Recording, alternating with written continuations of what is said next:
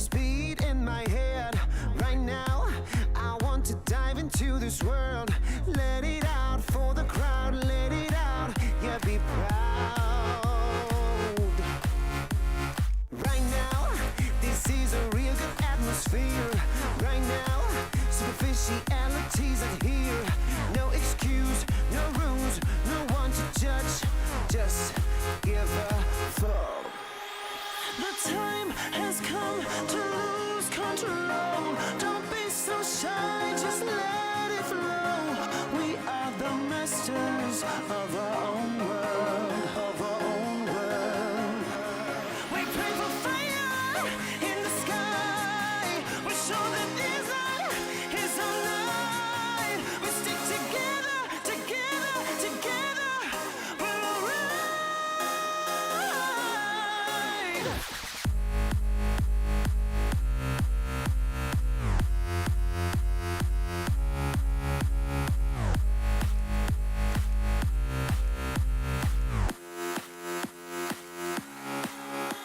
The time has come to lose control.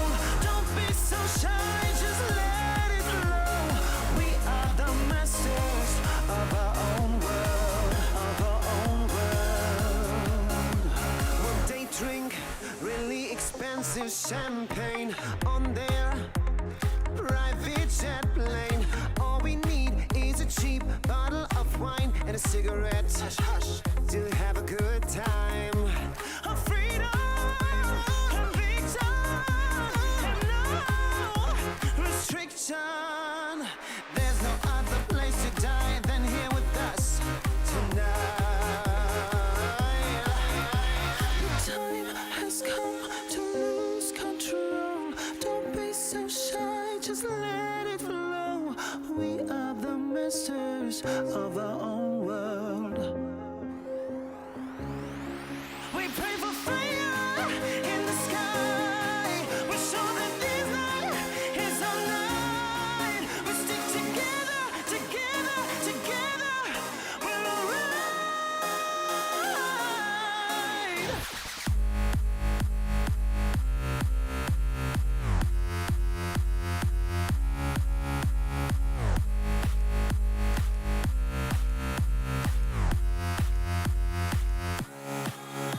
The time has come to lose control.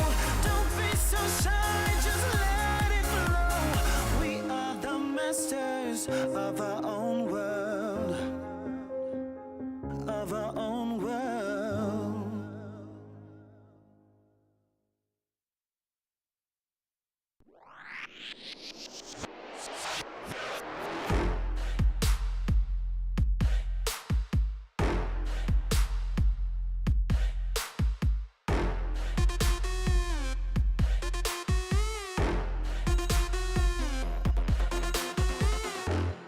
赤信号だとしてももう止まらない。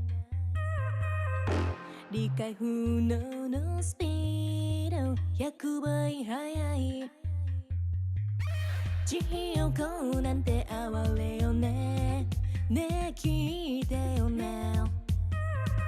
負けの準備でもしておきな。Come try me if you down。悩んでもやめないわ No more 苦い思い消えてよこの街に呼ばれる際にレクチャー全力で追い越してよさ Trading モール始めよう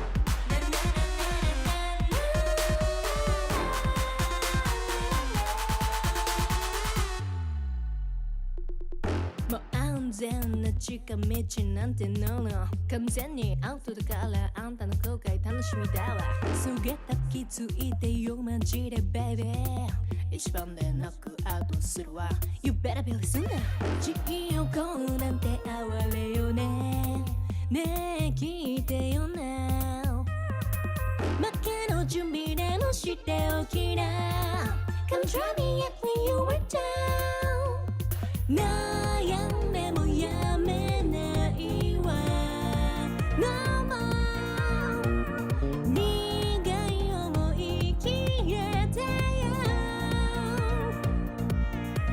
この街に呼ばれる生命フェッチャー全力で追い越してよさ Dreaming の始めよう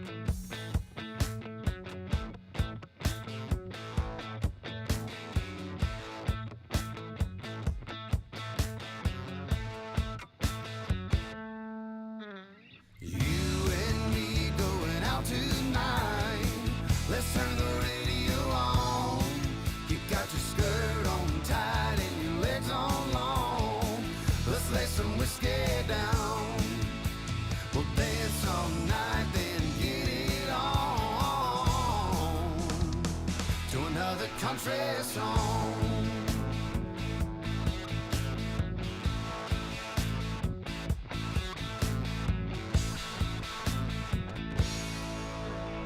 You and me going out tonight. Let's turn the radio on. You got your skirt on tight and your legs on long. Let's lay some whiskey down. We'll dance all night, then get it on to another country song.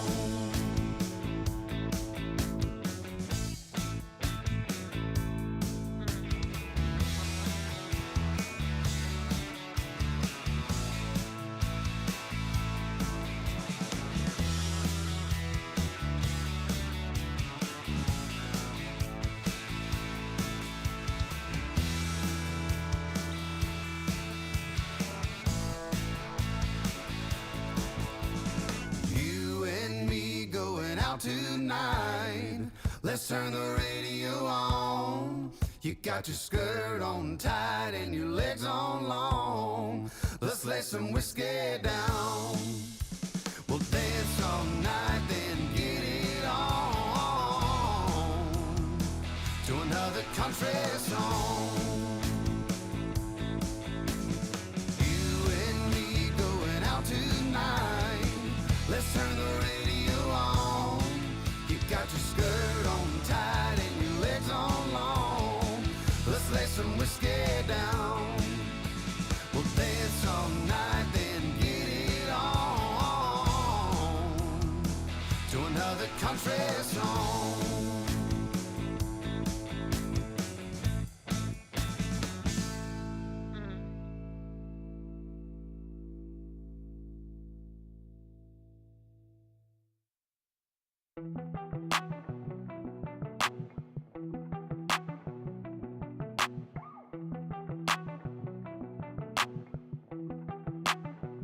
I saw you sitting in the moonlight, tripping runs through your heart. Oh, we were skinny dipping, slowly sipping, then we fell apart. I'm just trying to catch a break from your love, oh, yeah, hey. Cause I need to find a new life, no love, oh. I can't lie, I've been thinking about us, but you, yeah. Tell me everything's gonna be alright. Tell me that you're never gonna need spotlight. Just say how you feeling, I don't wanna waste time. I saw you sitting in the moonlight, tripping, pain runs through your heart. Oh, we were skinny dipping, slowly sipping, then we fell apart. I'm just trying to catch a break from your love, oh, yeah, hey. Cause I need to find a new life, no love, oh. I can't lie, I've been thinking about us, but you know better than anybody around me, yeah, you know.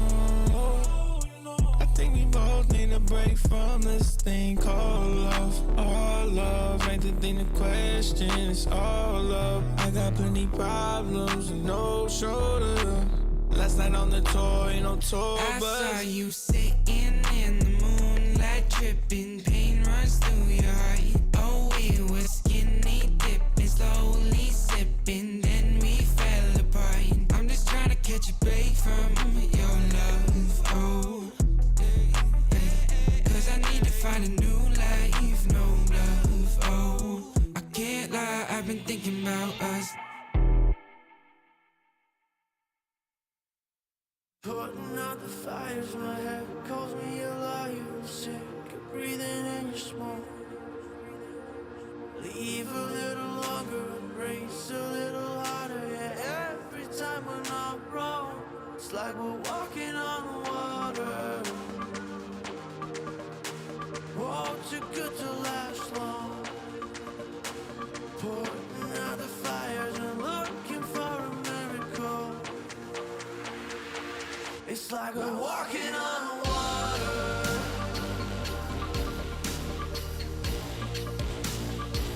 It's like we're walking on water.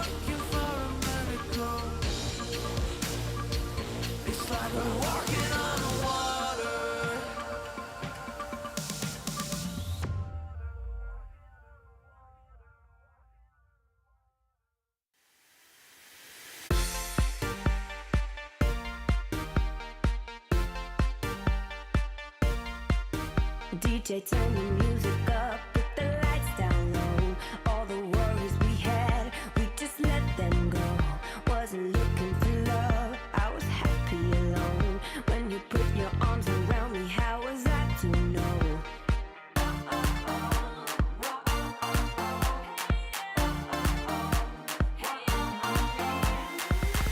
never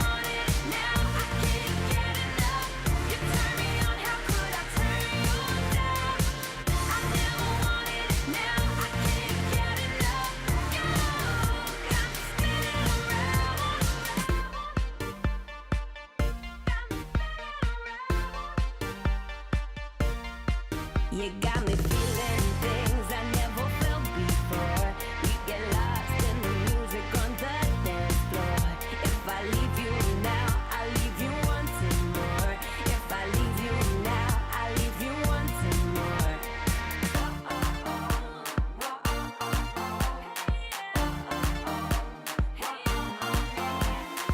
I never wanted it, now I can't get enough.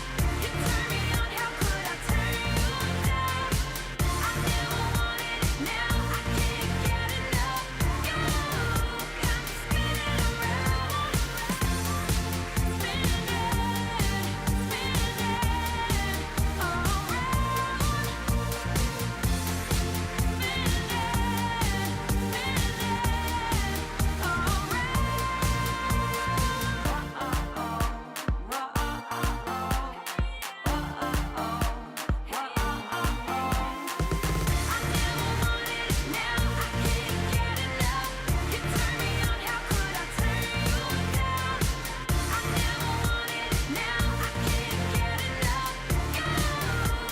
spinning,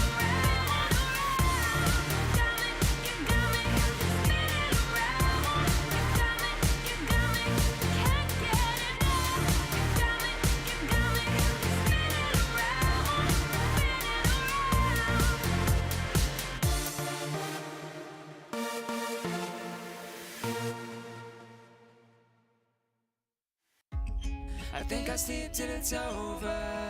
I think I sleep till it's over. I think I sleep till it's over. Broken letters, broken pen, breathing every now and then. Getting hurt but never learn. I'm falling short of hope again. I need a shock to bring me round, to pull my head from underground. I'm calling out but there's no sound. How many times can we make up? How many years will this take up? And never is as long as forever. When it's love but it's over. I've woken up in the headlights, taken from the clouds in mid-flight. Never is as long as forever. I think I'll sleep till it's over.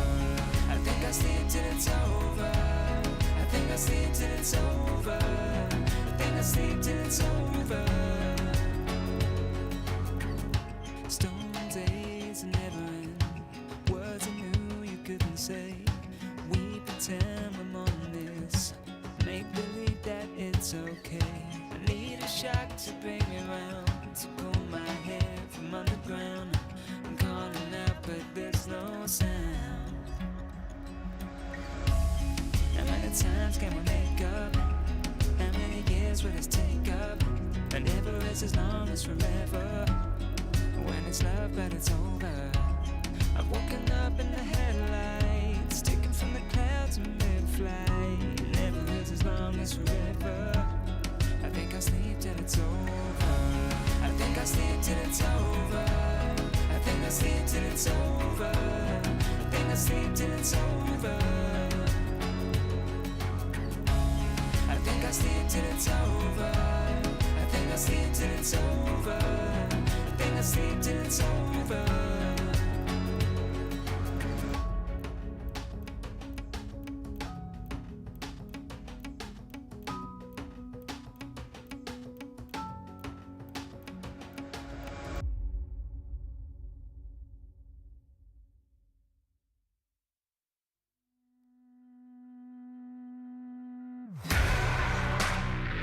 Oh, won't you break me out? Oh, won't you break me out?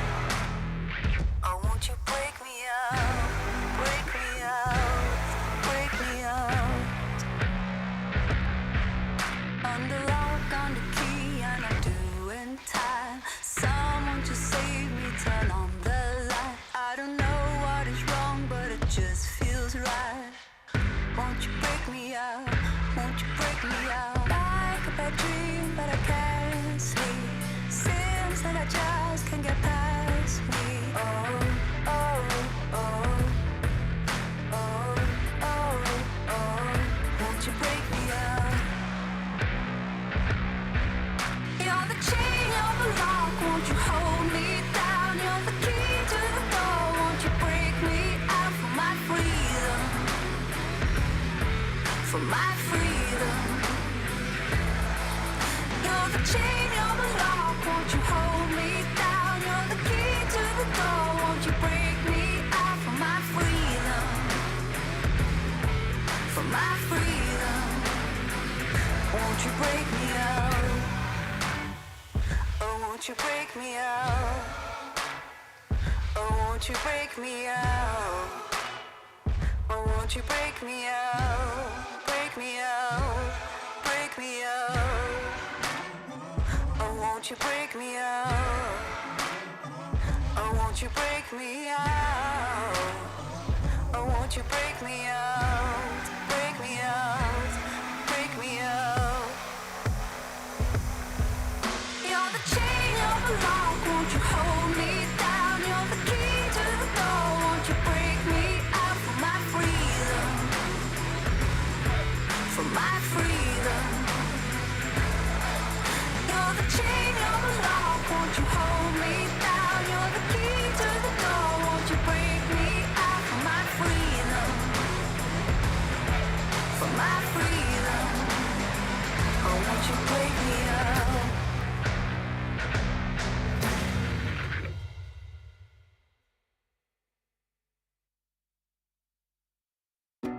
Wanna wake up in my bedroom with you right next to me, holding my hand. Something I could get used to, 'cause you're by my side.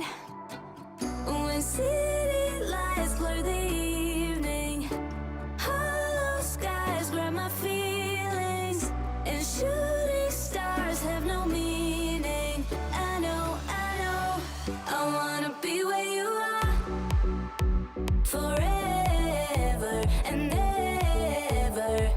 I wanna be where you are forever and ever. I wanna be where you are.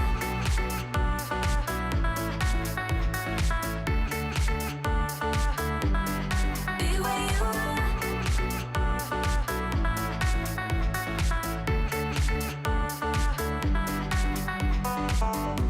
There's nothing like this feeling. Could look at you for hours, don't mind me. Didn't know how much I needed to have you by my side. When city lights blur the evening, hollow skies grab my feelings, and shooting stars have no meaning. I know, I wanna be where you are forever and ever. I wanna be where you are forever and ever. I wanna be where you are.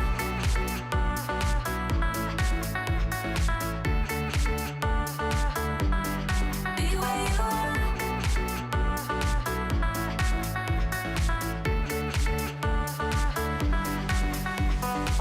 When city lights blur the evening, hollow skies grab my feelings, and shooting stars have no meaning. I know, I wanna be where you are forever and ever. I wanna be where you are forever and ever. I wanna be where you are.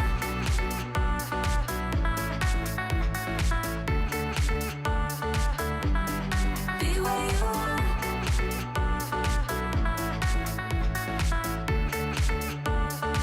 I wanna be where you are.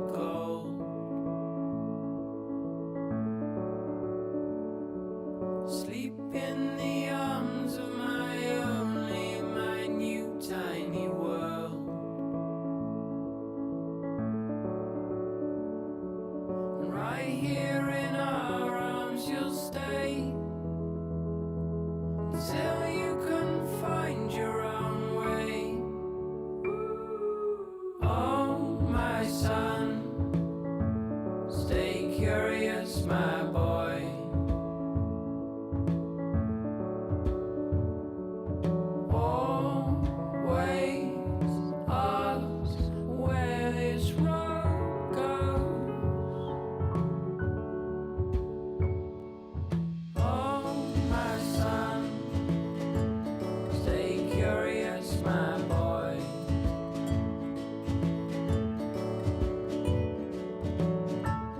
Just outside your door, you'll find love where you don't know.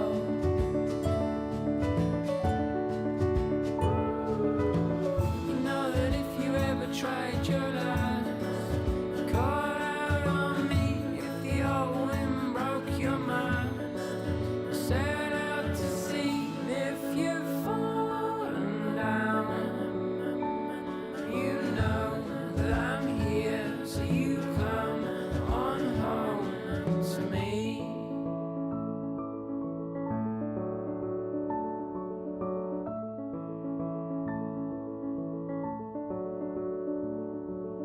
Oh, my son, stay curious, my boy.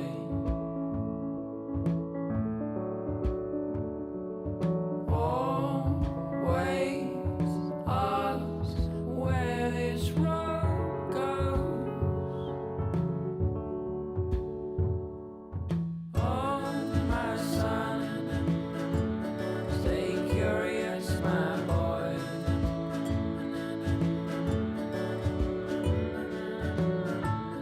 Just outside your door, you'll find love where you don't know.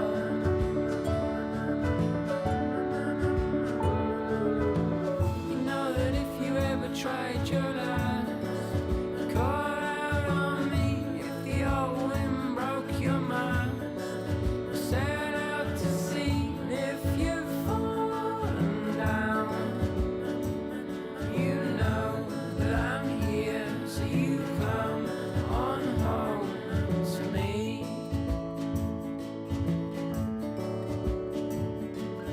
There you pick up all your bags, lay down your toys.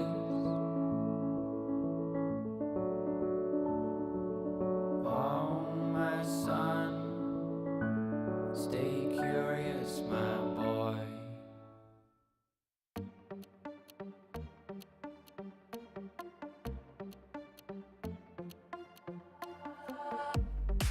身も蓋もないわねマジで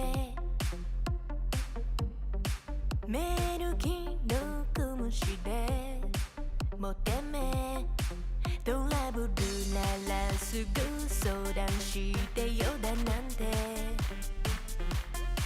細い指先が僕さす Please come this way ピンヒールで突き刺す血の味が欲しいまで純粋だと思ったバカね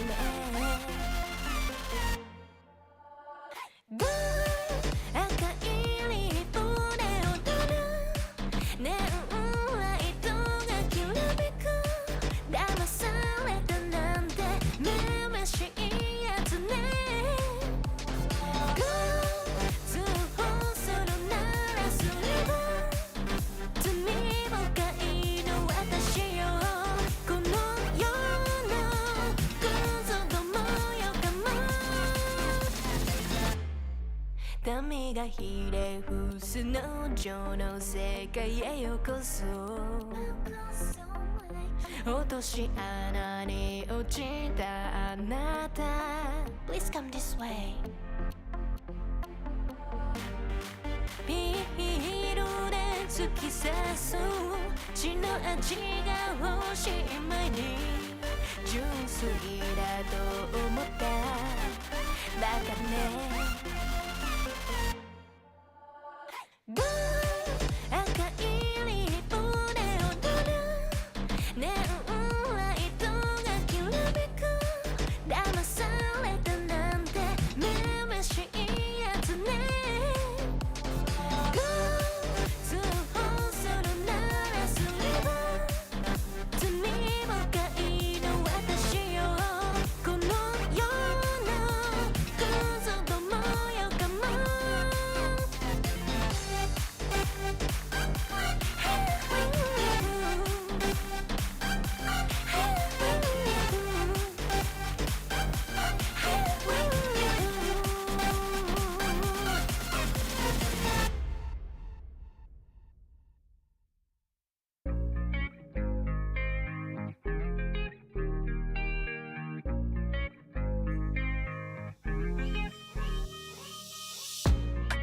Stop playing with my heart right now.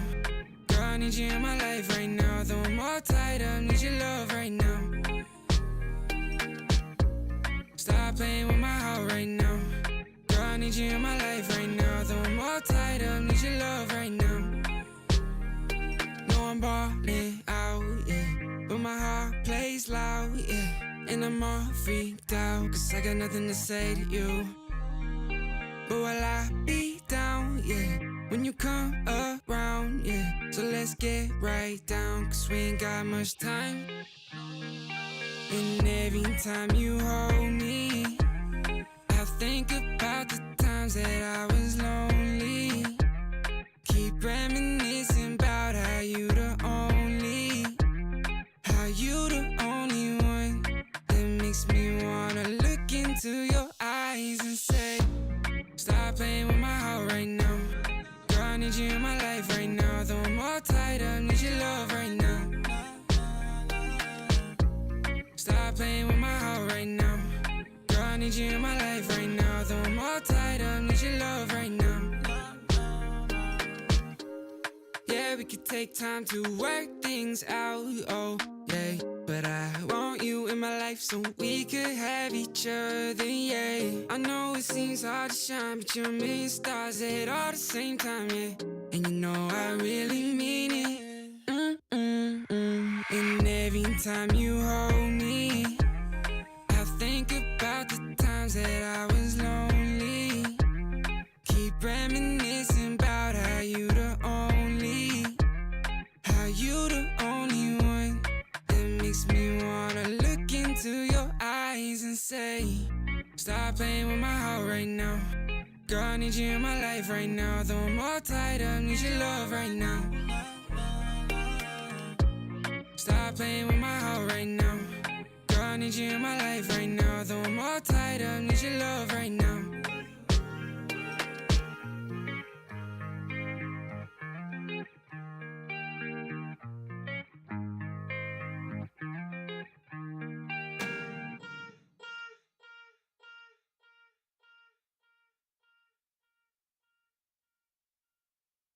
Different energies I bring, only sickness I fling. Bad like Gustavo Fring, can't try not a ting. Flyboy, I got the wings, and they can't keep up with me, dog. That's why all that I bring is wins. And they wanna hold me back, never doubt I'm a king. When they grab Mike and a chap on the ting, I don't wanna hear no talk from jokers. Say you got waves, I split that like Moses. The way that I catch it is flawless, it's awkward, cause they can't do it when they talk up. I don't wanna hear that ever. Stay on the ground like Cellar, they know man shell off. Feel man trying to get ahead of me. They should've known they ain't really got the energy. I got the energy. Run laps and laps round them, they ain't even got no energy. So that means no power, they don't wanna be my enemy. That might end up in a penalty. I got a different energy, no matter what I encounter. No, I got the energy. Run laps and laps round them, they ain't even got no energy. So that means no power, they don't wanna be my enemy. That might end up in a penalty. I got a different energy, no matter what I encounter. No, I got the energies.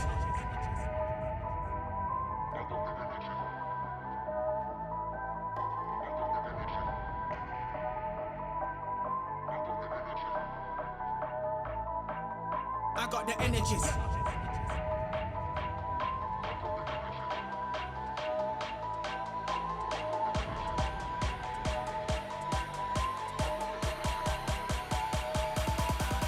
I got the energy.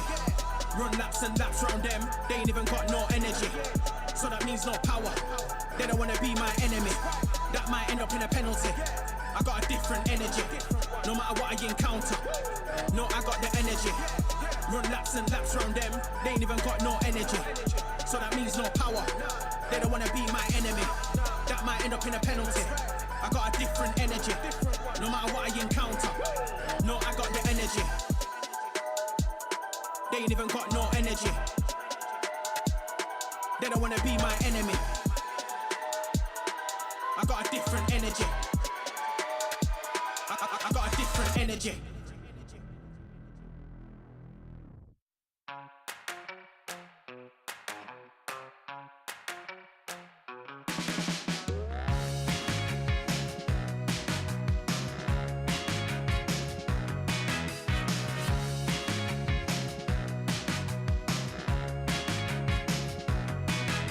So I got my edgy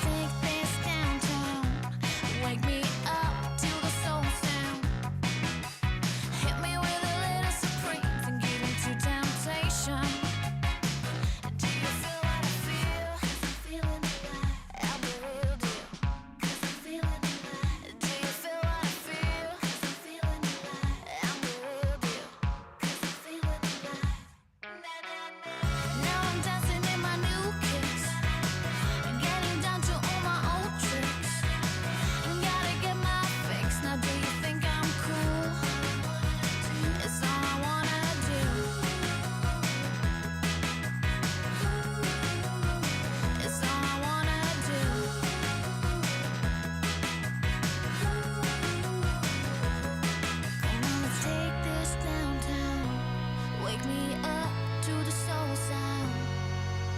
Hit me with the Cali sound. Give me good vibrations. Give me good vibrations.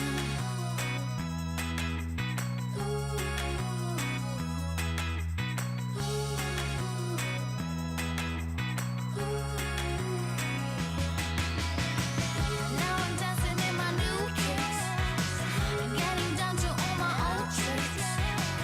Gotta get my fix. Now do you think I'm cool? It's all I wanna do.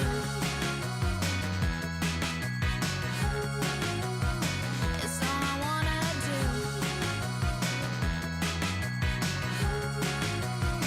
It's all I wanna do.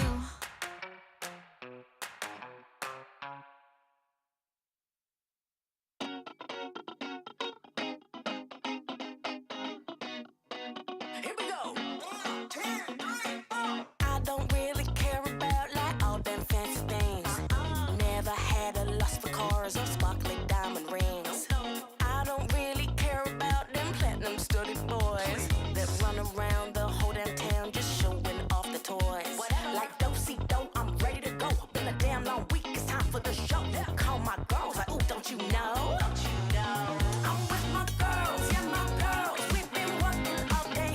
It's time to dance the night away. I'm with my girls, yeah, my girls. We got records to play, so come let's dance the night away.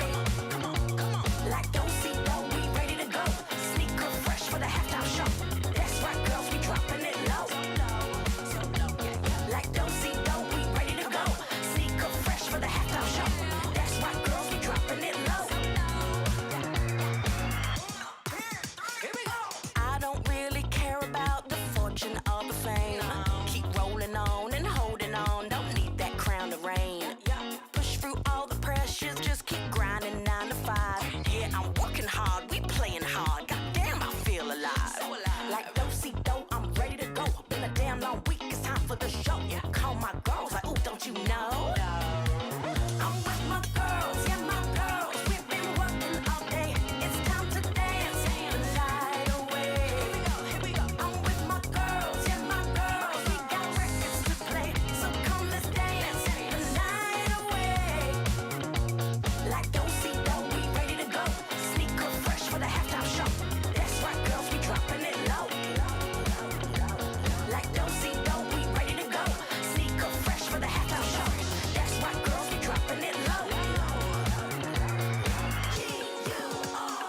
Man, we're taking over, yeah, we're running the world. If we stick together, there's no stopping us, girl. Man, we're taking over, yeah, we're running the world. I'm with my girls, yeah, my girls. We've been working all day. It's time to dance the night away. I'm with my girls, yeah, my girls. We got records to play, so come let's dance the night away. Like do-si-do, we ready to go. Sneaker fresh for the halftime show. That's right, girls, we dropping it low. Like do-si-do, we ready to go. Sneaker fresh for the halftime show. That's right, girls, we dropping it low.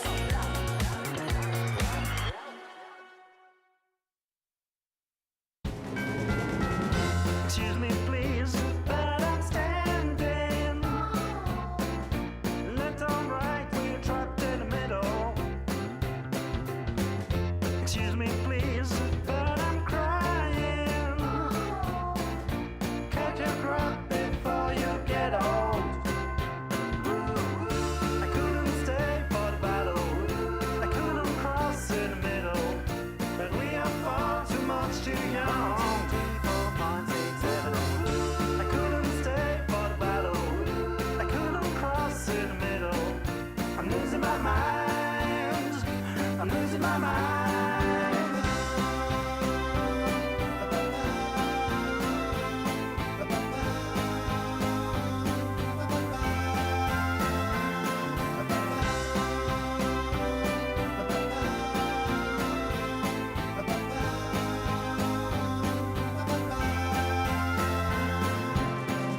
Excuse me, please, but I'm standing. Left or right, we're trapped in the middle.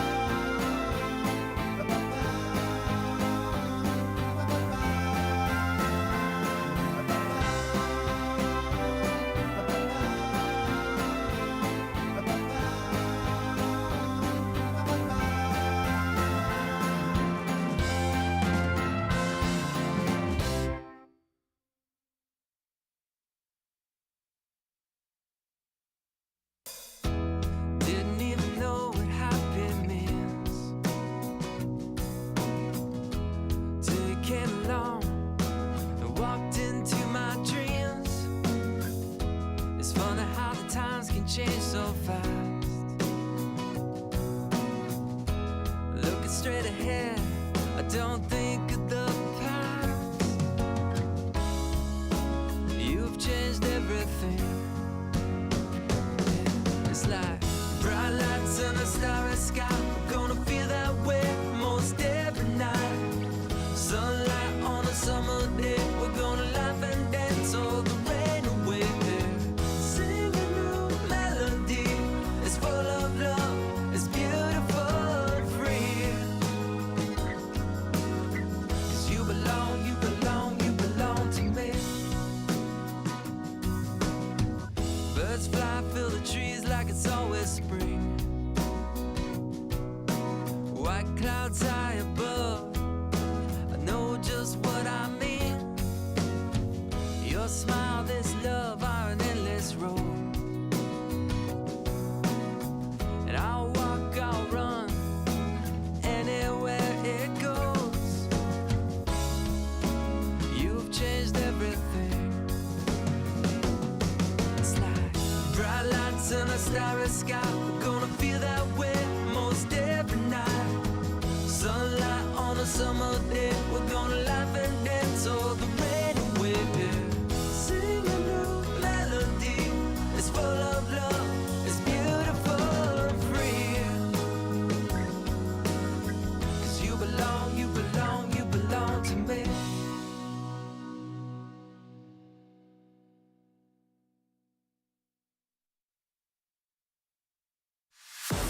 Tell me what you're dreaming of, waiting for your fate to come.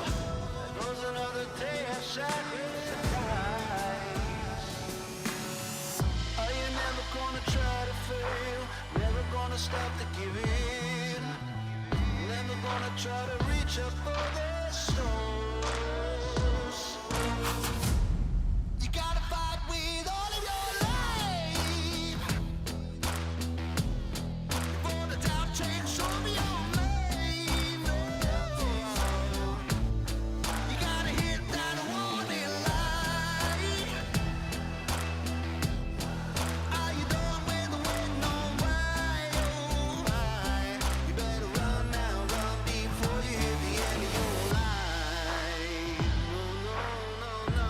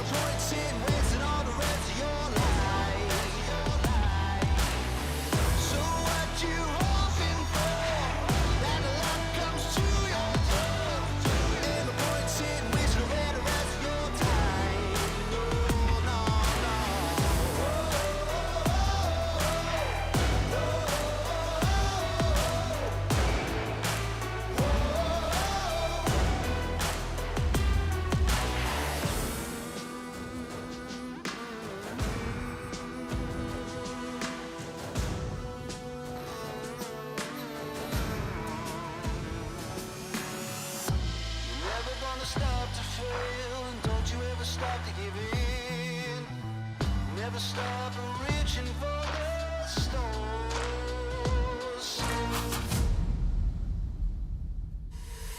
So what you waiting on?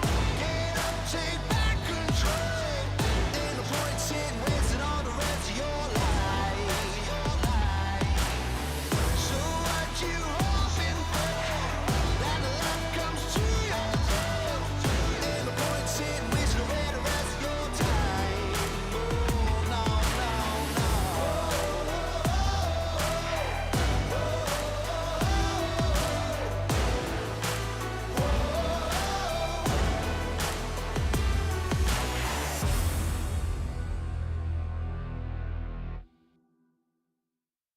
They're gonna know my name. Well, there's a will, there's a way. They're gonna know my name. I'm gonna stake my claim. They're gonna know my, they're gonna know my, they're gonna know my name. Head down, I'm almost fading. I walk on with tired feet. No time for hesitating. The world's coming after me. But I got no time to be bitter. No doubt I will succeed.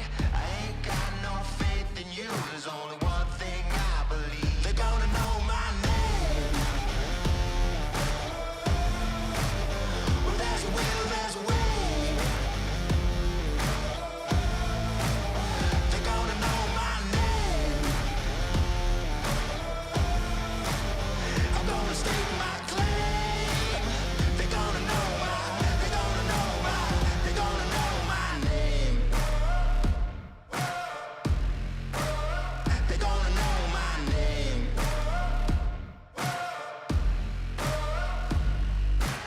See, my days were tasting sour, and my goals were out of reach. When it rained, I felt no power, the world watching over me.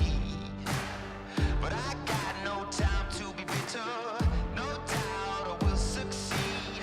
I ain't got no faith in you. There's only one thing I believe. They're gonna know my name. Well, there's a will, there's a way.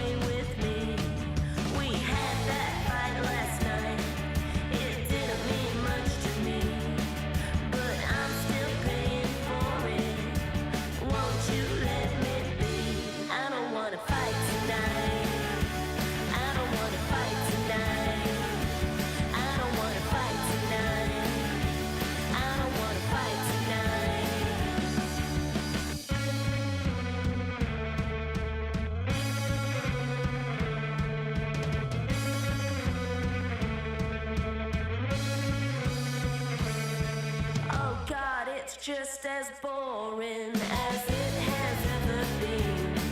But I will still adore you, it's what you mean to me. Do you want me around? Is it all just too late now? Do you want me around? Is it all just too late now? I'm here waiting for you, I'm lay across our bed. I'm still spinning out all your words in my head. I don't wanna fight tonight. I don't wanna fight tonight. I don't wanna fight tonight. I don't wanna fight tonight. I don't wanna fight tonight.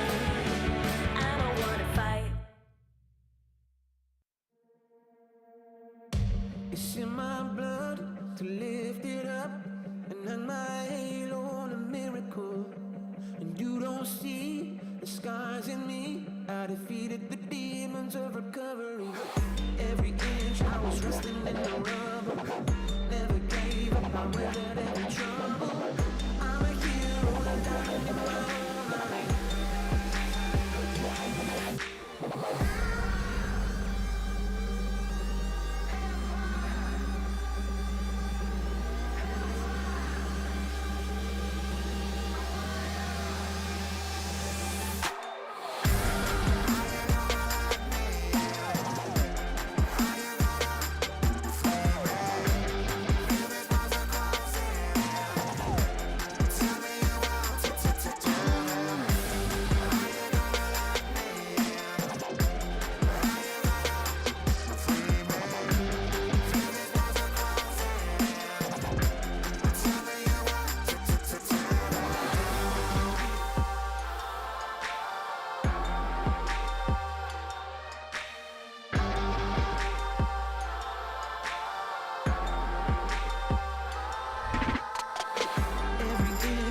Resting in the rubble, never gave up, I weathered every trouble. I'm a hero, a diamond in my own mind. Empire, welcome to my empire. Rising up from the hellfire, I take it down to the wire.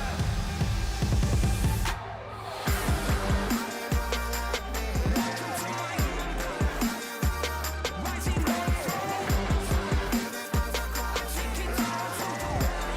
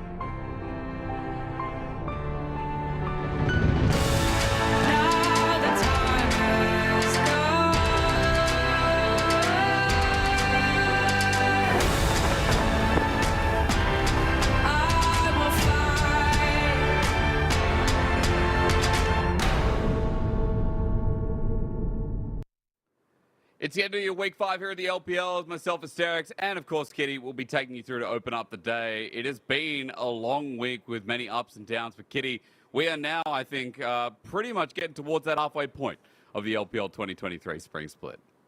Yep, end of week 5 and 2 days in a row casting with Hysterics. I couldn't ask for any more. I'm so sorry. Maybe you could, but I like the modesty at the very least. At the very least, Kitty, we have to have a look at yesterday before we go into today and our final day of this week. JDG versus IG, that's where you and I took things off. And I think that's still my standout from yesterday, considering that JDG wasted no time in obliterating IG and once again moving to a top tier position. Yeah, I mean, other than JDG obliterating IG, Weibo Gaming also came out with a 2-0 series up against Ultra Prime. And I just think these top teams have really found their form. And for specifically Weibo Gaming, I really want to highlight that Light is probably the most underrated player on this team. Of course, you're getting compared to the names like Deshai, Xiaohu, and Chris, but when you look at Light's attention to details in these team fights, he is just a smurf in all of them. From the very start of the split, I could say the same thing. Again, Light is that consistent player. He doesn't shine up maybe like Ruler's top moments, but he can damn well get very close. As we look at the standings, at this halfway point at least, getting towards it, LNG, Top Esports, EDG are leading the charge right now with only one series lost. But Kitty, usually in our LPL splits at this time, we have a couple of teams that are undefeated. And it's kind of crazy that all of our top teams have shown signs of weakness. Yeah, I'm not too sure what's happening with the top of the standings because we've seen each of them lose to at least a mid to bottom tier team, which was a huge surprise. It was the biggest upset. Like, I believe JDG lost to, I believe it was, I don't remember anymore, but all of these teams have lost to a pretty low tier team. And the shocking thing is that LNG is sitting pretty on that first place, but I was looking at their schedule actually, and they have had a relatively easy schedule up to this point, only versing the middle to bottom tier teams. So I think they really need to scrap every single win they can get before they start versing teams like Weibo Gaming and JDG. And on the JDG point as well, as EDG and Weibo you're looking forward to, as JDG actually took losses to teams above them, so quite relevant here in the standings, while everyone else you're talking about, like LNG, taking a loss to NIP so far down the ladder. As we look at today's standings, or rather schedule, LNG are once again going up against teams that are way far below them. Doesn't mean, though, it's going to be a guaranteed win, as we already demonstrated over in their home arena in Suzhou. Anyone's Legend later are going to be going into WE's home base in Xi'an. See if WE can keep the momentum up against the winless Panda. And EDG Top Esports later on. It might not be our match of the week, but it sure looks like a banger now with tied second going head-to-head. That one's going to be hell good. But Kitty, you and I start with our own little hidden banger as well. LNG, as we said, going up against FPX today, very far apart in the standings. This is first versus 16th. But I feel like for FPX, still, they have been able to irk out some game wins. Individual wins like against Ultra Prime were great. But even individual games against teams like WE and BLG showed some signs of life. Yeah, this series up against LNG is going to be super important because they are currently on a 3-series loss streak. Ooh. They haven't actually found a single win across all 3 series. It is very, very tough for them. Kitty, but of course, I've got to come in. I've got to come in and interrupt. And what we didn't mention was FPX big substitute. Chocho smiling on stage. New support out of FPX as well. I know it led you into performance for that one, but FPX already back onto stage, and Chocho replacing Lola. And it's funny that we get these double syllables in the bottom lane once again, but it's going to be interesting considering Chocho was on Anyone's Legend, played last year, and was the secret to success alongside Betty. Now on FPX, we're going to have to see if he's going to be good enough to cement themselves against LNG's bottom lane that has been great in its own right as well. yeah, definitely going to be a bit of a mix-up now that we have Chocho coming in for this first game. I believe this is his debut, yes, alongside Fearness, who's only had 2 games so far. So it's going to be a big challenge up against a team of LNG who haven't had any sub-outs from what I know. And I do want to highlight that I think Tarzan, specifically in this team, is really the lifeline of the team. We see him playing champions like the Maokai, the Zac, but he is able to just carry on utility champions. And I think that's something really hard to see in the current meta because it is just utility after utility. But of course, I think LP, he is still trying to find his synergy with Hung, but once Tarzan gets the early game going, then LP pops off as well. Yeah, LP, someone who came through from the Challenger side, the LDL as well. Someone who wasn't really hyped up from my angle either. I feel like as Scout takes the jacket off, you know, this team is revealing a lot of flexibility, a lot of potency, even in that bottom lane as LP now takes stage. And the fact that they're starting after losing Light, I mean, this looked like a massive loss. However, LP has filled the shoes quite well with the new support Hung coming into the Rift away from FPX too. A fun note that Hung will be going up against his former team today on top of that. Yeah! What did that say? Reflected. I don't know, but he threw it out. He's dropping it, but we don't get to have a further look. Maybe it's just trash talk over to FPX. Most definitely. He's just having a little bit banter with the ADC of LWX. Oh, I love these walk-ins. They're so cute. I mean, it's just nice to see the players before they go into battle, just to have these little banter moments. But of course, I think the main focus coming into this series is going to be that bot lane 2v2. We have so many swap-ups. And of course, LP and Hung are still relatively new as a duo, where I believe that Hung is that mentor for LP because, like you said, he came from the Challenger series. But we already see the potential of this player, so once he really stabilizes himself and finds that identity, I think he's going to become a star player. Yeah, again, finding that synergy. You're talking to me before rehearsal about those two linking up a little bit more, that being on their mind. The importance of that cannot be understated, especially in a league like the LPL, where we look at FPX and how they used to operate. I feel like Hung linked up with Clid quite nicely. H1 when he was on the roster as well. You could say a similarity. For FPX now, Hacker and Chocho linking up is something interesting because when Chocho was anyone's legend, Kitty, I didn't know him as someone who would really sync up with his jungler that well, start roaming all that early in certain situations. I knew him as someone who was a great team fighter, great laner alongside Betty, and in that 2v2, that's where he really flourished. And him being a great laner pairs extremely well with LWX because we still know him from back in the World Championship stage where he was that aggressive ADC. He is going to Ian on that Lucian and Gale Force in, so he's just very aggressive by nature, but that does mean he is a little bit coin flippy and sometimes the execution just isn't there. So I'm hoping that with the addition of Chocho that they're able to find the form that he was able to have back when they won Worlds in 2021, I believe. Yeah, that's right. I mean, again, it's a hard task to do. I think as we look at FPX right now, the score not favoring them as 1-5. They open themselves up here today. If they lose this series, they will be 1-6, and that'll be 7 of their series out of the total of 16 played. And Kitty, we have to start having a real conversation about these teams at the moment where when they get to the halfway point and they are on 1 or 2 wins, playoff starts becoming a little bit more unrealistic, especially with some of those strength of schedules we talked about a bit earlier. Yeah, and especially with the top lane and of course support getting switched in and out, I think we have Phoenix coming in on of course 2-2 for this series specifically.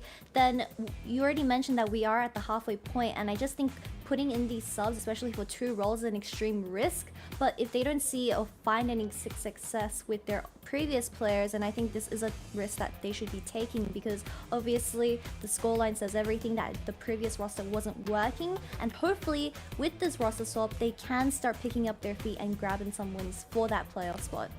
It's still going to be hard though. For LNG, we talked about their one loss, 5-1 for the time being. NIP, it was a 2-1 battle, but I remember casting that series and NIP looked great, but LNG were all over the place. Ever since though, against WE, they shored themselves up. LNG looked like the slow and steady wins the race once more.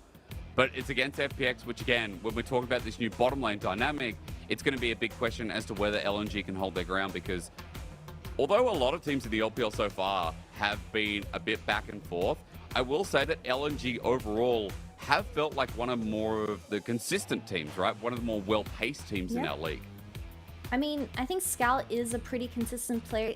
Outside of his series up against NIP, we could definitely see some miscommunication coming out of the Korean mid-jungle duo compared to the rest of the team. But I do want to highlight the top side of LNG. I think Zika coming in for 2023, he has been relatively silent in terms of his performance. He's always, well, the specific series that I watched was that he was playing the Gnar, and he had a decent laning phase, but once it came to the team fights, he was just very hesitant on a lot of these plays, and that's something you don't want to be making a mistake once you are fighting for the top seed for playoffs, because you already know that having first and second place in the LPL Spring Split playoffs is so important.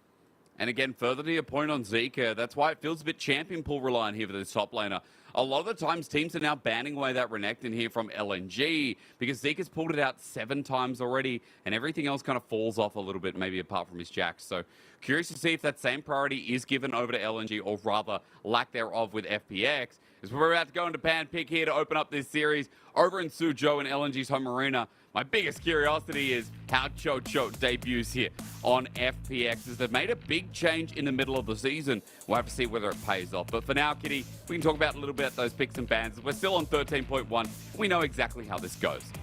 Yep, I mean, the Varus is once and again available for the side of LNG to pick up. A lot of these junglers are actually available for both sides, like the Vi and the, I believe, Sejuani, very aggressive. But FPX is hovering something we've never seen in this split so far. A Rengar? Are they going to lock that in? Surely not, because there's a reason why people don't play Rengar. Oh my god. Sorry, I got too excited because we've been Hardstuck's 13.1 patch for way too long. So once I ever see a champion like that, I'm just like, yes, please do it. I know, you want to get out of this lure. I agree as well, but hovers the bait. I can get behind those feels. Look, it is the Sedge in the end. I'm sorry, it's a little bit boring. Bye on the other side. Misfortune, though, a bit of a different direction, as we do get our second AD support coming through, but not in the direction you'd expect, with Jin on the other side. 2v2's a set.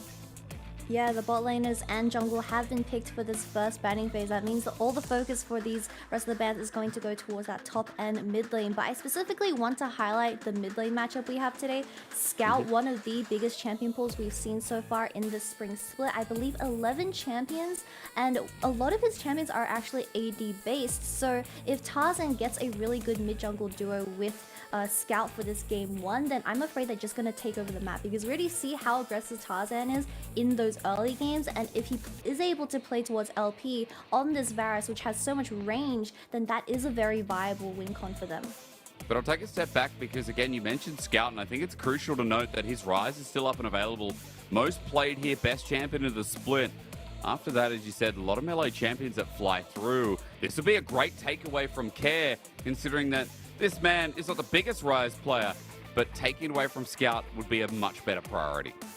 but Casson has been banned from the side of LNG, so that's a really good ban. FPX's entire team comp is lacking a bit of damage though. We see a lot of scaling from them so far, so they really need to make it up with that top lane champion. Fearness, however, only played 2 games of the Cassante so far, so I'm wondering if he has a champion like the Renekton or perhaps even a Camille up his sleeve to make up the lack of early damage that FPX is needing. He plays a bit of Gnar. Fearness historically has just been a typical Gnar player. This would be blind, as you said, so I wonder how Fearness would react, as Zika would be throwing the wrench considering there is no Jax, there's only Camille, and we've seen Fearness's Camille a little bit. Hasn't been the best in the league. It definitely would be throwing a haymaker here for game 1. Come on, Fearness. What are you going to pick? I mean, Renekton is a very viable response. It does make up for that lack of early engage that they so desperately need. Also links up extremely well with Hacker on the Sejuani. I would love for them to just pick the Renekton right here. But this lane matchup, it is very skill dependent. I think once Renekton fails to find that lead in the early game, then Zika can realistically just take over the entire game through his split pushing. Side laning you mentioned, but pushing a bit of scaling there as well. Kitty on the other side for FPX.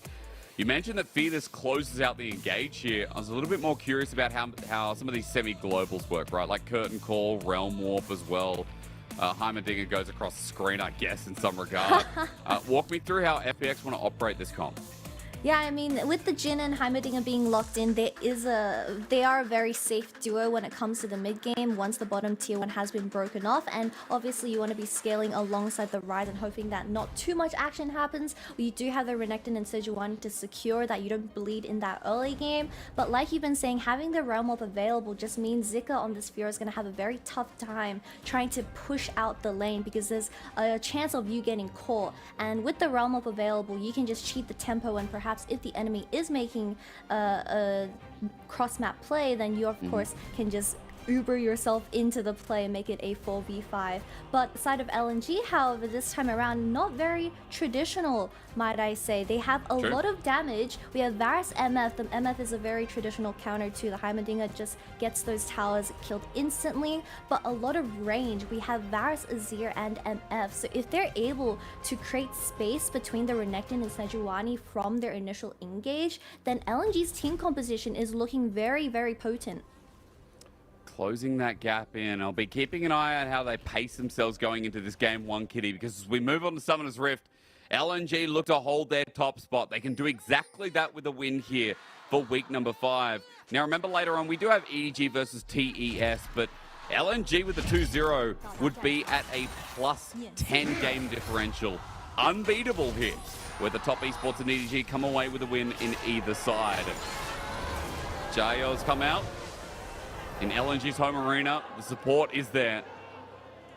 We get a bit of a praise as well. The memes on point today as usual.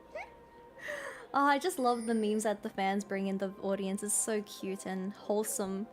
But we already saw a bit of brawling in the bottom 3v3, trying to get that ward secured. But Tiltil on this Heimerdinger as his debut champion. I mean, a lot of lane presence since the Heimerdinger already planted his first tower in that bush that's closer towards LNG. Just going to look across the runes here. Nothing really out of the ordinary as usual. Lethal tempo coming through from LP, so we're going to get on hit here for the Varus. This is Comet MF. I mean, AP again. Good poke within the lane as Zika is trying to disrupt and find out what's going on.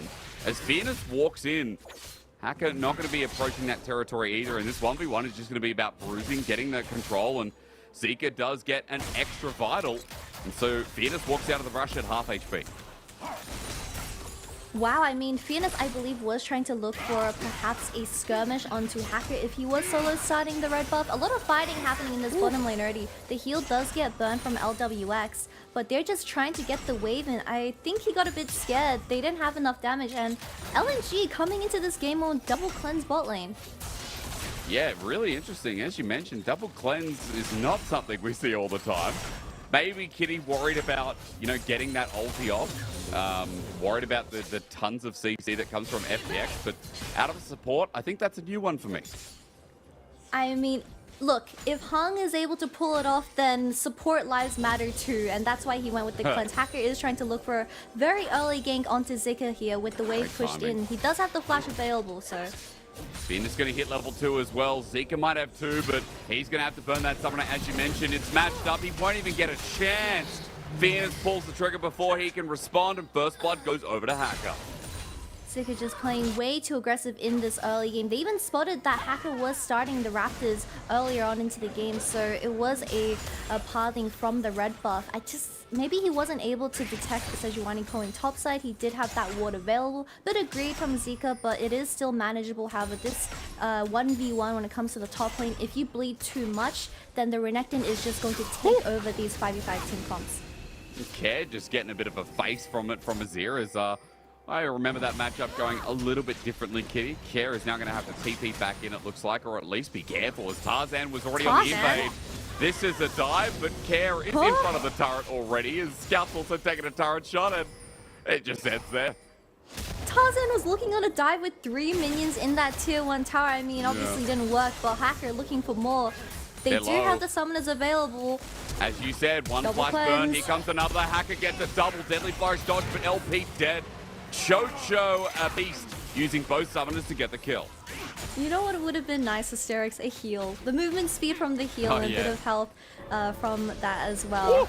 We did see Hung trying to block the Sejuani engage, although they just dropped health way too fast, and Tutu with an amazing flash E as an engage just got LP as that First Blood, and the First Blood does go into Heimerdinger's pocket, so he's going to get his items online extremely fast, where, look, I do see Heimerdinger being a really annoying pest if he does get those items online, because you just get so much priority over these early objectives, and you shred these major objectives as well. As you said, I mean, that kill going over now, 2 for FPX, a 1k gold lead as well. Top side now bottom. This early lane going really well. And Kitty, you talked about Care kind of moving to, you know, some of these lanes as well, using that Realm Warp. But one thing we didn't mention is that an early lead for FPX, this comp will just thrive. And forget the side lane Fiora, win con, when you have a Ryze that can move to overfed side lanes. Yeah, both team comps do have scaling side lanes, but I just prefer FPX's one because they have that 5v5 security of the Renekton and Sejuani being able to initiate or opt into winning team fights. And like I've been saying, fairness on this Renekton, once he starts making Zika bleed in this top lane, I don't think the Fiora is able to attend these team fights and offer as much as a Renekton when he does have the flash available.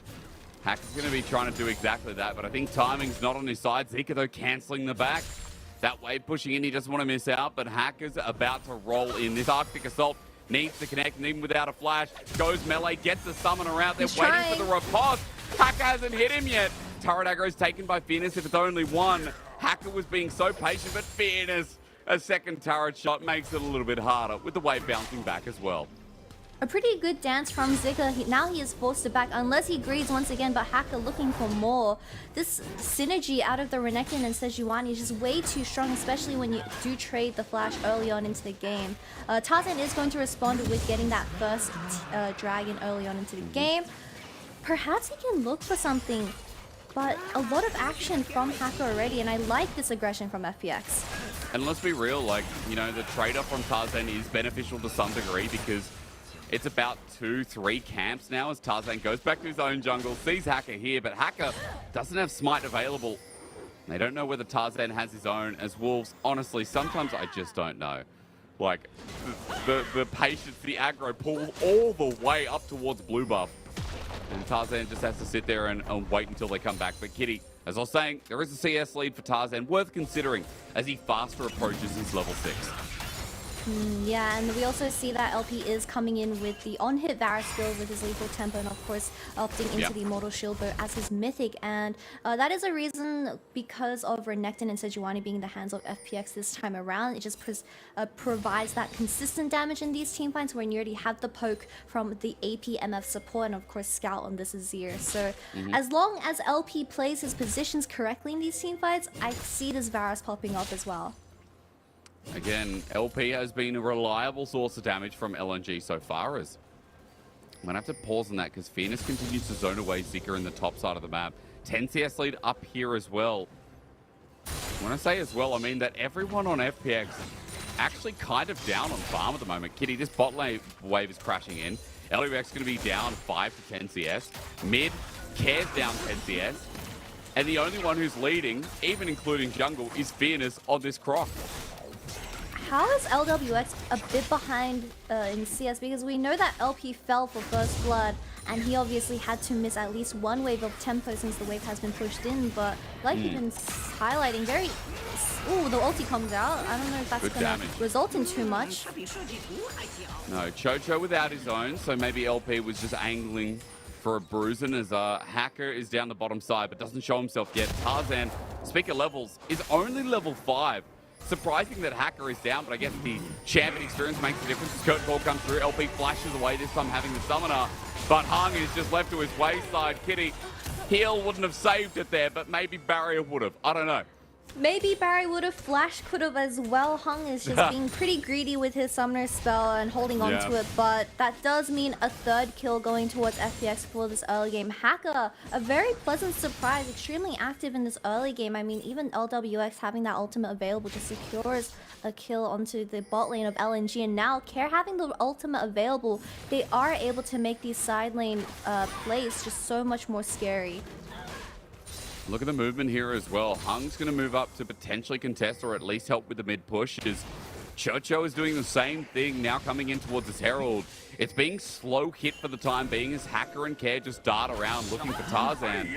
That Vault Break is going to be utilized. However, the patience meter, not very good. At 3k, we're still angling around. LP just used his ulti. It's not up available. Zika is in the middle of 3.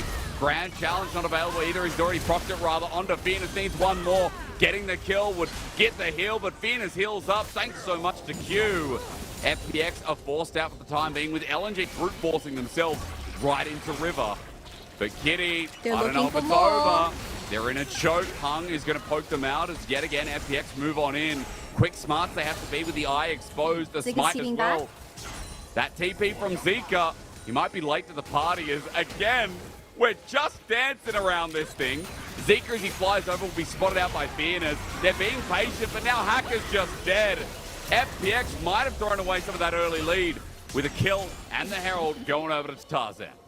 That was a very long fight, Hysterics. I mean, if you just looked at the second half of that fight where Zika got forced out from getting poked down too low, Fearness was just sitting in the top lane bush. The fight was just extremely split for the side of FPX, and Hacker fell as a result of that because he was the only one in the Herald pool. Solo kill? Almost. Hug flashes away. I think he just would have been dead. I mean, look, let's do a cleanse counter for Hung today. How about that? Well, of course, we're gonna get a replay of this. A really good pick onto the top side of LNG, but this choke was just so scary because you do have the MF and Bass available, where the MF does zone off 2 people. They just miss out by a little bit trying to execute Fearness here. Zika does TP back into the fight, but just look at Fearness. He is just sitting in that bush for a good 30 seconds while Hacker just dies to the Varus ultimate as he gets focused down by LNG. And this entire fight from FPX was just so messy. And even in the end, the Herald does go towards the side of LNG when Fiora was forced out.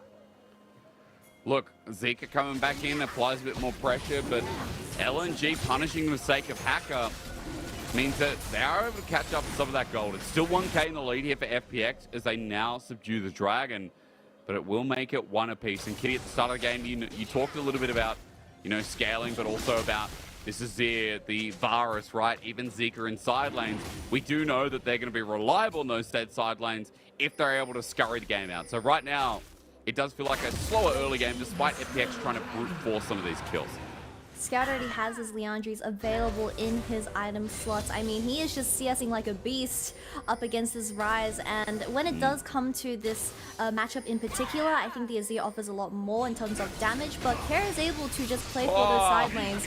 I just cast a curse at this. I'm talking about Scout, he does that in front of me, but it's okay. Hacker trying to look for something else here, maybe just trying to cool down Scout from his initial play.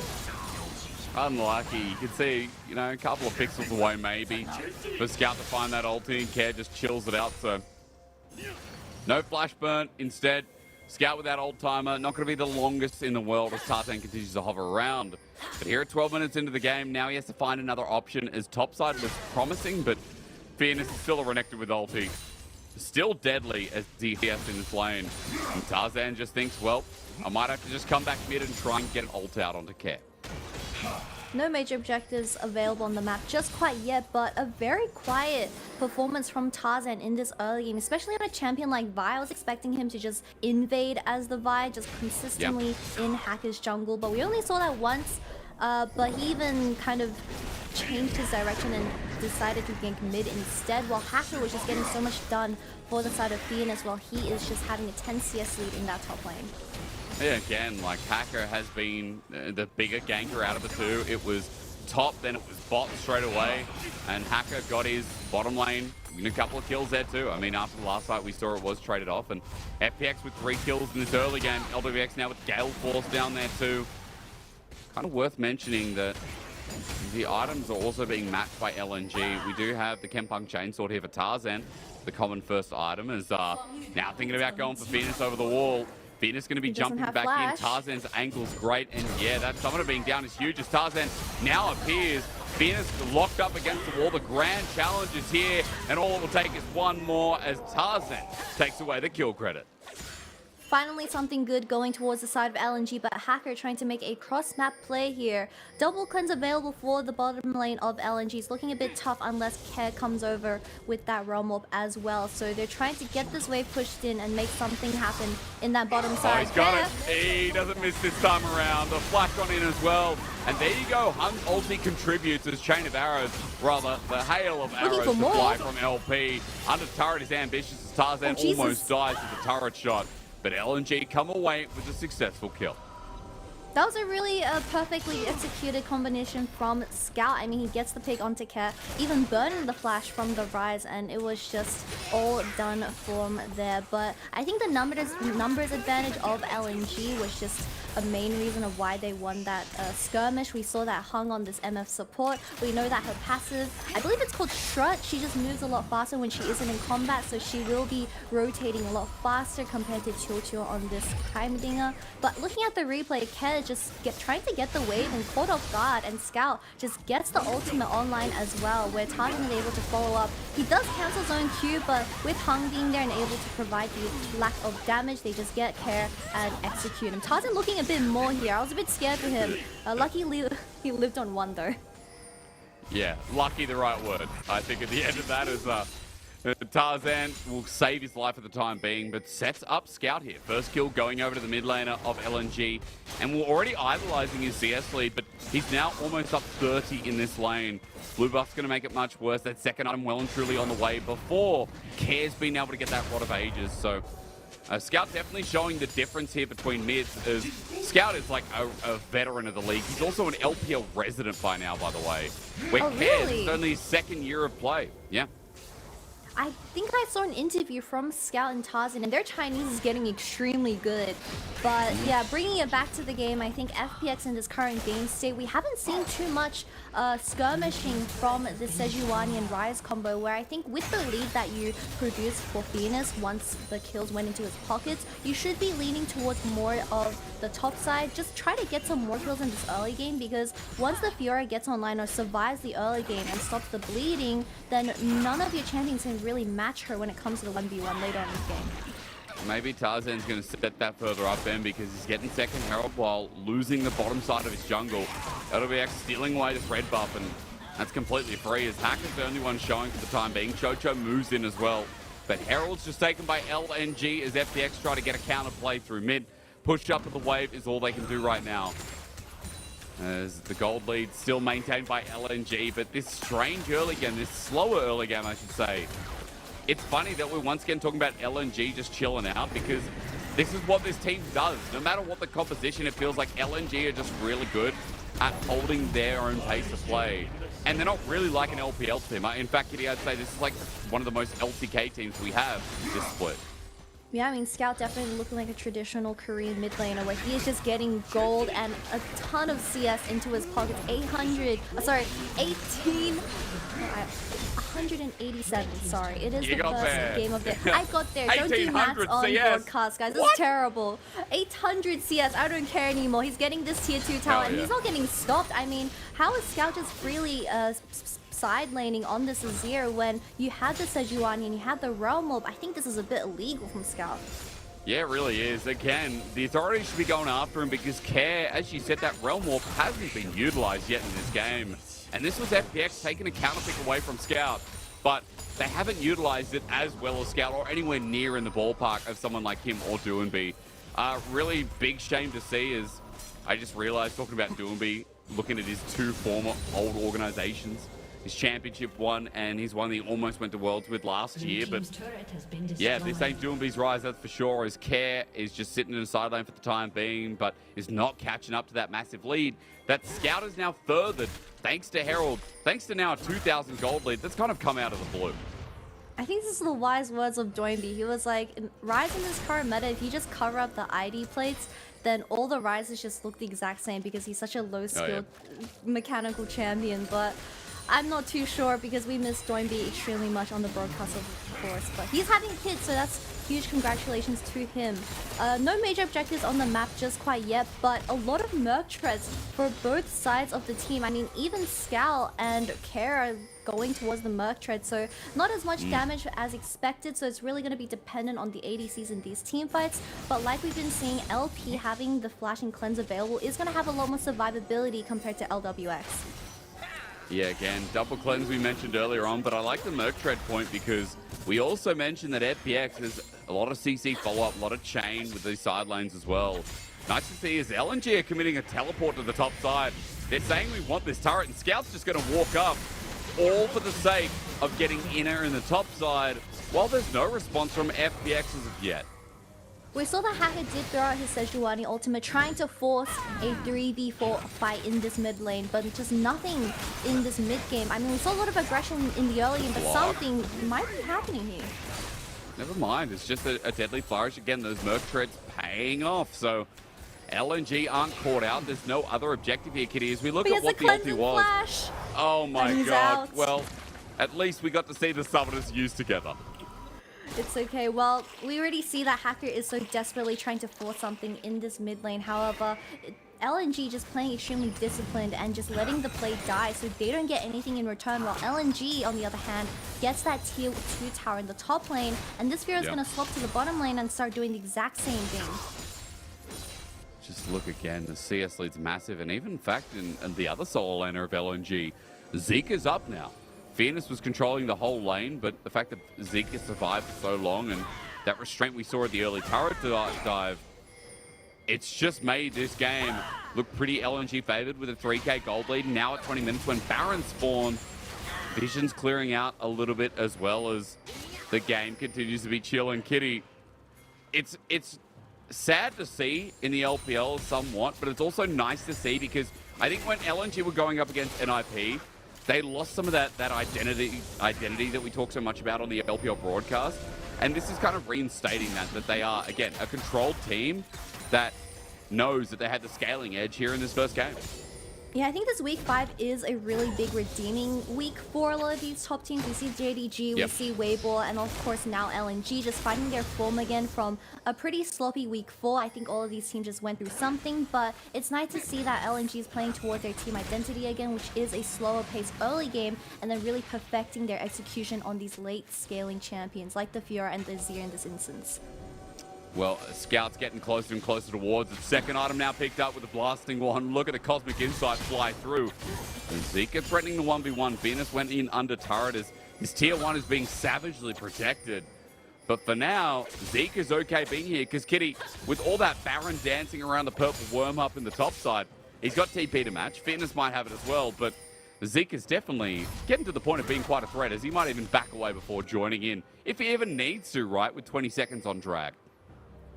He is definitely going to be TPing to this bottom lane play, but Phoenix has to do the exact same. A bit behind, however.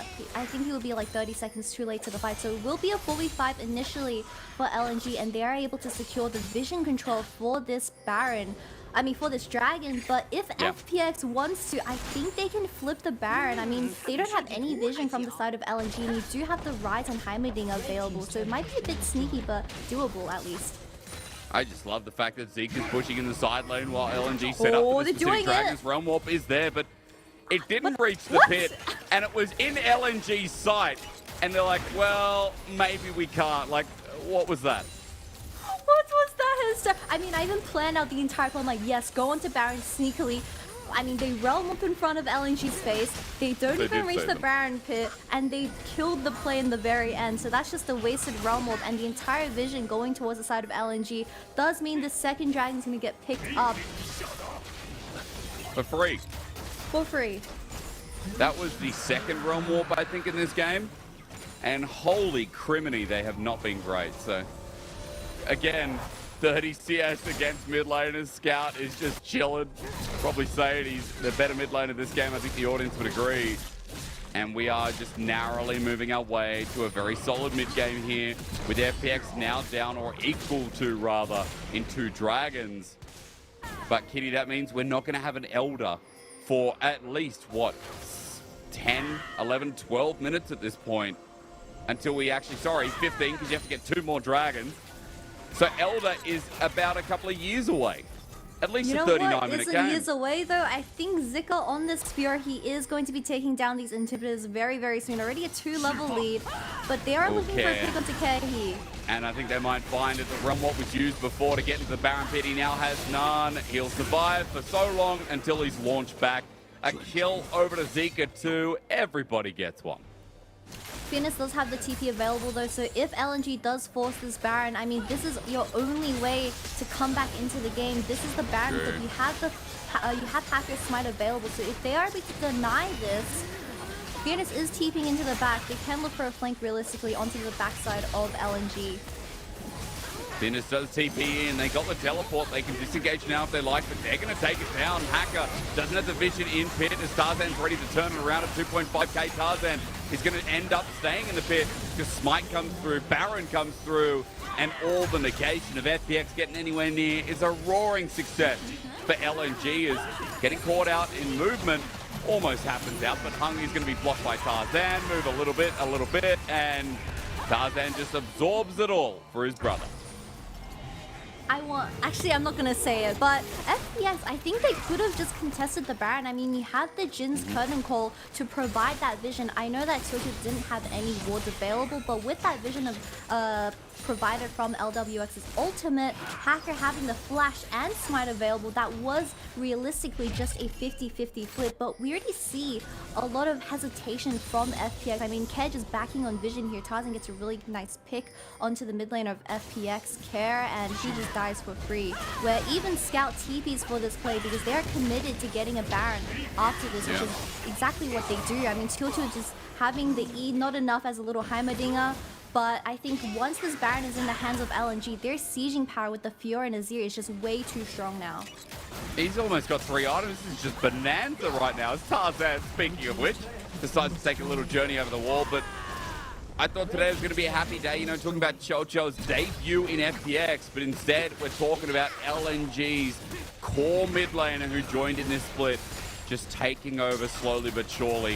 With this Baron buff, the same can be said as Azir Sun turret set up in the inner space that's now been left as a wreckage. And LNG taking yet another in the bottom side, or assaulting on 2 front, Kitty. Like, they try to force it. As you say, the ulti out. Scout, though, is still alive.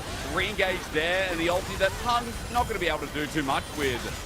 Hung should be able to zone out, but Tarzan cues away. Deadly Flourish, he survives somehow, some way. That is also criminal from LNG. That is every ability from the side of FPX, and they get a 0-for-nothing trade. This is terrible being the map position of FPX. I mean, that was your only angle to really come back into the game, even though Baron is in the hands of LNG. But just look at the vision control that LNG has on all sides of this map. Hung is just walking up and pressing E for free, and he's an MF. Because he has no fear of anyone right now. As we saw all damage Porter, you hit the nail on the head that everything was burnt in this replay, all to kill Scout, who was sticking around for too long. I mean, they do flash in, Care commits everything, LWS Gale forces in, but that doesn't even land, and Tarzan swaps his life to really save Scout, but even Tarzan doesn't die. They just don't have enough damage. The Q doesn't get there either, and the Vassal misses, but Tarzan with a really slick sidestep onto this Shin W just survives on a sliver of health, but the Dragon is going to be spawning in 30 seconds, and FPX don't really have a way of walking in.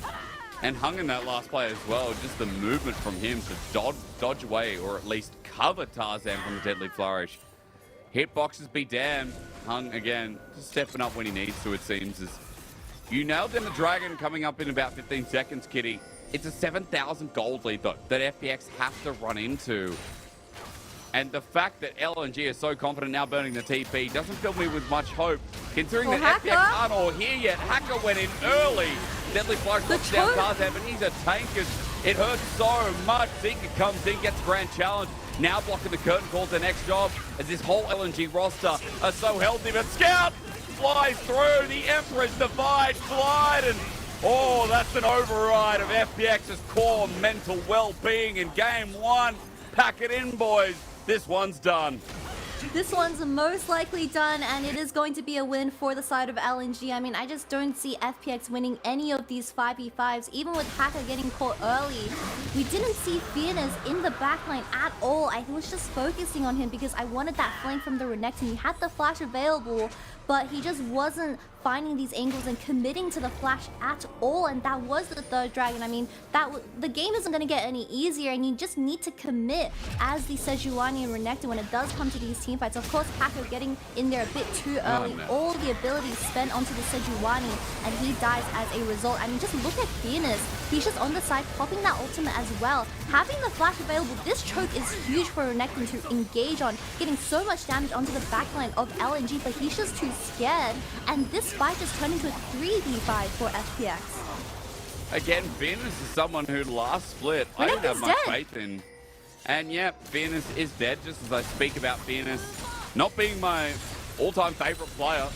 He falls into the dirt for his second death, and it has been such a quiet game where a jungle gank up to the top side as LNG managed to get their Vi away. As this Renekton's been having a good lane, but nothing done with it. No team fights, no skirmishes here, Kitty. FPX have just been kind of asleep at the wheel, and I feel like as well Care on this rise. Another part to blame where Realm Warps have just not been really all that innovative.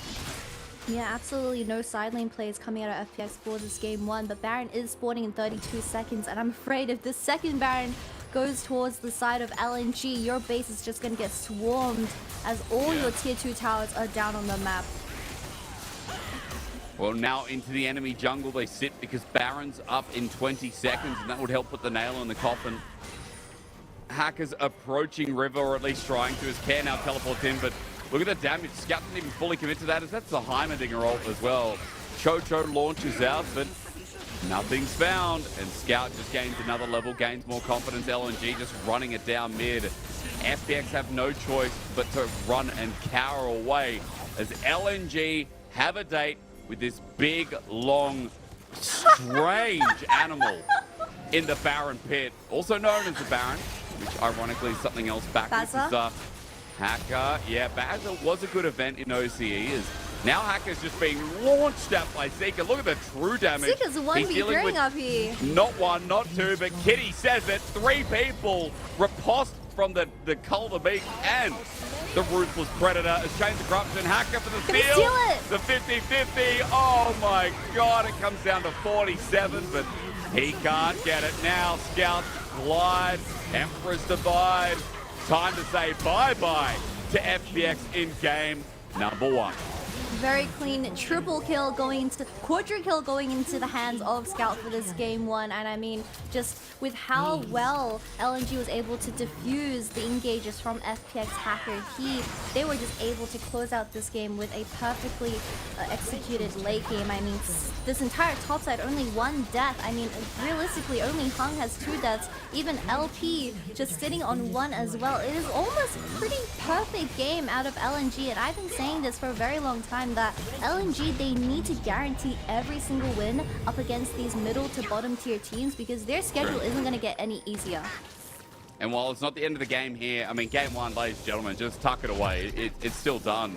But as you said, you know, LNG had to have a good showing, and I think we can say this, even though it's a little bit janky, it's still LNG in a fine pace. Yeah, look, you're not going to be winning these 5v5s. He died on such low HP. That was a really big shame, but good target selection from LNG. Decided to kill the jungler before flipping a Baron 50-50 smite. Of course, the rest is just left to history, Jake.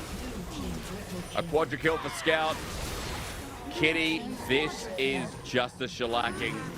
12 and 4, 13,000 gold. We won't get the Cloud Soul at this point as LNG with the Baron are looking to put those finishing touches. This is Baron number 2 as well, and they've already hit 4,500 gold off the Baron Power Blade, Kitty, and it's got another minute 15 to go. And I need to remind the audience that Zika had the hardest time in this top lane 1v1, but look at how well he is flourishing. 326 CS on this Fiora. They are suffocating the base of FPX right now. Ruthless Predator locking down Grand Challenges there, but remember he has GA, he almost one-shot 1v4. Phoenix. And the Grand Challenge healing will come through thanks to Tarzan, who launched himself in care with the Realm Warp out of there. And that's the most effective one yet, as Hacker now for his life tries to flash out, but LNG will not let him go. Zika's GA popped by LWX, but guess what else is going to get the pop?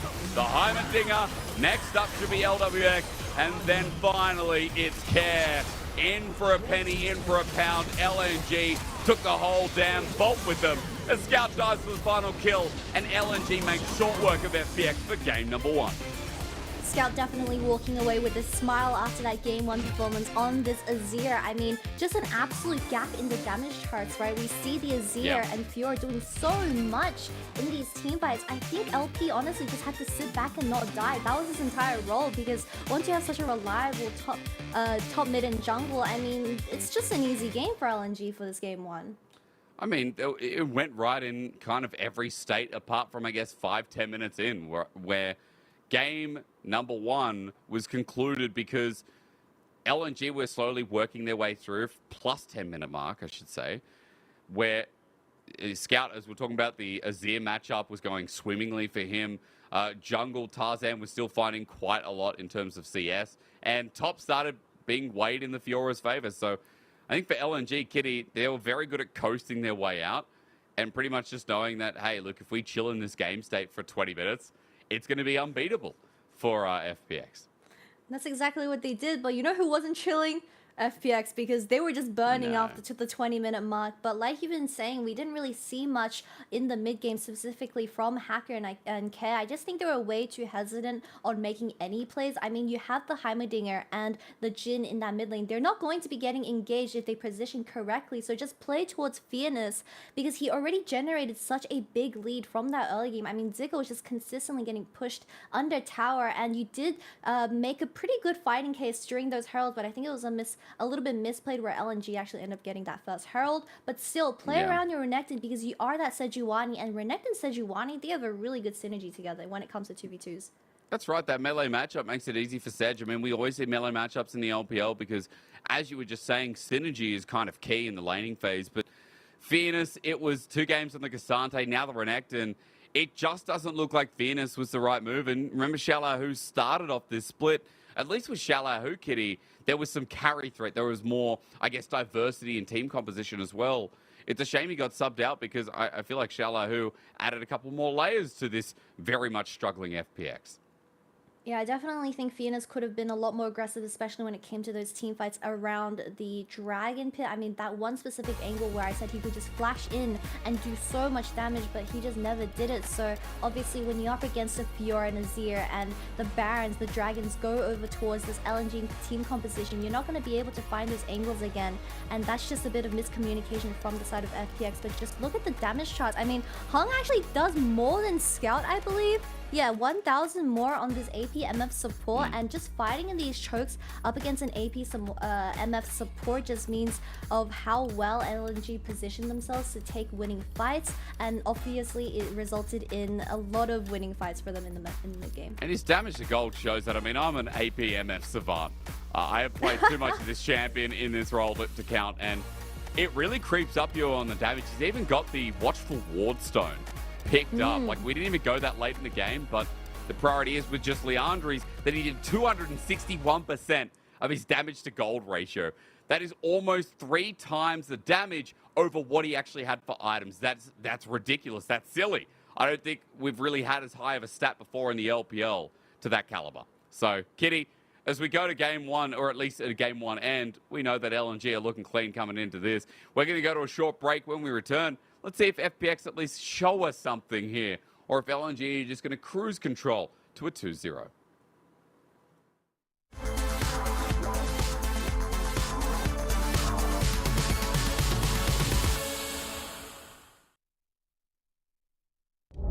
He's going to feel really good playing as aggressive as he's been. Is TP playing? FPX could be in trouble. Gideon goes in. No, he's dead before the fight starts. Wisecan's going to come in late, but Lola is already down. The ulti burned down. It's all out onto LWX. He's going to get flipped back as well with the dying breath. Oh.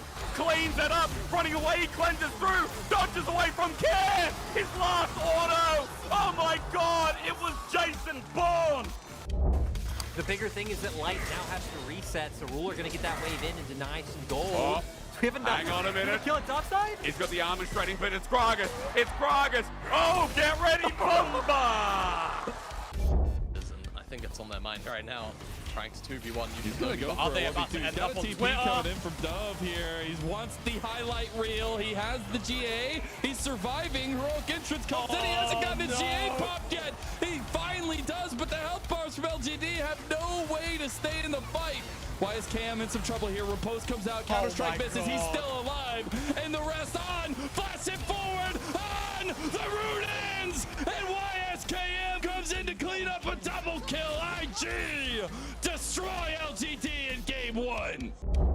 From the side of Ultra Prime's tower, but they haven't dropped just yet. As I say that, they're going to go straight in onto Doggo, who does cleanse and flash away. Chain of Corruption doesn't really land onto anybody of significance. Rookie flashes forward, gets a double, and this game is done. This series is over. Blink and you'll miss it. Rookie has just decided they wanted to win the series.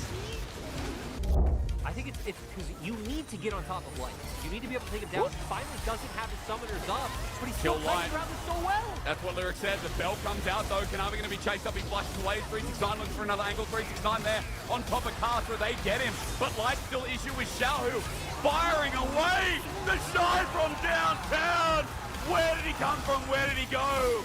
Where did he come from? The Shy's Cotton Eye Joe.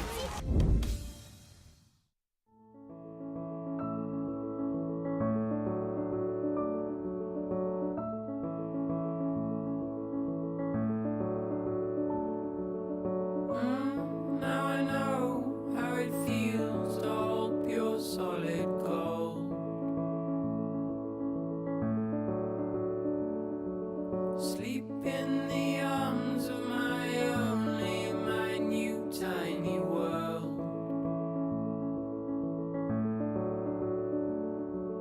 And right here in our arms you'll stay until you can find your own way. Oh, my son, stay curious, my boy.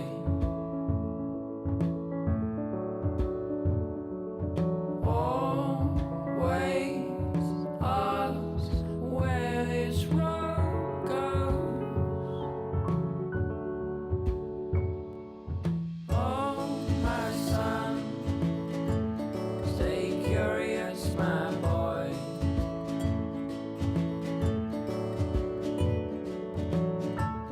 Just outside your door,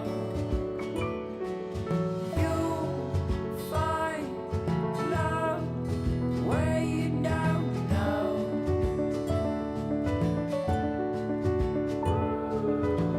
You know that if you ever tried your last, call out on me if the old wind broke your mind. Set out to sea if you've fallen down.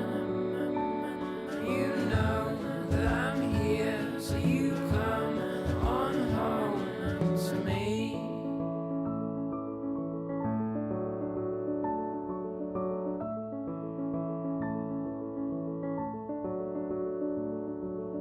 Oh, my son, stay curious, my boy.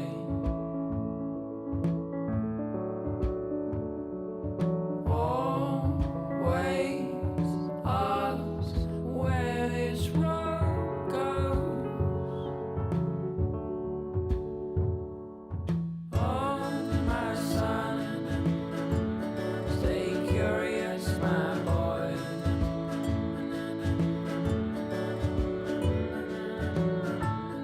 Just outside your door, you'll find love where you don't know.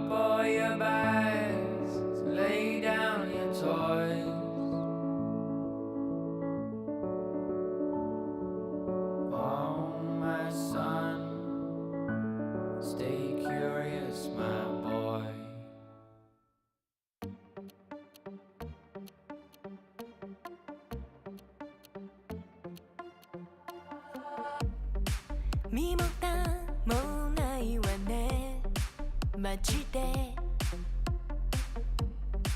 メール既読無視でもうてめトラブルならすぐ相談してよだなんて細い指先が僕を指す Please come this way ピンヒールで突き刺す血の味が欲しいまで純粋だと思ったバカね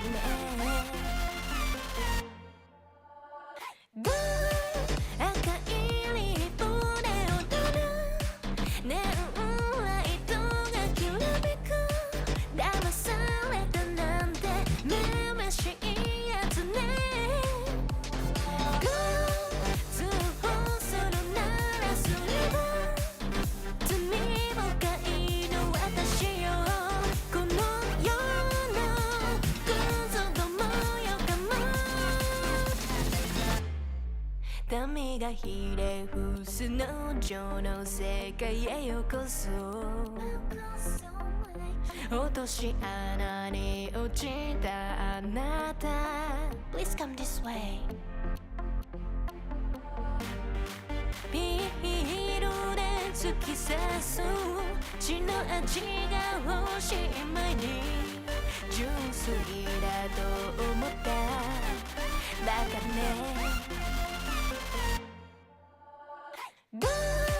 赤いリップで踊るネオンライトがきらめく騙されたなんてめめしいやつね通報するなら下一站对战 FunPlus 的话，我们要注意一下他们的前期进攻吧。然后我的话要注意一下对面中路选手的英雄池吧。他俩的话，比赛的时候都打得挺好的，就我们两个都要保持状态吧。龙王的话，可能是目前的话研究的不是很透吧，但是慢慢的感觉发现这个英雄比较好用吧，但是前期的话可能会比较弱吧。That's a word for it. That's definitely a word for it. I'm not sure if he's weak in the early game, though, Scout. Aurelion Sol has no weaknesses. 13.3, not here yet, but obviously Scout looking forward as we welcome you back to the LPL. LNG just cruise controlled to a game 1 win. Kitty's here with me, who kind of witnessed FPX, Kitty, just getting walked over a bit. Yeah, definitely walked over in those mid to late skirmishes. I mean, we just saw a lot of hesitation from FPX after the early game. I mean, I think they played early game pretty good. They did have that lead, I believe 3-0, and a lot of the kills did go into the hands of the bottom lane and specifically Fearness, but we didn't really see that lead translate into anything more than just kills, because once you lock in something like the Renekton and Sejuani, you expect a lot of aggression, but because of lack of aggression, we just saw Scout and Zika pop off in the late game. And Scout, look, he cruised his way there. Another use of the word, honestly, because 5,000 was the lead over his counterpart by the end. Scout just playing such a clean Azir game, and it was nice to see, considering that FPX were the ones that took away this Rise pick, Kitty. They were the ones who wanted to take that from Scout because it's his most played. It's his best champion, maybe of all time as well. But then you have to remember that this guy studied under Faker. He was on SKT for a reason as a protege, as a bit of a trainee as well. And being on EDG for a total of 5 years and an LPL resident, that's what Azir play comes out of this man. I mean, you can take the Rise away from him, but he has another 12 champions in his champion pool. But of course, we saw that LNG Scout just had an amazing performance on this Azir. Although the very first Shurima shuffle didn't work out too well, I think he executed the rest of them perfectly. And of course, LNG just opted into really good fights where they were just specifically looking for fights in the jungle and in the chokes, where Hung and Scout, once they get their ultimates synergized up together and combo together, then you can't really walk out of it. No, you can't. Again, lots of good crowd control. I think bottom lane of LNG, again, solid, as we've been finding out in a lot of our recent games. Now coming into game 2, Kitty, there has been a sub on FPX's side to try and mitigate this. Fearness is out, and Shallahu is once again back in. And we were saying for game 1, Fearness on this Renekton just really didn't do anything. Not much. I mean, when you are expecting an early game out of the Renekton, even in those team fights, we saw the Renekton was just too scared to go in. So Xiaolahu is going to be the top laner of this game too. Hopefully we see a little bit of a switch up. I mean, I think if you are able to put LWX onto a champion that he's comfortable on, like the Samir, like the Draven, it is still a very viable win con for the side of FPX. I mean, just stick to something that you're comfortable with and try to pull it to a Game 3 series. Let's see how we go in that regard. FPX, at the very least, we have to say that this is looking like their recent play. If you've been watching FPX, you know exactly where they're at the moment. Kind of down with anyone's legend where you're expecting is going to be 16th, 17th. Like, FPX have not shown many signs of life. Yes, individual games we mentioned against WE, against BLG to open the split. Hell, even against Ultra Prime where it was a 2-1 in favor with their only series win, but FPX have been wiped by some of the top teams like Weibo, IG, even RNG, who are right now 12th in a middle tier team. FPX just can't get a break, Kitty, and like their opening schedule is only going to get worse as the split goes on with some behemoths left for them to play. Yeah, I mean, like you've been saying, no wins recently in those series, but just no wins in general. I believe all of them have gone to a 0-2 for the side of FPX. I mean, once you are up against these top tier teams or top standing teams, I think you should really get a bit creative, because obviously for the last 2 weeks it hasn't been working out for you, and we even see that Xiaolahu is getting subbed in for this game too. But I think LWX, on the other hand, I mean, he is the superstar of the team. I think he still has that quality back from 2 years ago when obviously he won Worlds alongside Doing B, but he is just being a little bit too scared. I don't know if it's a bit of miscommunication from the entire roster, but I expected great things from Chocho also joining the team for today, but we just weren't seeing too much from every single player of FPX. Yeah, again, like Chocho came in today against Lola because we have seen Lola, like, I don't know, have some great moments in the LDL. But in the LPL so far, it's been few and far between. And I'm not sure if it's a team problem or maybe a support problem, but we don't have to wait and find out because Chocho, once again, will be here on for Game 2. FPX on blue. And Kitty, we are getting a straightaway ban out of the gates against Scouts Azir.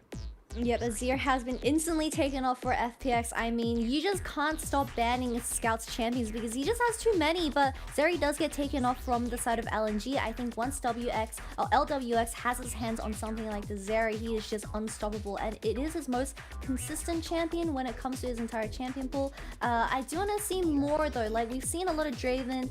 We've also seen him play the Kalista before. I believe it was for his debut game in 2023. So there's a lot of creativity, but just due to the roster swaps, our multiple roster swaps that we keep saying FPX have, I think there is definitely something when it comes to the team synergy, and Renekton also gets taken off to prevent Seeker from getting that again. So I wonder if we do get that first big jungle coming through, Maokai is something that, oh, never mind, is left open. On the side of FPX, Kitty, AD, maybe you get the Varus this time as a priority, or Hacker just wants something that he can carry on, I guess.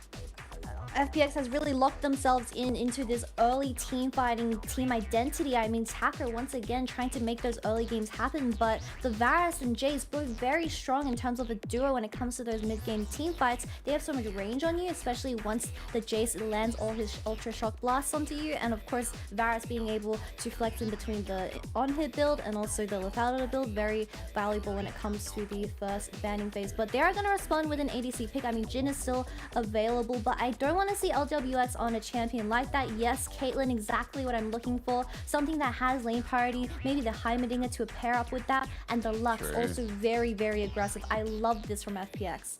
And this is just like the bottom lane with Hung. It's hilarious that it's going up against Hung because LWX and he, at the start of 2022, this was the bottom lane everyone was talking about, and it was on this duo in that current, well, not current meta, but that depictable meta that would constantly come out and was worthy of a ban. So it'll be interesting to see how they go up against him. Going against something that's a little bit more traditional, Leona comes out of Hung. Bit of engage here, Kitty, for LNG to run through that bottom lane. They're fighting fire with fire. Two very aggressive support matchups, champions coming out for this game too. But like I've been saying, I love FPX's change in terms of team identity. They've just swapped the tables. Xiaolao, who is now subbing in, they're completely focusing in on LWX being that main carry, and something like a Caitlyn, as he's able to maybe get that lane party early into the game. That does mean they're able to just get these early dragons online and just close out the game before 20 minutes, because I think they really struggle when it does reach the late game.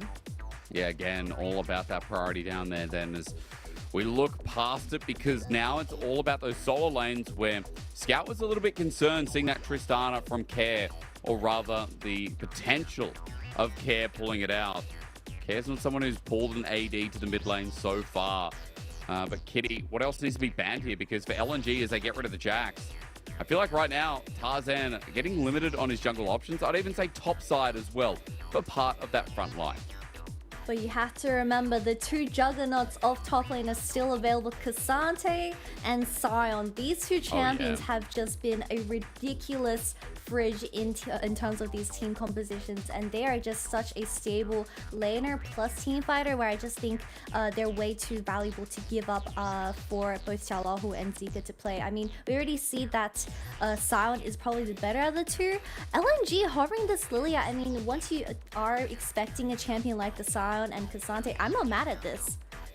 No, definitely not. But Kitty, as I was gonna say, it's Kitty not a bait this time. It was like the Rengar, but you're exactly right. It's not. Knew. It is just smart heads-up play. I'll get you to explain that a little bit more, because for now, I want to see how FPX counteract this. They've already got their jungler, but you were mentioning that Shala, who still has one of those big tanks to play with, they already banned away the Fiora. They've got themselves a comfortable noodle matchup in the making. And it means that FPX now put Shala on something that he knows well.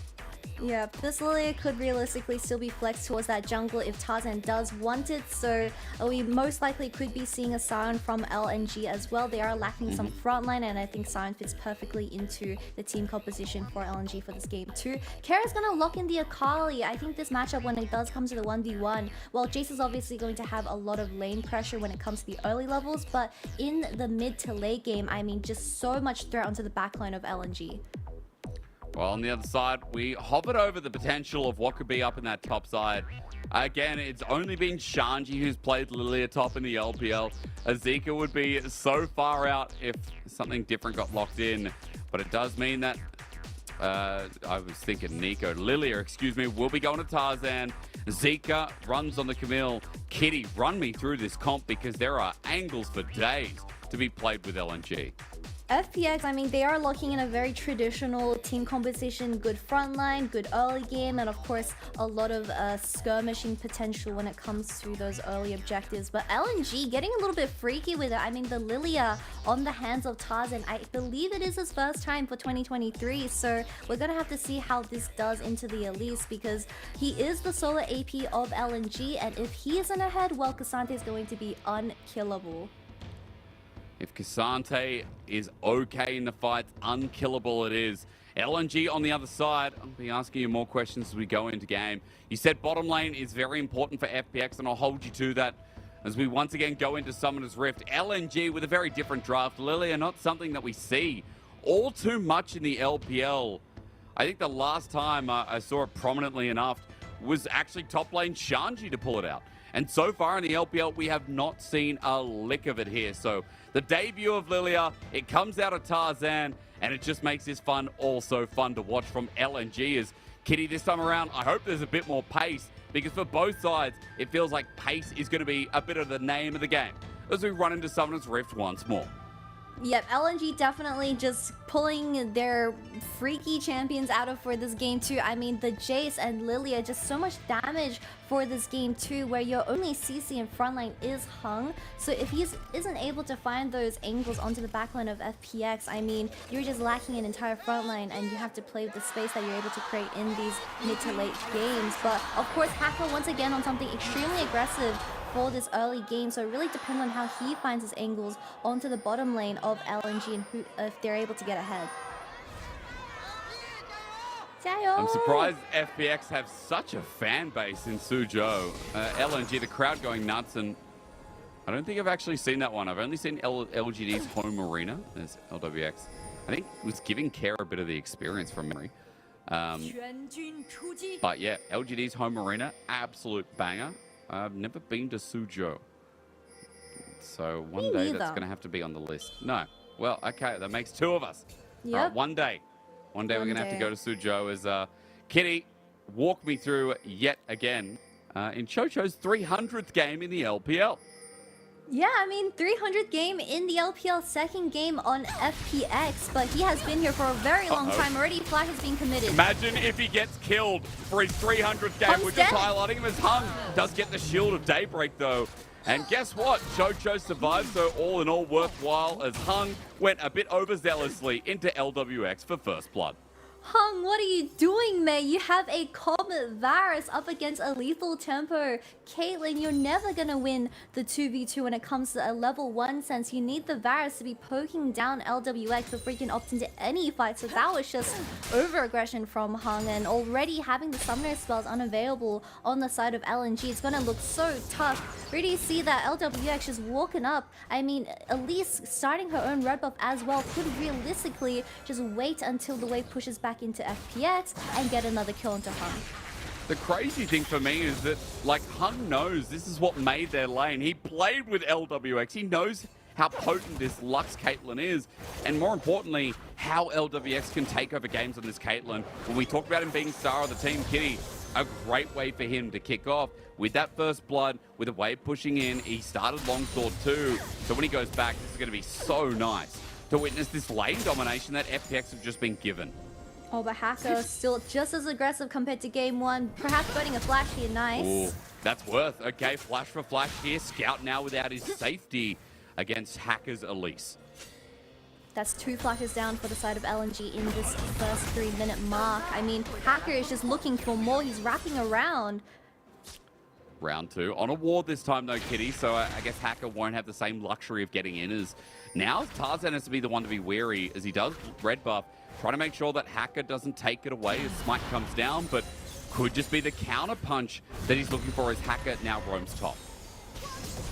He's just going to get poked out help, with this help, Q landing. help. Oh my god, the mechanics! LWX, you said it. The mechanics were beautiful. This is exactly what we want to see from FPX. I mean, LWX, he just has that old championship form still in him somewhere. You just need to be enabled, and Chocho on this Lux is doing exactly that. Hung already 0-2 at the 4-minute mark. I mean, like I've been saying, this Leona is the only front line for LNG's team composition. So if he's not ahead, then this Leona is just going to become an ATM for FPX. A 1k ATM that's already brewing as well, because it's 2 kills now. LWX was able to get Berserk to raise another long kill. But look at this, because Kitty, this flash net was the most gigabit, giga chat thing I've seen in the longest time. Yeah, W into Q into flash E auto, 3 headshots onto the Leona, and she falls as a result of that. Hung is not having a good game for this game too, guys. No, it's rough, but hey, look, that kill all deserved to LWX. The lane continues to be punishing, and all of Hung starting this off. Now, Kitty, we still have the Ignite here for Hung. We got both summoners for LP. Maybe things get a little bit easier. But what's more important here is to talk about how LNG stemmed the bleeding down in this bottom lane. I mean, FPX already has that lane party, getting the vision control down, so LNG no vision at all. Elise doesn't have flash, however, so it's going to be a little bit hard to pull off. Can they do it, though? Oh my god, he's dead. Guess who's ready to die? Yet again on a trap. Break your mama's back. LWX with 3 and Hacker igniting down. He won't die. Okay, it's okay. We blew it out. It's okay. He didn't die to the Ignite, guys. But a lot of proactiveness from FPX, which is pretty freaking nice. I mean, the Hung just dies a 3rd time in a row. Tarzan a little bit too late to the fight. But honestly, this is the exact form we want to see FPX. This Elise is a perfect pick for Hacker. We saw him on the Sejuani, but just Elise being able to also execute these tower dives as well later on into the game. I mean, this is a very good start, 3-0 already. And against LWX, it's just funny that he would do this against his old AD carry. Really rough start. Something we know of Hung. He can be all in, he can be all out, but he can also be kind of the Mickey X of the LPL for good reference, as now 20 CS lead is in the bottom lane for LWX. We look at the rest of the map, Kitty. Lane's going pretty well here for FPX throughout, with even Care now at the level 6 point, having himself a small CS lead, or rather keeping consistent here with Scout on Jace. Something that you don't want to be seeing is a Caitlyn that is 3-0 with a $300 bounty on top of his head. I mean, Hacker is just going to consistently start these early objectives. I mean, Hung is going to face check. Is he going to see? He is going to see, but no one is around him. So this dragon perhaps is going to go into the hands of FPX for free. I mean, Lilia making his way down. He's going to make it though. I'm just looking towards what Scout can do in mid. There's the shove. Shock Blast means he's going to get priority first. Care has his own ulti, but as they baited out, Care was going to move on down. That's a Shuriken flip out, ready to go on with the perfect execution. And Dragon just resets, holds off the now, and even FPX don't want to commit to this objective yet. Tarzan just happily CSing. I mean, he already has a 10 CS lead in that jungle role. And once he hits level 6, I mean, there is just so much setup from the side of LNG. You have the Varus ultimate, you have the Leon ultimate, of course the Lullaby from Tarzan as well, where they're just being, they can honestly opt into winning fights. But with Hung being so far behind, I'm afraid that if he engages first, he's probably going to get melted instantly, because LWX is getting that mythic online very, very early. To be able to shred through, as you say. Our little highlight in the bottom of our screen, as we saw, Pickaxe now picked up, as Scout doing a great job against Care. He's run out of mana, but Care will just get one shot here in hammer form. And so as he backs away, Scout once again showing us that his lane is his lane. Has a more in the making as well with the Hex Drinker to start us off. So with smart optimization, Scout yet again showing us that he is definitely the better mid here in the series, but better bot, I'm not sure if we've really nailed that down here, especially in the second game, as 2 plates have already been taken with a headshot, and oh god, Chocho is close to getting 6 as well. This is going to become a nuke. Alright, LNG, I think we just... We give up on bot lane, we start this Herald, and we force something on the other side of the map. This Caitlyn is getting a bit out of control. I mean, 2 plates into the hands of him already. Hung is making a proactive play already, being here first compared to the Lux, so maybe they are able to find an angle to seek back into this game playing of Scout. Have to get some of that burst down. Lily with the Dream Laden bow is just going to walk away. Tarzan now with the Lilting Lullaby. And kind of worth mentioning that we do have a lot of all-in from LNG to enhance it, as now might have to come through. Scout getting caught out, Cocoon down, Hung won't be able to stop this play. Execution, perfect. Care gets the first kill, and FPX are firing in this second game. Scout had the flash available. I mean, Chocho didn't need to burn anything. He just walked up, queued Scout, and Scout died because there was just so much follow-up from FPX. Hacker, I mean, he also burned the flash to have that Cocoon connect instantly, but this Herald, once again, going towards the side of FPX. I mean, this early game is exactly what you're looking for when you are that team that excels in the early game. And of course, with Care having a little bit of an easier time now, since Scout did fall, it's going to just be great things for FPX. And I want to see these kills generate into more than just kills. Get those early objectives online as well. I mean, just Chuchu walks in, gets a Q, at least flash Cocoon's follow-up, and he dies instantly. Chocho roaming around early on, 4 kills, or rather assists here, with the 4 kills given over to FPX. 100% kill participation, a much better second game. And look, we've been talking about bot for a while. We know that's where the gold lead's coming from, but 3,000 in total. It's just showing you it's extending across the map now, with every single lane going that well. And with Hacker, this time keeping up with Tarzan and CS, and also participating more in the games. We also need to mention that the Herald is in the pockets of FPX. If he just drops the bot lane for this Caitlyn to get that tier 1 tower, and this Caitlyn is able to open up the map and then rotate towards this mid lane, I'm afraid there's so much money going to the hands of LWX. I mean, that's exactly what you want from a Caitlyn. LNG, they need to force something once they have these ultimates available, because LWX doesn't have cleanse since LP burnt that earlier. So it might be something worth punishing here. Hung without the Solar Flare though. Just a quick note, as his lens doesn't catch out Hacker and Chocho in the river. Hung's not going to have that tool to work with if they get caught. A potential 3 versus 2 as Tarzan Going to send the Swell Seed down. That actually locks into Hacker as Herald comes down too to open up this bottom lane that's now only at 2 plates. This should be close to first turret blood, or at least just the whacking down of the turret yet again. We're going to see a really nasty 4v4 for this first Dragon. When LWX desperately trying to get this tier 1 tower down so he's able to rotate towards that mid lane and get even more plays, because you obviously want to be looking before 15 minutes. But this Dragon is going to be started for the side of LNG. I'm pretty surprised because the Elise is hovering just around the corner. And Scout getting mid priority. I mean, he's going to be able to move freely now as well. FPX moving, looking for the pick on LP, but nothing given over. Dragon with a quick reset. Good Hunt connect. flashes in yet again on the Alicia. Solar Flare, great as well. Poke on Chocho. And he's down. LNG finally gets something out of this support.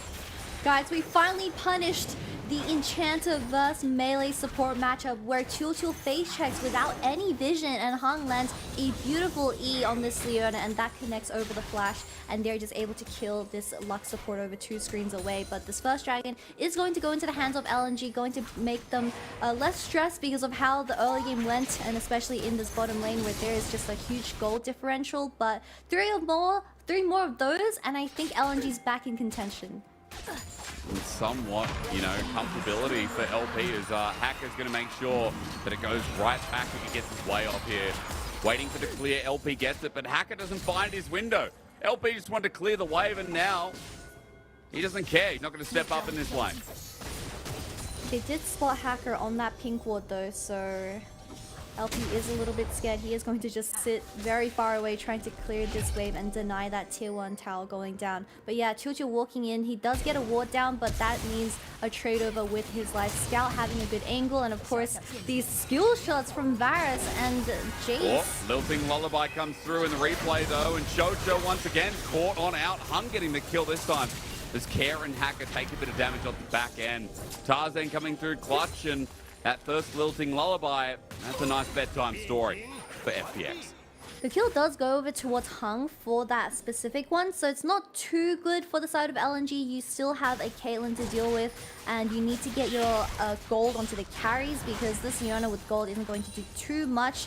We are going to, LNG is going to be able to fight over for some of that vision control, however, because Lux is getting a little bit trickled with how she is playing these team fights. So it is still pretty good for LNG, but I think FPX, they need to just continue the snowball, which is something that we are desperately trying to see FPX perfect. God, again, FPX, like with this He early really lead, died in we're that looking bottom at lane, bot. actually. Yeah, LP starting to chunk out some damage. He's got lethality, he's got his tier up and running. Like, surprisingly enough, LNG, as you said, they have found some way to claw back in this game. Gold is getting less with only 2,000 or a little bit over for FPX's credit. We'll go back to the 3 as his first turret blood does go down within turret plating as well. But LNG have some resources to play with, and that big gold gap in the bottom lane doesn't feel as impactful as it did around 5 minutes ago. The bottom tier 1 finally has been taken down, so that does allow the bottom lane of FPX to rotate towards this Herald fight, which is going to be in 52 seconds. But we have to do a bit of a summoner's checkup because LWX, because of how the 1v1 in that bottom lane went, you don't have the flash, you don't have the cleanse, and you're up against a champion like Camille, where you either have to position extremely carefully or all the lead that Hacker generated for you is just gone. And Hacker has been persistent with your lead. He's been consistently sitting towards the bottom lane. LWX is someone who can carry leads through. This is still a 2019 world champion, the last remaining member of that FPX squad. If there's anyone who can carry games, it's LWX, but you're going to have to hope for quite a lot here as Krug's go on a bit of a journey while, Shalahu trying to get every little piece of the puzzle away from Tarzan. But I was going to say, Kitty, although we're talking about FPX and how they played this early game, there at least is some kind of trade here from LNG getting their first turret down the bottom side. Care's going to get something top, but LNG at least able to mitigate some of the gold away. This Herald is going to go over towards the side of FPX, of course, but I was pretty surprised with Georgia just consistently hovering over Salahu. This Cassante isn't going to die at his tier 2, and you lose so much vision when it comes to your bottom side jungle. Salahu getting caught out. Yeah, he is. I mean, that Lilting Lullaby is available. Will be popping off. Unstoppable. Oh my god, I hate Cassante. Thank you to Pathmaker, he says. He just walks it out. Hung, walk it off, buddy. Walk it off. I mean, all he had to burn was the flash, but I swear I saw his life flash before me. But Zika tried to look for a flame. Hang on. FPX walking into a trap. The Solar Flare beautiful as well. It's so early on that Hunt comes through. His 0 and 3 start. Throw it in the bin. None of it matters. Even though LWX is able to kill Zika, that was a beautiful setup from LNG in a 3K gold deficit. All it took for LNG to come back into the game was just to have Zika group up. I mean, he didn't even have to use the ultimate for LWX to fall in this team fight. I mean, really beautiful Q from the Jace, getting a lot of poke down, which is exactly how you want to be playing these team fights as LNG. I mean, Zika just focuses down to be it burning the flash, but this choke, which is beautiful for LNG to play towards. And LWX, I said how important positioning is, but once you're getting sandwiched like this, I mean, your lead is just gone. Well, I look up and I still see 2,500, but you're right. I mean, there's moments like this that LNG is putting faith in. And again, like, it's current FPX versus LNG at the top of the table. Kitty, if I was looking at, say, like, LNG versus top esports or top esports JDG, whatever, if I saw this early lead come out of the bottom lane and say, well, this game might be done before it's even begun. But LNG, as we've seen, can really coast their way through games. They're very good at holding patient play. FPX have been inconsistent in translating their lead, so you were even asking before, you want to see what FPX do with this and how they move this into the mid-game strong. They are going to get mid-lane turret, at least that's one thing, but with this Dragon fight now up and available, you want to see FPX find that cleanly, right? Yeah, LWX does have 2 items available though, so they are still going to get a lot of priority towards this second Dragon. But Scout is just doing the exact same play we saw from last game, where he TPs to the other side of the map and focuses down these objectives. Oh, that ulti up for Zika, didn't use it in the last fight. Jump Orly and Care tries to get out. Scout kills him. The flash in the end, burnt from Kara. Shallow, who almost dies in the 3v3. What is going on? LWX hits bigger than a truck. And LNG are just riding past on their scooters. I mean, LNG more than happy to give over the Cloud Dragon over towards FPX. I mean, Scout 3, 1, and 2 now getting his items online. We're going to have to see what happened in that mid lane. So Shallow tried to engage, dodges the Varus ultimate, however didn't dodge the Leona ult, and he just got poked out, ulted back in, and lived on this tiniest bit of HP, which was very, very dangerous. I mean, you don't want to be trading like that.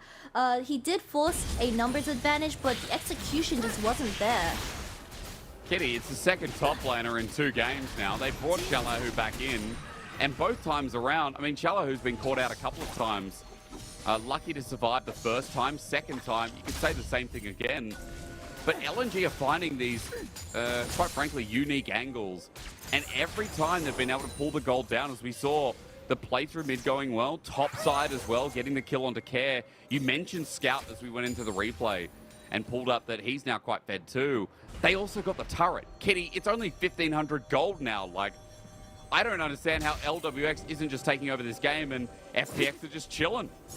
Maybe once Chojo gets that Mikhail's online, LWX has the cleanse available as well. He's just going to be able to walk up and do the amount of damage that FPX is lacking in these team fights. I mean, Care desperately trying to stop Zika on this Camille from these side lane pushes, but like you saw from Scout, a lot of proactiveness on this Jace, just TP straight away, no hesitation, and gets that kill and the tier 1 tower of top lane as well. A lot of good decision making from LNG, which is exactly what they excel at when it comes to the mid to late game.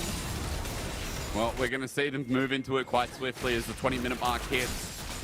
Now we wait for that third Dragon. Again, LNG got 1 apiece, so Kitty, that ability to comfortably move into the later portions of the game, once again set up here by their early Dragon takes right under FPX's nose with a bottom lane that should never have lost the Dragon. Kitty, with this Caitlyn Lux, I'm surprised that LNG were even able to get a Dragon this game. Yeah, it's really sad seeing how much of a lead LWX was able to generate, but the first Dragon went towards the side of LNG. Unfortunately, that was just a result of TOTO getting kicked off early into the fight, so they weren't able to contest. But I'm getting a bit worried for FPX because if we look at the scoreline, LWX is the only threat towards LNG, and once Zika joins in on the 5v5 and he gets that ultimate locking down LWX, then he's gonna instantly die, and that's all your damage gone. Where Xiaolahu, doesn't matter how much you tank, doesn't matter how much CC you put out, I mean, no damage equals no one dying equals losing the fight. That's right, and look, those backline carries getting nuked in an instant.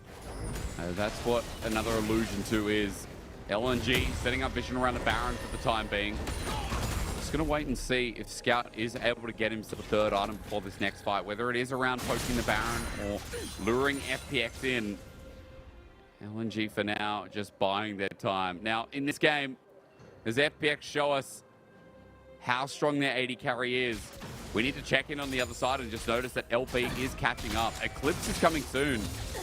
Versus Rapid Fire, already picked up by LWX and a BF sword. So, of course, LWX still ahead here, Kitty.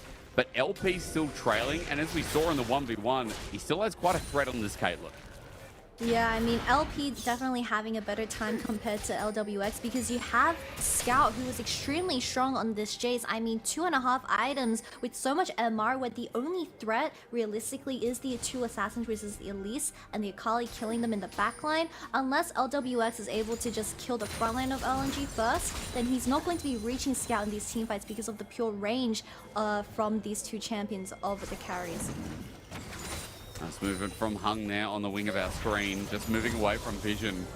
This time around not getting caught out, and Hung hasn't died since his earlier 3 debacles here in this game. Impressive to see is... but that ward! It's good. It's Sneaky. a good placed ward, yeah. LNG though, see that they're not starting the Baron, so Zika just stays, or Zuka stays the bottom side of the map. Now Kitty, I know your Mandarin is exceptional. Now that you're on the team, I'm the one with the scuffed Mandarin. I used to be the best on the team, you know, just because I could, you know, 我会说一点中文，但是我的中文不好。I would say that line. No, 我的中文垃圾，很垃圾。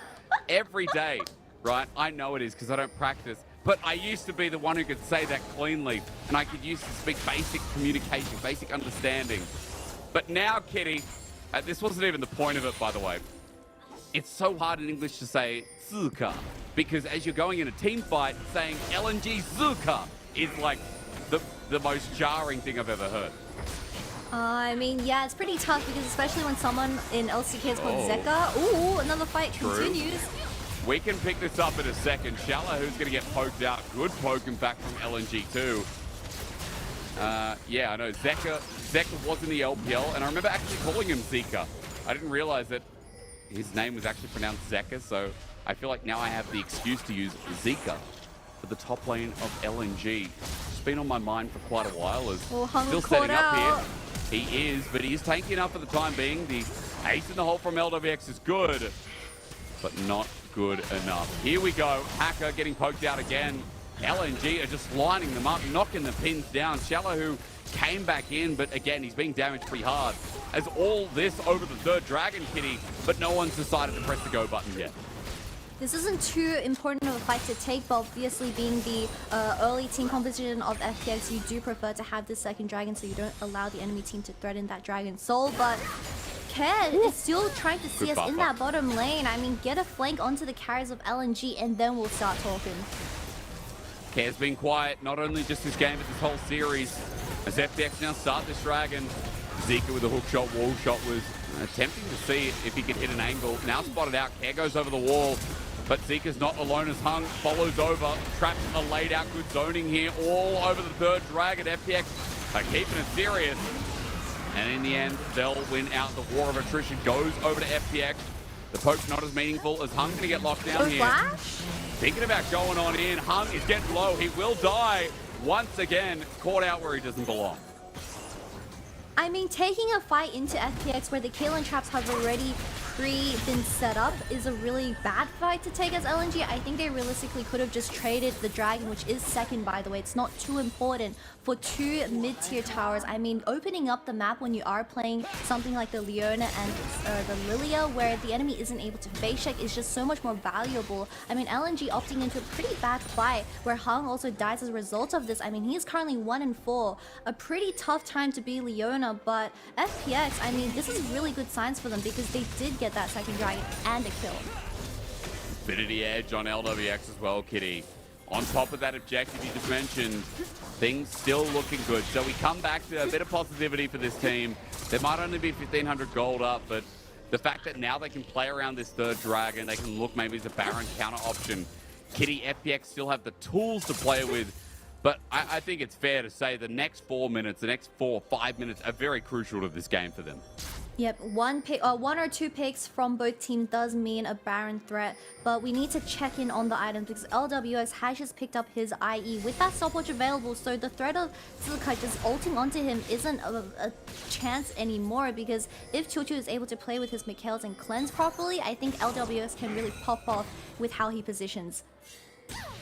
All it takes is that one-shot stopwatch to help out, and LNG grouping up mid for the time being. And after this bit of wave clear, it seems like all paths will lead to the top side for now as LP tries to threaten Scout on Kev. Happens off in the corner of our screen. And Scout as well with the last whisper now in hand.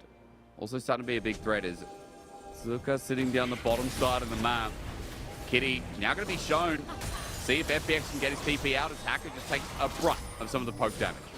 Does cancel Hung's recall right here just to create some chaos into the tempo, but we need to remind everyone that Zika on this Camille is just consistently pressuring the bottom lane of FPX, and Xiaolahu is forced to match. I mean, when it does come to the 1v1, Zika, once he picks up the third item, the Cassante isn't going to be able to win these 1v1s, and you're being put on a time bomb here. Ravenous Hydra, look at the stacks. That puppy's maxed out as that Phage will again lead into the third. Xiaolahu having a quiet one so far, but hopefully things turn around. FPX need this win desperately to stay in any kind of playoff conversation. Although I don't think they've been in the playoff conversation this split. They definitely won't be on anyone's lips if they go down 1-6 at the halfway point of the LPL. All it takes is one pick. Kitty was saying before, just one pick for this team to get close to a win in this game, in this series, and take us to a game 3, but not able to pull the trigger yet. Kitty, their confidence lacking.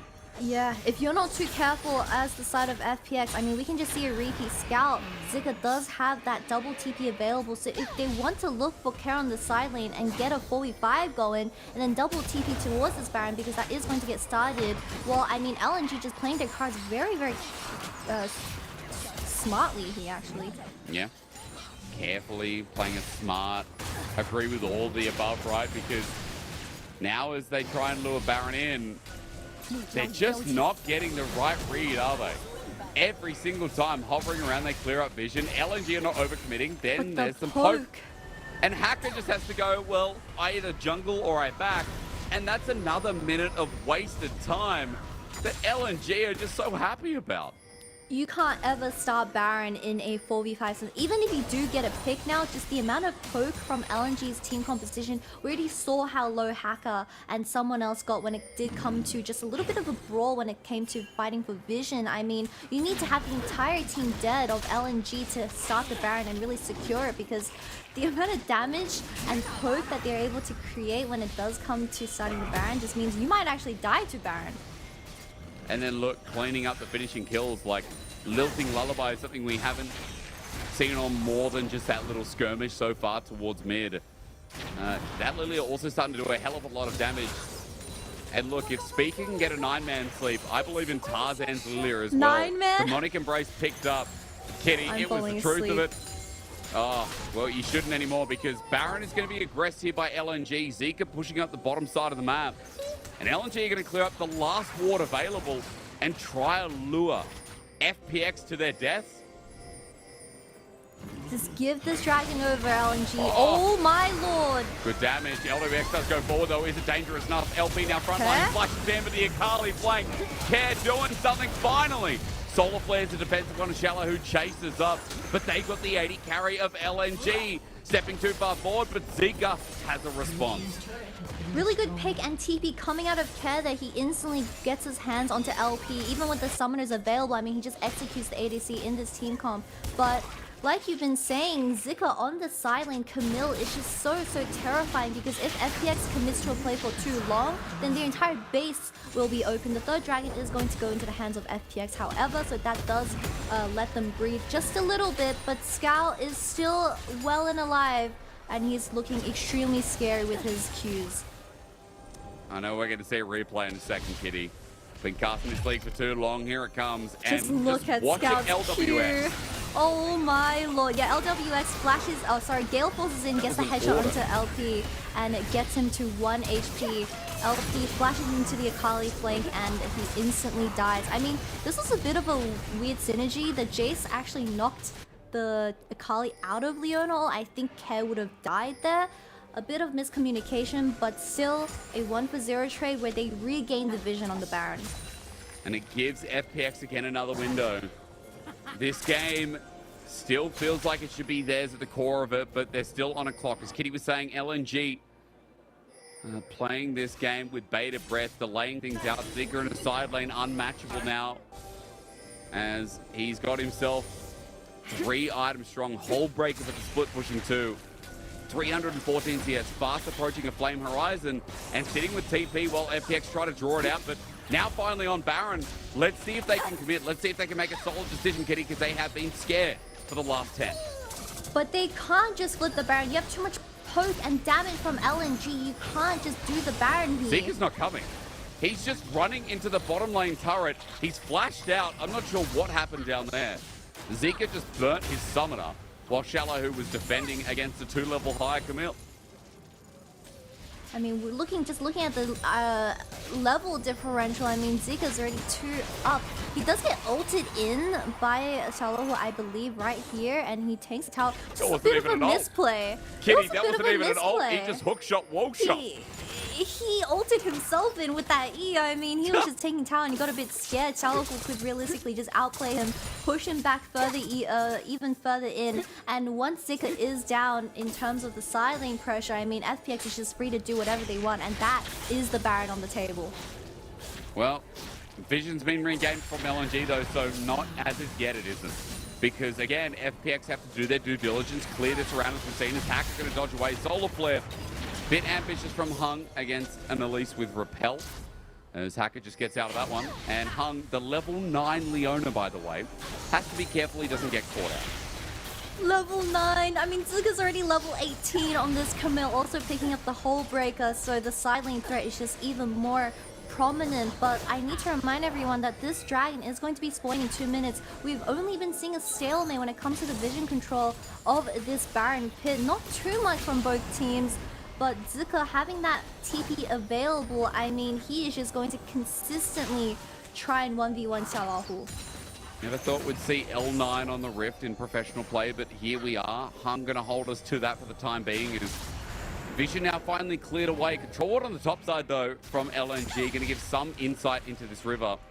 But FPX still thinking, well, we can't start it up. We're going to wait. Timing's getting way too close to Ocean Dragon. But Kitty, I got to ask you, Ocean Dragon here for FPX, is that the difference maker? Is it going to be everything here to this team while LNG try to set themselves up for a contest? It's definitely going to help with the poke from LNG, but Scout repeating what he's been doing for the last 2 games, just playing towards the side. I mean, they have the double TP available, so if they want to flip this Baron, okay, LNG could just come and join in on the fight. Well, I mean, it's not going down that fast. Nexus turret, rather, Inhibitor turret's going to go down. Inhibitor next as well. Tarzan buys time. There's the Baron recalls. Everyone going to get back as Hum comes through. Soul Flare stops 3, but not the 4th. Nexus turrets are there. Hang on, Kitty. It's going down fast. Is it the bigger brain plays? Flushing dirt from Hung. Spare Nexus.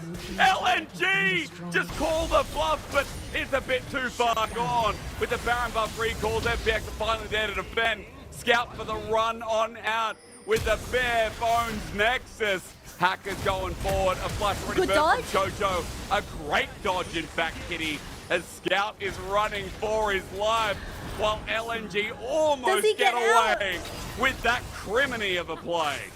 That is absolute illegal activity from LNG, just getting the base under pure daylight. I mean, this dragon is going to be spawning in 15 seconds, where Scout still has that TP available. So it will be a 5v5, but you have to remember that this base is wide open for Zika to just kill. The TP, The TP, yes. Zika's waiting. Hung's not backing. This is what we love to see. It's all for the Ocean Dragon. LWX like, dude, they have to be there. Surely. Shallahu, you see the ward in the base. You would have seen it, right? No. Shallahu's gone past the Kitty. Just Are you buy ready, a pink Cat? one. Oh! Okay. Big brain. Or maybe normal size brain. I mean, that does mean this dragon is going to go towards the side of LNG. Hacker isn't going to risk trying to go for that. I mean, once it does reach a 4v5 state in this game, it just means that that team is going to take over the entire fight. But like you've been saying, Scout and Zika being extremely proactive in this side lane. Now with the base open, FPX can't even leave their tier 3 towers. I mean, if you leave and a sneaky ward from Hung gets placed, Scout has that TP available. That's right. It can even come through mid. You can see the deep ward in mid lane, Kitty. If there's a minion wave there, the damage against turrets right now from LNG is superb. As we mentioned, the dragon was denied. Soul not taken from, I don't know, kind of a crazy play that came through from LNG. As Hacker, be careful. Solar Flare, close call as Scout brings out poke. Cocoon doesn't get the range, and Shallahu can't follow up. Now for Zika, he's being targeted by Hacker and Shallahu.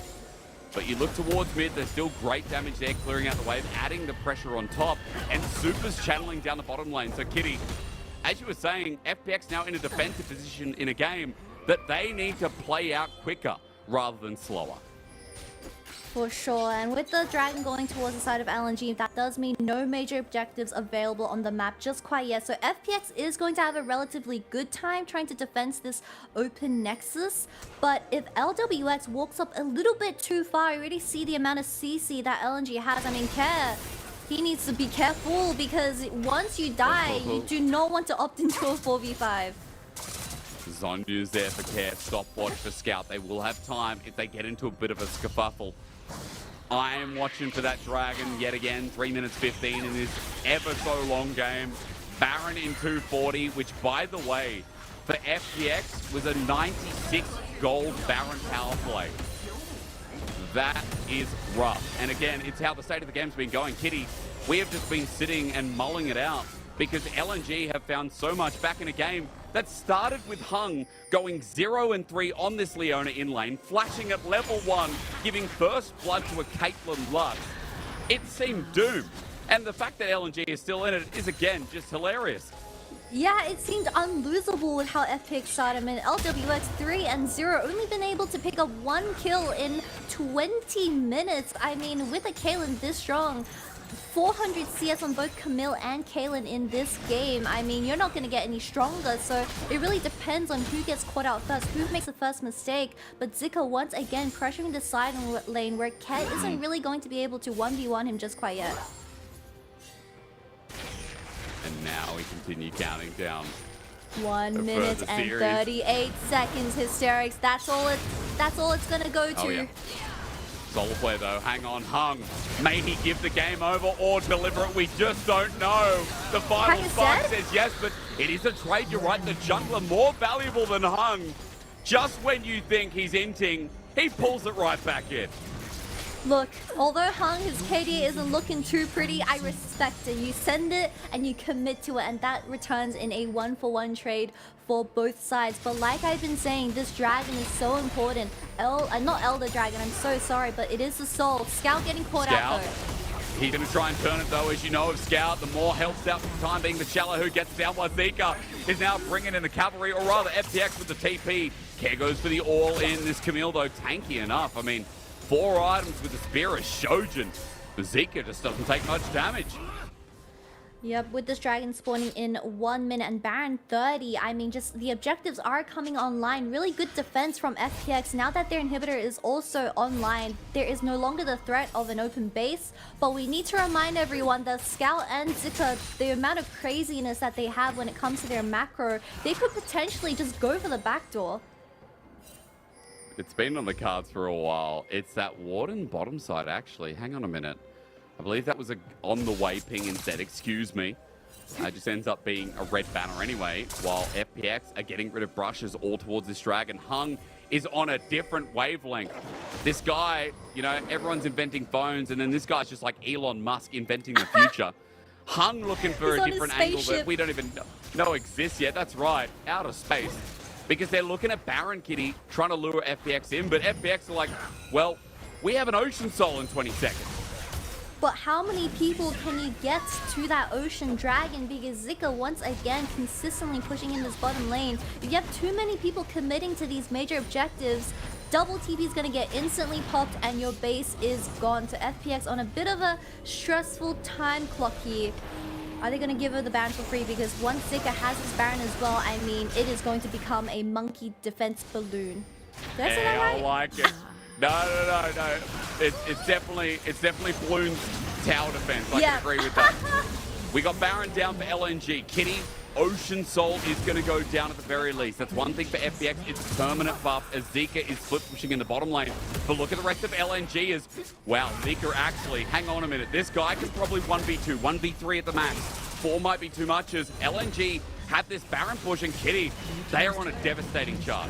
They just can't leave the security of their own base. I mean, once the Camille gets locked onto you with that ultimate, I mean, that is a pick. And like you said, this Hull Breaker in the hands of Zika, nearing 500 CS, I'm assuming, from what we already saw 10 minutes ago. But like I've been saying, just they're suffocating now with the Baron minions also adding in on the siege. I need to start looking up some stats. This is the point where people go the longest game, but LGD versus NIP was the longest game at 51 minutes. So we're definitely a far way off. There's but no in shot the LPL, we hit 51, Jake. Well, Kitty, Please, crazier things have happened. Crazier things have happened. As you are right, though. I mean, LNG are getting a lot of turret damage down here. They now actually have the gold lead for one of the first times in this game, and with inner turret, the top side going down, now all that stands in their way are those inhibitor turrets through top, through mid. Again, the inhibitor in the bottom lane that's respawned, but then a bare Nexus with insane mobility and huge poke and range that LNG could potentially end the game with. As the Baron is just doing that for them, Kitty's Chain Disruption fly out.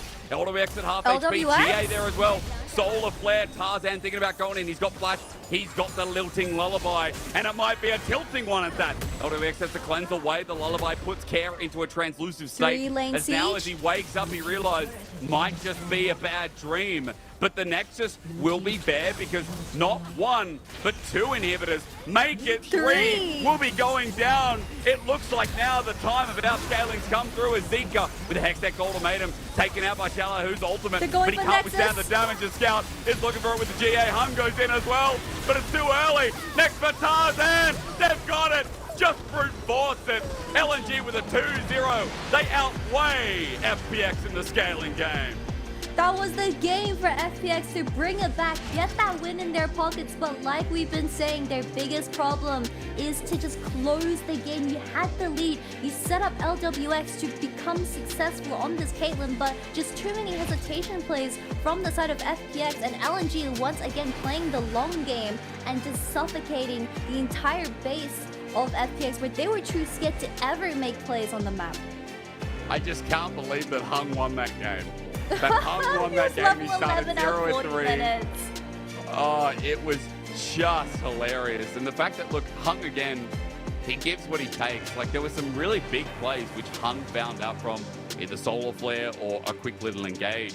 He was the one who started getting them back in the game. So, again, it's this crazy dichotomy of a player that can int a little bit in the early game, but then be this really strong carry and really strong engage tool that LNG relied on at that 20 to 30 minute mark.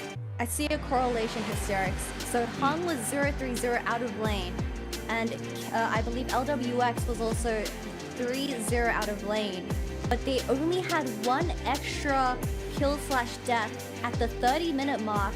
So that just means that LWX stopped using Hung as an ATM machine, and that's where all went wrong. Yeah, there are too many fees, and he's like, nah, man, forget that.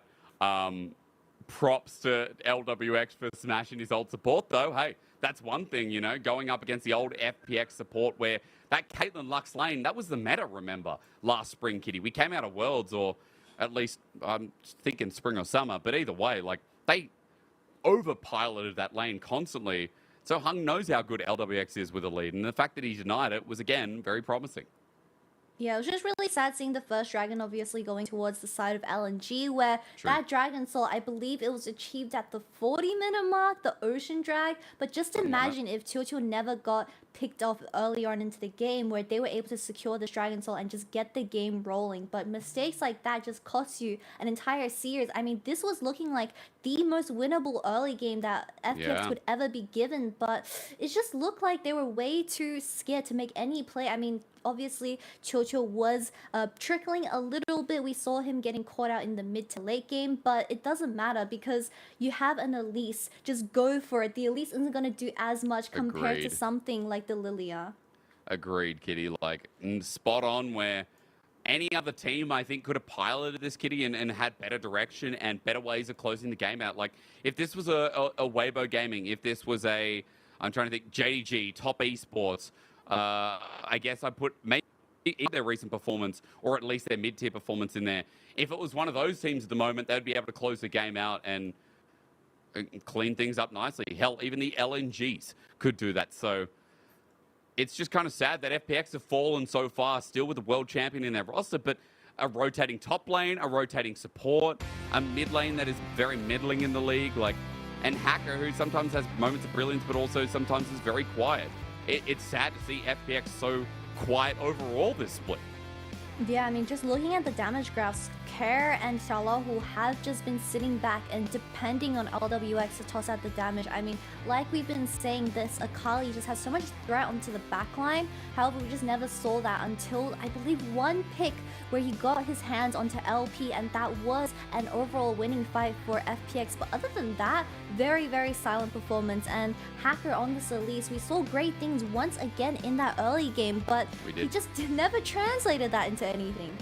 Again, like, Hacker has had some moments of brilliance, but then other moments of being quiet. I think it says it so well where this jungler has come in and I think impressed me more than when he left us in Ultra Prime. But still, is it the great enough performance for FPX? Of course it's not. And when we look at the damage graphs, we're like, yeah, we know where the damage came from. We know how strong LWX was, and yeah, this wasn't his fault of the game. But you look on the other side, and for LNG, they ran the Lilia, Kitty, that had 4 kill participation. Like, Tarzan didn't really even need to play the game. He farmed the majority, and then he just came in for a couple of ultis, and whoo, Bob's your uncle. I mean, my man Zuka had 2 KP in a 43-minute game. That just meant how much he was contributing in those 5v5s. I mean, like we've all seen the whole break on this Camille up against something like the Cassandra. He's just never going to be able to win those 1v1s unless the Camille misplays. We did see that happen once, but on someone like Zuka, we already seen the game 1 performance, and he did extremely well. So really nice seeing this young player being able to open up his champion pool and really show us his carry potential. He had the largest buyout out of anyone, at least on record in the off-season. Zuka was on IG, and then LNG actually bidded the most. And apparently, Kitty, it was just out of this world. And I couldn't really understand why, but I am starting to see, you know, moments of brilliance from the old IG top laner. I think he's had, you know, incredible games on things like the Cassandra too. Jax has been incredible here from Zuka. So LNG's top laner showing a lot of promise, as you mentioned, but we have to look at the core and core carries in this comp, like the reliable ones. Tarzan Scout yet again. And I'll even say LP, Kitty. LP has become a very reliable AD carry for this new roster, replacing Light and having a really solid Varus game all around despite getting bullied early on, or rather, his support getting bullied earlier on. Yeah, it takes another type of mentality to see your support just dying one after another. But I believe that is his 9th Varus game for this split. A bit of a Varus one trick, but he has been performing exceptionally well, where he is just sitting back, tossing out the damage, playing exactly what LNG has locked in, which was the Jace and Varus poke. And once we got to those 5v5 team fights, we saw how well they executed that, and they were just being able. Oh, they had a. It seemed like the communication on LNG specifically, which is a lot more cleaner compared to something like of FPX. Yeah, FPX again. This is a 1-6 team. Kitty, I just got to remind everyone of the schedule that they're up against. They're now 1-6, as I said. At the halfway point, their next matchup is JDG. Then it's like LGD, TT, okay, maybe winnable. NIP is somewhere in the middle. OMG is a bit of a hard one. EDG comes up later. Top esports, like it's a mixed bag where I think FPX can maybe get to 4 wins, but I'm saying right now, I think FPX are, I love you. You're like, yeah, nice. Well, they're not making the playoffs. I'll say it right now. There's no way FPX make it to playoffs unless I actually think everyone above them just has to go badly.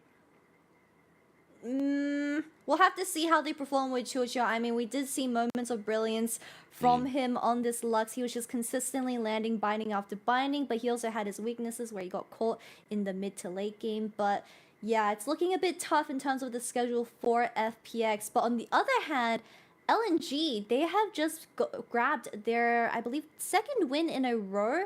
They beat WE last week, so it's definitely a morale boost and preparing them for the titans of the league like Weibo Gaming and JDG. They're number 1. This is huge for them. The fact that they are number 1 now, and even after today, folks, if you didn't catch it before, if Top Esports and EDG, even if that's a 2-0, LNG will end the halfway point LPL split number 1. That's a very big deal. Scout gets MVP as well, and this very slow and steady team, this very, I would say monotonous, because they are very much the same, has just shown us very consistent play, very slow play, but very methodical play so far. Very patient, and they executed it perfectly. I mean, 2 games in a row, we would just see LNG getting to that late game and knowing exactly what they want. And it all started with Chocho getting caught in this early game and giving the first dragon towards the side of LNG, where it does give them 5 minutes of extra breathing. And Zuka on this Camille just going in, catching Chocho once again. I mean, this was kind of how they came back into the game, getting the bounty onto the Jace as well. So Scout in general over these 2 games, I just think he is an extremely consistent player, especially once he is in a winning matchup. And he is also able to dictate a lot of the macro for the entire team. Again, LNG relying on this mid lane who came over from EDG. It's a great look, but speaking of which, Kitty and I are going to take a break ourselves. We're going to be jumping off until Tuesday for, I guess, with Duo 6 together, apparently. Kitty, always a pleasure. We're going to hand it over to Ashin and Nymira, who are taking us through ALWE and EDG Top Esports, a matchup that I know you will not be missing on the LPL.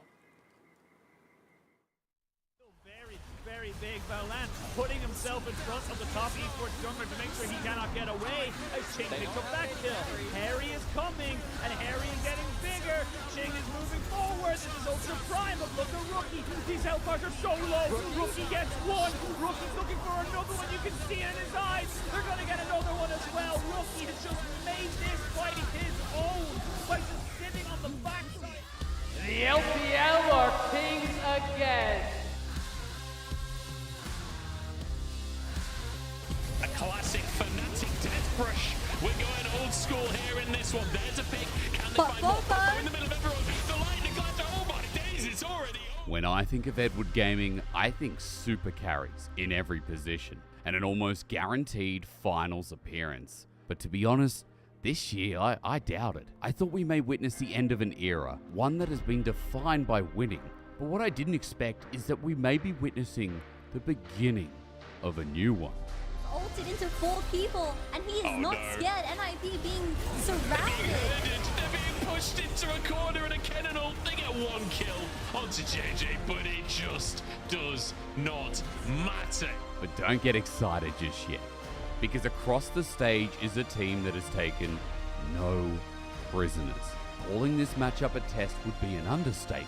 But hey, what better way to prove yourself than against Rookie and Jackie Love? He has teleport. He's got the from Ultra Prime, or sorry, Ultra Prime get away from them. Stop Esports now looking for this fight. Look at Jackie Love just putting in work. Rookie is ending the game.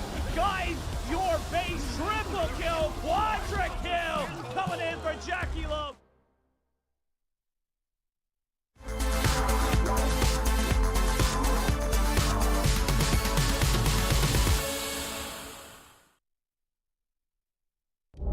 He's going to feel really good playing as aggressive as he's been. Should be playing. FPX could be in trouble. Gideon goes in. No, he's dead before the fight starts. Flyer's going to come in late, but Lola is already down. The ulti burned down. It's all out onto LWX. He's going to get flipped back as well with the dying breath. Cleans it up. Running away. He cleanses through. Dodges away from Care. His last auto. Oh my God. It was Jason Bourne. The bigger thing is that Light now has to reset, so Ruler going to get that wave in and deny some gold. Oh. We haven't Hang on a minute. Kill it topside? He's got the armor straighting, but it's Gragas. It's Gragas. Oh, get ready, Bomba! I think it's on their mind right now. Frank's 2v1. He's gonna go Are for they a about to 1v2. end He's up got on a TP Twitter? coming in from Dove here. He wants the highlight reel. He has the GA. He's surviving. Heroic entrance comes in. He hasn't gotten his GA popped yet. He finally does, but the health bars from LGD have no way to stay in the fight. Why is Cam in some trouble here? Riposte comes out, Counter-Strike misses, he's still alive, and the rest on, flash it forward, on, the root ends, and YSKM comes in to clean up a double kill. IG destroy LGD in game 1. From the side of Ultra Prime's tower, but they haven't dropped just yet. As they say that they're going to go straight in onto Doggo, who does cleanse and flash away. Chain of Corruption doesn't really land onto anybody of significance. Rookie flashes forward, gets a double, and this game is done. This series is over. Blink and you'll miss it. Rookie has just decided they wanted to win the series. I think it's because you need to get on top of Light. You need to be able to take him down. He finally doesn't have his summoners up, but he's still playing around this so well. That's what Lyric said. The bell comes out though. Kanavi going to be chased up. He flashes away. 369 looks for another angle. 369 there on top of Casper. They get him, but Light still issue with Xiaohu firing away. The Shy from downtown. Where did he come from? Where did he go? Where did he come from? The Shy's Cotton Eye Joe. Just talking, but seeing as you ask me, you know that I will call it how I feel it. It's only gonna happen if you want it to. It's only gonna happen if you want it. It's only gonna happen if you want it to. It's only gonna happen if you want it.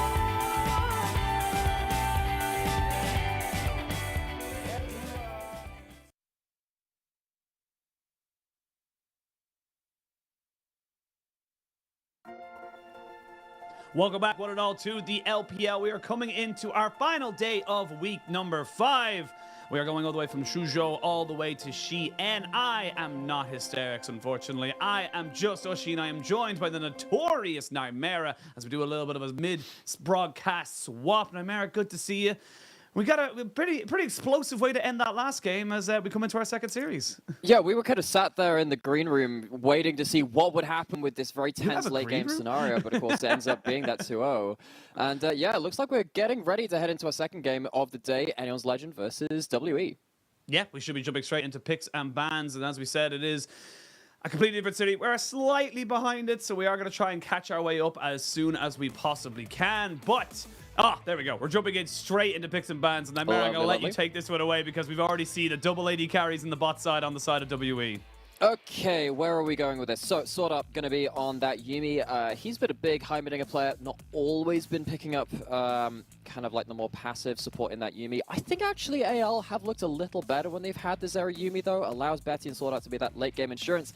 You got to get through this double AD carry lane first, though, from Hope and Iwandi, and they actually have been fairly solid from Team WE. They haven't necessarily been the I guess the clutch factor and the big playmakers for them. I think that's really been Shanks in that mid lane, but still having this double AD carry in the bot side to pin down one of the late game insurances for Anyone's Legend, that's a good sign from WE.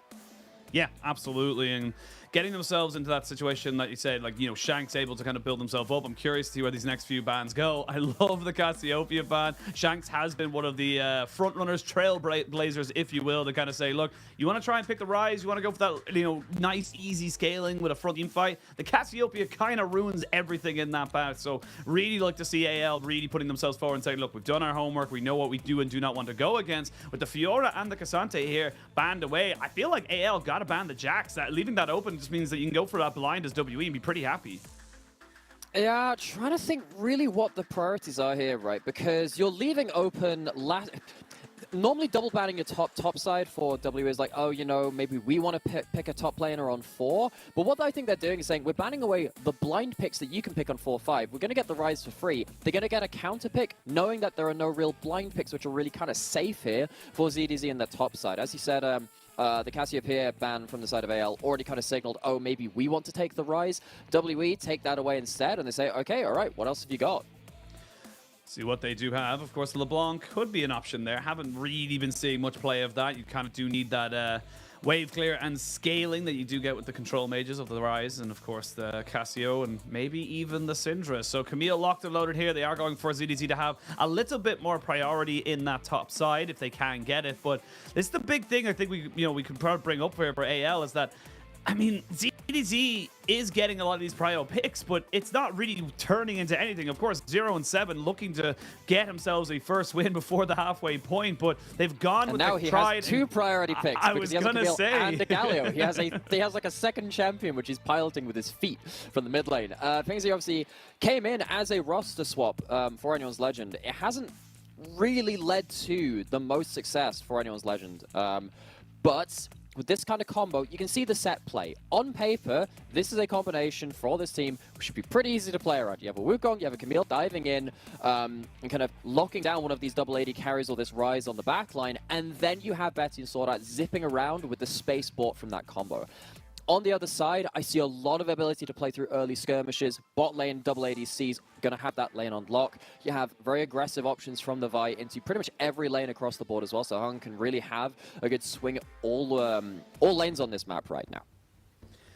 I mean, it was a quick enough draft for us, but it does feel like, as you mentioned, there's some pretty definitive ideas coming out from these sides. I look at AL and I'm just like, team fight, team fight, team fight, team fight. They're looking to try and get this ramp fight. They're so short range that if they do not get this Camille-Galio combination, like you just mentioned, off and running in a team fight, they are going to struggle because the range advantage you have coming in for Team WE, not even just including their bot lane, just in general, is going to make it so difficult for you to really actually get anything going. So for me, it's all in or bust here for AL, and for WE, they keep them at an arm's length. They're feeling good.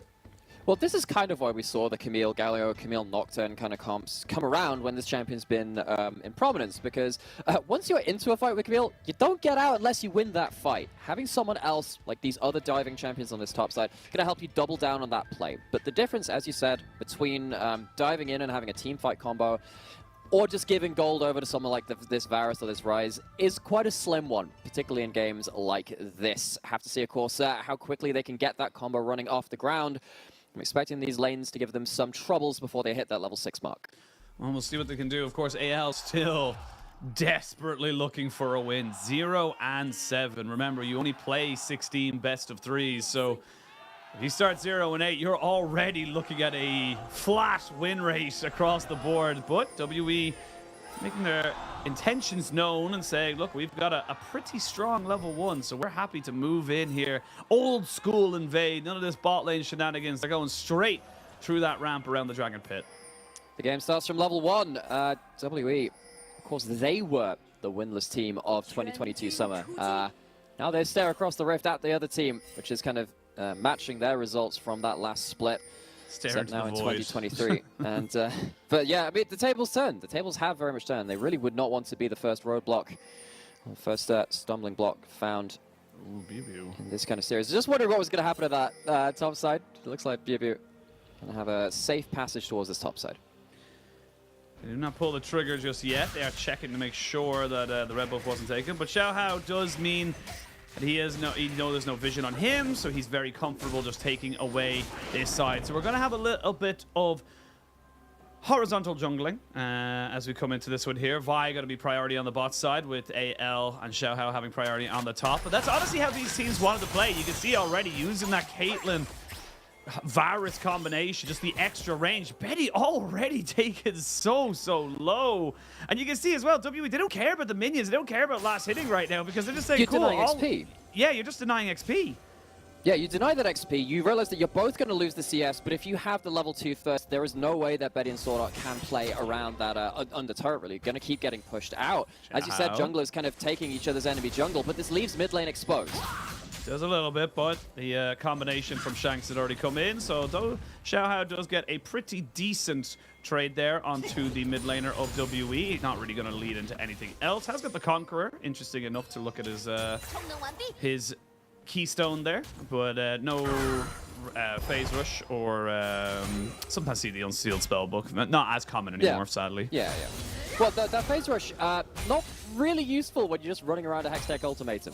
That's my takeaway from that one, but it does mean that against these melee diving champs on this top side, you have less ability to run away from gank situations like this.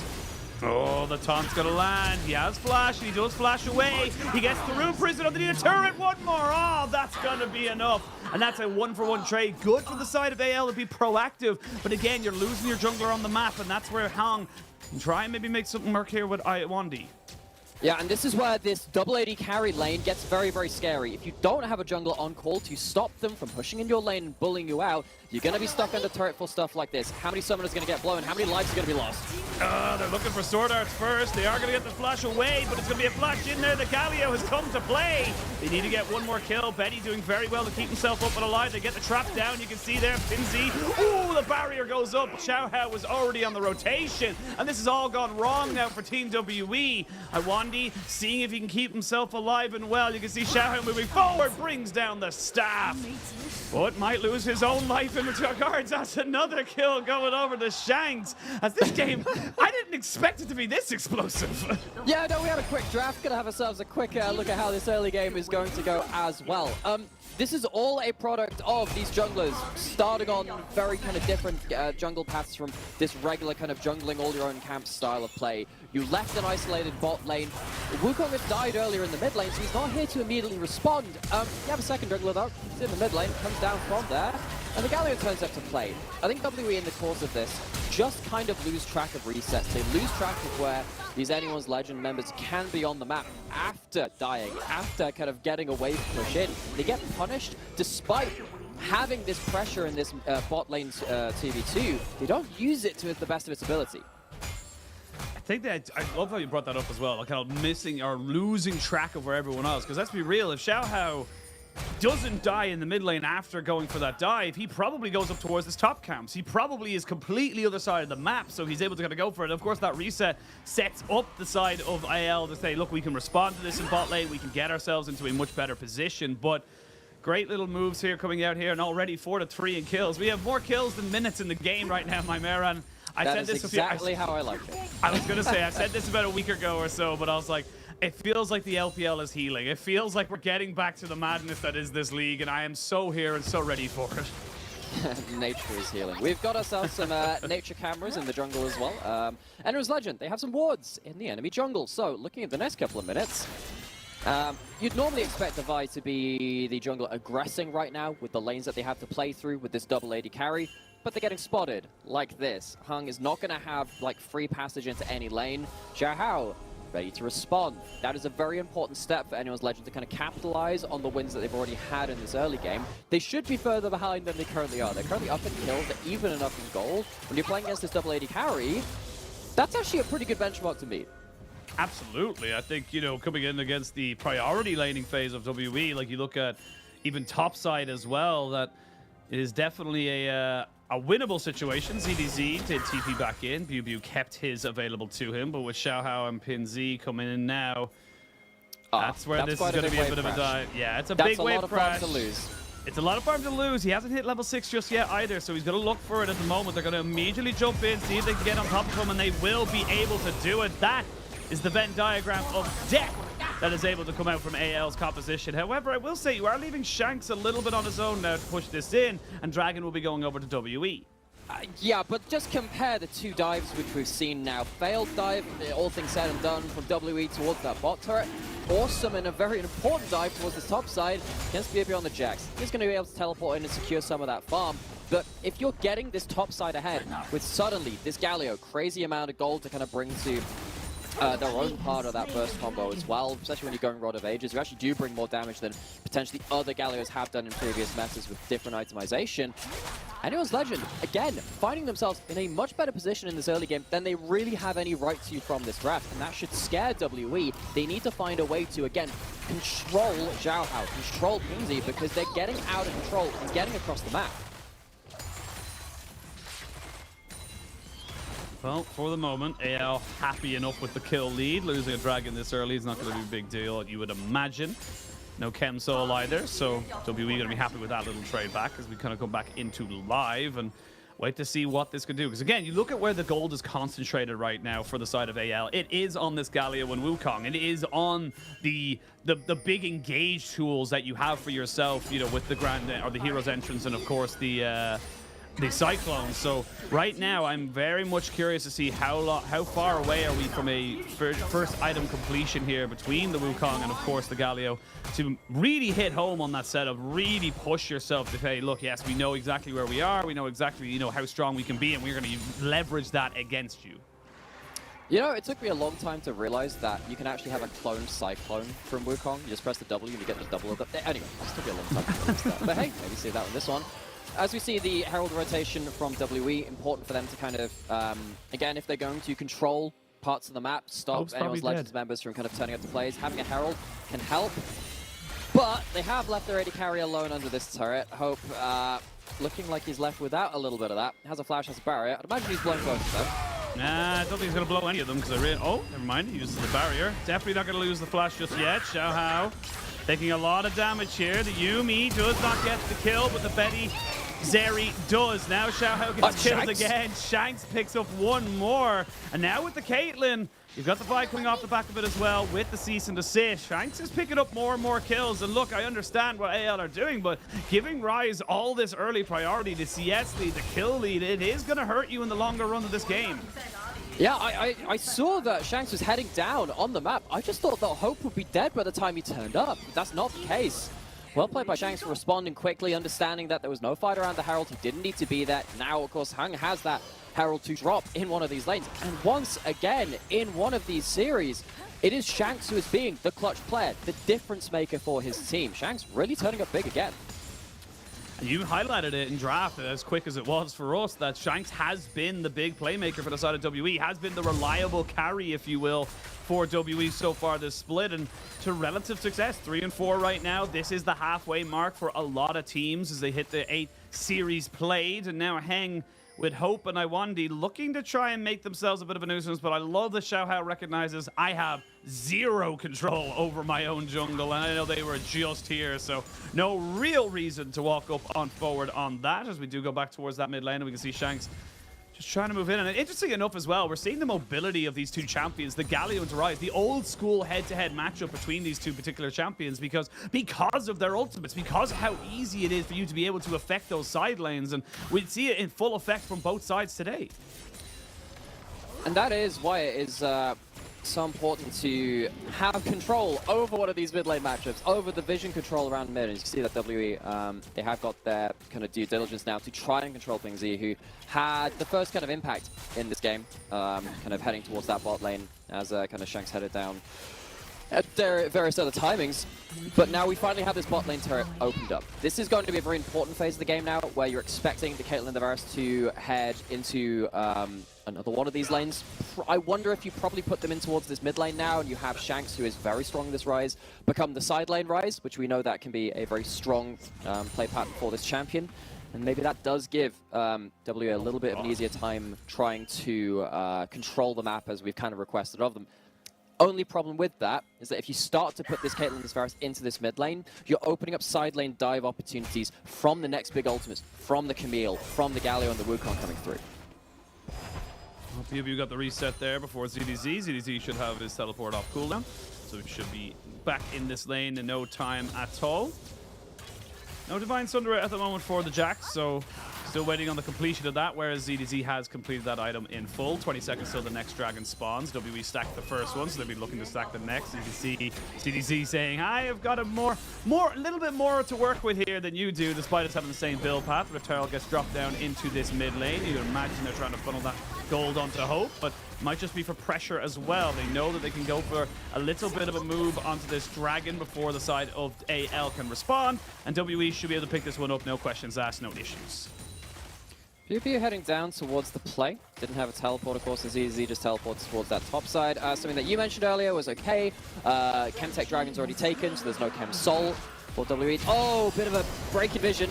Oh, the ace in the hole is literally just that sniper Iwandi from the backside. It took a couple of summoners, it took a couple of ultimates, but they get their man regardless. And not only that, they get the cleanse out of Betty. So right now, it looks like Sword Art not really inclined. Honestly, I would have expected to see a summoner heal there. Might not have been enough, might have been. It's hard to know in those situations. But big pick off there for WE. And this is where AL have, honestly, all season been struggling, is those mid-game slip-ups where they seem to have a good early game and then they just let it go for some reason.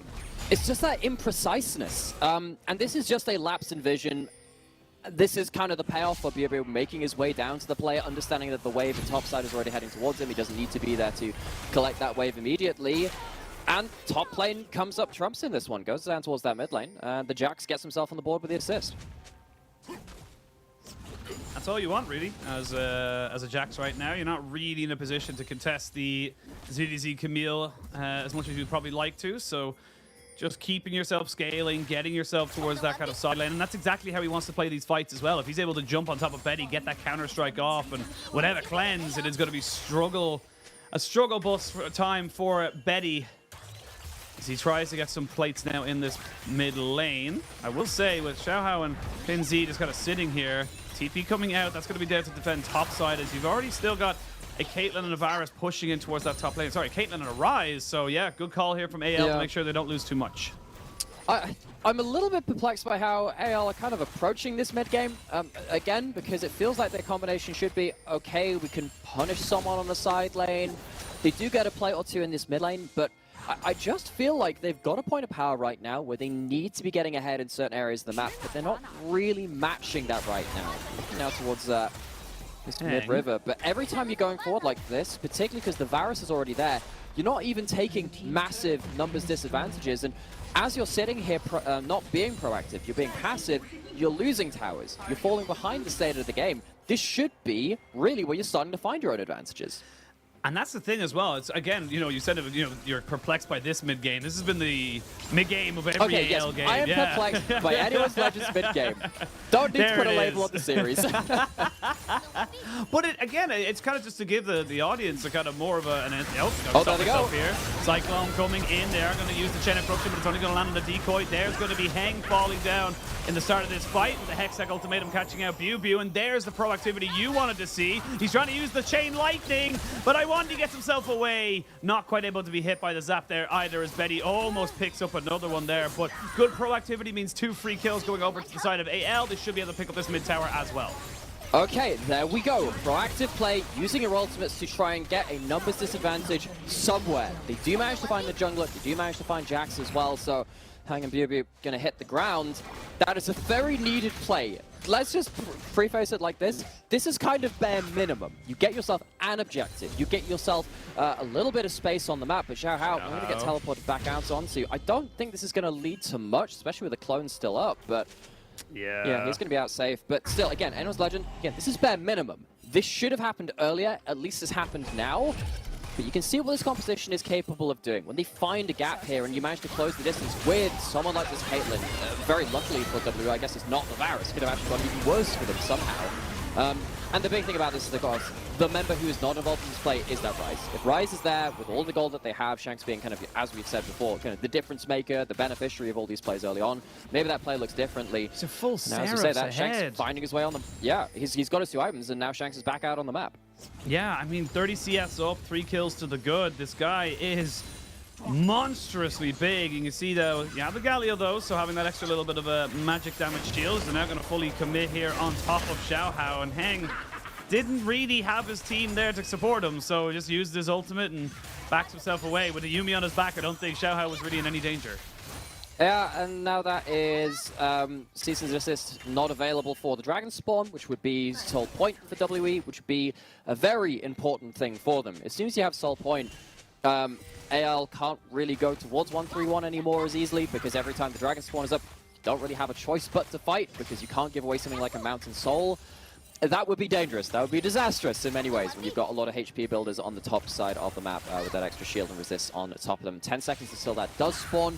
Shanks pushing out this bot wave is actually going to be at this play this time, so watch out for that rise damage. The Conqueror, as he said, as that rune gives you a bit more ability to really stand and fight as opposed to run off with that phase rush.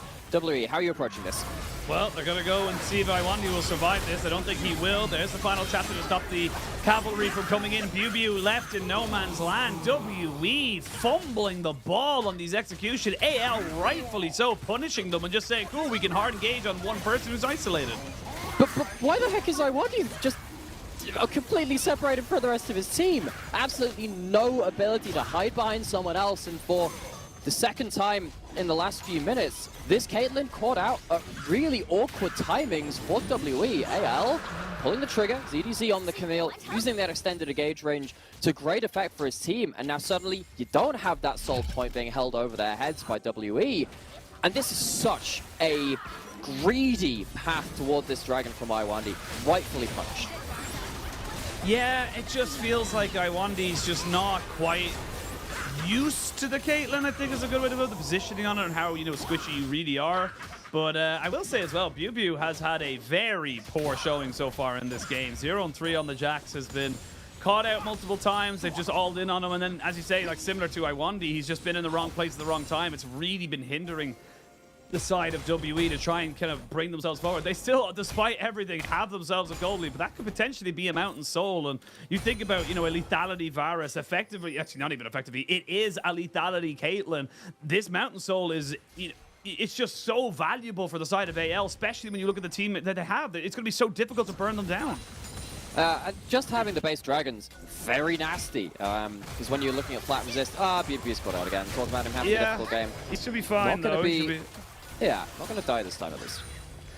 No, bare minimum. Didn't die at least. But WE now trying to see if they could maybe use that leverage now with Betty and Sword Art, who fully committed there into the top side of the jungle. Rift Herald does get dropped into my favorite thing in the world. I say that though, but no one's actually escorting this. And now Shelly is going to get her head. Yeah, she might actually be not used. Team? Yeah. Shelly doing her best. This is setting up for a play in the mid lane, though. It is definitely setting up for a play in the mid lane. And Xiao Hao does not get hit by the ace in the hole. TP comes in from Ping Z. And again, more and more little things going in favor of WE. Now BuBu gets caught out in the top side. The Venn diagram of death comes in as BuBu trying to see if he can survive. He is fairly tanky as a 3v1, but not tanky enough because it's still a 3v1. So again, 0-4. BuBu is just not respecting this old school combination of Camille Galio. We've seen it so many times now where they just jump on him and kill him. Yeah, and WE seems so discoordinated, disconnected. This Ryze is plays. Ryze is where your damage is right now. Ryze is where your everything is right now if you're Team WE. AL, credit to them for finding the plays where Shanks is not at them. But W are also playing a hand in this too. They committed to that mid lane play, which didn't really see anything. They couldn't get a clean engage off. And it just feels like, again, WE not paying respect to this combo, which AL struggled to get off the ground early, but they're finding great use out of now. Yeah, again, I like the words you use there, respect. They're not really anticipating what's coming in. They're just wandering in nonchalantly. It's fine. Don't worry about it. You're, you know, this, we're that. It's fine. But now you look at the top side. That's the Ravenous Hydra. You are a Ravenous Hydra down now as BuBu into ZDZ. And Shanks is doing very well. 3-1-0, has himself plenty of gold, but really not what you want to be seeing here at the moment here for the side of WE. Very much not the big play coming in bot side. See, result. Pingsley just trying to bring this lane. They're going to try and go for him, but you can see Shanks putting out some decent work of his own. TP going to be coming in. Great stopwatch used there as well. Shanks looking to try and make this one a little bit more painful for ZDZ, and he will shut down as he flashes forward. The H to the hole was good. BuBu by himself. Just, you're playing weak side. You know your team's not working towards you. Just back away, bro. But AL, The one person you've tried not to fight is the person they go onto in a side lane. You see how close it gets on the other side as AL make a bit of a bizarre choice to play on both sides of the map. Typically you're looking at only playing on one side as one of like the fundamentals of League of Legends, but they lose one in that attempt. They're going to lose a mid lane tower and everything that they've been working up to. Again, it's quite fragile. As soon as the Ryze gets into the play and starts doing damage, things get really dangerous for them. We'll say though, Shanks did have to use his stopwatch in that last endeavor. So now Heng, Ping Z, maybe might be caught out here. They don't really have great vision on the side of AL in their own jungle, and you can see they're looking to try and catch somebody out. ZDZ probably not the best person to be jumping on top of, if I'm being totally honest, and I believe WE agree as they back themselves away using all of the fruits of nature to try and keep their vision and of course their avenues in. Good trap line being built up here by Iwandi as he tries to just stop any and all engagements. AL going to take the long way around and bring themselves around that mid lane. Dragon has been started, but I don't know if you want to take this fight just yet. There is no real vision right now as Xiaohao moves forward. Look at the ultimate cooldowns. Big combos available. See if anyone can start splitting this fight. Xiaohao's looking. They're going to go for it a little bit. It's going to be Bew cut off on the top side of this fight. Chain of Corruption misses completely. Hextech Ultimatum comes down, and Shanks doing a lot of damage, but Shanks has been found and taken out. Betty picks up that particular kill. Heng picks up CDZ on the backside of this play, but now he's isolated away from everybody else. Good flash there from Betty to make sure the Vi could not get over the wall. There is going to be absolutely no way they're going to be able to try and get him. He's going to survive. He's just going to take a little bit more extra time before he does eventually fall. And AL kind of just throwing WE around the place right now in these team fights. Not what I expected to see considering the start of this game. Well, there was no stopwatch. You called it out earlier. Shanks couldn't disengage from that play. Gets engaged onto you by that Camille. Gets the Galio ult on top of him. It's like, okay, all right, you're in the bounce house now. You're not going to be able to survive. Hope around the corner. Beauty back as well, but I don't think there's much to be gained. And WE, from what seemed like a real chokehold on this game, looking at that soul point, have fumbled 2 Dragon setups back to back. They had the trap lines, but again, just watch how little Shanks gets to do, or at least the amount of time he has to do things in. Bew, yeah, we know he's having a difficult game. He doesn't have the stats to really play around, but Shanks, he gets like this amount of time to do damage, and that's it. After that point, no ability to turn things around, and you can see how close he gets to a load of these kills, but it's not nearly enough. If you have a stopwatch in that point, things get very, very different, and at WE, desperate looking at Baron. They're looking at the Baron flip right now. The final chapter comes out as Xiaohao does pick up a kill onto Shanks. That's your damage. Bew trying to jump onto Betty, but you just said it. You don't have the damage. You don't have the stats right now. With DDZ jumping all the way into the backside there. 3 kills go over to AL. WE have lost complete control of this game. AL should be coming out with a W. And that is much, much needed for this squad. Winless so far in series. It's not done yet. It's not put to bed. Trying over the wall, maybe looking for a steal, but Kingsley looking to play blocker. Yeah, he's going to do it as well. Betty jumps in over the top as well to kind of say, hey, look, we got ourselves a couple more kills. The Baron, and this game is all but done. Nightmare, Baron secured. They're going to be able to get those lanes pushed out. Plenty of standing gold available to them. And WE, honestly, WE looks so out of sorts right now, so disconnected with this composition that it's just desperation, as you mentioned, for this Baron to try and make something happen. Yeah, the objective setups just haven't been it from Team WE.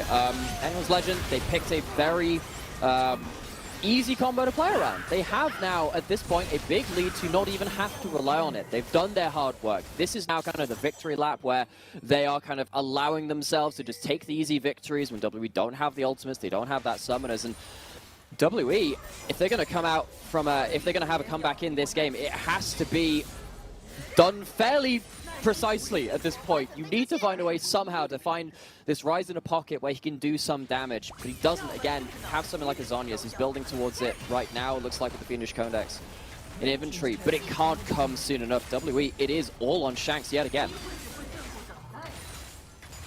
I mean, Shanks got to find something, but Shanks needs a Zhonya's, I feel, to really be relevant in the next few fights, but with all this power that you gain with the Baron, all this pushing ability, having ZDZ with Eddie on the backside, just saying, look, we can do this 3, honestly 2, 2, and 1 in the middle, kind of say, look, we can go for this. Shanks isn't even with his team right now, level 16, but I feel like this is the correct call because you're not really going to be able to take a fight 5v5, but you got to do something else because I feel like right now you're just losing the rest of your base. You maybe get an inhibitor here, but it could be an equal trade. It's not done just yet here for Shanks as he does not pick up the tower just yet. Should be able to finish it off there, so nicely done by him, but again, you're losing so much else, and you got to remember as well, that's a Galio with TP and his ultimate, so he should be able to join the rest of his team, no problem whatsoever.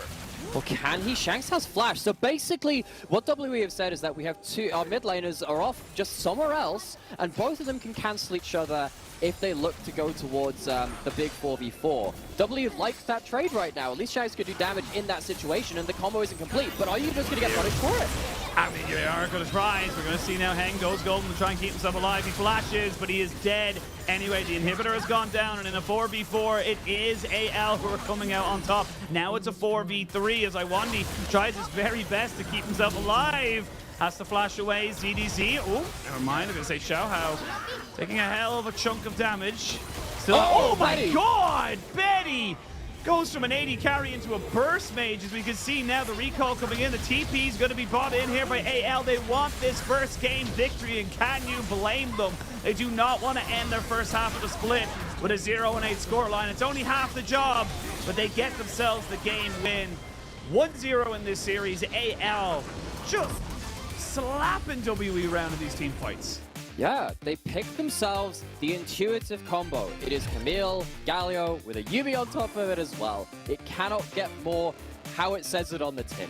They play out that combo. It takes them a little while to get it going, but on the other side, WE, they are going to have a very stern talking to by their coach in that break between games because that was not it. That is the kind of game where it feels like it could have been in their hands. Shanks with a lot of gold, this Rise being able to take over various parts of the map was misused, and those objective setups were absolutely not helping anything. So WE, they are seriously now, if they continue on this run of form, looking at giving Anyone's Legend their first win out of 8 series played. That's the thing as well, is that you come into these kind of series and everyone's obviously writing off AL, saying, look, they're 0-7. And yes, they have had some glaring issues in the split so far, but the pressure then goes to the other team. You can't be the team that allows AL to take you down, because what does that say about you? But I am very much of the opinion that there are no easy matchups in the LPL, and I think we might be seeing a fortifying factor to that today if AL are able to take this victory. But I do agree with you. I think WE just 100% disrespected AL and their ability to be able to team fight. And it came down to, like you mentioned, the execution. Super bloody easy to throw in and go, Camille go in, Galio go in, Wukong go in. We'll figure out the rest from there. We have the ability to make that work. And as much as you had this double 80 carry backline, they work when they're like, 600 range from you. Maybe more than that because you're playing poke. It doesn't really work when you're like literally in their face. And that was obviously a big problem with this kind of combo. It wasn't precise enough. That's what it all boils down to, really, from WE. That's something that we've talked about for a number of mid to bottom table teams. And WE, they're looking to push in towards a hopeful playoffs bracket point. You know, they are sat here at, 3-4 in their first 7 series, making that even out if they can win today at 4-4. But this is the kind of game which gives you an awful lot of questions about things. It's not like they're trying out particularly different compositions against a 0-7 Anyone's Legend. They just didn't play that well. It's not the picks on the table and they're trying to experiment. I think they just need to work out a lot of the communication issues. Absolutely, and I think the thing is, you look at this composition from WE. If this gets ahead from bot lane, you have a great core unit, you go for a 1-3-1, the Jax is on equal items or equal footing, or even preferably ahead of ZDZ, so the split push is very much a threat, and you start to just pull apart this hard engaged composition from AL. That didn't happen, and because of that, you're looking at a composition that just does not know or does not really have the ability to hard engage on the top of AL. Sure, Hen can go in, but we saw it multiple times with the cease and desist. He goes in, immediately basically dies, or at minimum just kind of gets isolated away from his team because no one else can follow up. And then AL just saying, look, ours is very easy to execute. Hextech ultimatum, Hero's entrance, no problem whatsoever. And it does feel like it was a little bit of a, a draft, not even a draft situation, but definitely a composition that WE drafted for themselves that maybe they weren't ready to execute on. It's very difficult to find a team that can take all those winning lanes and just win through the laning phase. But The thing is though, like they're no stranger to playing through, you know, these fighter top lane, initiator jungler, something like a Ryze or a Cassio, kind of like scaling mage in this mid lane, and then kind of like some kind of pressure bot lane. For me, on paper, this should be something they're practiced with. The fact that they didn't manage to pull it off, or anywhere close to that in this game one, is a very worrying sign today. Well, we'll have to see if they do change up their draft, or maybe they're willing to run it back. We're going to send it to a quick break, and when we return, picks and bans for game number 2. Very big. Balan putting himself in front of the top esports jungler to make sure he cannot get away. As Ching picks up that kill. Harry is coming, and Harry is getting bigger. Ching is moving forward. This is Ultra Prime, but look at Rookie. These health bars are so low. Rookie gets one. Rookie's looking for another one. You can see it in his eyes. They're going to get another one as well. Rookie has just made this fight his own by just sitting on the backside. The LPL are kings again. A classic Fnatic death brush. We're going old school here in this one. There's a pick. Can they find more Papa in the middle of everyone? The lightning glider. Oh my days, it's already over. When I think of Edward Gaming, I think super carries in every position and an almost guaranteed finals appearance. But to be honest, this year, I doubt it. I thought we may witness the end of an era, one that has been defined by winning. But what I didn't expect is that we may be witnessing the beginning of a new one. Ulted into 4 people, and he is not scared. NIP being surrounded. They're being pushed into a corner, and a Kennen ult. They get 1 kill onto JJ, but it just does not matter. But don't get excited just yet, because across the stage is a team that has taken no prisoners. Calling this matchup a test would be an understatement. But hey, what better way to prove yourself than against Rookie and Jackie Love? He has teleport. He's They get it away from Ultra Prime, or sorry, Ultra Prime get away from them. The Stop Esports now looking for this fight. Look at Jackie Love just putting in work. Rookie is ending the game. Guys, your base triple kill, quadra kill coming in for Jackie Love. Didn't even know what happy means till you came along and walked into my dreams. It's funny how the times can change so fast. Looking straight ahead, I don't think of the past. You've changed everything. It's like bright lights and a starry sky. We're gonna feel that way most every night.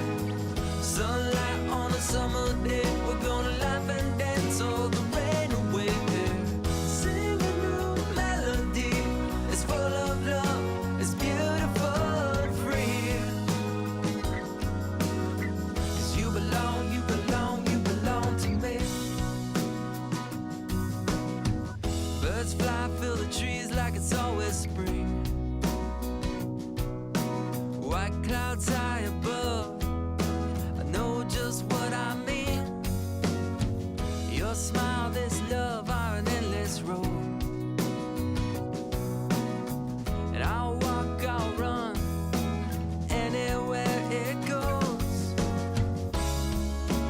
You've changed everything. It's like bright lights and a starry sky. We're gonna feel that way most every night. Sunlight on a summer day. We're gonna laugh and dance all the rain away. Sing a new melody. It's full of love. It's beautiful and free. 'Cause you belong, you belong, you belong to me.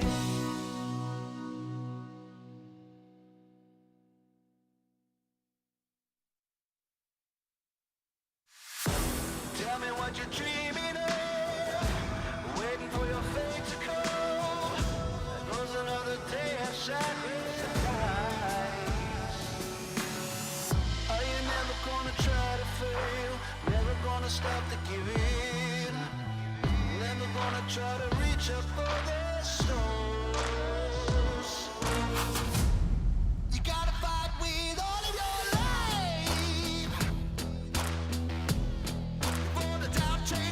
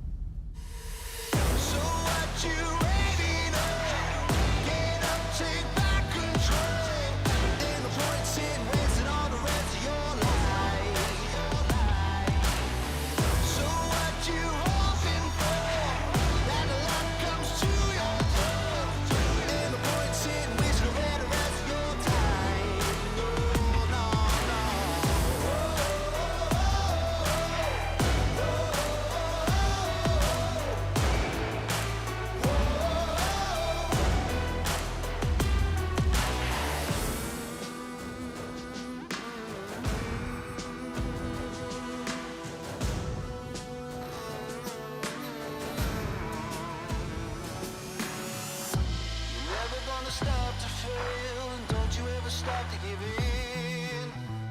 Never stop reaching for the stars.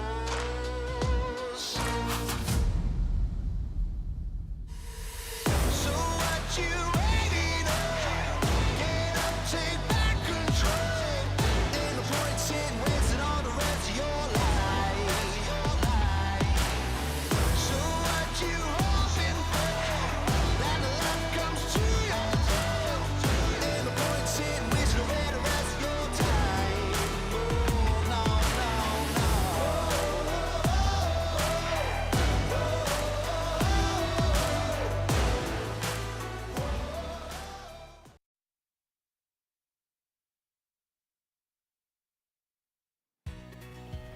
We're back, looking at some fantastic evening night sky of Xi'an. Lots of people, lots of buildings. Very pretty lights, I must admit, over everything. But we're jumping into our second game of our second series after AL just decimated WE in that first one. Our MVP was going to the mid laner of Ping Z, and he was everywhere he needed to be. He was the engage they needed him to be, and he dealt with the Rise when and where he needed to. Yeah, you weren't really allowed to side lane this game. Pingsy was going to be that, holding you to account. There was like one fumble in bot lane onto Shanks, but that was literally it. Pingsy really controlled things from start to finish in that game, and it did feel, as soon as that Galio ult was cast, the fight pretty much just ended in anyone's Legends' favor. Of course, it started earlier than that with holding Shanks to account in this mid lane. Of course, this turns out to a 1-for-1, but really after this point, it was the Pingsy show on the sidelines.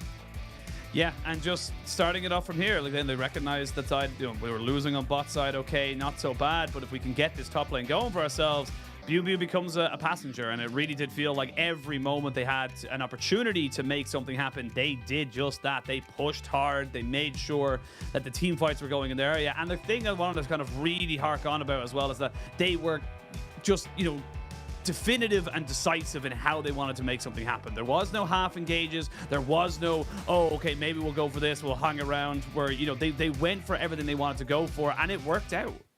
Which is obviously important to mention because, about 10, 15 minutes into that game, 10, 15 minutes into that game, we're saying, hey, you've got to do more with this. You got to find these engages. And then as soon as they pulled that trigger, they pulled it hard. And that's what we saw really after that point was every time those ultimates was used, W really couldn't stand and fight. So now we're into the second draft. Same sides as we had in the last game. So we have to see if there's any changes to that draft. Of course, we zipped through the first one. Going to have a little bit of a slower, measured approach to this one. Have to see if WE change up their picks and bans.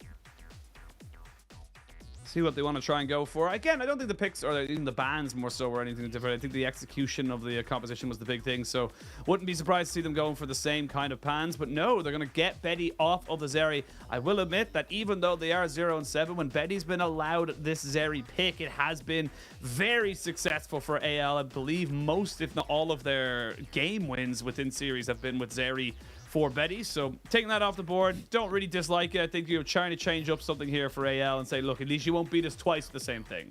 Well, there's also a secondary reason for that too, because it also allows you to put Sword Art on Yuumi, and Sword Art has also struggled in Spring. Having the Yuumi kind of puts you on rails, says, okay, support, you absolutely know what your job is right now. You're not going to be liable to get picked off as Sword has played a lot of the Nami with the Lucian Nami and then the Heimerdinger as well, which she's kind of struggled on. So now we're going to have to see if AL are going to close out the series in this game. Can you do it with Sword Art on another kind of pick than the Yuumi, which he's been more successful on?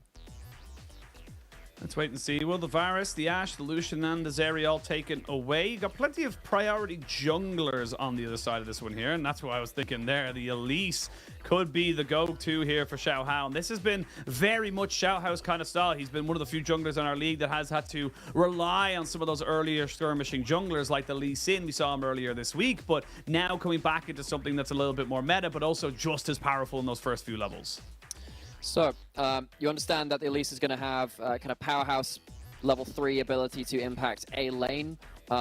Most of the time, Elise actually hangs around bot lane nowadays. So picking yourself something which is self-sufficient, can maybe 2v3 in this bot lane, is pretty okay, especially something like a Heimerdinger can achieve that. You're going to pick up, well, you can't pick up the Ashe or the Varus alongside it. So what else are you going to pick that can kind of sit there and effectively soak pressure at level 3 if that's your goal? Well, Now you know you're going into the jungle matchup, so Hammerdigger locked in, and they're going to get themselves that nice little bit of support. Still very powerful. We are still on 13.1, so very much a power pick in the meta right now, but we are seeing teams shy away from it a little bit, and it is kind of a symptom of the LPL because we spend so long on a patch, but they know a new patch is coming. Some teams just tend to kind of say, look, let's just pretend that we're not on that patch right now. Let's just pretend that we're on the new one, and we're going to try and make this one work so they have a little bit of a leg up as they go on. It is a strategy. I believe RNG did it in summer 2021 that that's a started really cool 1-5. to have. I like that a lot. It's an interesting one. It's a curious way to kind of put it. But now AL picking up the Caitlyn themselves. Could see a Caitlyn Lux angle coming out here if they really want to go for it. Of course, we did see Iwandi with the Caitlyn support in that last game, so it is technically still a little bit of a flex. But AL saying, look, we're going to get ourselves that good combination with the Elise with the Jace. Yeah, that's so. Going back to the Caitlyn though, Betty hasn't played the Caitlyn yet. So they've only played one game of the Caitlyn, Have Anyone's Legend, and that was a Caitlyn support for Sorta. So that flex, very right to call that one out. And again, we kind of talked about how Anyone's Legend and particularly Sorta have struggled a fair amount. The Yumi's kind of, the Zero Yumi have given Betty and Sorta late game endurance, but also given them kind of like a very defined play pattern to play towards.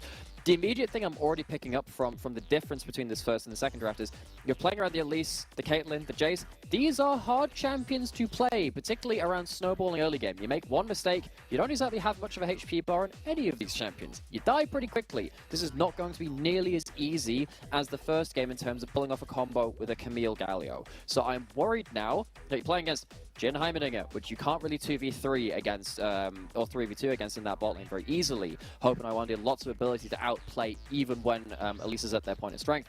And then the Sejuani able to pick off anyone across the map in later levels. I don't think you've got many good options to play through early game for AL right now, or at least it's harder to do so, and that worries me. See what they end up going for. I was just about to mention that it will be interesting to see if either team does ban the Renekton as a very good combination with something like Sejuani, but also just as good with the Elise. So it is WE to pull the trigger on that particular ban. We had two of the historic kind of like Renekton combos there. That was a good call. I like that. Yeah. Just the niggly we were missing out. But it's nice to call it out.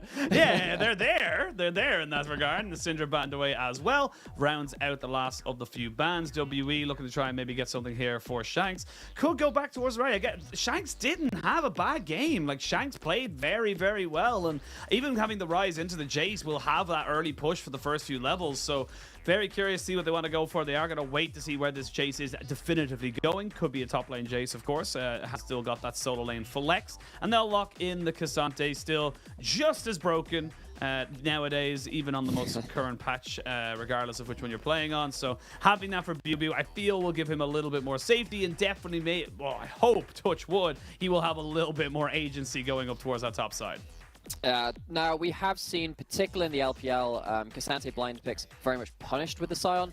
In this draft, I don't mind picking the Cassante, particularly if you're going to, if you've seen AL kind of play towards their own dive combos towards that top lane. Cassante is very hard to dive in his own right. Not going to be the case in this one, though, and we are going to see Betty on the Caitlyn. He is a very historic Caitlyn player. He's played it for many years, and of course, Betty and Sorta played many combos like this on the Flash Wolves. Caitlyn Lux going to come out. And the Aurelia for Shanks comes out. Look, Shanks, he didn't have a bad game in game one, but he wants more ability to carry, more ability to pop off. The Aurelia into the Jace, that is a very flippy matchup. Whichever jungler makes an impact first is going to have huge value for their team in this mid lane. Really is, and again for Shanks, curious to see what his stats on the champion. I don't believe we've really seen him play this champion before. I'll have a quick check there with our stats and get on it. Come back to you. Yeah, I'll get on to it. He has played it twice. Last time he played it was in the 2021 regional finals. 2 losses. So in his career, he has not won on the Aurelia when it has been set up for him and his team. But it's a new season, and of course, we've been talking about how well Shanks has been looking, even on and away from some of his more meta champions, and this is where we need to see him step up again, because the Rise was fine, but didn't have that survivability. The one thing you have with an Aurelia is you are going to be able to survive for a hell of a long time. That W is so good at just keeping you relevant in team fights. Yes. This lane in particular, though, is going to be very, very important to track, because Aurelia team fighting from ahead is exactly as you described it. You get to do an awful lot. That W can give you loads of ability to outplay, despite the range from AL. There's some ability to outplay with that. But if you're behind, you just jump into the enemy team, you get CC'd, and you die. So, Shanks, a lot of importance on him to get ahead and stay ahead, particularly when you are into stuff like the Scion as well. Scion into a full AD composition, pretty much. The Heimerdinger adding a bit of magic damage to the portfolio for WE, but ZDZ, if he gets a lead like he does last game, similarly, very important for AL. Get a level 5, level 1 5v5 potentially. This Scion queue, watch out for how much value this gets. 2 men and a turret to boot. Yeah, both. Big value. Big value. Well, it gets 5 gold regardless, as we can see now. Everyone is going to put it in. We do tend to have this a lot, but you got to be very careful as WE. You don't want to go too far forward. They're being corralled away and they're being harassed. You can see them being separated. Now Beautiful forced to use the Ghost, and nothing else was used there but a side of AL. Great movement here from AL, really punishing WE, kind of saying, no, you can't be complacent. You've got to be able to make sure you can exit properly, and they lose themselves a summoner. And this is something of an evolution that we've seen from the World's 2022 meta of last year, of course, where you try and level 1 into the Heimerdinger to stop them putting those towers down. Because at level 1, if you got those 3 towers, then you get to get the recharge on the queue as well. So even if you take those turrets, you can place new ones down. It just sets something like these Heimerdinger lanes behind. When you're playing a Caitlyn Lux, you want to push. You want to push as uncontested as possible. Getting rid of those turrets is a great step towards that. I'm curious now, as with the junglers, looking at both these teams, Heng is going to have a little bit of a trouble trying to deal with the Xiaohao Elise. We have seen it multiple times where the Elise will just go for that full tree clear and immediately either look for a gank or an invade. Either or is fine. This Heimerdinger and Jhin combination, we haven't really got a chance to really talk about it, but actually just looking at it as well, I feel like the Scion, sorry, my mind is racing with a load of different ideas and possibilities. I want to get your opinion on this.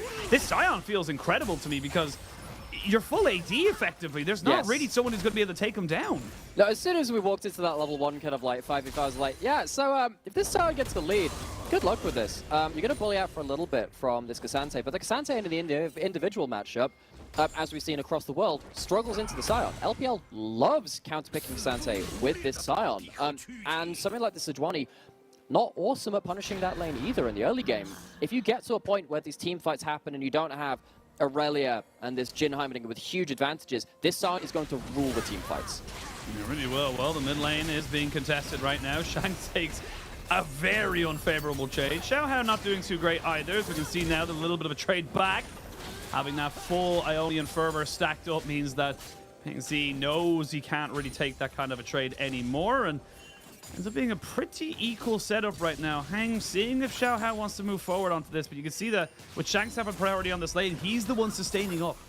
Yeah, both these junglers understanding that if mid lane gets a kill in it either way, things go from bad to worse for the losing side.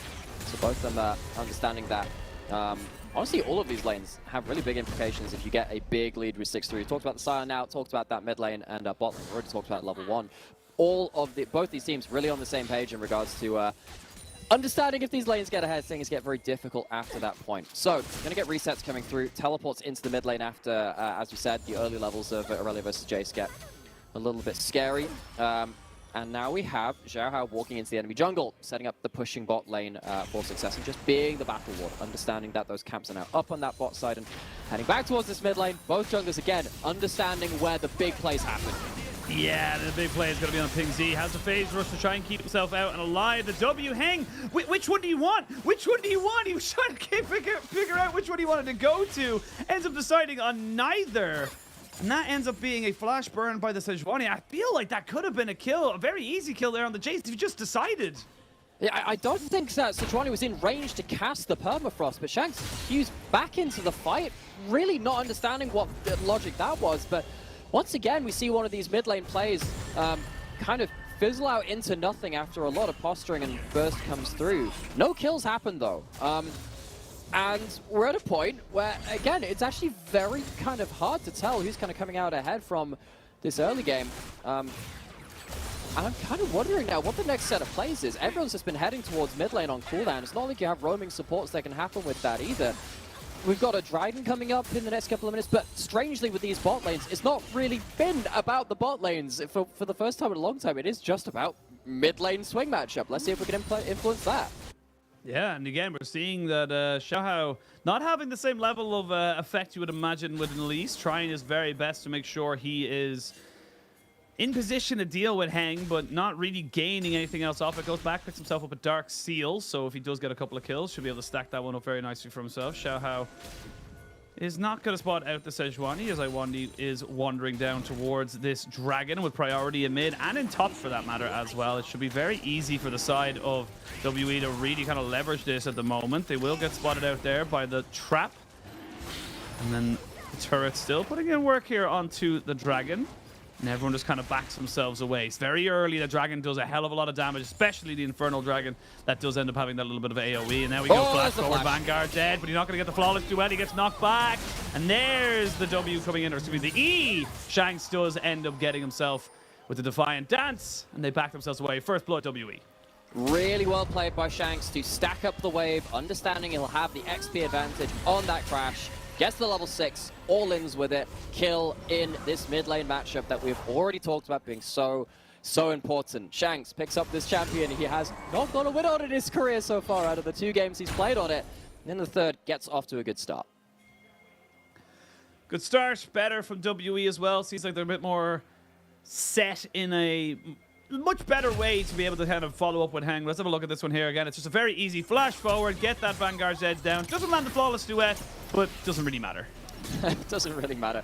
Not even after like that 90% slow from the ult. But who cares? You have an extra point-and-click CC from the Sejuani coming through. Job's done. The real hard work was in setting up for that play, which does a really good job of. Aurelia is largely about wave manipulation, understanding when your XP points are, and all-inning appropriately. So, Wave going to be pushing back towards him. Xiaohao and Sword Up finally kind of trying to get something in this mid lane for Pingsy himself, at least try and secure this. And now this is going to have to be the state of affairs for anyone's legend from a large amount of this game from this point. If you have Jace in a lane versus the Aurelia, you're going to have someone hovering nearby. It's going to be very dangerous now that the first death has happened in that lane. You don't have a flash still. But of course, WE, they put that pressure onto that mid lane. They went for that 1v1, or at least that 2v1 dive. That does mean that they don't have the ability to play towards this Dragon. They're going to give over the first Dragon of the game to AL. It's good priority leverage here from AL. They kind of say, look, Pinsy comes back. He's going to have flash up very soon, or at least the timer on it is very close to being unknown here on the side of WE. The actual ward being spotted is right in the corner. Yeah, it's that like, is you know how terrain, these nature photographers go into the forest and they like leave these cameras like looking over like a log going across the stream. They just see what happens there. That is like the nature photography of League of Legends. Like, ooh, and here we see the wild Elise crossed over in the Dragon Pit at like midnight tonight. I like that a lot. I like that a lot. Geometry helping them out there.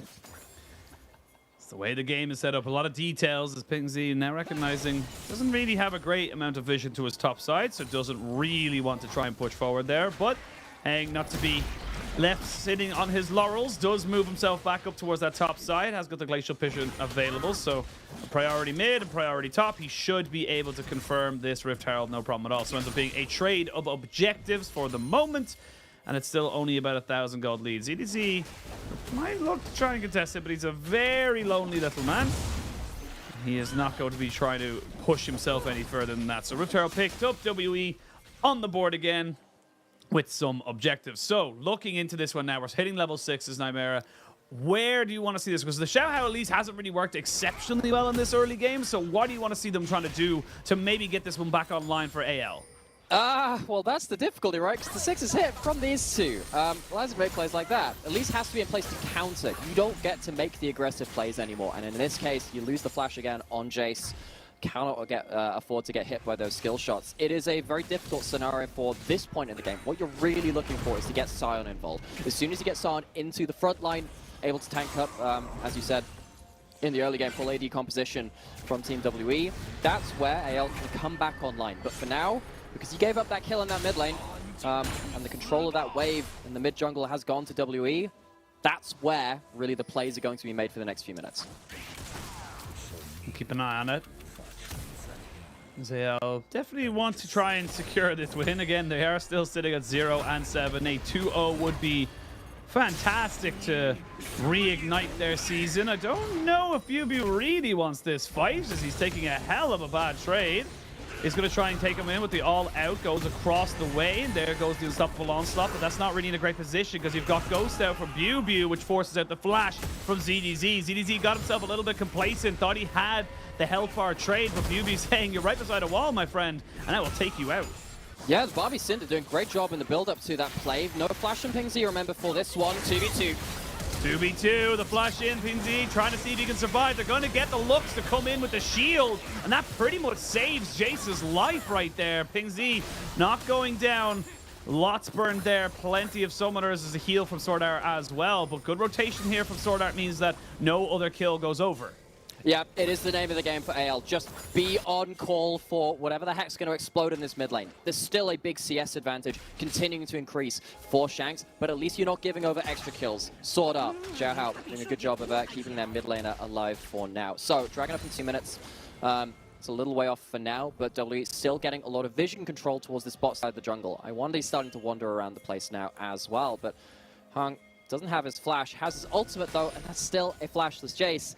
They were there to respond for the first dive. They're not here for the second one. Oh, they're not here for the second one, but he doesn't land it right now. Can't jump onto the Sejuani, who is tanking. And a flash burnt there by Iwani to get him away from the light binding. Betty moving forward here onto Hope, but I think it's just going to be a little bit of peppering on the terms of the damage, and everyone backs away. But again, they're just really putting in work here onto the MVP from game number 1. Pinzy's just not been able to get going on this chase. He's like 30 or 40 CS down now. Yeah, this mid lane matchup, as soon as you see it in that draft, it is all about who gets the first kill there. And now you start at 0-2-0. Jace, really good litmus test for this game to see who's ahead. And gonna go back to this replay. Honestly, AL have done a pretty okay job of responding to these plays, but the frequency at which they can happen is really scary. You've lost your vision control in this bot side jungle now. You don't see this coming. You don't have the ability to back off all the way. Because if you give up another full wave to tower, again, as this Jace, you're just going to go start falling into irrelevancy. It's going to be so difficult for you. You're just trying to buy time now, are you, as AL, to try and get your solo laners into this game. And here I thought Irrelevant played in the LEC, but we'll wait to see how Pinzy is able to kind of go for it, as top lane is just going to be wet noodle fight, something really going to be happening. The big thing, I think, is in 20 seconds, you will have a dragon spawning, you will have flash on Shanks with that Vanguard's Edge to make big plays happen. Shelly dropped into the mid lane, should confirm 2 plates, maybe even more, as Iwandi is in position to make this one a decent crash in as well, but yeah, this is scary, scary times right now. I will say the one saving grace for the side of AL is that the Caitlyn is very far ahead. Caitlyn almost towards that first item, expecting it to beat the Gale Force to keep herself alive and mobile away from a lot of what will be thrown at her from the side of WE. But now AL seeing if they can maybe rotate down the Scion. Has got the unstoppable onslaught should he go for it. They're going to try and bait him out here in the mid lane. Everything misses! Oh my lord, it was a comedy of errors! Hung tried to play Q to hold the discipline on the trigger, but then it just ends up going so wrong, and now you can TP the Scion back up. You can get everyone back in position, and now with a 4v4 though, no TP here on the top side. It doesn't matter. The Dragon goes over to AL. Yeah, want to see if there's any kind of return play from this. You have Flash and you have ult from Shanks. Shanks trying to see if he can make something work. The light binding is fantastic. Xiao Hao, though, has nowhere to go, and BioBio picks up that kill. Nice little rotation here from BioBio. He TP down, but now you kind of have that push and pull. We're seeing these moves coming in. Nobody is around ZDZ, so he's just getting free plates. Yeah, that Demolish proc on Scion allows you to take very opportunistic plates at these points. So, kind of watching the flow of this play, you can see that AL didn't immediately go for the Dragon when it spawned. They understood that WE were looking for the mid play again, so they hold off going towards the Dragon. They understand they can respond towards this mid play as they failed to do so in the last attempts, and they do get something pretty good out of that. Now they get themselves 2 Dragons on a Hextech Rift, which is the strongest soul in the game. They managed to get a little bit of gold back away from WE's mid jungle. And they get that gold in that top side as well towards this Scion, who is so important towards their team fight. So, bits and pieces starting to come together for AL, even though they had some difficulties in that mid-jungle 2v2 earlier. I mean, they are only 2,500 gold behind, but they have 2 Dragons to the good, and we talked about the scaling that can come in. We're already seeing a little bit of that Scion health bar and armor just being put to very, very good use. AL now moving their pressure towards this Rift Herald. TP from BuBu was used in the mid lane prior to this, so he's not really in a position to contest this for the moment, but WE won it. Okay, 5v5, BuBu on the flank, has Ghost, has ult. See if this Cassante can drag some back into the team. Oh, he's getting dragged himself, though. He gets knocked up. The Secure, though, on the Rift Herald goes over to WE. They sneak that one away as Cassante ends up falling down. The upgraded Heimerdinger turret as well just keeps everyone away, but then you're all on the top side of this map, so trying to move in and try and defend this mid turret is going to be so difficult. Oh, trying to see if they can mind game Hope. They see him around. They catch him with not quite. Hope gets away with that. And AL, really good turn on a dime to stop that dangerous Cassante flank. They're losing a tower on the side lane, but breaking up to the mid lane outer, they are more than happy with that trade. Really, really are. There's the unstoppable onslaught, and not going to really land anything from it. It was more opportunistic than anything else. Shelly does get a second hit onto the top side, so if it's still 2 turrets in that top lane, it would be worth it, but Shanks, recognizing he has no real control, backs themselves away. But very quick turn, as you mentioned there, from AL to really solidify themselves and say, look, we don't really care about this Rift Herald, because they trade it back as just as equal. You would imagine the kill plus a tower for a Rift Herald and a tower is roughly the same gold. Yeah, and when you're doing that as the team which was behind and as the team which really want to just get certain key members online like this Scion, it's a big trade. You take that every time, and you're now at the point where you can see Scion walking in front of that mid lane turret and just defending it. This Scion is already getting to the point where he's not taking much damage. Gonna go back towards this replay, back around this Herald. The threat was obviously there from the Cassante. Really well played from Sword Art in this case. Actually both members of the bot lane managing to really burst out that top lane threat, and that was one of the points where it could have exploded. It could have all fallen apart, but they managed to stay the course, keep themselves level. This feels AL can see the win. They feel like they're in a good position. You know, Gale Force. It's in the water. They know, they can feel it in their bones. I don't know. Actually, no, I don't know the full quote from the start of the Lord of the Rings movies, but I was thinking, I was like, oh, maybe I'll do it. It's like, no, I'll butcher it, and then everyone get mad at me. I watched the Two Towers the other day. Just turned 20 years old. It's really holds up and still incredible movies. Yeah, still I have really fun fact. I've only ever seen them once in cinema. Never rewatched them ever. You've never watched the extended edition? I've always wanted to. I've never had a day to do it. No, not like this. That is more disappointing than WE in that first game where they couldn't pull off their combo. BuBu trying to right some of those wrongs though. Managed to dodge out from that Lux Binding this time. Dragon in a minute. Turret's being set down. This is going to be a real push and pull. Mid lane, really important to push in. If you can push in through this mid lane, it allows you to avoid stuff like the turrets and the hit and crash. So they're forcing it already. Oh, they might have found out Xiaohao, but he goes up into repel. BuBu taking a lot of damage. Flash away. The Elise is not dead, but she is very, very bruised, so I don't know if she's going to be able to reset in time for this dragon.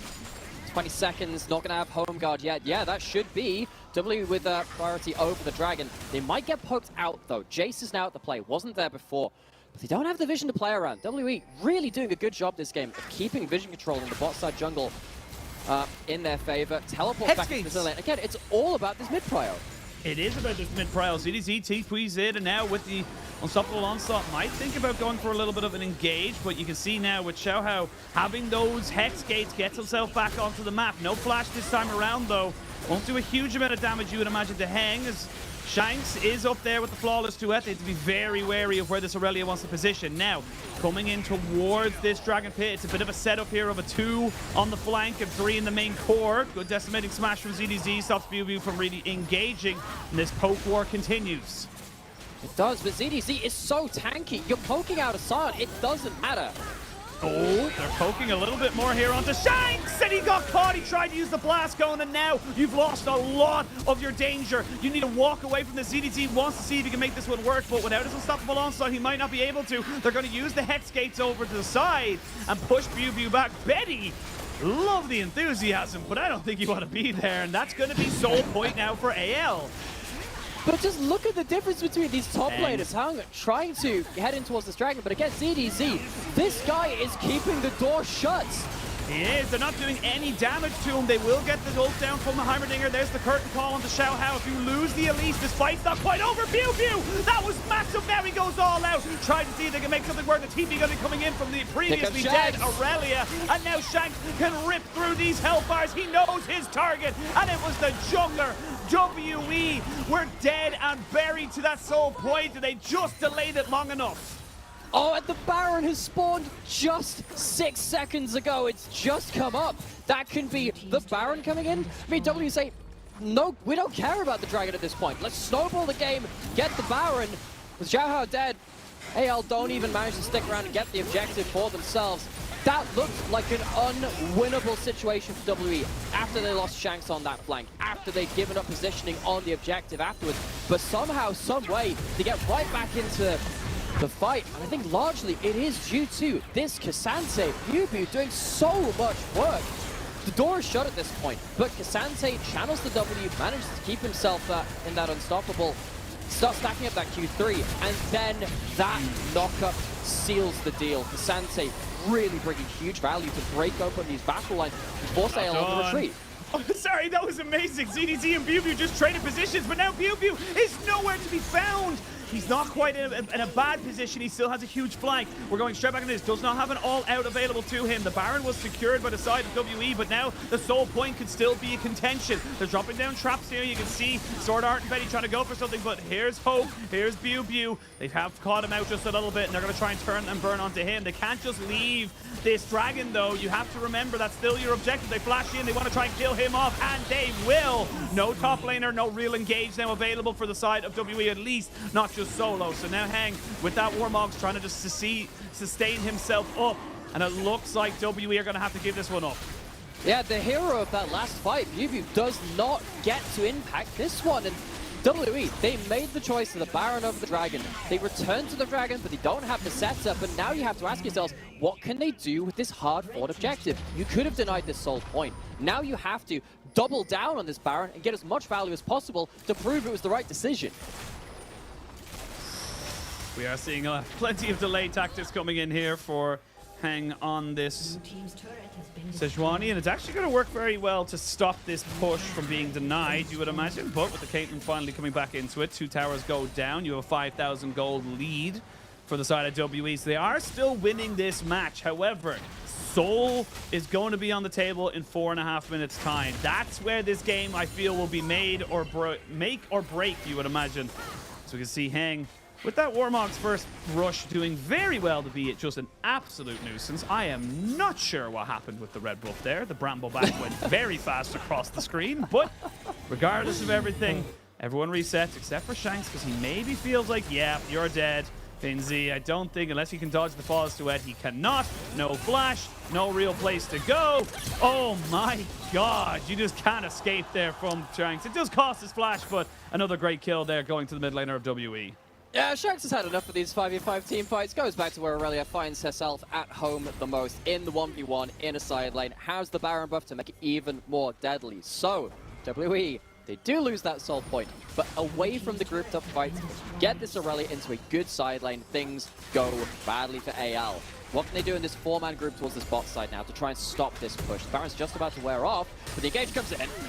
Engage does come in, Sword Art flashes away, hit by the back end of Iwandi's ultimate. Shanks with that couple of more seconds of the Baron buff does force out the unstoppable onslaught here from ZDZ. So 24 minutes coming up to in this game. As we mentioned earlier, it was a 5,000 gold lead. It's actually more like a 7,000 gold lead.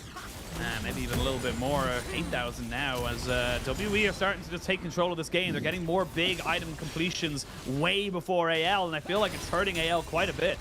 Have you ever considered like moonlighting as like, you know, like the count of count from Sesame Street? Could you do that but for League of Legends gold leads? Like 7,000 gold leads. Get to this replay. Yeah, look, this is just Aurelia things, guys. He's got 2 items and gets the reset. He actually doesn't get the reset in the minion, which makes this a little bit awkward, but every rank of Aurelia ultimate reduces your base cooldown of your Q, which means you have an awful lot of mobility. Jace doesn't exactly do that well against that matchup unless you can burst out the Aurelia on the engage. Not really in that situation, even with those 3 kills. And now Shanks does get control over the entire top side of the map, gets that top lane in a turret down, which of course they went to a little earlier. And now got that. Oh, Hang flashes, has the blast cone. Very lucky that Mother Nature was providing right there. And that's no longer a flash available for the Sejuani jungler, which means that those flash glacial prisons not really an option. ZDZ now with a second item has got the Jack Show to see how tanky he really is. Is being burnt down though quite a little bit by this Blade of the Ruined King setup. Glacial Prison comes out, they have got the curtain call, but look at this. He's just taking everything today. He ran into the fourth shot because he knew it wasn't going to do anything. And he was like, well, if it doesn't do anything to me, then why should I let any of my teammates tank this? Takes it himself into that shield, and again, Aurelia, if they're in a good 1v1 side lane matchup, can do many things. And in fairness, give them enough time in the 1v1, Sion will die. It just takes so long. It's just not worth going for it most of the time unless Sion is really pushed up. AL, this whole game has been about, can you get the Sion into the game? And around these objectives, they've done a decent enough job of that. But WWE, at least kind of finding some space after that Baron take a little earlier to finally deny ZDZ value in this game. Going into this bottom jungle, vision control established by WE. EB, what can you do with this? What can you do with this? AL are going to struggle, you would imagine, without ZDZ to push forward into their own jungle to try and gain vision control. I would love to try and contest around this dragon, especially before this Radiant Virtue is finished up for Hung, who's gone for kind of a mix of both builds. Went for the Warthog's Rush, which is fine, which is seeing actually a lot more, but then kind of went for a Balmy Cinder, kind of went for the Radiant Virtue, kind of testing the waters with a hell of a lot of different things. You can see he is tanky in terms of health bar, but he's not got any real resistances, so needs to be very careful with that. ZDZ moving forward. So everyone's again, got to see priority in this mid lane, got to fight over it. Oh, they do stop him from getting the engage, though. He goes all out, but he's already taking so much damage. You can see ZDZ is just so tanky. He's doing everything he can to keep everyone from helping him. Flash was burned. Sword Art walks forward to keep ZDZ alive. TP is available. Oh, if that light binding lands, I feel like Heng is dead. And now they can move forward again with Dragon live. It's going to be curious. Yeah, but with the Dragon live, it is, again, because you have Caitlyn traps, Lux, you got the Jhin traps, the Heimerdinger. It is all about trying to force in through this wider bush into the river. It's easier to get through that than the choke points. Mid lane priority has been forced by AL at this point, and Sion's in the river. Now what can W do against that? Oh, TP from Bubu comes back on the backside of this. There's no real vision here. They had a pink ward on him, so they know roughly where he is. They don't know exactly is Heng gonna have to back away, use that Warmog's passive to get himself back up to full HP. It's the power of rushing that Warmog's They into don't so have much vision power. on Bubu. He's got a flank here. He's got a flank, but now they see him. They know exactly where he is. They're waiting for the unstoppable onslaught. You would imagine Heng taking so much. Wandi's almost dead as well. Here we go. ZDZ recognizing no one's really going to do a lot into him as the solo laners of WE trying to get a huge flank off. Sword Art heals to keep everyone away. There's the flawless duet coming in. That Shanks needs to be the hero. Flash forward there by Hope, and he does take out Caitlyn. That's a lot of your damage no longer available. ZDZ and Xiaohao running away. Cowards all the way back towards the mid lane, and WE finally get themselves a one fight in the 5v5. The downsides of brute forcing your way into river. You don't have the wards to see what happens behind you. Bubu gets behind enemy lines. Shanks takes a long way around to join his fellow solo laner. And once again, WE find a way through these objective fights against what should be a very difficult team to 5v5. ZDZ, he's not dying, but he can't protect his team. Cannot protect the team. Xiaohao maybe thought about going towards getting a steal, but it would be a one-way trip, and there's definitely no chance of him getting in there without getting killed before that. So let's have a look at this one here. And again, just they have ideas of where Bubu and Shanks are. They're just very disconnected who they want to go for. Yeah, and as much as we kind of talked about, you know, how it's really difficult to dive into teams as Aurelia when you're behind, you're not behind at this point. You actually have enough stats to get... Oh, my, are you kidding me? Oh, that is insult to injury. The dancing grenade does a tango right on top of Jace's head, puts them into the grey screen. And AZ, this MVP from game one, really struggled to be protected and survive these team fights. Despite having those 3 kills, this Jace has had a rough time of it in the 5v5s. Really has. 11,000 gold lead coming in here for WE means they should, quote unquote, have a plenty of it. But you got scaling, and we talked about this a little bit earlier. You're getting to the point where the Sion is just impossible to deal with. We saw it in so many of those fights. He's just running into people, not really afraid. This Caitlyn will start doing a little bit more than this lethality Jhin in those team fights if you can get the Caitlyn to kind of plant her feet and get those auto attacks off. So This game is not dead and buried just yet, but it is still very heavily WE favored. They just need to try and wrap it all up. They need to make sure they don't just drop the ball now, as they are so close. Yeah, well, last Baron we saw from WE, they had a death right off the start of it when they went to go contest that dragon. Not going to be the contest this time. 5 members with the Baron, pushing in across all lanes, starting to have this real chokehold on this game. But they don't really have ways to dive that easily. Hung's going for the ult, trying to catch them out of position. Yeah, it does get the flash down to Pinsy. I've seen like has to do that every single time, otherwise he is just going to die. So getting all these minions now cleared up, and I will say, for the moment, AL not doing a terrible job of defending their turrets. They haven't been broken open just yet, and this is the thing, if you can't break open turrets with this Baron, you're never going to be able to do it, because your setup, your range is just so short. You need to be able to try and get in with the empowered minions coming in with you. Yeah, that's why they're trying to go across as many lanes as possible. That's the difficulty of going across all of these lanes. You leave yourself open to get burst out. They got into a 1-3-1. Very dangerous, but I wonder gets away with it for now. Gets away with it, and with only 45 seconds left, so really only this top wave and then maybe one more, you would imagine, for the side of WE as they look to try and get it. I don't think they're going to break open any of these turrets. They're going to have to try and rely on their gold lead in a team fight when AL are kind of brought out. And I'm not being real with you. It's that AL don't need to leave. AL have the 3 dragons. You don't. And yes, you don't want to give over 3 or 4 Hex dragons over to the side of WE, but I think if you're happy with scaling to kind of say, look, we don't care, then it's fine. But now BuBu, see if he can take a little bit of a 1v1 on that top side. 3 items here onto the Casantes. He goes all out, and there's going to be the unstoppable onslaught. Flash not being used by ZDZs. He's just going to be able to kind of tank that one up. Now that's the ghost sign. You don't have your big meat wall, and it looks like the dam has been broken. Everyone is just falling. You lost the one little thing that was keeping you all there and alive. It was DDZ, and with him out of the picture, it is going to be WE taking this series to 1-1. Yeah, it's punishing the flash not being off the cooldown for just 5 seconds more, but those 5 seconds are enough to bring it to a game 3. WE, they have to fight for it pretty hard. They dig deep. Difficulties in those 5v5s, but they see it through. They do indeed see it through. Benny trying his very best to be somewhat relevant in these fights, but look, you're just not able to do it. The health bars are too damn big. And now we go to 1-1. WE bouncing back in game number 2. It all came off of the combination, obviously, of Heng and Shanks just working with this mid-jungle combination to make sure that Pinsy just did not become that monster of a chase that we have seen so often in this league. We saw it pretty clearly, right? With matchups like that, you got, I know it's not melee versus melee because Jace is kind of weirdly both, but when you have such a interactive level 1, 2, 3 matchup around this mid lane, both junglers need to head there. One kill sticks so hard, and the first kill went over to WE. And even though things actually managed to get clawed back pretty well by anyone's legend, they did well to kind of get the Scion into things after that point. That advantage high game. Jace was no side lane versus the Aurelia, and eventually that became a real sticking point. Yeah, it really did, and I think that looking back on this, there was so many ways that AL could have maybe leveraged a little bit more. But when you look at the draft coming out here from WE, which Shanks on the Aurelia? Yes. Shanks draft, let's go. But of course the Cassante as well. It's less about what damage you had and just knowing or feeling from WE is like, look, if we just survive, we know we can outplay these. We know we've got more opportunities than them, and that's exactly what they did. I feel like the Warmog's rush from the Sejuani and Heng was just a much better setup here because he was able to absorb all that poke, go off into the brush for a couple of seconds, regen it back up, and be just as relevant in the team fights. Yeah, so now we get ourselves a deciding game 3. I wonder whether we're going to go see anyone's legend go back to something a little easier to execute.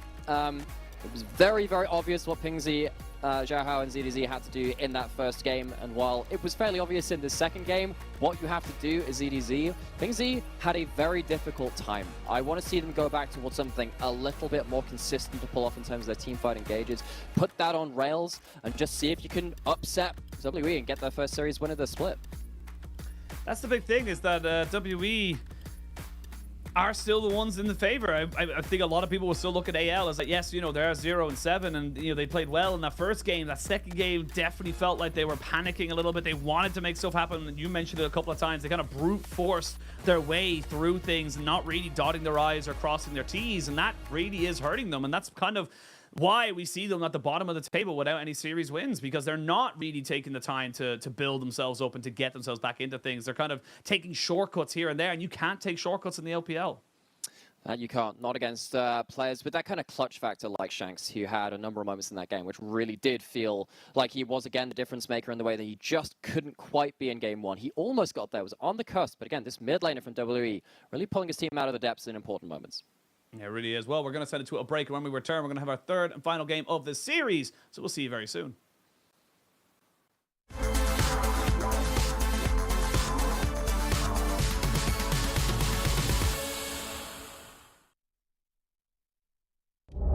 He's going to feel really good playing as aggressive as he's been. Is TP playing? FPX could be in trouble. Gideon goes in. No, he's dead before the fight starts. Flyers Ken's going to come in late, but Lola is already down. The ulti burned down. It's all out onto LWX. He's going to get flipped back as well with the dying breath.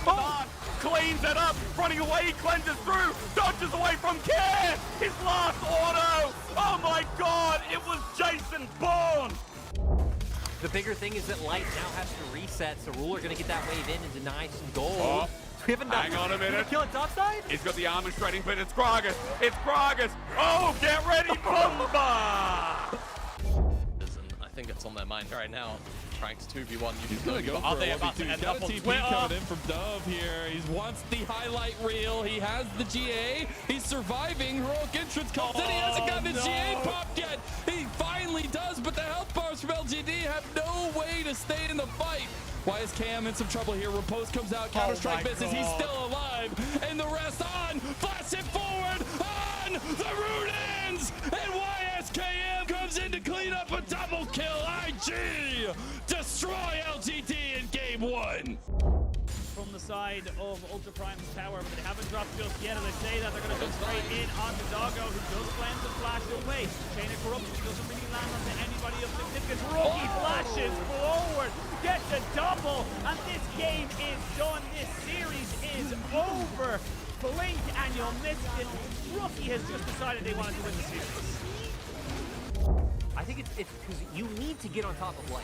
You need to be able to take him down. He finally doesn't have his summoners up, but he's still playing around this so well. That's what Lyric said. The bell comes out, though. Kanavi going to be chased up. He flashes away. 369 looking for another angle. 369 there on top of Castra. They get him. But Light still issue with Xiaohu. Firing away. The Shy from downtown. Where did he come from? Where did he go? Where did he come from? The Shy's Cotton Eye Joe.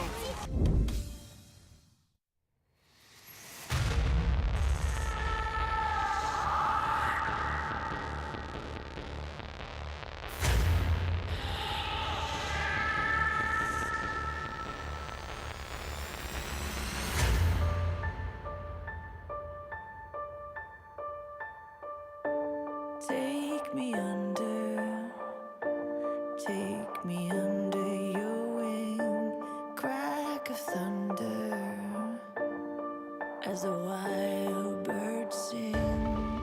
You can hear hunger crying out, a sonic echo that leaves no room for doubt. All the shots bring it back to what it's not. Make a move, do what we do. As the world cries tears in our hands, are we all part of a bigger plan?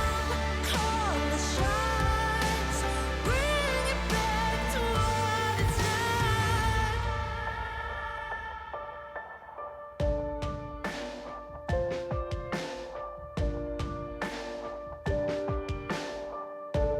Deepest oceans, they can't betray enough. Empty spaces, time to rust and dust. There's no wonder left for us to love. No warmth or shelter, just satellites above. All the shots bring it back to what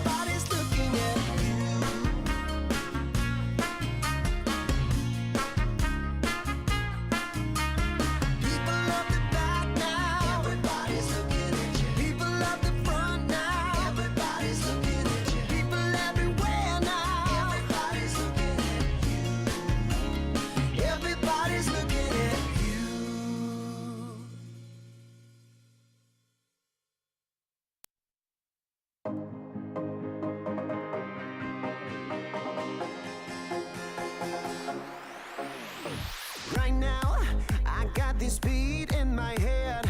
Right now, I want to dive into this world. Let it out for the crowd, let it out, yeah, be proud.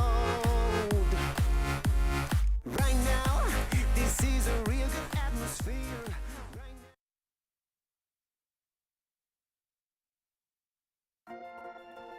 We are back for a third and final game in this best of 3 series, our second series of the day. The first series for myself and, of course, the fantastic Nemera, who is joining me. We're going to see ourselves now with a 1-1 scoreline. WE able to bounce back after a pretty disappointing game number 1. And it was all off of the back of Shanks working with his jungler to make sure he got the resources he needed.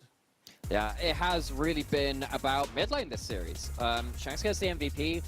Maybe have a shout out towards Biobio as well. Had an incredible fight towards the first Dragon fight that they started really turning it around. But Shanks on the side lane and towards the last couple of fights of the game as well was a huge win condition.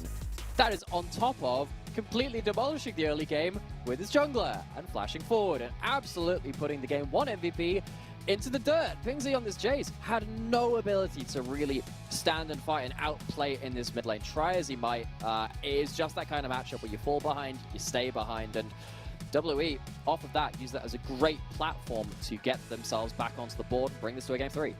Yeah, I love that you highlight that as well, is that, Pingsy tried his very best. He really did. He wanted to be, some way relevant. Actually. Yeah, I was going to say, it's like, you might look at it and go, oh man, he didn't do this, didn't do that. This one was kind of his fault. This one was unfortunate, but at that point, you need to try screen. something. Yeah. It's like, you're on the same screen as the earlier. Good luck. Yeah, you're just unfortunately too far behind at that point. But again, it comes down to kind of like mid lane, how these junglers are working into it. As much as the mid laners are the ones getting the MVPs because they're the ones getting the resources, it has been, or just has been like about, yeah, well, just the way you like. Of course, you're an Ari enjoyer, if anyone is unaware.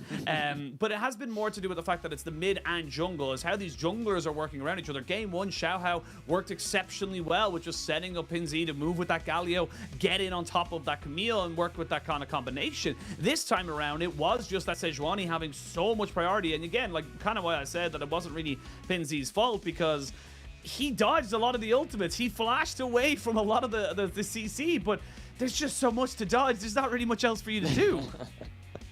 It really is kind of the case where in that kind of draft, it was, if you're on the same screen as like 2 of those different champions, you're probably dead at that point. It's about understanding where the next hammer blow is going to fall.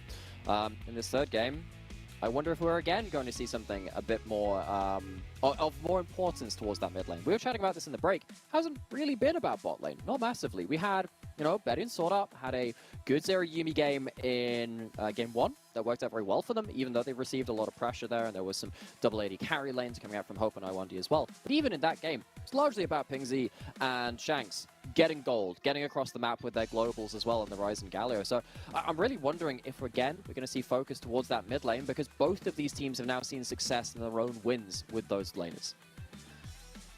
Well, we are seeing this roughly the same bang coming out right now. This time the Caitlyn going to be swapped out for maybe an Ashe. So you got to give over the Ashe or the Lucian, either or in this situation. As AL just trying to readapt their draft ever so slightly. And I feel like giving Betty and Sword Art the Lucian Nami, interesting enough, actually, a quick look at their kind of win kind of setup with here. They haven't, obviously, when you're 0-7, there's not a lot of success to be found a lot of the time throughout the season. But it's their most played. But it is their most played, but it is definitely not something they've been exceptional on. But they're going to say this time around, you can have the Ashe. You would imagine a Heimerdinger and a Jhin are going to come out from the side of WE, as obviously a lot of bot lane options are kind of taken away. Unless you want to go something crazy like a Kaisa with a Nautilus or something. Well, I don't really see anything changing. You still got Elise on the table, but WE haven't played any Elise so far. So it would be a first from them. Maybe that's a read from AL saying, actually, we don't need to first pick that. We can pick towards something else. Of course, Hope played that Jhin in the last game. It wasn't really a deciding factor of game 2. It was fine in the laning phase. They played towards this bot lane duo. It's stable. And that's largely what I'd say about both of these bot lanes, if anything. They have been stable. They haven't necessarily been the main characters of their teams. Betty and Sword Art, I feel like the reason that stability is important for them is because the rest of the map has been so unstable in their losses. That's why it's important for them. But once again, with Ashe, Jhin, Heimerdinger, we know this kind of bot lane flavor fairly well at this point. It's not necessarily going to be very explosive, And now that we see the mid jungle of the Wukong, the Rise coming out from Xiaohao and Pingzi, that's where a bit more of your playmaking is going to come through. So once again, signaling that maybe we're looking for a bit more interactivity in that mid lane matchup. A little bit more there. The Jhin Heimerdinger locked as well for the side of WE. They recognize you cannot give either of those combinations over with the Ashe. It's just too much of a lane. And no Elise. They don't really feel like King can play it or doesn't want to play it at the very least and just take the Vi in this matchup. Yeah, absolutely. Yeah, I think a lot of the junglers right now, but say, I mean, Maokai is a different one because he's so just fair weather, just works in so many different ways. But something like a Vi or an Elise, they require your team to understand when you're making the plays, and if you're not very much on the same page, then don't pick towards those champions. They can go fall off very, very hard if you're just diving into the enemy team or looking for big picks, and they kind of fall apart. So we're looking at solo lanes from Team WE to kind of round out their draft, and we're looking for a top laner and, of course, one of the bot lane pairing. There's the off chance that this could be an Ashe AD carry. Most of the time we're seeing is the Ashe support, although both Betty and Sorda have played this one, so that flexibility very much put back on that table. Really wondering now what you want to take into the mid lane. You could take Cassiopeia. Oh wait, that's banned. Okay, right. That was the obvious answer. The Cassiopeia is banned. Maybe you could go towards something like the Galio yourself, though, and kind of match the, kind of mirror the matchup from game one and have the extra ability to move across the map. See what they want to go for right now. AL probably going to ban away, you would imagine, Silas, or maybe even the Kassadin to try and get away from Shanks. Maybe Cassante as well, if you want to focus topside with dives. It's just very hard to dive, and of course BOB looked so much better on that pick than the Jax in game one, so that would be quite valuable as well. And you're right. I wanted to wait. I was like, we only got a couple of seconds. Every so often. You know what? Right. Yeah. You know what? You're all right. You can stay. I needed that today. Thank you. It's cold outside. It's been raining here recently. Rent is due. It's one of those weeks coming up. But yeah, again, we'll see what ends up being the pick here. Again, the Cassante being banned away means we are hoping for WE to maybe not go towards that. Jax as maybe EDG might fancy it himself. Honestly, I would love for him. He could blind a Camille here. There'd be no problem, in my opinion, whatsoever. The Fiora has been a consistent ban from WE as well, away from ZDZ, so we'll see what they want to go for there. Nice smiles coming out from the team. And yes! Finally getting themselves something better, and they're happy about it as well. Wait. We get the Kassadin combo as well. We've got Kassadin and then Daughter Kai'Sa facing off across that rift. Just a little thing to put in there. Now you have Bursty, level 6 kind of pick comp from Betty and Sword Art. This Kai'Sa, of course, something that Betty did very, very well on in the past. In fact, he was one of the very best Kai'Sa players in the world. When it kind of first hit the stage in like Season 8, when we saw that Flash Wolves kind of crazy group stage run up until, of course, RNG took that title. First one for the LPL for a number of years after that point. But on the other side, you're going to have the Gragas locked in, so it's going to be the nullifying top from Viewview against EDZ in that Gragas. You have the huge scaling option of Shanks on that Kassadin, and honestly, I like this Kassadin, particularly into the bot side of the map from AL. If you don't have a Jax or a Wukong there kind of playing disruption for Shanks, Shanks can go absolutely off the chain. Really, really can. And I do like this, though, from WE getting that Gragas as well, because you got the good disengage, stopping that dive coming in. We talked about, you know, the amount of mobility and just straight up pick potential you have with AL, the Enchanted Crystal Arrow, the Cyclone, the even just, you know, the leap strike in with the counter strike. It is just so many things that can set yourself up, and it's honestly, it feels like it's a full dive composition coming out here for the side of AL, whereas WE, they've got the scaling, they've got themselves the Kassadin. We can already see it in chat, putting in the levels, the level counter with the timer and stuff, because again, we see it all the time. The Kassadin is just a monster. You cannot just let him free farm and scale up to it becoming a ridiculous beast in those late game team fights. So, game 3 draft locked in. Looking at how these comps interact, yeah, I think there is obviously a lot of waiting and seeing from the mid lane from Shanks this time, as opposed to being more immediately powerful on... Actually, in the Rise in the game 1, he got a lot of gold very early, and of course in game 2, with that Aurelia, things started off as quickly. He has to sit back and take a bit more of a back seat. It is on the rest of his team to kind of stay the course, make sure you're playing through this laning phase as stably as possible, try not to give up as many free kills as possible. You have the picks to do that. Gragas meant to nullify on that top side. This bot lane, probably the premier nullifying bot lane. I guess the only way that gets better is if you have the Ashe Heimerdinger, which of course can rise to prominence in Worlds last year. So, AL on the other side of it, got to speed things up, got to make some plays, see what you can do with particularly around that level 6 mark, see if you can get the Ash Arrows on someone out of position, stop that, break that nullifying blockade. Break that blockade, but also break down this team. Both teams now recognizing we've gone from a best of 3 to a best of 1 effectively. Brand new draft, brand new setup. So we'll say the Jhin still makes his way into this composition, so it was an interesting one there. I can't really blame anyone for that, considering the amount of ADC bans we did have in this game. Hey, at least it's not into a Sion this time. Like, in fairness, that's true. A lot of that game 2, I sat there and I'm like, look, okay, Jin's kind of here for the laning phase. Game 2, as soon as it got to team fights, I'm like, well, you're not going to have great damage, but at least you can hold someone in place for a little bit. That was kind of the extent of what Hope could do in that second game. Yeah, it really was. But now we're looking at a little bit more excitement again. I think we're going to see a similar setup to the game 1 thing, where both teams are going to be looking to try. Yeah. That's me all the time. It's a job. What do you mean you're like that on camera? Your job is to be on camera. I'm trying to make small talk. So funnily enough, actually, before I was a caster, I used to have really bad stage fright. This has kind of been like my exposure therapy to it. I'm like, look, if I just do it enough, it'll get better. Somehow it's worked out. So I guess there's a hint of truth in that. A little bit, yeah, a little bit. Well, we do obviously have a pause on stage at the moment. We do apologize. Once we get an update on what's happening, we should be able to get you onto the Rift. But usually in Champ Select, it usually comes down to someone couldn't change something or something else. So what normally happens is we just have to reset the lobby. We normally get ourselves gotta rebuild into the it. Rift. Yeah, gotta rebuild. We can build it. We have the technology. You know what's crazy? This is why so I like many Yoshin. We have, so, you know, sometimes I'm here with a caster. I'm like, haha, I've made a reference to something. I'm like, what the heck was that? And I'm like, oh, it's do you know okay. what? Do you know what the scariest thing about that reference is? A lot of people have no idea where that came from. There's gonna be a lot of people who have no clue I am what right that in saying movie is. Just before I embarrass myself, that is RoboCop, right? I don't know. It's the $1 Million Man. Oh, I thought that was RoboCop.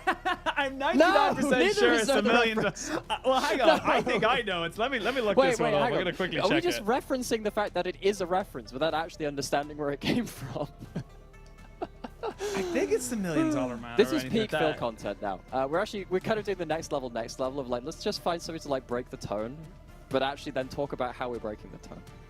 Yeah, I mean, look, it's all meta. It's all about breaking down layers and stuff like that.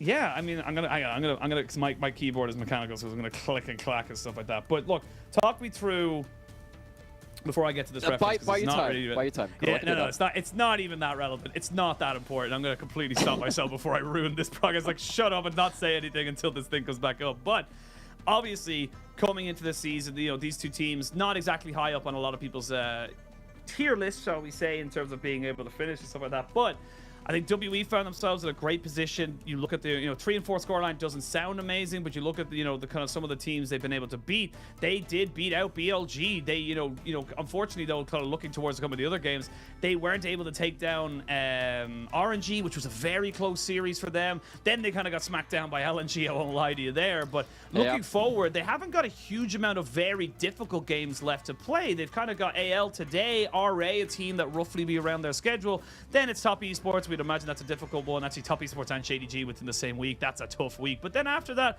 it kind of mellows out a little bit. And it feels like this team, if they can just string together some of these lower team wins, they can, kind of push themselves into the... Oh, she doesn't want to do it. Oh, she doesn't want to do it. No, my bro. No, pour it out for that guy. That is... I'm so sorry, bro. Oh, that is horrifying to watch. Oh man, I don't have I feel words. awful. I don't have words. I feel awful. If you ever want to see what real life heartbreak looks like, it's literally that in like actual visuals and in the emotional damage. Do you know what? Do you know what the crazy thing is as well? That's how you know they're actually a couple. That's how you know they're actually a couple, because she just like hit him, was like, put your hand down. Put your hand down now. You're making a show of us, making a fool of me in front of the WE Xi'an crowd. Oh my god. My God, dude. Yeah. But yeah, we were talking about, like, you know, like, both teams not really having great expectations. Which is kind of sad, right? Because you would love to see the reunion of the Flash Wolves bot lane, Betty and Sword Art, which, as we said, have had international success before. I mean, they finished, like, tied first in MSI 2018 from the group stage. Of course, they went out in the semifinals from that point, but they had a really good run in a couple of international events. You know, the Korean Killers, as they were back then, the old Flash Wolves roster. But that hasn't really been met with any kind of fruition. The years of changed form a little bit of these players. Sword Art, of course, went off to TSM for a year, kind of struggled to find any results there, came back, and now neither of them have really probably matched the results that they would have liked to. And then, of course, WE, they've punched up a little bit harder than many would have thought.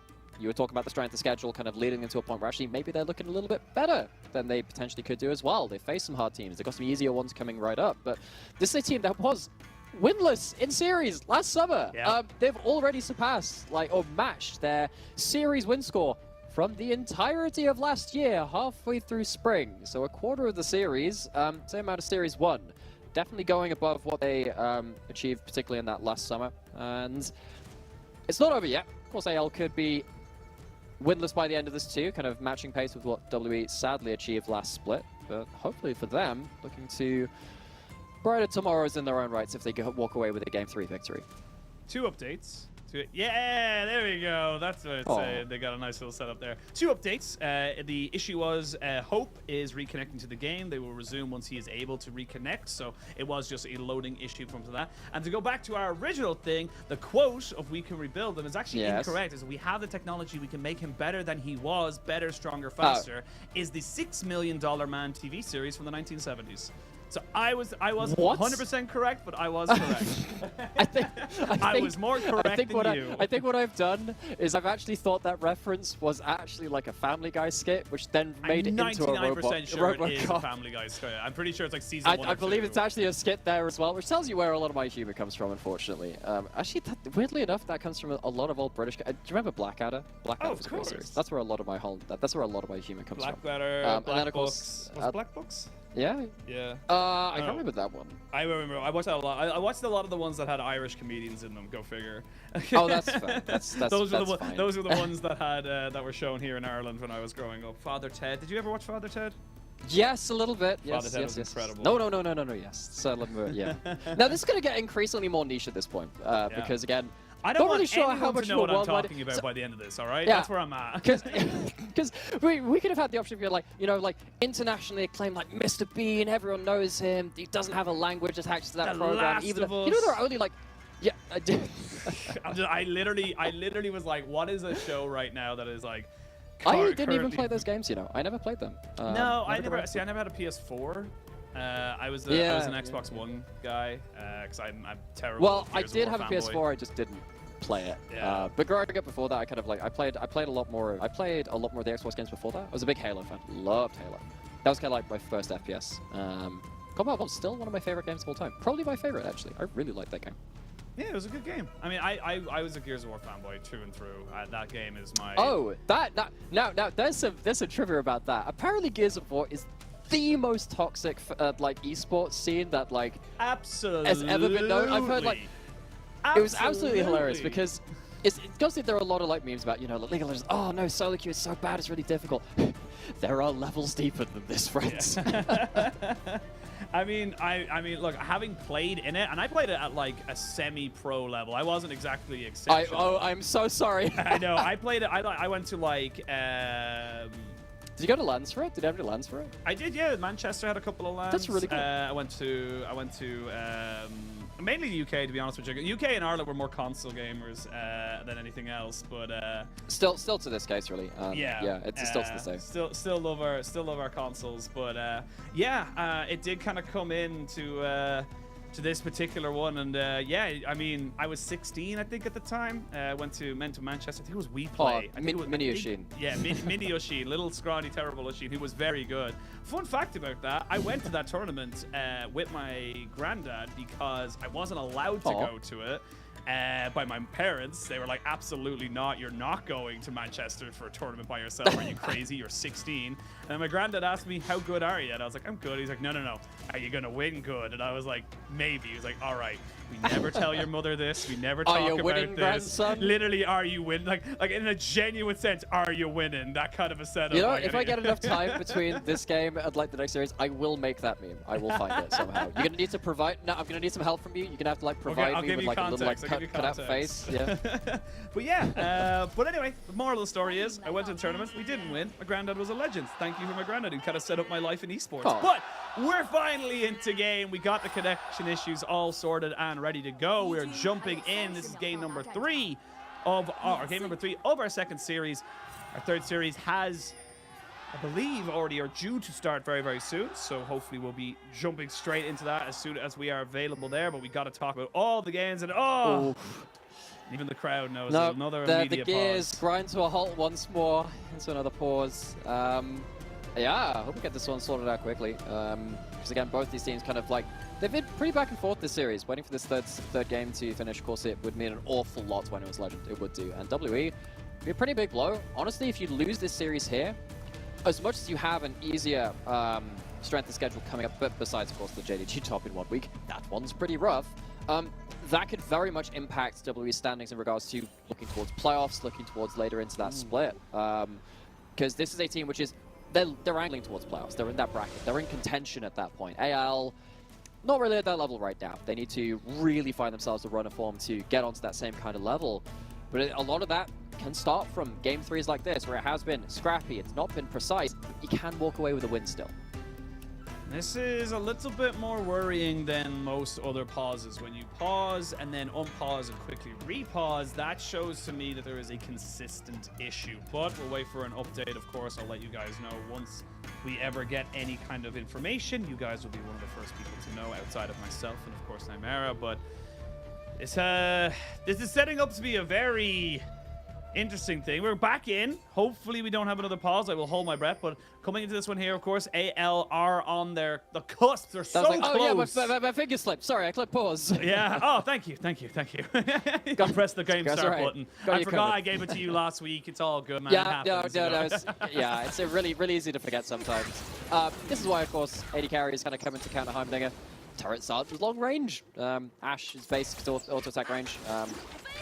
Outrange those turrets slightly, it means you don't get maximum value out of those turrets. Of course, Heimerdinger still has his uses, but still doesn't become that real obnoxious range support, which kind of bullies you out and pushes you in. Still actually trading pretty okay. 2v2, HP traded, but no sense of an all-in right now. Junglers starting on other sides of the map, but both of them will be scouted out. Of course, throughout the pause, we didn't really get a great chance to look at level 1s and the setups, so may as well have a look at them now. Hung on the Vi, has double wards in his side of the jungle, will be spotted pretty sure all the way through his clear. Very valuable barrier, blocks basically nothing that's sort up. Yeah, Online's still interactive at least.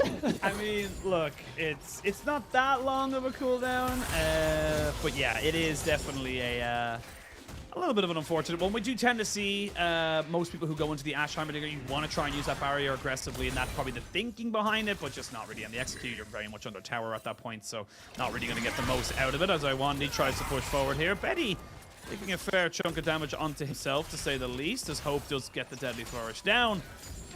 Now we'll see both junglers recognizing that what they're going to do, they're going to try and be a nuisance to each other. I will say Xiaohao arguably should have the 1v1 potential here. With the Kassadin going up against a Ryze, you can see there Pinsy just kind of pinning Shanks down underneath his turret. There's not really a lot here you can do as the Kassadin, as we can see they're going forward. Doesn't land the Q. They're going to get jumped back onto as well. But again, this is more posturing. This is almost identical to game number 1.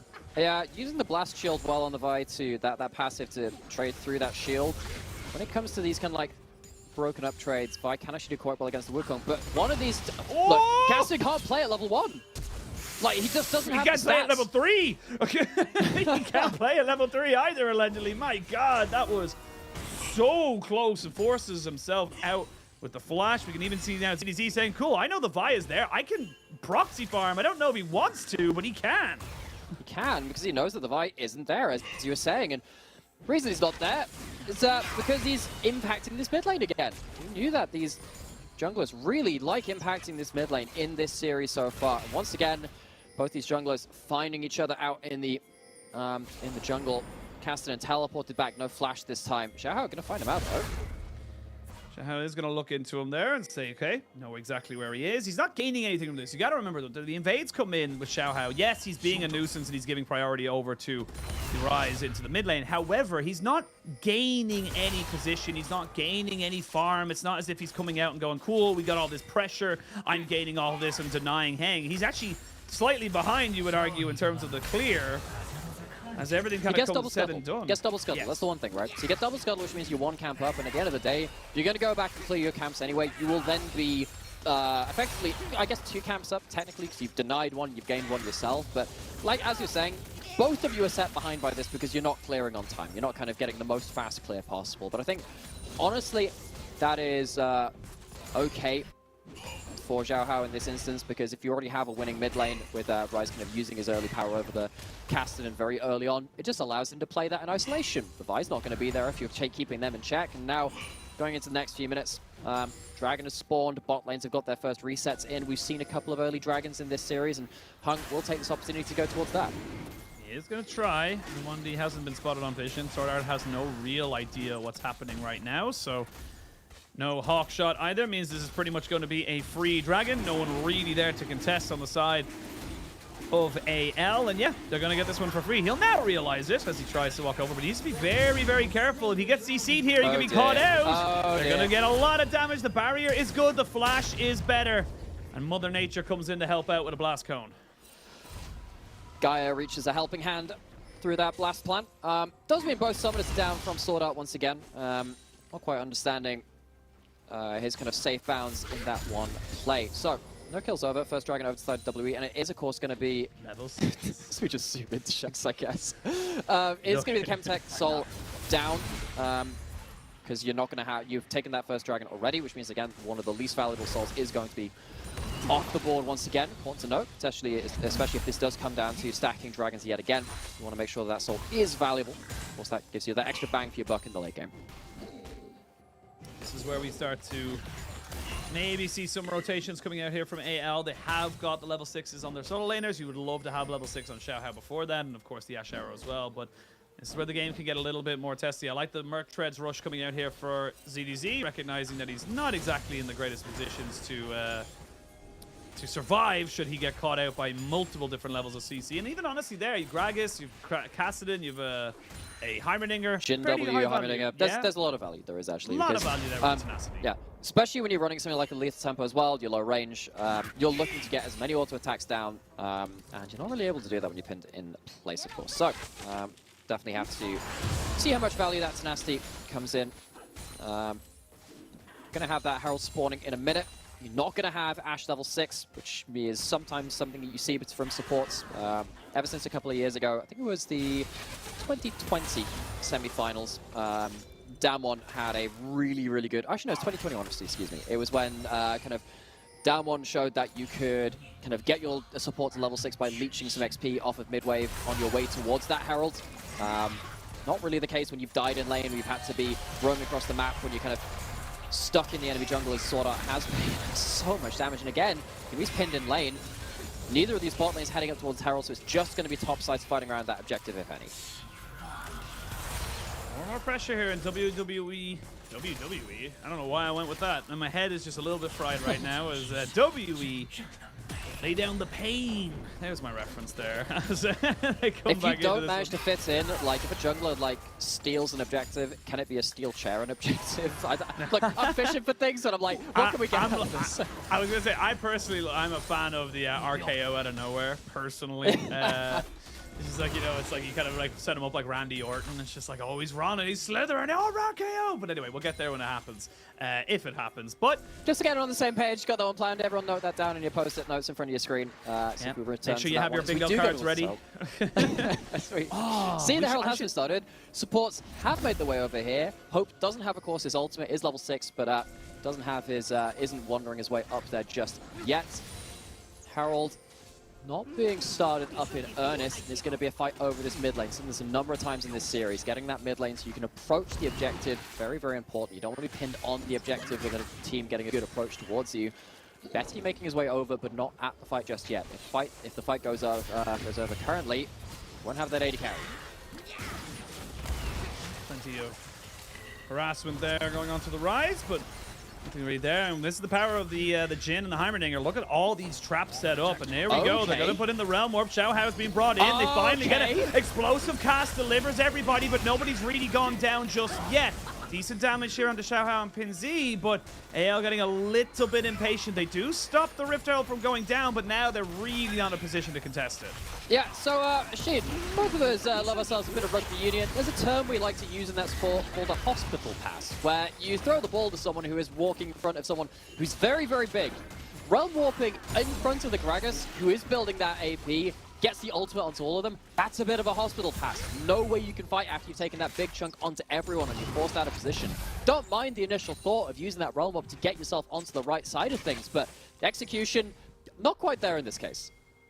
No, really not. And that's going to be Rift Herald there going over to WE. And again, they don't lose anything else off at AL, but they are definitely the worst for wear of it. They're trying to see if they can maybe make something work on this top side. No explosive cast here for BuBu, so he's just going to look for a little bit of harassment and get a little bit back for his troubles. No, again, no ultimate there, but using the ultimate from ZDZ means that he's kind of just pushing forward as we... Oh, they knew it was happening. He missed the cannon.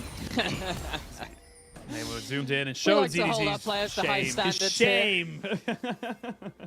Yeah, BB, he does bring out the Grandmaster's Might from that Jax, but going in aggressively with Body Slam always looks a little bit awkward on the Gragas. You've got to take a second trade to really make the most of things. Pick around the Dragon, that's completely gone. Yeah, full dive comes in. Now Hang getting slowed down by that Cloud Soul. As you can see now, Hope gets caught out. Shanks does go in straight away, but now he has no real way to go. And that cooldown on that R is so long. They can't kill off Sword Art. And WE, they tried to make this one work for themselves. They didn't want to just give up that dragon, but now they're in such a bad position, giving over 3 kills for effectively nothing. It's a lazy approach towards that dragon. I didn't think they were going to walk in that brazenly. We're talking about the top lane 1v1. Yeah, they were approaching, but you would have thought they'd have used their range a little more, use something like that Jhin ultimate to a bit more effect. And while they do get 1 kill out of it with the CC chaining, as AL try and disengage from their own play, this is the level 6 combo from the Ashe and the Kai'Sa we were talking about. It's a very quick pick combo, but after this point, you're already in the midst of things. Your Jhin isn't going to have any power after this ultimate. You've got the Rise stacking up that concrete. You've got the Wukong starting to fire off too as well. Who did enough damage even though they went down. It is, of course, going to get them that dragon afterwards because the resets come through, so that is something for them. But that initial fight, I was really worried about their approach. Absolutely. Now AL with a counter Crystal Arrow. There is a flash on Hope, and he will get hit. So now he's probably going to have to use it, but will he be able to survive from it? No, he will not. You have to flash the initial CC now. You've wasted it. You've given over a kill. And this is just the power of Ashe. This is why we saw AL banning it consistently. It's why we saw AL just constantly putting it as a priority in their ban list, because they're saying, look, this is what we know it can do. Yeah, you already had that Q evolve from Betty. Huge amounts of single target burst if you're isolated. And Hope just really disrespects what's happening in that bot lane. WE, they might just be about to hand AL a decisive advantage in what could be their first series victory of the year. Not looking to go 0-8. AL would love to walk out of this first half of the season with something to their name, and WE, that disrespect, just about handing it to them.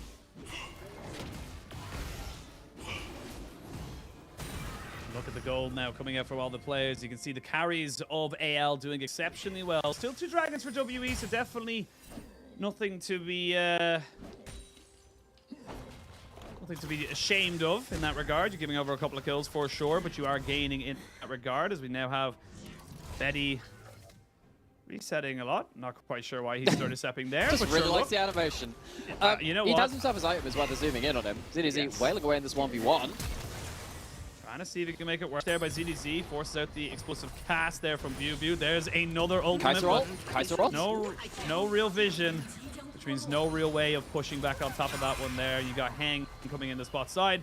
Is going to have to drop the Rift Tail. I believe that was only a couple of seconds before it was actually going to drop down, so fortunate to get himself in the position to drop that one down. There could be a roll warp coming in. See if there's any kind of collapse. WE, I think they understand the threat, and they do end up walking away to safety, understanding that they can't stick around. Pingsy and Xiaohao, if they managed to get on top of that 3-man unit, would have been absolutely disastrous because you just have that item completion onto Rise. Rod of Ages sticking up, starting to stack up rather. Kai'Sa, Dirk, Kraken Slayer has that Q evolve, has a lot of damage to bring to bear.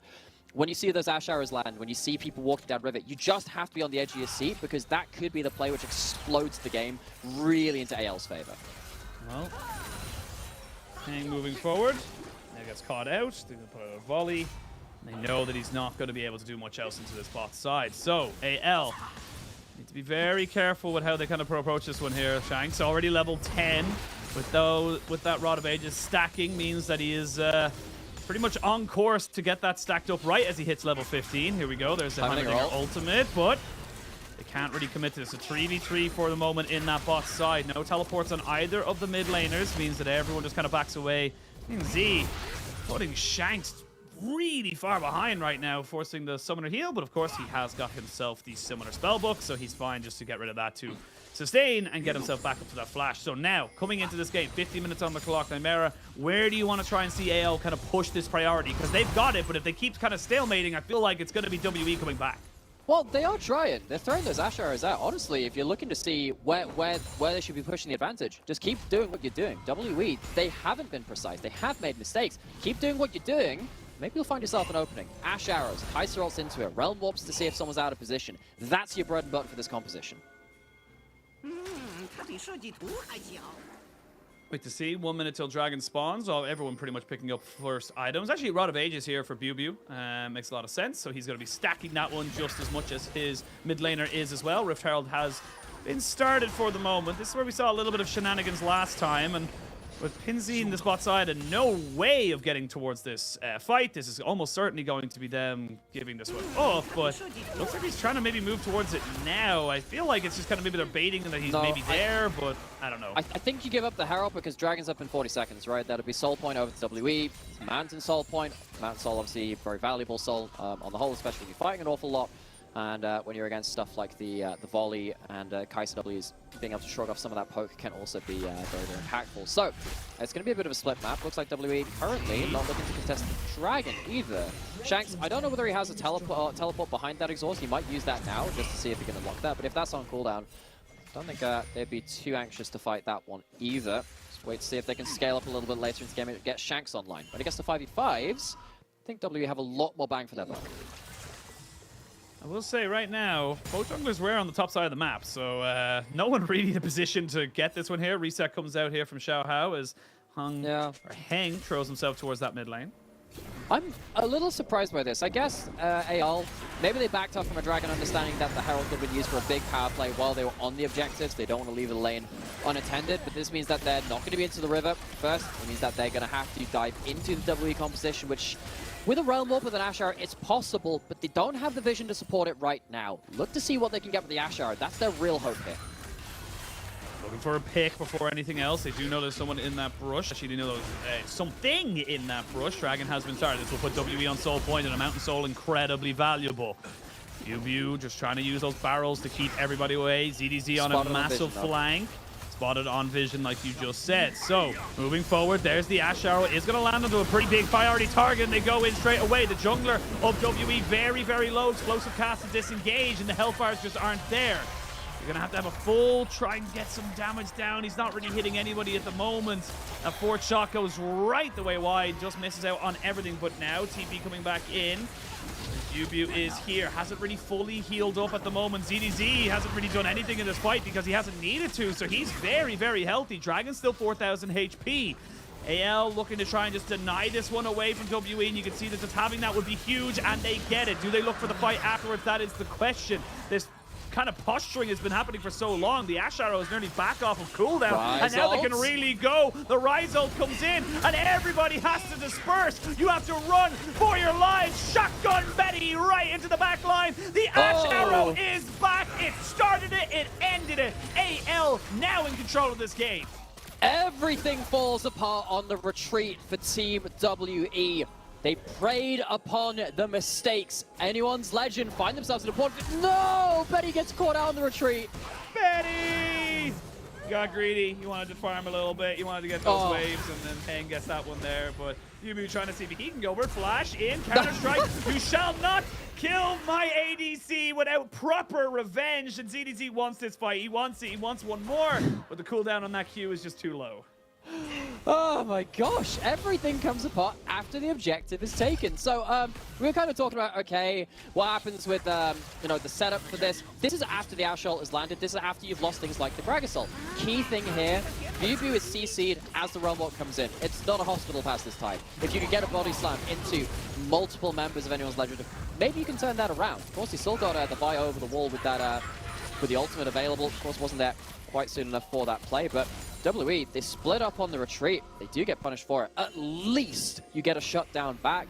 But even then, it's only onto the Vi. It's not into your big damage carries. It's not going to be hugely impactful in these big team fights in terms of your damage profile.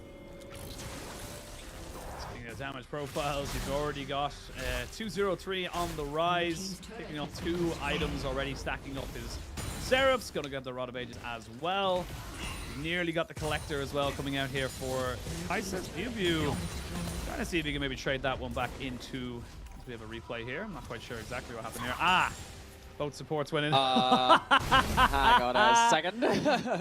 Wait, did he just die? Oh no! He does die. That's why we came back in. I didn't even notice Sword Art had died, man. I swear, I came back and I didn't even notice.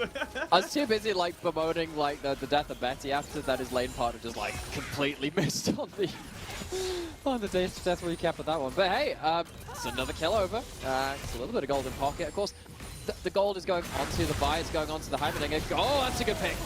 Yeah, they're going to look trying for secure the kill on the jungler. Baron is live, and you've got yourself a Kai'Sa with a Kraken Slayer. This could be significantly quicker than you would expect here from WE. And this is what we're seeing a lot from the LPL teams. 20 minutes, go for Baron, make a play, force the enemy team to try and go for you. You have to look at Iwandi to do something on this Heimerdinger. You don't have a Gragasol, it has to be on the support. Here we go. They're going to go for it. They're going to try and maybe burn this one down before anything else can really happen. There's the Baron secured by the side of AL. They're going to try and maybe get out with 5 members. Everyone's kind of separated, though. The solo laners of WE were doing a lot of work, but they've lost a lot of health.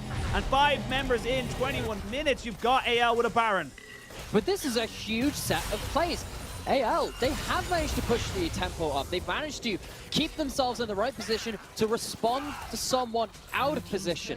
This time it's the jungler as the Baron spawns at AL. After that play, they've denied that dragon. They've gotten themselves that Baron. They're in position now to get themselves their first series victory of the entire year.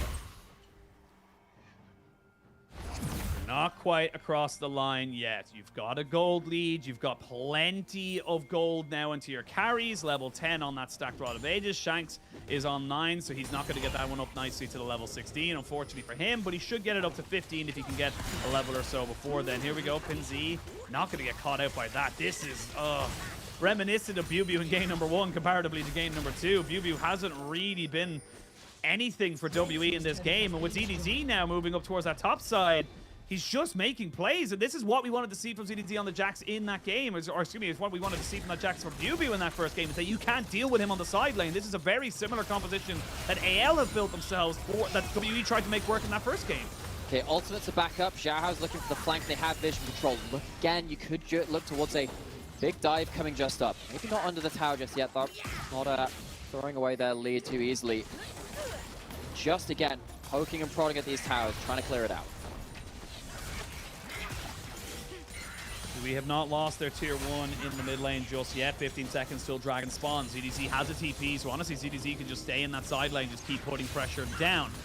Shanks is going to lose out a little bit on that Rod of Ages. I believe he got it just as he was about to hit level 14, so he only got level 14 from it, which was a bit unfortunate. Oh, it's annoying, actually. Yeah, it's a bit unfortunate, but now here we go. Xiaohao going to get engaged upon. They're going to try and burn him out, but he's still a Wukong. He's still got plenty to do with it. And now they're pushing in the more damage here. Flash forward! Not quite able to get him. Now the TV comes in. That's a good explosive pass. The come out. Double kill comes in here for the Jin as Hope almost goes down. King Z, seeing if he can deal with Shanks, who's very menacing but not quite 100%. The worst carry in the world right now. BuBu goes forward, but BuBu might have gone a bit too far forward. There we go. Shanks picks up Sword Art. They're looking to try and burn him down before he can get away. No real mana, but the slows. Everything is just being used here beside a WE to keep themselves alive. That is an overdrive. AL, they did so well this entire game to not overstep their safe boundaries. They do it this time. Just as the Baron falls off, Dragon was up. Maybe thought that could be the knockout blow. Luckily for them, Team WE not in position to go towards the Dragon immediately after. Where did this starts on? Jungler being caught out of position. That's been the tail. Both these teams actually for the last couple of minutes. Of course, the Baron was hung out of position. This time it's the Wukong, but towards the end of this, both carries flashing forward, neither of them finding the kill. And we were asking for BuBu to make some plays. Hadn't really been doing that so far. Honestly, BuBu hadn't had his ultimate for most of the big fights in this game. Finally has it at a very important moment, and both carries put themselves on a silver platter right in front of him. It gives W a little bit of hope, a little bit of something. Still a hard game. That's an important amount of gold back in pocket. It is. I'm sorry, I'm just... Straight up, Xiaohao should not have died. He actually got hit by the fourth final shot, which we didn't see because everyone was running forward, but Hope just curved the bullet right between everybody and found him. Ridiculous amount of things. I was wondering how it was a double kill so quickly when I thought he got out, but we come back into live. It is still the advantage here, about 3,000 gold for the side of AL. They've got themselves the Mountain Dragon as well, so that's 2 Mountain Dragons stacking. That's a hell of a lot of resistances, and it's just going to get harder and harder. Cosmic Overdrive for BuBu means he will do significant amounts of damage, but right now, it is all about how AL want to try and kind of continue this game, because we saw when it gets scrappy, when it's an extended fight like that, that's where the Gragas and the Kassadin kind of thrive. Yeah, especially if Kassadin hasn't been chunked out at the start of the fight. He's not the primary target. G, unlikely should be actually at this kind of level. Got enough mobility to get his way out of things. Hung on the other side on this fight. Does have himself that Radiant Virtue. And in that kind of fight as well, actually, stays alive long enough to get significant value out of it. He has himself a stopwatch as well. Stopwatch on both him and the Kassadin coming up to the next couple of fights. Could be a bit of a time to just kind of put yourself up, just establish that vision control. You don't have to back off too heavily to go towards one of these objectives. You've got a bit of time to sort out your map state. AL particularly can look towards these Ash Arrows just as these objectives spawns again. See if they can find anyone out of position. 3 items now onto your carries here of AL. You've got the Banshees, even got a little stopwatch there in the back pocket for King Z, just in case he wants to check the time and may accidentally break it. We'll never know. You got the Runan's Hurricane alongside the Kraken Slayer, and of course the Collector here. So Betty should be able to burst down any of the squishy bot laners that might be walking up towards him. WE need to make sure that they do not fall too far behind in this game. They need to make sure they do not lose too much ground in this kind of, you know, battle of attrition. They are waiting for Shanks to get to level 16, and while it's happening, Bullbreaker on ZDZ means that in a 1v3, I don't think you're going to be that powerful, my friend. I say that. Ow. Oh my lord, that's a lot of damage. One more Q, but he's not quite able to get it down. Oh, that was so close there to being a 1-for-1 trade, which would have been disastrous. But now Baron live, everyone's on bot side. Do AL try to burst it? No, they're not in position to, because they set up for the kind of the split map play with EDG on a sideline there. The Hopper arrow misses. That's unfortunate there. We're going to see a full engage now. No decoy to be used here by the Wukong. Heng uses his stopwatch to keep himself alive and well. Oh, they get the decoy. One more hit, and it's good. WE have pounced. WE have found 3 kills. AL. Oh my word, you had it all. You was all lined up so perfectly for you. Why were you just throwing it away? WE, they punish AL not being in position to respond, not being in position to punish. No one can save CDZ. No one's teleporting into that. You didn't have someone to realm warp there either. Nor were AL in a position to go towards that Baron. So WE, they get themselves the big objectives. They get themselves in a great position to push up on the map, go towards the Dragon themselves later at this point. And suddenly, this game is getting to the point where Kassadin will become a factor. You're getting to the point where level 16 very much on the table for one of these big blowout fights. And Betty, as much as he was the story of the early game on this Kai'Sa, cannot impact these fights when his engage is going so awry from his top side of the map. Look, Sword Art, just hit a player. Like, just hit anyone. 17 now for Shanks. There you He go. comes back onto the map with that. There's your level 16. Yep, that is a very, very unfortunate thing. I mean, look, you know, Sword Art, you need to be hitting arrows onto anyone. Even if he hits it on the hang there, they get him out. You know, he's able to, you know, use the slow onto I1D. They get so much more there. They probably burn the Mikhail's Crucible. So much more gets used or burned effectively, as we can now see bot side. Bubu seeing if he can maybe make a play here onto the rise, and he will most certainly be able to do it. You see the Zonya's being used, the Ash Arrow used there, but it's only going to delay the inevitable.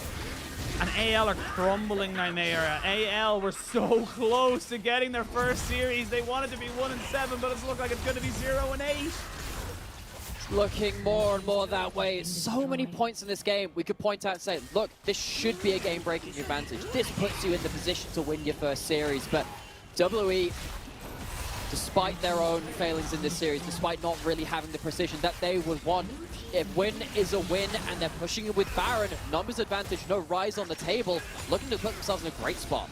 They really, really are. Your 4v5, your Sword Art already taking so much damage. You can see Shanks just so confident moving forward there. They don't want to overextend it. They don't want to try and push away this win. Again, this will put them at 4-4. And if you were WE at the start of the split, and you said, hey, at the halfway point, you'll take a 4-4 scoreline, you take that all day, every day.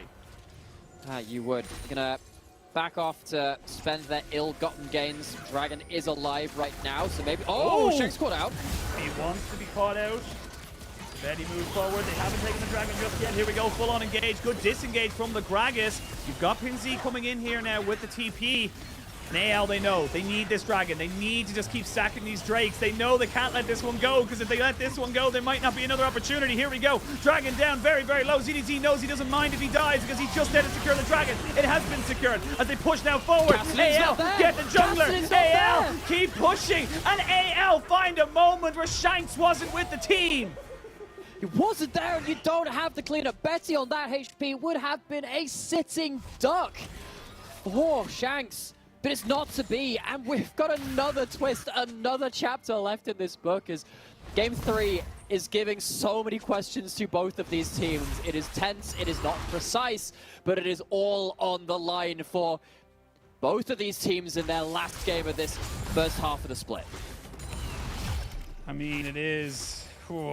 It is a tough one. Shanks goes here, gets caught out a little bit, and I love this from Betty saying, look, if I go in on top of him, he has to back away. He's not with his team. Yeah, it is. And that W, that Void Seeker, comes in so crucially.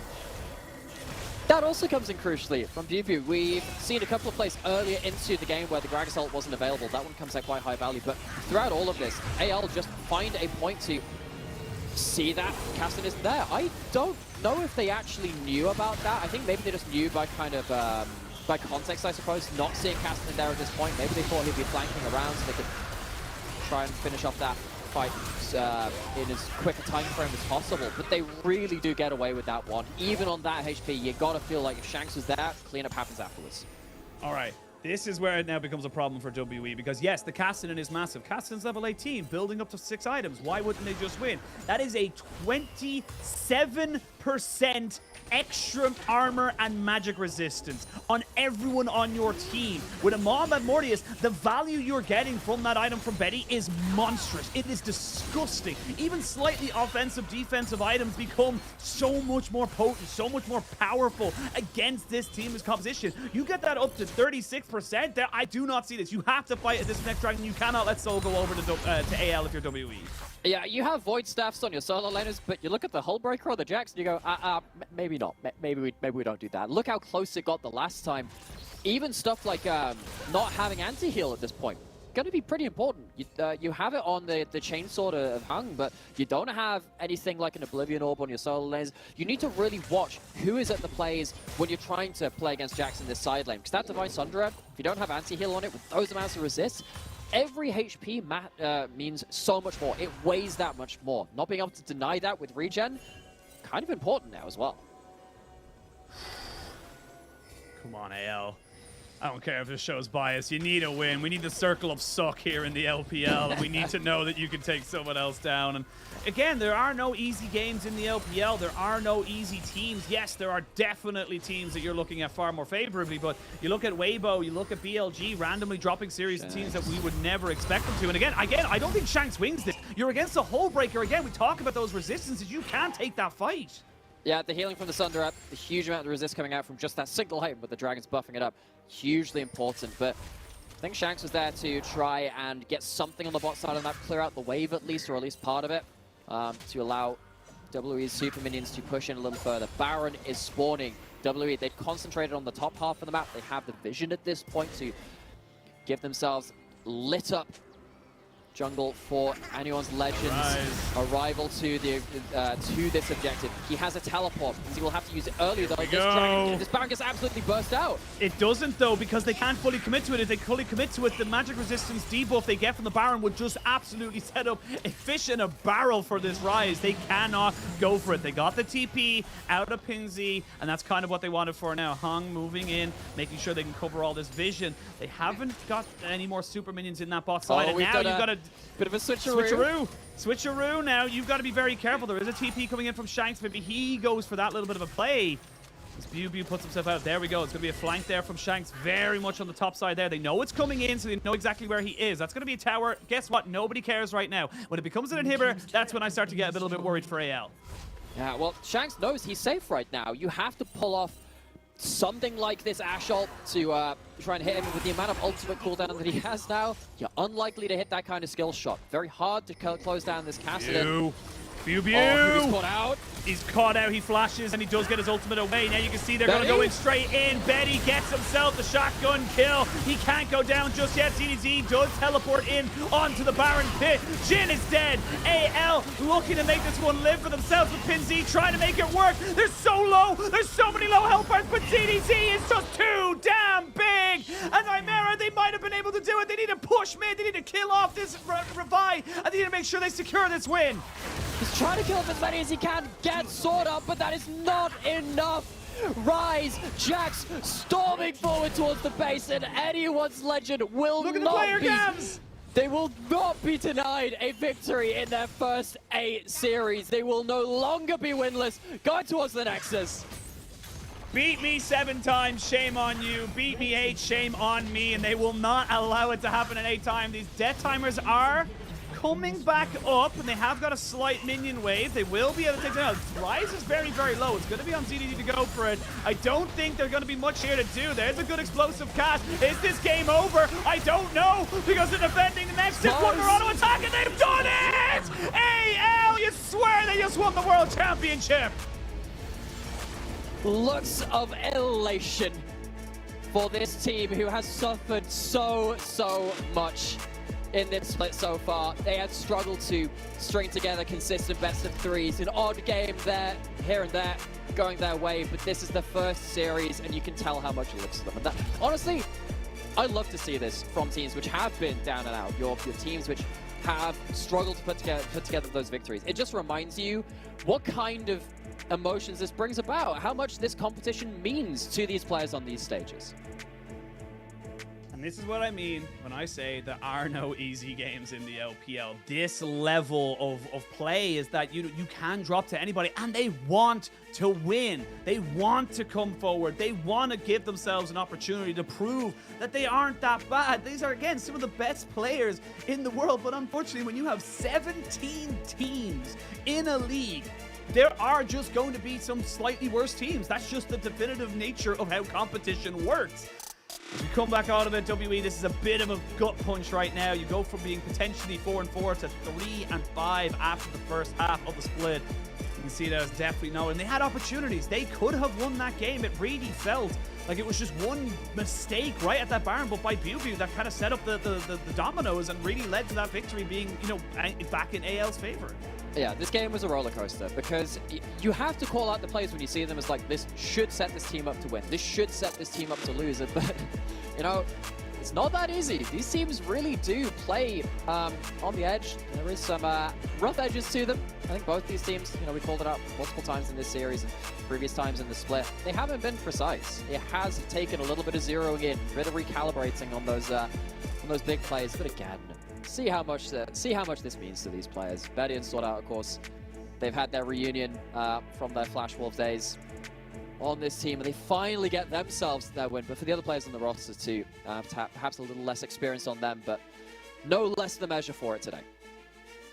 And look, obviously we are a little bit behind in terms of our regular schedule, and we are not taking a break. We are hopefully going to be jumping straight into our third series what a game of the day. Which, to jump to. What a game to go for it. Like, I think a lot of people are probably looking at this one going, yeah, whatever, WAL, and it's just like, oh yeah, like lower end table teams are absolute bangers for no reason in the LPL, but we should be jumping straight into this game very, very shortly. But again, great for AL. Great to see them kind of bouncing back, looking to be competitive, and again, kind of push themselves up those standings. This could be an opportunity here for AL to maybe make something work for themselves. But I have been confirmed as I look down at my messages there, we are going to be jumping straight into the game. So we're not going to continue with any more post-match. We're going to start doing a bit of a pre-game as we jump into our match of the week, EDG versus Top Esports. This is a big one. Both teams top of the table. Nymera, this is going to be... Now, the funny thing is, this was actually a top of the table clash, and then LNG won. So now it's actually just to kind of keep in tow with LNG. That it is, but these two teams have such a history against each other. As much as we're diving into this could take a whole half hour. This could take a whole hour to talk about the history of this matchup. The last time that EDG won against Top Esports in the regular season, 2019 summer, they have lost against them for 7 consecutive splits. Every time but one of them, though, it's gone the full distance. It's gone 3 games. These teams, they go hell for leather. They really bring it to the edge against them. And now coming in with this run of form as well, EDG having an incredible win streak themselves. This is going to be absolute fireworks. It is, and I believe we have got the lower third coming up in the next couple of seconds, which should show us a very quick glimpse of how the picks and bans went, to just help with populating all of the information across all the League of Legends sites that we all use and love. But again, looking towards kind of how EDG versus Top Esports kind of want to work is their early game. These two teams are some of the best early game teams we have in the league. And looking at the side of EDG, they've gone for some pretty decent early game in that bot side, but some pretty big scaling in those solo lanes. Big scale in the solo lanes, but for me, where I really need to have my eyes on now is this jungle matchup. Both of these junglers can get involved in lanes early, so Chwani can actually gank fairly early, but JJ on this Wukong butchered Kanavi in their 2-0 win versus JDG. We thought that was going to be close. We thought that would be another top-of-the-table clash, but JDG were taken apart by the EDG jungler. And while I do think that EDG are a team that, of the top teams, they are the one with the least star playeriness. I think that you don't often point to one member as much as the other teams. JJ has been, if anyone, the real engine for this team. Heading into this first game on the Wukong, has early pressure, has the ability to impact the game. Here's where all of my attention is at. Absolutely, and again, look, you said, the star player-esque, nature of Top Esports. You look at Edward Gaming, and you're kind of thinking that we've all had incredible conversations about everyone on this team, except for maybe Leave, because guess what? Leave's a rookie. Leave hasn't been in the LPL before. He's coming up from the LDL, and slowly but surely we're seeing him kind of get more used to the pace, get himself built up more definitively as an AD carry that can carry. We're jumping straight onto the riff. We're going to waste absolutely no more time that we have on this game. And already the crowd here in Shanghai, we've flown from Xi'an to Shanghai very, very quickly, and we can come back in and see exactly how both these teams want to kind of go for it. But with a K'Sante and a Sai on the top side, very little really going to be happening up there, you would imagine, unless someone makes a big mistake. Yeah, that matchup takes a little bit of help for the K'Sante to really get anything done in lane. We saw that already earlier today and numerous times throughout the LPL. K'Sante no longer completely safe, blind pickable champion. Bot lane, we saw the level 1 kind of ritual clearing of turrets from the Heimerdinger. Now, Mako and Leave gonna be able to push this wave in a little easier.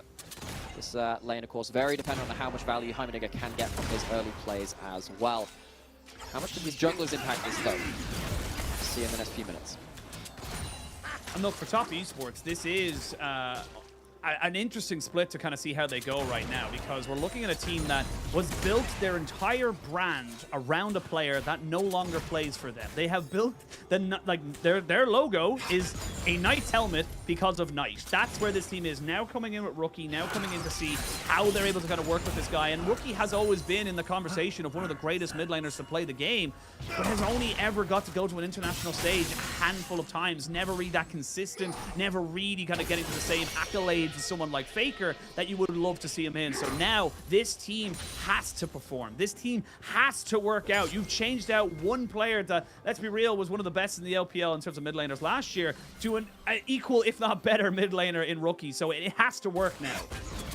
It's not like EDG, or without their own losses in this offseason too, in terms of that brand, in terms of the identity, because they had Scout for a very, very long time. He moved over in, 2016 on, to really kind of secure his legacy for this team. So both of these teams find themselves at the top of the table after a time of great change in the LPL.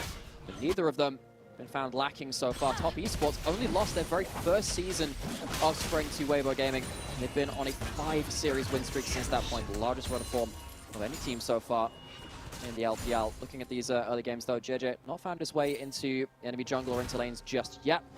Tien, one of our most accomplished junglers as well in the LPL, to really get a leg up on enemy junglers in that early pathing. Neither of them just yet, though, pulling the trigger. Find themselves on opposite sides of the map as well.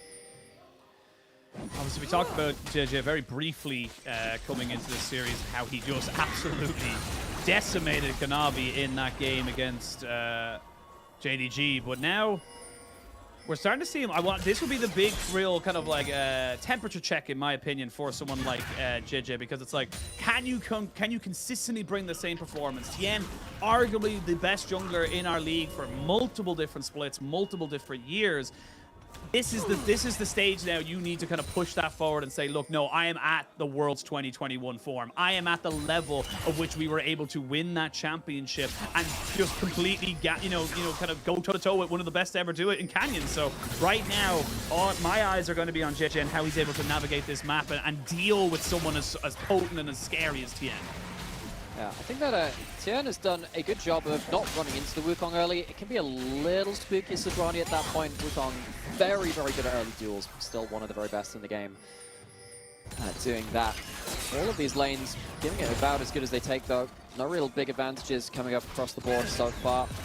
We are seeing this tit for tat in terms of big vision control being put across the board as well. Scuttles and wards into the enemy jungler. A good kind of benchmark for these teams to understand what they're playing around. Dragon spawning, but I'm not really sure we're going to see an early fight over that. It might be Top Esports with their early lane push, heading towards that as Tien is heading towards that area of the map as well. As much as obviously we're talking, with Rookie, Jackie Love and so on, Ching Tien, in my opinion, has been such an incredible top laner for Top Esports this year. The Darius triple kill, we saw him on the Renekton recently as well, coming out and getting 2, if not 3 solo kills before he died, and then baiting the rest of the enemy team into him. He has been against this monstrous. One guy called You Should Know Me, crazy. Yeah, I mean, absolutely, really, really doing well. I will say right now, we're going to see a full engage here as Mark does pop his heal to make sure he does not go down. JJ taking a little bit of a bad trade, but he's on equal HP, you would imagine, to the enemy jungler. Fofo not quite level 6 just yet, and Rookie leveraging that very, very well. Uses the Soul Unbound to make sure that his fate is not sealed. JJ needs to be very careful here. He flashes, he doesn't have his decoy yet. They flash forward! First blood for Jackie Love. And that's going to be Top Esports putting down some hurt. Really nicely done there. And you can see JJ just not having that decoy available means he is so vulnerable. Yeah, JJ caught flat-footed, and this leaves the bot side of the map in a very difficult state of affairs. Rookie hit level 6 first in the mid lane, uses that ultimate to chunk out Fofo and push him back into his lane. Is that he can't respond to this bot lane play. It is going to be a kill and out for Top Esports. They're not actually going to stick around for this dragon either, and I think this has been also another kind of hallmark of both of these teams. Neither of these teams have been very, they don't easily give up big plays They have the lowest average deaths in the league as well between the two of them. Top esports with 8.7, EDG with 9.4. Everyone else there done an awful lot more than them in their own regards. It just means that they're very good at telling when these plays are going to be winning and losing. And at least in this case for EDG, they only lose the one. They're not going to lose the Dragon. They're not going to lose anything after that point. It's an awkward one to lose. We talked about JJ being very important towards that early game, and you do catch him out of position without that clone immediately available. Things go from bad to worse very quickly, but at least for EDG, it is more than that. No Dragon taken just yet, as we wait to see where this game can go. And honestly, it does feel like it is going to come down to Dragon stacking, seeing where you're able to kind of get that setup for yourself, and moving forward into where your team can be strongest. Because you look at the 5v5s from both these sides, both have avenues. It comes down less about what is available to you and how you use those ultimates and those opportunities to the best of your advantage. The execution is the word I was looking for, and that's what you're going to see now from both these teams. How are they able to execute, and if they're able to execute properly? Yeah, I will say when it comes to the 5v5s, we're talking about that, one of these teams has an Azir. So if you're talking about killing front lines, very much advantage towards EDG in that regard. Sion only really has to worry about attack damage. The physical damage side of things doesn't have to worry about scaling mage on the other side, so we can itemize very effectively. So that means Fofo potentially could be the difference maker when it comes to the later game team fights. Which also means that top esports probably needs to take care of him. So see what can happen with Rookie denying Azir full value. That's going to be a really big point to track. Great to see now. EDG, no one spotting each other. Mark and JJ not really seeing each other. Now they spot each other, so they both know that this is going to be happening on the bot side, as they may look for a little bit of a dive. There is a Cyclone available. Mark moving aggressively forward, had got the turrets down to make sure they couldn't just go for a perfectly good dive. But a plate goes over nonetheless to EDG, and now Top Esports recognizing they have that information. And I always talk about this, I always love talking about this, because it is just a push and pull setup from either team. It's when you get the good to the great teams that it's not just enough for you to go, oh, we know that the Wukong's bot side. It's we now know the Wukong's bot side. What is the reaction from TN? The reaction is immediately take away a buff, move yourself towards that Rift Tile, take away that, and get a little bit more. You're always getting a little bit more bang for your buck if you're able to make the more proactive play outside of the vision. So TN recognizing there's no real jungler on this top side. Unstoppable Onslaught there used, as Ala wants to be the one to be aggressive in this matchup, but gotta be careful. I've seen this happen way too many times where the Cassante looks like he's vulnerable and he ends up being totally just fine. Yeah, Ala using the breadth of his mana bar to get away with that trade. Also another thing which is obviously very important to note, as opposed to other games that we've seen today, we're not going to get like a super early Dragon. I think that's very important to both these teams to not show that opening. Both these teams very, very good at finding leads and then running those leads away into victories. Going towards this Dragon of setup, it has been a very measured affair. It's not been gone after so easily, but with TN taking an extended stay on that top side, and Azir managing to get control over the mid lane. EDG will get this first Dragon of the game. So another Chemtech Dragon just as its base form, so we're not going to get a Chemtech Rift in this case, nor are we going to get a Hextech. First Dragon down towards EDG. First objective of the game to them on that side, with the Herald being traded for TN. An objective apiece. 1,000 gold at the moment for Top Esports. Really kind of just comes down to a little bit of farm and a little bit of jungle pathing that he's able to kind of get out of. Of course, we did see that blue buff seal coming in from TN, and right now the stacking of the dragons does lead to EDG, and it makes me excited as well. Whenever I see an early chem dragon, it makes me excited because it means that there's a soul worth fighting for. Because I'll be real with you, it's not that great. Well, it depends. Sion could get great use out of it. Very selective on who's actually excited for the chem soul, as you can see. Oh, all out coming out. Ching Tian did not go through the wall, takes a hell of a bad trade with the turret. Still doing fairly decently here, and you can see Ala respecting it, knowing he doesn't have the unstoppable onslaught. I feel like if he had it there, might have been able to actually kill off the Cassante, but not going to be happening. Ching Tian doesn't quite get the execution out, and everyone backs away. Might see a dive on the bot side, though. Yeah, see that Ching Tian using kind of like the isolated top lane matchup to find something. Tian is in this bot side, though. Cancels the back. Cancels the back, almost gets the kill, gets the cleanse out of him as well. There is the Enchanted Crystal Arrow, but I don't think it's going to be enough. That's a great ultimate from Mark. Perfectly predicted where Leave could only go. He only had one direction, really. And that is a fantastic kill here for Top Esports as they continue to get control over this bot side. The early way is down for lead in that play. Herald summoned as well, adding insult to injury. JJ not in position to control TN on the map, and that has been a big thing in this game. JJ not able to use this Wukong the way he did versus EDG to control the enemy jungler, to give his lanes a bit of stability to make their way towards something like a mid-game team fight. Lots of gold now going over towards that Varus on the bot side of the map. It's just pinpoint timing. Not able to get that back off and leave. Kind of punished for that. Mark has the long range follow-up. It's one of the things that Heimerdinger does do very, very well. It's one of the things that was nerfed about him in the past. Heimerdinger's ultimate of that upgraded E. Very, very powerful. But EDG still within touching distance. We're getting ult to the mid lane. Getting ult to the Fofo with a great flash, but now doesn't have himself a shifting sand. There it is. I was going to say a couple of seconds until he was able to pick that one up. Rookie has been relatively quiet so far. Both mid laners relatively quiet, but it has been decent. The arrow, Rookie wise to the tricks of Mako on this action. Not going to be caught out just yet. Does lose his flash, but keeps his life. Qingtian doing the long wraparound over the enemy turret. Ale, well, no, I can't ult back to turret. Two bodies blocking his way. Here we go. Nice little Tokyo drifting there from Ala. Keeps himself and his flash intact. And has his jungler to keep him safe as well. We've kind of gotten to the point now. This is where we talked about a little bit in that early game. Why these two teams are such early game, focused. As you see, mid lane, Rookie. He's going to be pushed away. Gets the ultimate there out of Fofo, but they just keep on the pressure. He's not ult, but he's on a ward. So I think Fofo, rightfully so, just got to back himself away. But again, this is why these teams are so good at the early game. They keep pushing forward. They keep looking for advantages. It's not just enough to get Fofo to back away. Right, okay, cool. Now we have priority. Let's go towards this bot side. Cool, now we can take away these camps. Now we can be a bit more of a nuisance. This is where top esports find their advantages. And this is while bot lane is pushing in from top as well. It's just coordinated, flowing from one side of the map to the other. Tian, has he overstayed though a little bit? No, don't think he has at this point. Fofo doesn't have any ability to roam over, nor does he have that ultimate. Again, it's just these fine margins of kind of understanding what tools are available to fight around, but these teams have very good ability to understand what their damages are.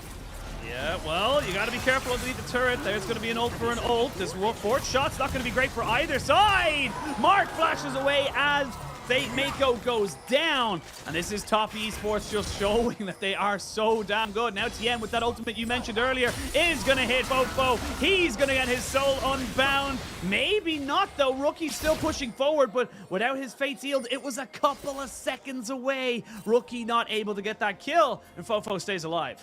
These teams just don't die easy. You have to really, really work to get them into that death chamber. Fofo somehow, despite having a lot of pressure put towards him, doing fairly competitively in CS, not dropping too much farm to his lane opponent of Rookie. Both these teams now kind of looking to see where the next big snowball is, because all the towers are still kind of like, while they might be beaten, still alive. They haven't really got to the point where the big engaged plays can come around. We're already seeing the big 5v5s just yet. Again, we get to see like a lot of this kind of put on display in regards to both of these teams really understanding their damage margins. They are so close to killing each other in that 2v2. Only one person goes down, and EDG though still unable to get kills on the board, unable to get themselves really big damage on towers. They're really waiting to see if they can get Ale stood in front of their carries. They can have a bit easier time of trying to do damage in this game. Well, with Rift Herald taken by top esports, they want to try and make sure they can get contention over this dragon. Imagine unless JJ can get a real decent engage right now, it's going to be difficult to get on top of it as Sunfire Cape finished up here for TN. As Qingtian picks up his Jack Show on the top side. Doesn't have TP. Neither top laner will be a part of this, so this is a 4v4 for the moment. JJ moving forward. Jackie Love going very aggressive, whiffs the Chain of Corruption. That's a big engage tool no longer available. Oh, Jackie Love, though, his positioning there really ballsy. Understands he could get engaged onto it, but he trusts himself to flash away if the need comes by. But does miss that ult. Junglers both full HP for this. The poke not landing in real earnest just yet. Ale, Qingtian not going to be at this fight. Without the Scion, though, I don't know if EDG feel that great about this fight. And the poke is very real coming out here from the side of Top Esports. I would say interesting before we get into this. Leave has actually gone with a collector first item, so yeah, not exactly, not common, but definitely still does what he wants because you know, lethality and crit. So best of both worlds, as we've been seeing the crit build and the lethality build kind of shared between our Jin players within the last few days. Allah has now found himself towards this bot side, and it looks like EDG are saying we want the dragons. We want to try and make this a win condition. Top Esports say cool, we're fine with that. We'll take the farm on the side lanes. You see Rookie already went bot. They did not move Qingtian away from that top lane, so this should just be a trade of basically a bit of gold now for power later.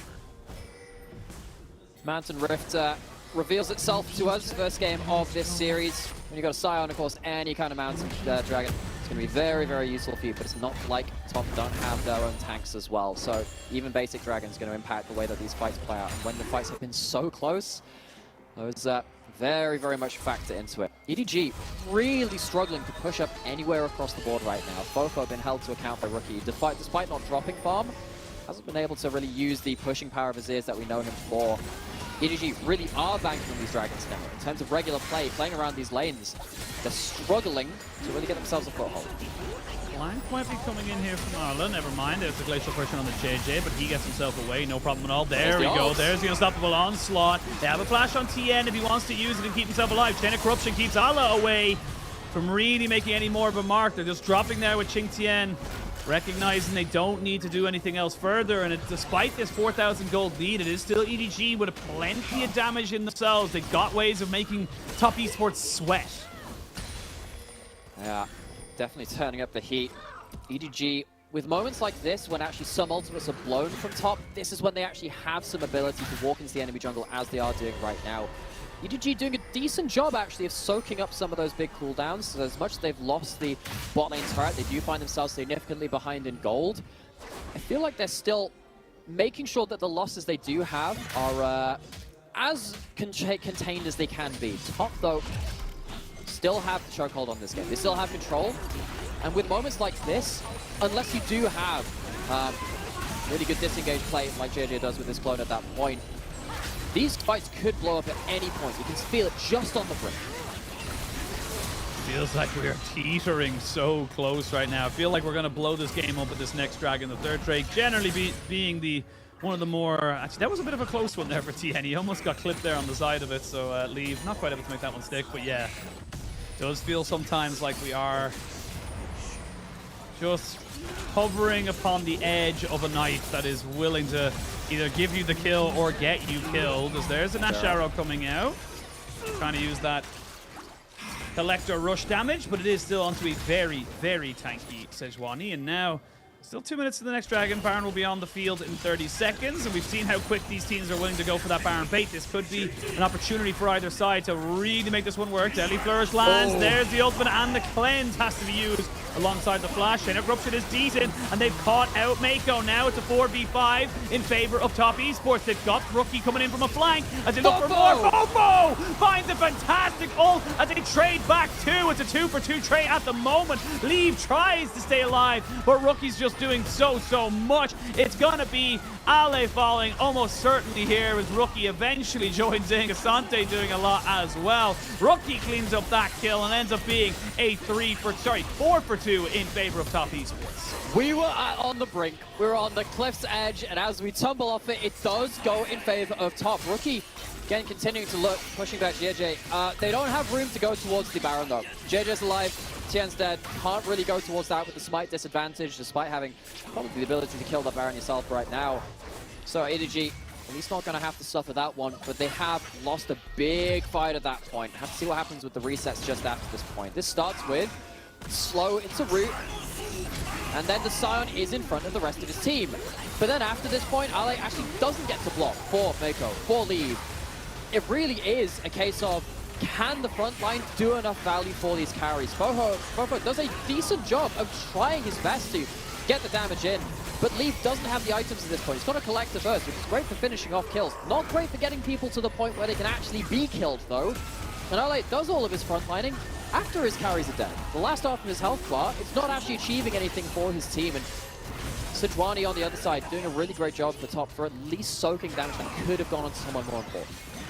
All right, 30 seconds, and we're going to get another fight, Nightmara, because we have got ourselves a dragon. This would be Soul Point, and Mountain Soul Point, to say the least, is exceptionally powerful. We saw it for AL in that last series, how much it can mitigate, especially when you've got like an assassin-esque champion like Yone on the backside. Tien taking so much damage. Dodge away from the Enchanted Crystal Arrow, but plenty of cooldown here with the Umbral Glaive, and of course the Ionian Boots of Lucidity. It should be not too long before we see that cooldown come back up, but you've lost a lot of your health bar now as Tien. I don't know if you want to try and move forward onto this, but he's going to try and look for the steal regardless.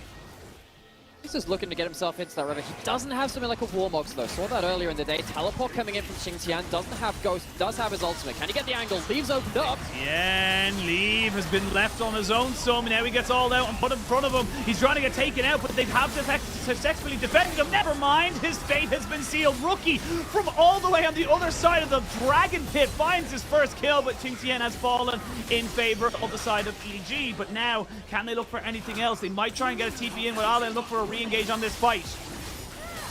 Definitely looking for it, but you don't have your AD carry. Fofo not in position to keep himself safe either.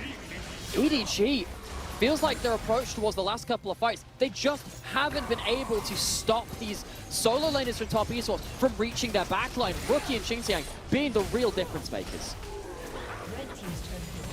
We'll say not to be outdone. EDG saying, look, we'll give up the dragon, that's fine. We don't get the soul point like we wanted, but we will open up that mid-tier 1. So first tower of the game, as we look at the replay here, because honestly, I want to keep an eye on Rookie. Rookie comes from like 3 screens away to make this kill happen.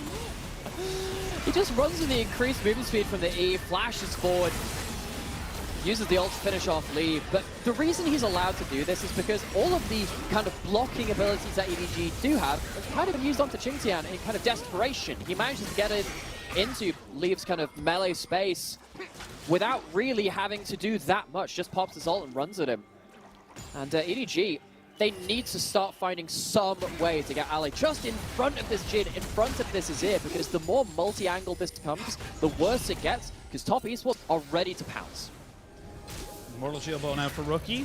Alongside that Blade of the Ruined King, plenty of sustain and plenty of ways of killing off tanks or squishies, so he's in a pretty decent setup. I am curious about this Leaf build right now, and I'm curious to see where it brings us. Let's maybe visit that at a later time. This scares me, because again, with this kind of build, once you get towards something like an Eclipse later on into the game, I mean, you've got a decent build at that point. The Eclipse gives you enough ability to kind of like get some percent pen. This is very much about snowballing off of getting some kills finished off, though, and they haven't done that.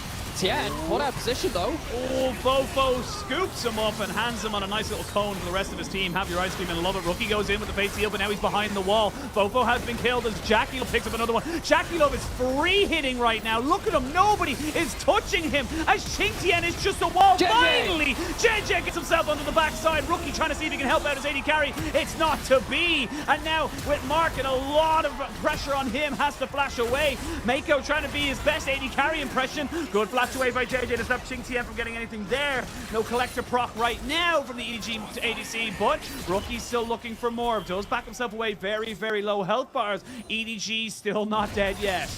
They are not even close to it. They find better terrain to fight around. Tien walks into them, and as much as Sejuani is tanking a lot of that damage, and you think, oh, maybe it's not being used onto the backline, there's no one in position from top at this point to really do damage at the start of the fight. That only really comes in later. Fofo jumps in. And yeah, maybe Fofo goes a little too deep on this one. This fight could have been so much more solved if the Azir is around to do damage afterwards. Partly by Rookie mistime and the ultimate just about on the stopwatch just after it. But Leave actually gets to do a little bit of this fight. JJ managed to get into the backline. The numerous CC means that EG actually managed to have a way to get these tankier members on this top side into the fight in the way that they had failed to before. Top esports, they can't afford to fight completely front to back. They need to make sure that EDG's backline are not feeling safe in these fights. That's going to start by choosing their terrain a little better next time. All right, we're going to play a new game, all right? It's going to be, what is Leave building? He's got himself a pickaxe alongside the Paramana and the Collector. I want you to give me a guess on what he's going to build with it. Oh, my word. Is this going to... It could be a Lord... No, it can't even be a Lord Dominus. It can't even be at that point. This confuses me greatly. He could be... He can't be going towards the Infinity Edge because that comes in at 60% of this patch. It can't be that.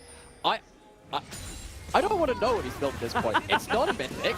If you build towards an Eclipse, at least you get the percent armor pen, you get the spike of that item as well. We've seen that come through a lot more from the Jhin, but this is, again, not really how... Please don't mention I'm just naming out items that could be a death doesn't have the best damage for these very important fights. They're already behind. Having builds like this where you're less efficient with your damage, it is going to mean these back and forth, very close fights are going to go slightly more in favor of top. We've gone towards the Baron now. Yeah, they have no vision. We actually saw the observers highlighting it there very quickly. TP comes in, that's the power goes down the bot side. You don't take this exceptionally quickly because it is a lethality virus. You're going to see the Ash Arrow goes right between the sticks, but the Scion is good with his ultimate. No one can follow up on the Fofa, who was perfectly caught out there by the Glacial Prison. And now JJ is dead. You've lost your jungler. The front to back fight is no longer yours. Rookie has arrived, and Rookie's looking to make this one work. Fofa with a massive ultimate, and the carries of EDG are huge. I'm sorry I ever doubted you, Leave. Double kill for the Jhin as they're looking to try and see if Qingtian can really make this 1v3 work. He should be cut down. He should be cut down as Leave gets himself a triple. Top Esports, they funnel themselves into the Baron, but they don't find the extra angle again. Rookie finds a way into the fight, but it's not onto the key carries. He's not hitting Fofo, he's not hitting Leaf. Leaf barely gets hit at all. And after that fight, a lot more gold going back in favor of EDG. They were fighting from a disadvantage up until this point. The next time this comes about, going to be even more scary. Really well played by Ali to just put himself in the front line and say, you know what, I don't care that I'm seed, I don't care that I'm losing 2/3 of my HP. That's what it's there for. And Rookie barely missed 7. You catch Leave there, maybe it's a completely different fight. Maybe that's what turns things. At the same time, because everything is being used to go forward from top, it means that they don't have the ability to respond to the counter engage that comes out from Fofo. Chooses a great time to shuffle in. And the carries at this point, they don't have anything to be worried about. They don't have ultimates to be really tracking. And while you get a little close to the Cassante running rampant at the back end of that fight, it's not enough for Top Esports to walk away with a win. Now we're back for round many numbers, very high round number at this point between these heavyweights. The extra items are starting to be built up, and we have a Gale Force coming in from Leave. It comes in a little late, and the crit's been built up. Absolutely. You got the Mana Mune, or Muramana, I should say, stacked up, and now I love what you mentioned as well, like, you know, these round whatever between these heavyweights. That's what I love about the best teams in the LPL, is that there's no... It's not about macroing. It is a little bit, obviously, but it's not always about it. It's not about, you know, doing the high percentage plays. It's about going in face first, looking to roll over your opponent. And we are not going to stop right here, Nightmare. We are coming back in. 3 items on the Jhin, 3 items on the Varus. As you can see now, Sion goes forward. Ali's a little bit separated, but JJ fully commits. Rookie sees that he can find his mark, but gets taken back as his soul gets rebound. They do find Fofo, who has been the target of Top Esports in a hell of a lot of these exchanges, but a lot was expended there by Top Esports. You can see flashes, you can see ultimates no longer available, and there's still plenty here for the side of EDG to work with. Yeah, Ale doesn't have teleport. He might have to actually ult his way through the jungle, do the incomplete drift through it to try and get to this objective on time. Leave is there, but how much can the EDG do without their front line?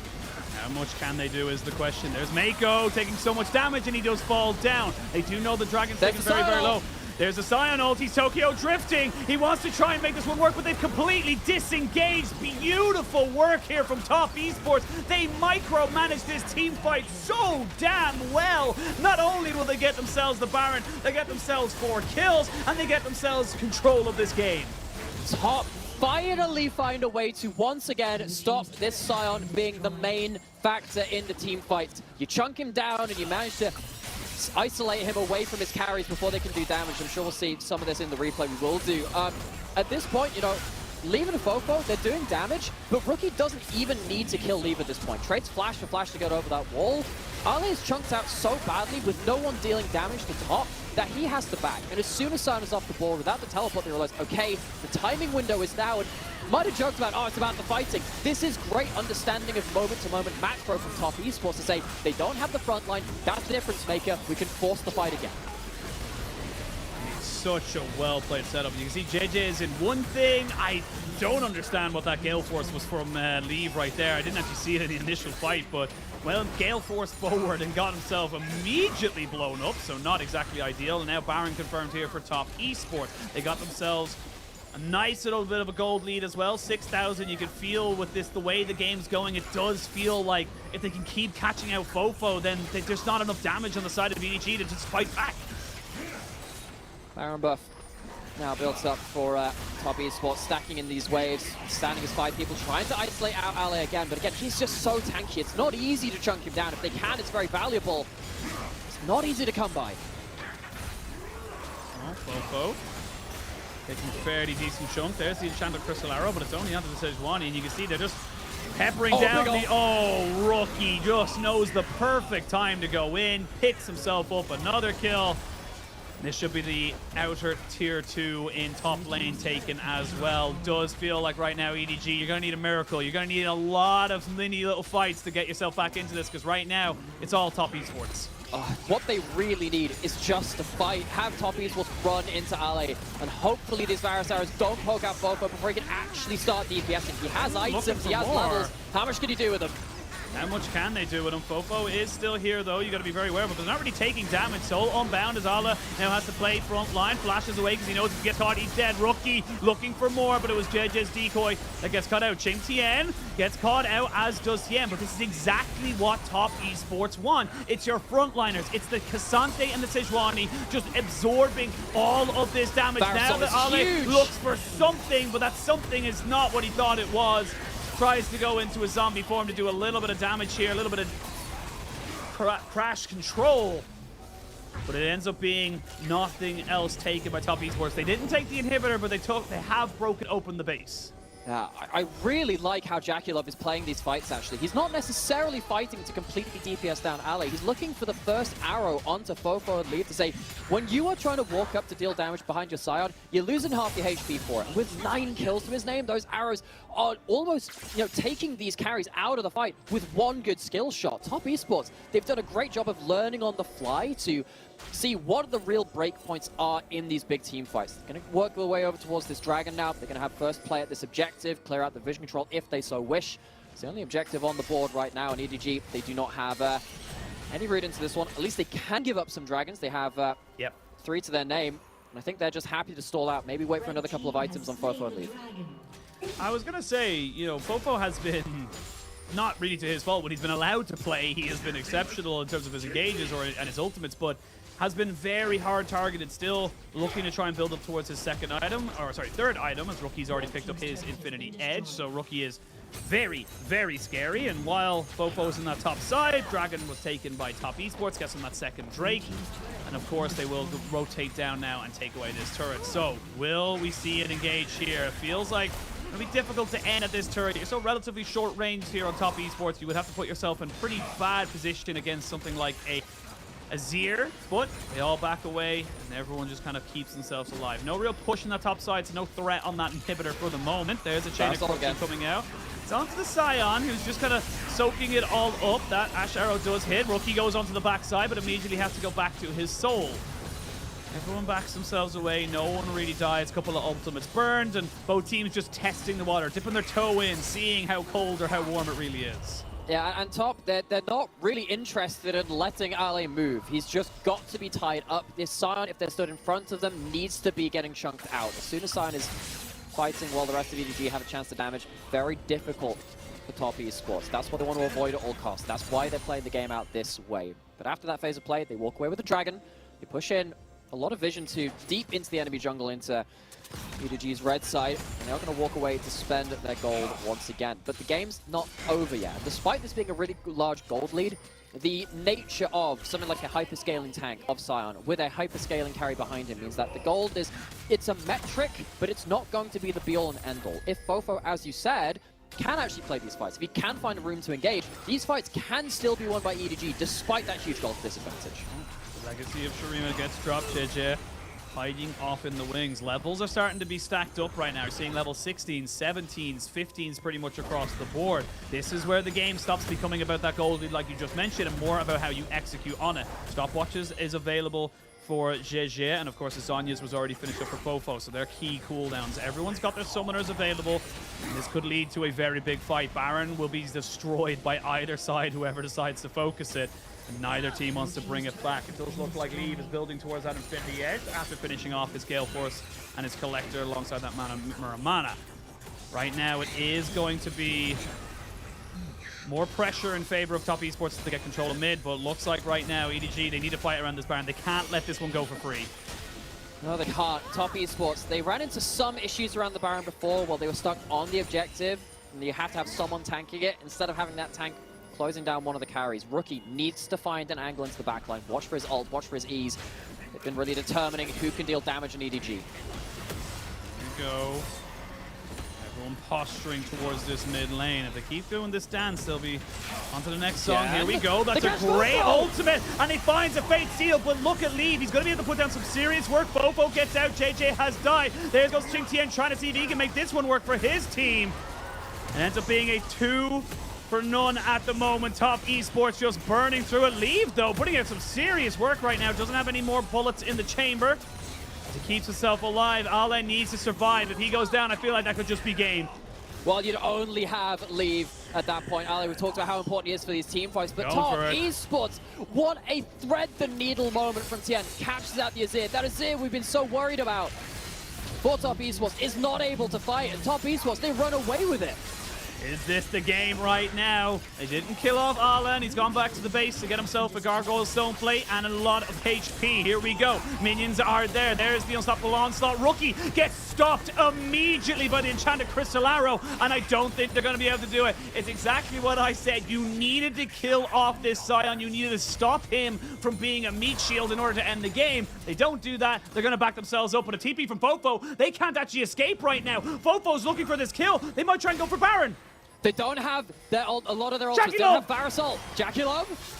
Oh, he doesn't pull the trigger on his flash right now. Still has cleanse available to him as well. EDG, they may have lost that fight, but they're not done with this game. They're going to use this now as priority to push themselves forward. Deal with mid lane. Rookie goes in. Maybe seeing if he can catch somebody out. There's the Fate Seal. It's Fofo. He kills him. Assassinated on the back end. Rookie does it all. And Rookie is smurfing on this Yone. How did he even see him? Did he have vision from soldiers, from anything? Rookie is taking this game directly into his own hands. This is it. Could have been the thorn in the side of Top Esports. It has been yanked out. It's been burned over the fire, and Top Esports, they're outplaying their way into a dominant game one. The mid game, but JJ not just done with things yet. Not just him, but I don't think he really wanted that. He didn't want that. Didn't want those hands. Didn't want to catch them there. But Dragon goes over. That's the third Dragon for Top Esports. 27% extra resistances. Ching Tien on this. Cassante is a happy chappy. Now TP coming in. It's going to be Rookie coming in. His Fate Seal's going to be back very, very shortly. Has the Randuin's open for a little bit of extra survivability. There's the curtain call. And now Leave is in trouble. He gets himself out just for the moment, only to be killed off again. Rookie. Every split, every year, every meta, this man is just the best of the best. He is just insane in this league. Yeah, and for Top Esports to drop there or part ways with their franchise player to pick up probably the one player that could realistically replace a player like Knight. Rookie has absolutely shone. 7-1-5 on this Yone. Again, just controlling this game. Now we might see the end of it right now as Top Esports move themselves forward. They've got Baron, they've gotten 2 inhibitors down, they've got super minions coming into the mid lane. Oh, good ultimate, actually catches Jackie Love on the ankle of his boot. The Rookie goes forward again with that Randuin's Omen, doing so much to just kind of mitigate any of the poke that can come in. Now minions in that mid lane. It looks like Top are backing away. They don't have this front to back team fight underneath the towers. They're happy with the damage they've done, and they don't want to lose this game off of a silly fight. And again, these teams just don't give up easy. EDG, despite being behind in pretty much the entirety of this game, they've made Top Esports think. As soon as this Jhin ultimate opens up, you realize probably pretty much done at that point. Rookie's in the area, has his ultimate back up and Leave. Just doesn't have the information really to play that out. Maybe if he's got someone who stood up a little bit in front of him to block out Rookie, things could have been a little more safe for him. But Leave, not for the first time, really just caught flat-footed by the man in the mid lane. Man in the mid lane has also got himself a stopwatch, so it is not getting easier to stop. Oh, and a Randuin's on top of those 3 dragons, by the way. Yeah. I mean, look, you know, you get the 3 mountains, 27% extra on top of that efficiency. It feels good, man. Feels good, man. But right now, it is just Top Esports. I will say they are ahead, and they are like so well fed in terms of their carries. But we are in the hyper late game. It's 4 item Azir. It's a 4 item, if not 5 item Jin. This is where the game starts to become a little bit more about execution. Yes, you have the gold lead. Yes, you are equal on Dragons, but you haven't ended the game. But 1 minute left on your Baron, and with the Baron push in the mid lane, they didn't actually feel comfortable going for it. So we'll see if EDG are able to kind of defend themselves against this. They'll need one last ditch effort as they go for it. Tien does not pull the ultimate trigger. They do end up getting the stopwatch out of Ching Tien. So there's one blown. They haven't lost the tower just yet. Mako taking a lot of damage. Rookie hasn't fully commit just yet. Flash away. Vale goes down. That's your front line done and buried. Yes, he will fall. The minions are doing the work onto the Nexus turrets. And this game is finally finished. Rookie goes forward and just keeps putting out damage. Top Esports finally looking like the team we knew they would be coming into this split. JJ trying to survive, uses a GA to give as much time as he possibly can. Fofo finally gets an opportunity to fight, finally gets to do a little bit of damage, but it's not going to be for anything. Top Esports in a 42-minute banger get themselves game one.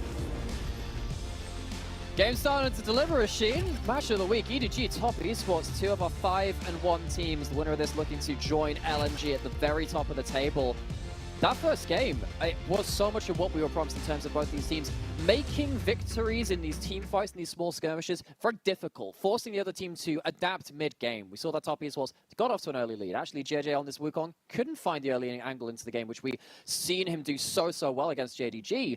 But it wasn't like that was the end of the story.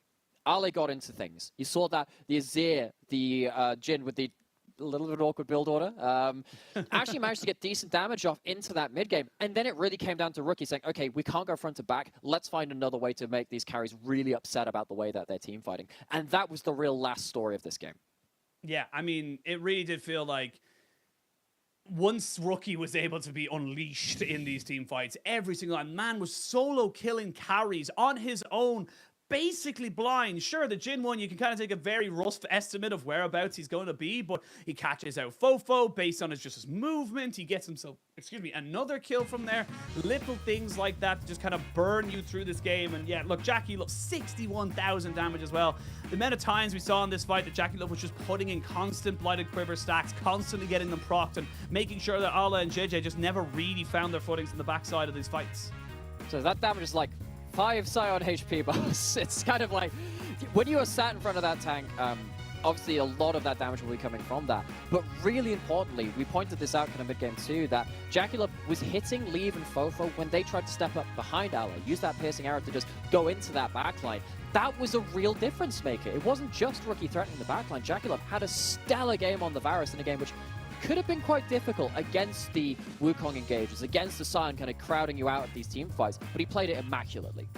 Really, really did. Now, of course, we know we are still slightly behind on the broadcast at the moment. We are going to try and get our pick bands up as soon as possible. No break for me and you, Nightmare. There's your player of the game. It was Let's Rookie. get it on. It's got to be Rookie. No one else there. But, of course, moving into this next game, EDG, they have to find some way of shutting this down. I think Tien really did expose JJ. It was kind of like almost the reverse, the inverse, if you will, of how JJ made Kanavi feel last week. It was just felt like he just didn't have an opportunity to make any plays because Tien was just always on the right side of the map. Yeah, and that is a huge difference maker, right? Because we talked about EDG kind of not having necessarily the same star player kind of feeling about them compared to the top teams. And that's not a negative thing. They've succeeded through great teamwork and through having very comprehensive team fights. They understand how to play around each other. But even with that, it's not like they're without star players, right? And JJ in the early game is incredibly important to this team. When you have something like that Wukong, you normally expect him to really get into lanes early. I don't know whether he could do that realistically with the way his lanes played out in this game, losing push in top side, losing push in mid lane as well for most of the game as soon as that Yone really started to kind of pop off. And then the bot lane as well, things are also difficult. I wonder if you have to give him a bit more of a bedrock to play around if you want him to have the same early game impact we know him to have. Yeah, and look, we should have our pick and bans coming up now very, very shortly. So we are jumping straight into game number 2. There they are. And we can see there the Maokai made it sound true, the Yuumi as well, but the Zeri for Top Esports. I mean, I'm as excited as I am terrified because I've seen what Jackie Love can do with it on both sides of that coin. Yes, we have a couple of players here who like to hold the standard in terms of crazy as our game.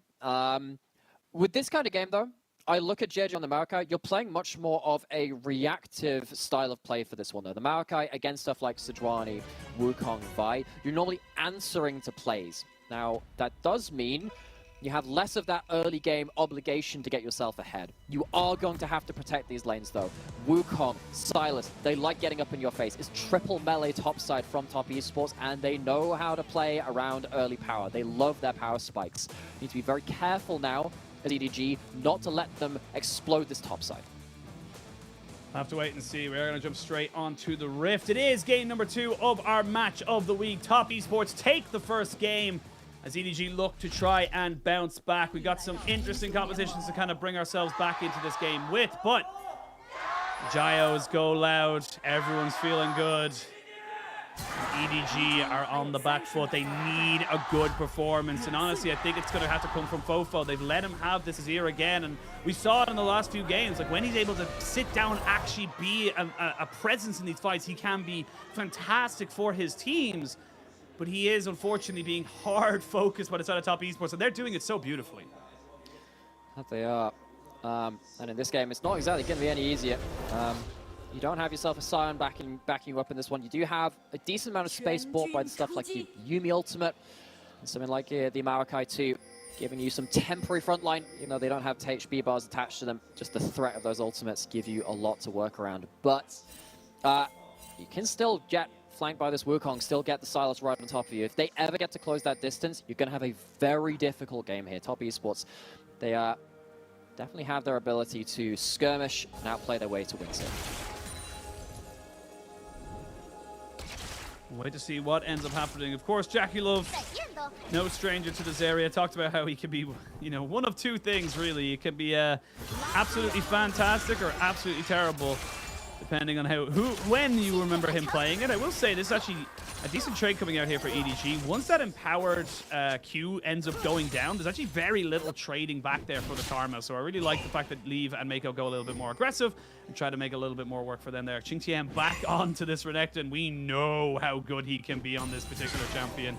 And I'm very curious to see if we're going to see some 1v3 or 1v1 v1v1 triple kills coming out here for the Renekton. Yeah, he absolutely demolished YSCam on IG in their last series in that last game. Something like 5 solo kills across that game or that series. I'm trying to remember the exact number, but it was awfully dominant. Top Esports, they're already not having the easiest time in lanes as compared to that first game. Fofo has push in mid lane. Ale has push in on that top side. JJ needs to react to these lanes, not the same ability to go aggressive at this point, but still has much more of an ability to play around his lanes. Speaking of that, Tien actually heading towards this mid lane. JJ is not here in time just yet. Not yet. He will get the shifting sands. He should be fine. Ooh, good flash there from Fofo. Recognized the Abscond Abduct would have put him in a very compromised position. And pick up where you left off for Tien and Rookie. They know that Fofo is the big late game insurance. They know that Fofo can be such a menace if left undealt with. So they are hard focusing him once again. And JJ not in position to help his mid laner at that point. Of course, he's farming his way up through his top camps and getting himself slightly further ahead. There can be a payoff to this from Fofo, you know, just blowing the flash but not dying, when actually your jungler gets to a point in power and your flash being down doesn't get punished. But we know this mid-jungle duo from Top Esports. Yep. There is a likelihood that's going to be a return gank. EDG need to understand that, and understand that Fofo will need help the second time of falling. Absolutely. Now, I'll recognizing that he has a bit of priority in mid lane with Maokai coming up behind him as well. He should be able to get himself out of here, no problem, no questions whatsoever.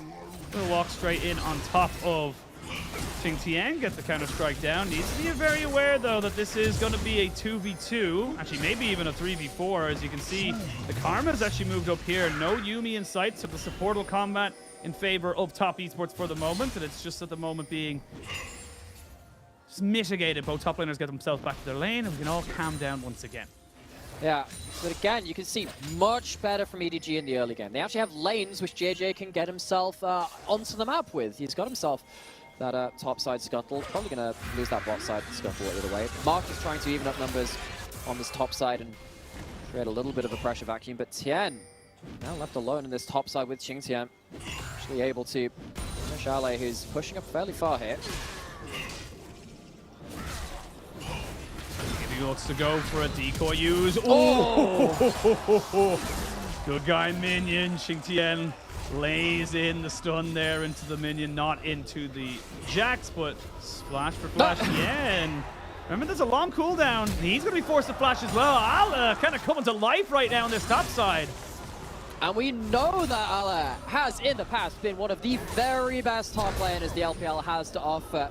Seeing shades of that just there, taking the 1v2 with that Jax.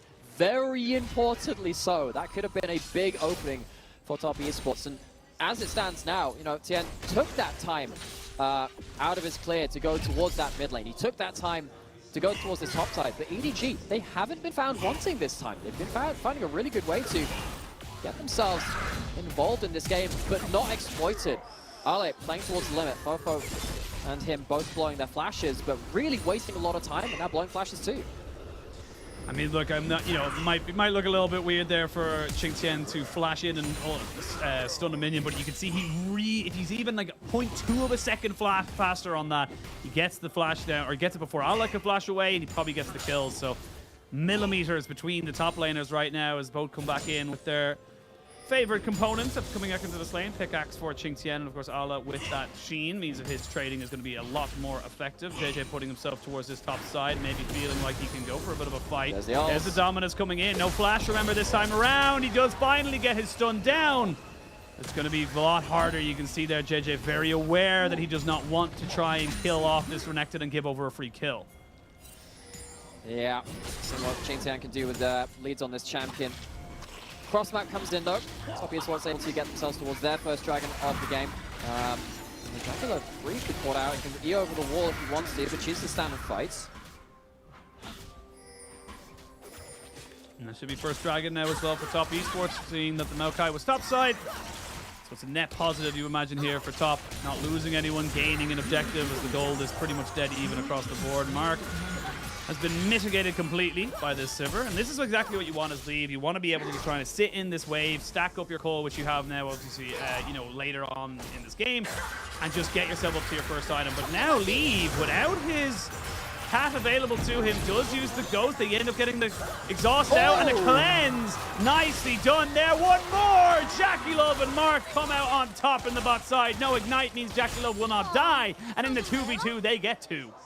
That's a huge mistake from EDG's bot lane. Leave walks up, must not have had spell shield, but as soon as that ignite goes down, you can see the mind game of Leave being like, okay, Mako, only cast your heal after the ignite is off. And I don't think he gets it in time. I think Sivir doesn't get any of that extra HP, and then with that kill, the level 6 comes through. Cleanse on the exhaust. The ignite, as you can see, heal does not land before that ignite goes off, before Sivir hits the ground.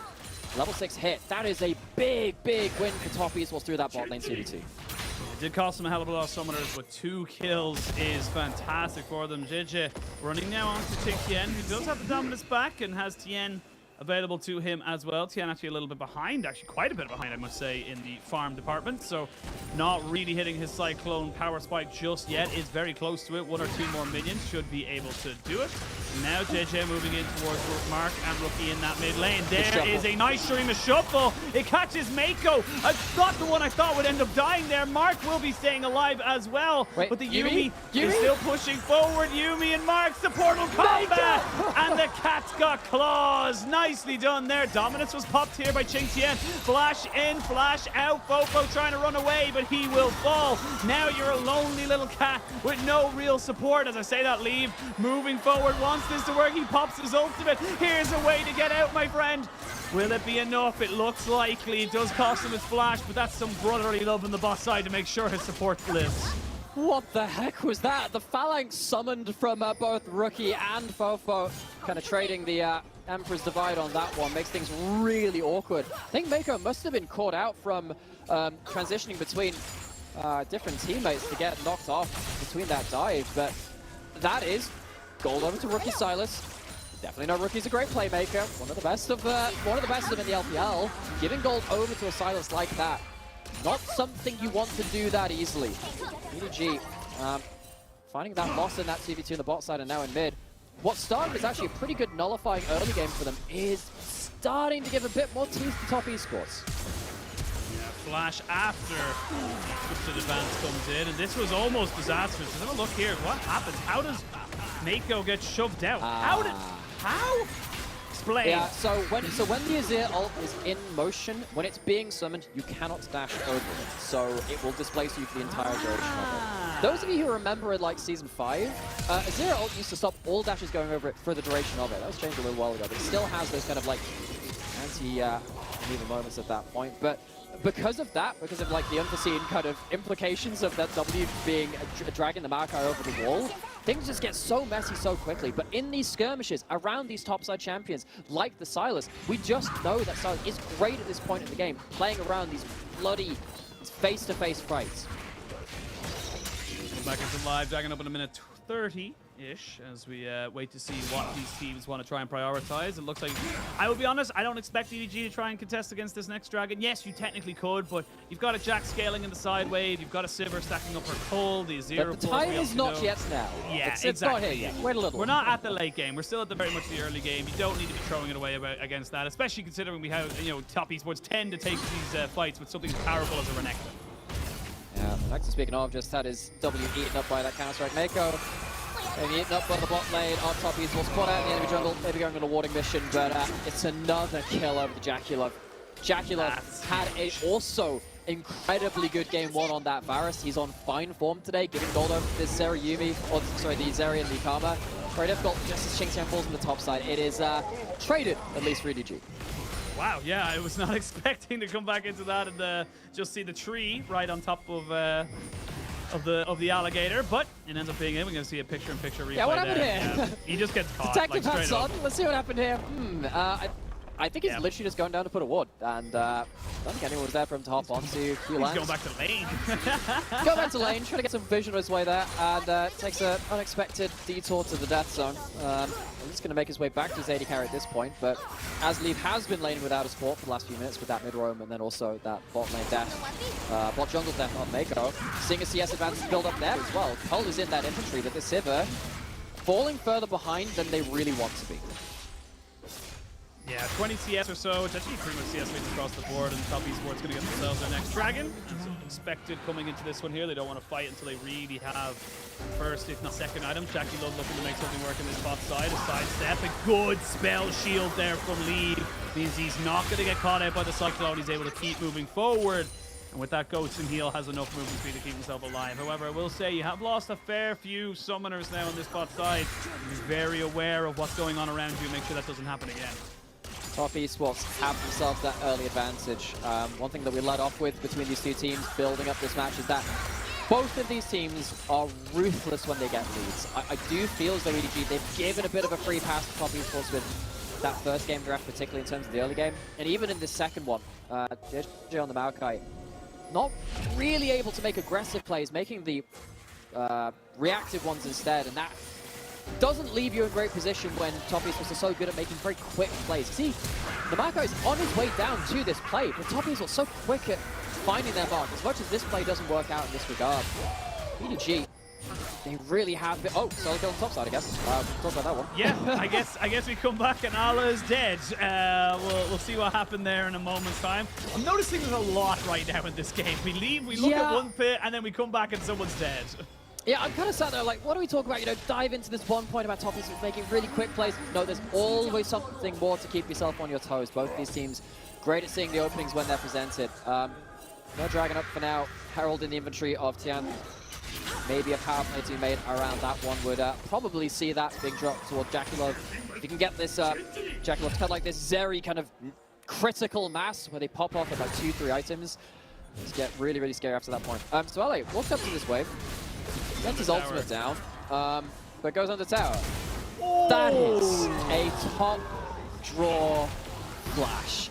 Take about Xingqiang. Flashes out of Counter-Strike, understands at that point there's no way to dodge out the empowered W. That is a really nice outplay. It is. We're going to have a fight now in this mid lane as we come back in. JJ does end up getting the trade back, so he's killed off Rookie. Tien was tanking as well, so they won't be able to finish off this tower. Not yet anyway, and that's a trade of 1-for-1. Not ideal there for Top Esports, but you can see slowly but surely they've gone from 1,000 gold lead. Now it's 2,000 gold lead. They're getting pressure in the lanes. They're keeping the Sivir down, and Bing is keeping the Sliver down. They know that she is all on her lone. Leave is going to have to do what his name says and get the hell out of there. Jackie Love going to be heading towards this bot turret. Of course, Herald has been used now, used in that mid lane instead of going down towards Jackie Love. That is absolutely fine. First turret secured for him either way. Why not give some more gold over to Rookie as well with the Herald he put down there earlier. Leave finally able to walk up towards this bot side. JJ there to just give him a little bit of coverage. But it really does feel like, again, EDG struggling to make the big plays in this early game. They can't really, they don't find it easy to get up in top of esports' face. That is ult for ult again, as we tend to see in this matchup, but pinpoint skill shots mean that Rookie getting right onto the board. Hell dropped after this point. What the heck happens under this turret though? How does this end up going that way? Because you have that Yumi ult, I understand that. How does that lead to anything more after this? Oh, the wave gets played out. They weren't checking the HP of the minions, like, surely the Herald should be tanking this. Not to be the case. Summoned outside of it, and Rookie caught off guard by a timely punish from JJ and Mako. Yeah, really, really well done there. And of course, Top Esports now finding themselves in the early lead. They've got a soul point presenting themselves, or presented to themselves, in a minute's time. Jackie Love looking to be very aggressive in that mid lane, as Rookie was a little bit on a flank. Spell shield used there by Leave, so nicely done there in that regard. I will say you can spell shield the Silas hijack if you have one. And so we'll see now. Rookie's going to be taking away that Maokai ultimate. And this is the thing, when you pick the Maokai and you have a mid laner like Rookie, he just gets access to so many fantastic ultimates. You've got the Azir ult, you've got the Yumi ult, of course the Maokai one as well. JJ with a cat stuck up his tree, seeing if he can maybe catch somebody out. They haven't figured out where they are right now, but with the Rift Herald now going over to Top Esports, 30 seconds until the dragon spawns, they will want to try and fight around this. Yeah, 30 seconds till the dragon spawns. EDG, they don't have ways to like make quick aggressive plays, but they can hold their ground well with that Maokai ult. They've pushed into the enemy jungle, they've established vision, which means that Rookie can't just fly over a wall with that stolen Maokai ult, make things very difficult for them. And once again, we're heading in towards this mid lane. Jackie currently with 2-level advantage over Leave though. Second tier of that ultimate, so bursty nowadays. EDG, they're going to have to puzzle their way into a very strong team fight in this one, because with the difference between the AD carries at this point, very difficult to win the DPS race. They are starting up the Dragons, so this is deny soul point. Rookie will be running out of that Maokai ultimate very soon. There it is. He has to use it a little bit prematurely, you would imagine. He goes in over the pit to get some decent damage onto the tank. There's going to be a good Bramble smash. Jackie Love trying to go in, but he gets immediately caught out and forced to flash away. They found the back line. The Dragon goes over. It was actually secured by JJ before he went down. Now, can you get out alive? That is the question. Flash away. TN goes straight back in, and Leave has died. Mako needs a couple more seconds before he can reattach. Should be able to get the rest of him and his team out, but mission successful for EDG. They've gotten themselves the Dragon. And they get themselves a shutdown onto Jackie Love too. This player is one that is never afraid to go aggressively, and we see that again in this fight. Zale caught out. Flash not quite available to Rookie to go more aggressive than that point, but EDG, much like the first game, not going down without a fight. They get themselves a Dragon, denying soul point away from Top Esports. They get themselves, of course, the 9% scaling resist for themselves from that base Dragon as well. Miko in the brush. I wonder if they're drawing in this play. Okay, you best not recall here, buddy. Oh, flash in. He's going to try and use the stolen Jack's ultimate, but now Rookie kind of caught in no man's land right now. He's going to have Tien and Ching Tien TPing in. I love to praise Rookie, but sometimes you gotta know when the play is done, and right there, unfortunately, does cost him and his team a couple of summoners, but it doesn't mean he loses his life. Crouching Tiger, hidden cat. Mako sat in that brush and does a really good job of, I mean, I guess, I don't know whether that was intentional or not, but understands that he can just shadow that lane, that lane, allow Jack to kind of farm that out. Going back into this one though, Jackie Love, he was so crucial to the gold lead from Top Esports, has so many items at this point that just goes a little bit too aggressive. Doesn't quite get the burst out in the initial members at this point. Maybe if Tien also manages to get into the backline and get some disruption off, that could have been a much bigger play, but not quite coordinated enough to protect Jackie Love on the engage at that point. No matter, still very far ahead of that game, still has himself a lot of golden items being built up shortly after that point, but still a breath of fresh air for EDG. They get themselves a little bit of gold, they get themselves a bit of a breather themselves. can get themselves back to farming and back to trying to build up those items. The thing is, the longer you delay this game here for EDG, the better it becomes for you. You're the one with the Sivir and the Azir. You will shred these team fights if allowed it. So we'll wait to see what they're going to go for. That win condition of the Soul still very much there. There's a mountain as well. We talk about how important they can be to stack. Come back into live. 20 minutes on the clock. Still only about a 2,000 gold lead in favor of Top Esports. They have 2 dragons to the 1 of EDG. No turrets taken by EDG right now. Very difficult to get on top of those right now. And I will say that Qingtian on this Renekton is going to start to feel the pressure of this Jax in the side lane. So Tide of Top Esports need to figure out where they want to go with this and how they want to try and advance that lead to the next stage. They don't have themselves that Soul point to force EDG to fights before their objectives are completed. EDG kind of get to choose those dragon fights, at least the next one, kind of at their leisure, and afford to give up one more before they start to get really, really worried. As TES swipes away that blue buff. LA trying to deny something on this side of the jungle, which is unlikely to be taken by themselves either way. So Top Esports pushing up, getting themselves onto the other side of the river. They get themselves a bit more vision control around the side of the map that they want to play around. Next dragon in 2 minutes. There's a ward on the Baron from Top Esports, but it's not like they have deep vision into that whole side of the jungle. They do have it on this side though, on the blue side.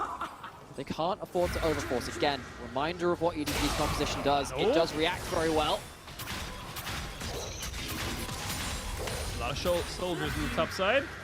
Not going to equate to anything much else from that. Leave picks himself up his red as JJ flashes away with the cat in his tree. And I will say right now, we talked about how far ahead JackeyLove was. It's not equating into any kind of item. Sleeve has a Phantom Dancer. He has a Crackerslayer. He is in tow with the enemy AD carry. So this Sivir is building up to 2, 3, 4 items. That's where this game starts to become a little bit more dicey, a little bit harder to predict. And as we mentioned in that last game, or the last series, I should say, the more you stack up those dragons, specifically the mountain, the harder it becomes for something like a Zeri very short range to burn through the likes of the Maokai and the Jax. But wait to see how that one goes. 30 seconds till the next dragon spawns. With everyone resetting, you can see most summoners available. Fofo should have his, as should Leave. As everyone starts to make their way down towards this, kind of area of the map to contest for it once again. Yeah, so Top Esports not able to kind of upkeep their deep vision on the dragon side of the map, on the bot side, but they have got some Rookie! But Rookie's walking into so many people. He's walking into so many people, immediately has to go into stasis to make sure he does not die. Now he's got exhausted. It doesn't look very good for him right now. He's got plenty of dashes. He doesn't get hit by the counter-strike, and Rookie gets himself out just for the moment. They are still chasing on EDG, but this might be too much flash for Flash. Rookie stays alive. How? Now Mark has been killed by Lee. This is looking awful for the side of Top Esports. Qingtian over the backside of the double kill for the Sivir. Rookie is still doing stuff, still alive. Flash by JackeyLove as he's trying to take down Ala. Now it's Top Esports on the offensive. TN finds everything. Wait, Rookie got a kill? How? How does Rookie get a kill there? He starts off by getting caught out and he still comes out on top. Nowhere else in the world can you see this kind of skirmishing. Somehow Top Esports find their way through to a broken team fight win. When that starts with Rookie going honestly hilariously deep into the enemy jungle, 1v2 very briefly at that point. What we just talked about EDG, what's their composition good at? Responding to aggressive plays? That just shows you the caliber of this team and how well they can skirmish their way to victories. Gonna have to see so many, there are so many different angles of replay we could go to towards that. I hope we get to see one of them. Dragon is taken for Top Esports after that point, and the Baron seems to be up on the table for them too. We're going right back to the start. Just follow Rookie in this replay, that's all I want. Rookie didn't understand that there was a Yuumi and a Jax heading his way. Things get very, very spooky after that point, but Rookie still has the staying power to keep himself out of this. The counter-strike not quite in range means that despite EDG having a good intro to this fight, can't quite finish it off. But fights JJ, I guess. But after all of this, you can again see that actually, despite the various members of Top Esports going in and out, it's not the Rookie Silas, the JackeyLove Zeri, which are really finding themselves in harm's way. And oh my god! That's the kind of play you put your heads in your hands at, because Leave, he knows he's over there. We're coming back straight into it. Rookie, he's looking for it again. Yeah, this time around does get caught out, does end up getting killed, but I mean, regardless of this little faux pas, Rookie just living on the edge, and that is the difference. Look, you may turn around and say, you know, Jackie Love on the Zeri in the summer finals last year was in, he gets caught out, they lose the game, they lose the finals, it's unfortunate. It doesn't matter because you have to play on that line. If you're not playing to the very edge of how you can play, then you're not taking the right moves. You're never going to be as good as Faker. You're never going to be as good as Rookie because you're not taking the risk. You have to play on that edge, and that's exactly what Rookie does, but sometimes it doesn't go exactly to him. As we come back in, we see how this game kind of goes. I will say, of course, we didn't get to really talk about it, but Mountain Soul was picked. Soul Point was picked up, as we can see. Yeah, he just. Yeah, this one wasn't a highlight reel. Yeah, that's a picture-in-picture. That's one of those you don't want to hit. A reminder, this is, of course, in terms of the stakes for the whole league, yeah, this is a fight between two top teams. We expect to see these teams deep into playoffs, making championship runs. But on a more personal level for these teams too. EDG have not beaten top esports in the regular season since 2019. It is, however, for the last 7 splits, only failed to go the full distance one time. It's something like 6 out of the 7 series that they played against each other. It's gone the distance. And EDG, see it happening again, but Lee caught out, has a spell shield. Yeah, spell shield ain't gonna do much for you there, my friend. You needed a cat on your back, and that cat was up on top lane. Now Rookie looking to see if he can maybe catch out JJ. If they can kill off the Maokai, that's a guaranteed Baron, you would imagine. Now Rookie pushing forward, gets exhausted, jumps straight back in with the Cyclone, and everyone else coming in on top of him. He should be fine, but I will say, they're taking some very big chunks off their own health bars, and they're not that healthy after the end of it. Fofo TD towards the top lane, top esports disengaged. It looked like that should have been a hell of a lot better for the side of top, but they haven't been able to get anything else to stick, and this is where the late game scaling starts to become a factor in Nymera. It does. Lots of health bars kind of low. Just wondering who else is on the map here. You don't have lead. If you heard Dale, he's going for it. He's going for it. He jumps in on top of 5, but he doesn't get Fofo joins him as well, but nobody's going to be falling. Xingtian's just too big. Fofo trying his very best to stay alive into this one. It was fine for EDG. It was okay, and they just went too close to the sun. The Sivir is back. Will they go with this? This is risky. I don't know if I agree with this call. But EDG, they've got so much in their own heads about top having low HP bars, but they have so much regen, they have so many shields. Leave is here, he has Ghost and he has ult, but how much can they realistically do without the solo laners? It's risky. Top esports half committing, half not. Mark and Rookie very low. Here we go. They're going to go try and disengage, go for the full fight. Stolen ultimate. They're going to use that one there to get them forward there. Leave, trying to see if he can dodge them out. Flashed on top of by Rookie as he takes him out one more time. 3 and 5 on the Sivir, not doing exceptionally well. Really would love that third item before this next dragon fight, but they're not going to get the Baron, so EDG, they did their job. Whatever top are at low HP, they don't stay that way for long. You have the Karma Shields keeping them alive. Kingslayer, Gore Drinker, Divine Thunderer as well. Top esports really understanding that as long as they don't hit 0 HP, they always have an ability to fight. This starts with yet again, Leave just getting absolutely blasted by Rookie. Had that very awkward flash-for-flash moment, I guess, for Rookie in that crazy fight just earlier, but Leave so struggling to deal with this Silas from Rookie. MVP at game 1, making a hot run for it again in game 2. 3,500 gold lead. We come back to live. 20 seconds till Baron spawns. You do not have flash on quite a few carries here, so it's a little bit harder to see who's going to be coming out of this. If Mark gets caught, if Rookie does go a little bit too far forward, it ends up being a much more difficult situation. Now, EDG getting priority and Xingtian getting caught out. Ala feeling confident right now. Oh my god, how does he find it every single time? But Fofo perfectly flashed over the wall. They can't really move forward on this. Xingtian goes golden to stop everyone from on top of the final chapter. Getting more damage. Tien loses his decoy, but it does its job. Xingtian almost falls down. He needs to reset. This could just be dragging out of EDG. I don't think top can fight it, but they may look for Baron. They're going to have to at this point. They have to have a response. At least they can buy time for Xingtian to teleport back in. They're playing for the turn 100% though. They need to take someone down. EDG, what have you got left in the tank? Looking for a fight. The TP's coming in. There's a stolen Maokai ultimate as they try and defend everybody. They're going to get caught out here. Ala trying to play frontline. Fofo free hitting with the Azir, using his shoulders to make sure he can get the damage. So much there. Don't know if they're going to be able to continue this one here. And EDG, they're turning the tables right now, Nymera. 16-8. It does not matter because 2 dragons stacked up. Ala's significantly tankier. Yeah, but oh my god, JJ completely thwarting that turn with saplings in the bush. Top Esports, if they get stuck in, they could really make things work. But Tien, with only 500 HP left, how much can he realistically do here? It's a suicide mission. He goes in to try and steal. He does not get it, and he immediately dies. You have to respect a trier. God does love one, but he is now with God as he goes to the gray screen. And EDG are bringing this game back.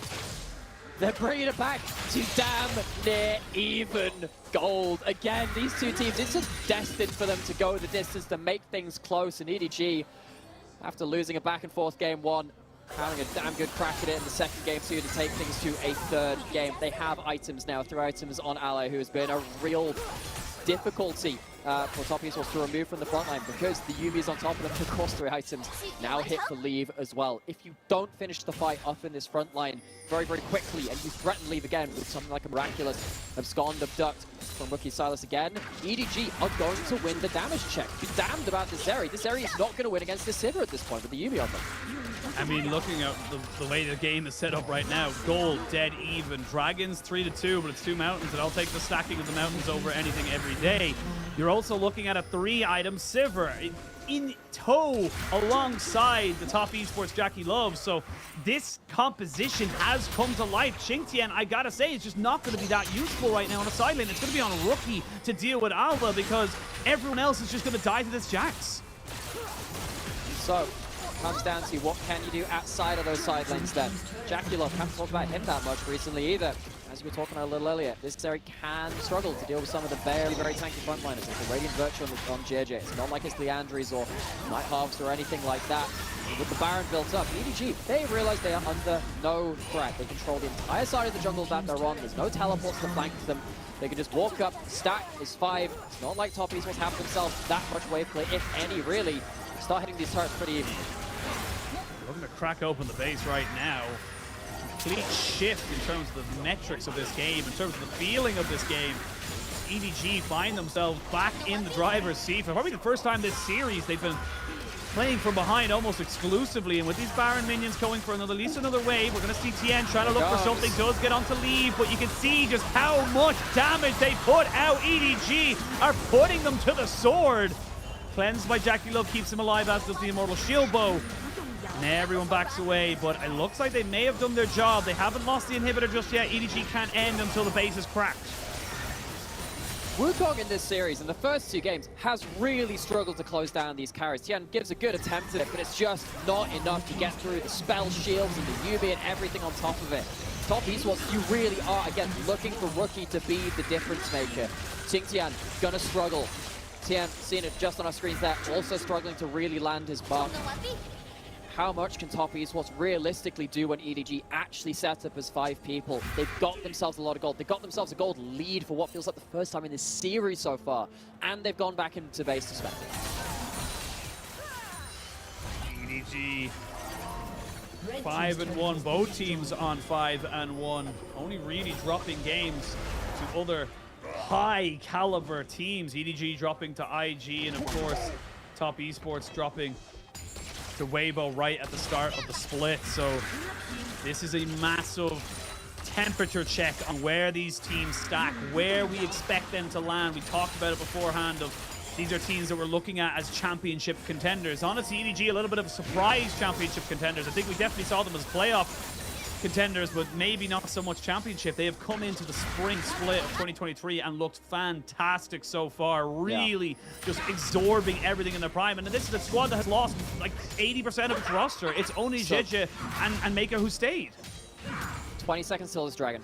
It would be sold for Top Esports. I don't think they can contest it at all. They've gone for the cross map instead. I think they realized if EDG just choose an area of the map to sit as 5 people on, Top Esports can't really say that much about it at this point. Vision control massively stepped up from EDG. They have a very tanky Maokai leading the way on that too. They are getting themselves to 3. Mountain Dragon stepped up.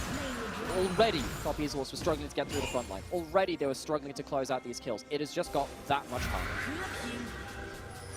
Top need to find an advantage. They need to find a way back into this game. You imagine if you're looking at anyone, you're looking at Rookie.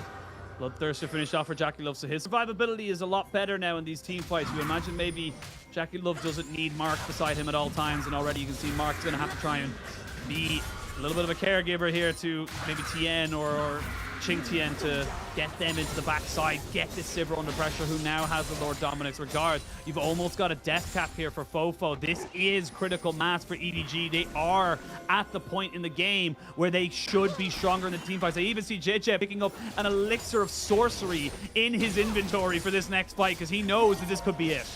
That makes complete sense. JJ has himself the Blighting Jewel, extra magic penetration as well. Earlier in the game, those saplings were really hurting Top Esports as they chase through brushes to try and close down these kills.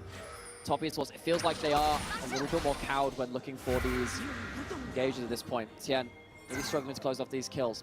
There is that one pesky Warden River which is spotting EDG heading between the lane, heading between those brushes, but Top Esports, they cannot afford to be hasty. One more team fight loss, and going to a game 3.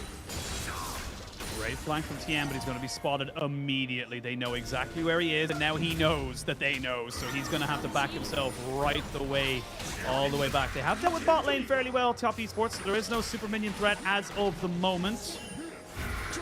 All summoners are going to be available. This is going to be the fight. Baron started off. Scryer's Blue does call out that they are starting it. Jackie Love moving forward. Doesn't land. Oh, can they though? Tien has been jumped on. Tien's in the pit too early. Oh my god, that was so close. Tien almost got it off, but not quite able to get the smite now. In a 5v4, can you run away? That's all you can do right now. Top Esports, Rookie trying his best to cover the wave, but bot lane's got 2 super minions. Rookie still with that engage available to him. Maybe they go for it, but a great ultimate there in the final chapter.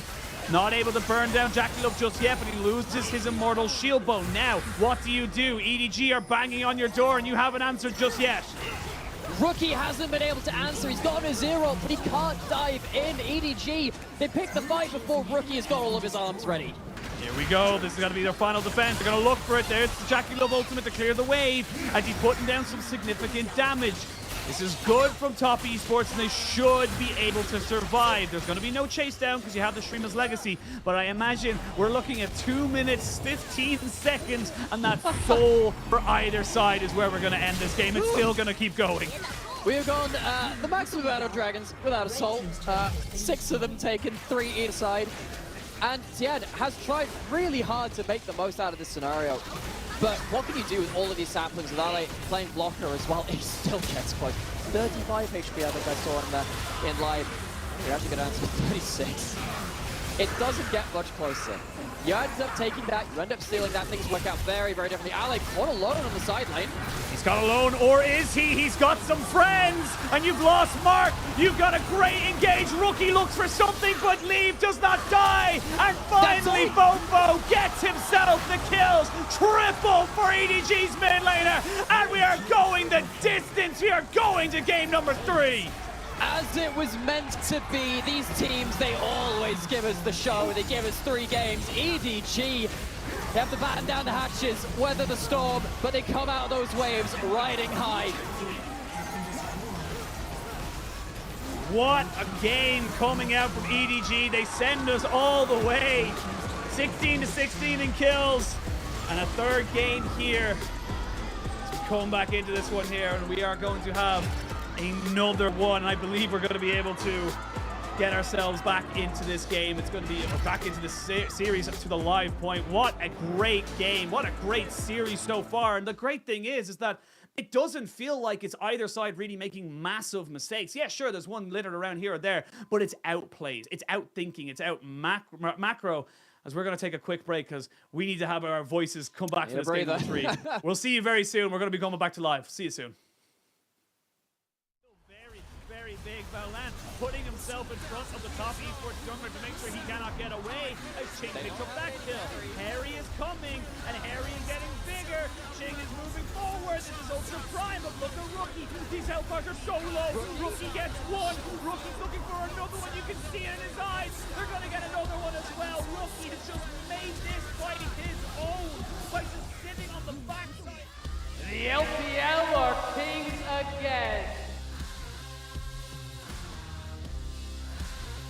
A classic Fnatic death brush. We're going old school here in this one. There's a pick. Can they find more? In the middle of everyone. The lightning glider. Oh my I think of Edward Gaming, I think super carries in every position and an almost guaranteed finals appearance. But to be honest, this year I doubt it. I thought we may witness the end of an era, one that has been defined by winning. But what I didn't expect is that we may be witnessing the beginning of a new one. Ulted into 4 people, and he is not scared. NIP being surrounded. They're being pushed into a corner and a cannon ult. They get 1 kill onto JJ, but it just does not matter.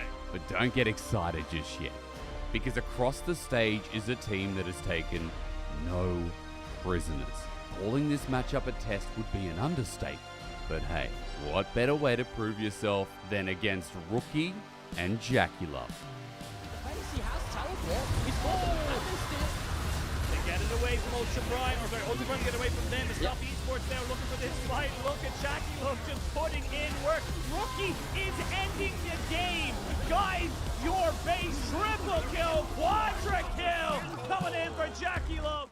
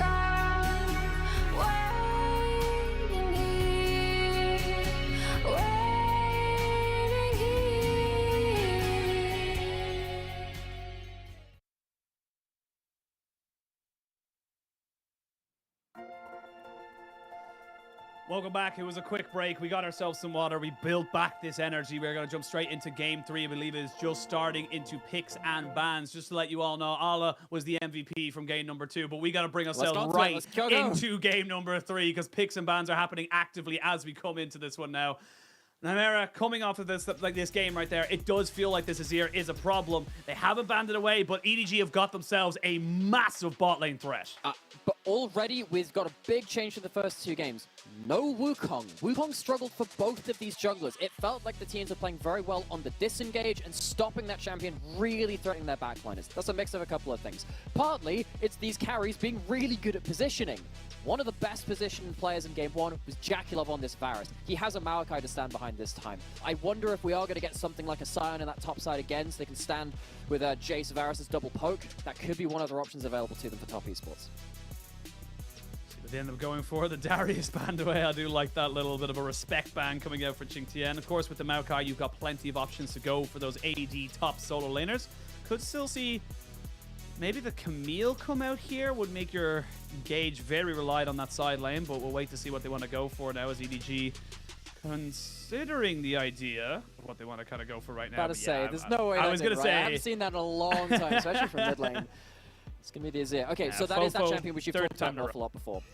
This has been the real threat. A lot of the games have been just, okay, how do we stop Fofo from doing damage? And in fairness, Toppies was doing pretty good at stopping him from doing damage when they have been asked of it. Something like that, Tanky Kasante also available towards that top side. Does make me wonder if you're going to get a response of this last pick Sion for EDG, because at that point, you can just tank up the Maokai ult, tank up the various poke as well, and allow the various carries to do an awful lot of work. It is either the Varus support or an AD carry, or a support themselves coming in for top at this point. Mark hovering over a couple of his favorites, always known as an Nautilus player, always known as one of these big engaged players when top esports were very much at their prime in the last few years. Might go back to old reliable here. Might be able to kind of go for it for the moment. Nautilus going to be locked in there, so good bit of engage there, and this rounds out top esports' comp very, very nicely. It does make me think, though, that because you have got the Nautilus, maybe a little bit more of the on-hit Varus rather than the lethality. We'll see what they end up kind of going for, because you're not guaranteed that kind of setup here. But EDG now need to pick their top laner at the moment. A lot of top lanes banned away. The Kasante being picked up gives you a hell of a lot of tank options. Camille, maybe the Scion as well. Ala has not really been a fan of those tank metas, and nope, he's saying, look, I'm going back to the old school. This is me. I'm one of the OGs, and the Camille is something he is exceptionally comfortable on. Yeah, back when he was back on his previous teams, Camille was one of his real standouts. What that means is, you were talking about Varus builds. I actually want to hone into that, actually, because the way I see this coming out is that if you're trying to stand and fight or try and engage as top esports, you're probably looking to go forward with a hook, something like that. The response is going to be a tidal wave. It's going to be Azir soldiers in your face. It's going to be Sejuani. That's actually quite hard for on-hit Varus to actually stand and do damage in. So you might have to go towards the poke just so you have extra range with the arrow. Now, the problem with going for that extra range is that you are more likely to die to something like a Camille because you don't have a shield bow. That's going to be a very interesting decision now to see what this Varus builds, because there are multiple parts of this composition coming in from EDG that would just make Varus want to pull in different directions. Well, comps are locked and loaded. We have gotten ourselves caught up to the live broadcast.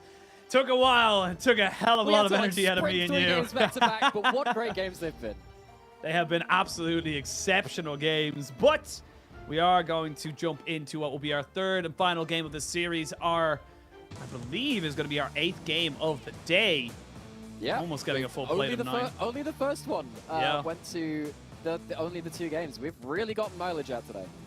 Really, really have. It's always a fun day on the LPL, especially on a weekend, on our super weekends of Saturday and Sunday. But we shall wait no longer. One of these teams will be walking away alongside LNG at 6-1. The other will be pulled down a little bit more into the pack of chasing playoff teams. We shall wait no longer. We shall hypothesize no more, as we are jumping straight onto the Rift.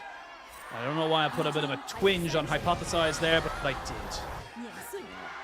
We have to be creative here, just as these teams are creative on the Rift. EDG at stake for them, a rare victory over top esports in the regular season. Haven't done that since 2019 summer. 7 losses in a row to top esports in the regular season. Now they've met up a couple of times outside of that too. Demacia Cup's in the playoffs for sure, but in regular season, top esports have been king.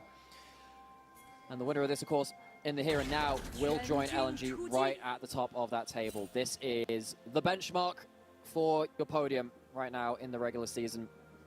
At the end of that first round robin, or close enough to it, these teams obviously have a little bit more to play with that. Haven't reached that 8 series mark just yet. But that's what's on the table. Tense doesn't begin to describe it. This is it. The thing with the format of the LPL, I bring it up every single year, is you got to remember this is a single round robin. You only play each other once in a best of 3. Then the next time you're going to see each other is playoffs, potentially. So this is kind of your moment to make sure that this works, and especially with the way that the playoffs work. Of course, we got 7 to 10 in the first round, and the higher you go from there. There's going to be an Ignite coming down. A Flash has been used. Jackie Love looking to try and just stack up some more auto attacks here, and that Nautilus engaged. You're doing so much work right now. You will have the ebb and flow to sustain you up a little bit, but you still got to be very, very careful of those dredge spines. Yeah, Mark, no stranger to the Nautilus, one of his most played, one of his most proficient champions. Gets the passive into the hook, hiding in the brush, gets another one.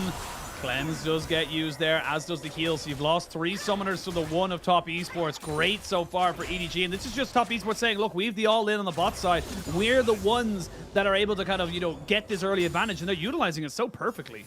Yeah, and even in the mid lane, we saw that Rookie taking his own level 1 trade as the Jason did, very importantly. So EDG, can they find something in this last remaining lane, which hasn't taken the hard trades so early? He's got himself a bit of a freeze. JJ spotted in River. Not sure if Tian spotted towards the spot side, but this could be a level 3 to level 2 dive towards there. How much XP can Mako and Leave get off of this? Looking for it. Seeing if they can go for it. Tien looking to try and make this one work. Good dash, flash in underneath the tower, though. The heal is good. Oh my god, that was clean! That was clean! Oh my god, Leave just broke their ankles. That flash was insane. Leave leaves them broken. That is insane and such an important play. When you're playing around something like this Nautilus, when you're looking for those dives, it is meant to be crushing early game, zone off of the wave. But Leave somehow, I have no idea how, gets away with not getting CC'd into the Varus burst. The Varus E misses under turret. That extra bit of damage doesn't come through, and then the tower aggro gets juggled about the place because of that Maokai W.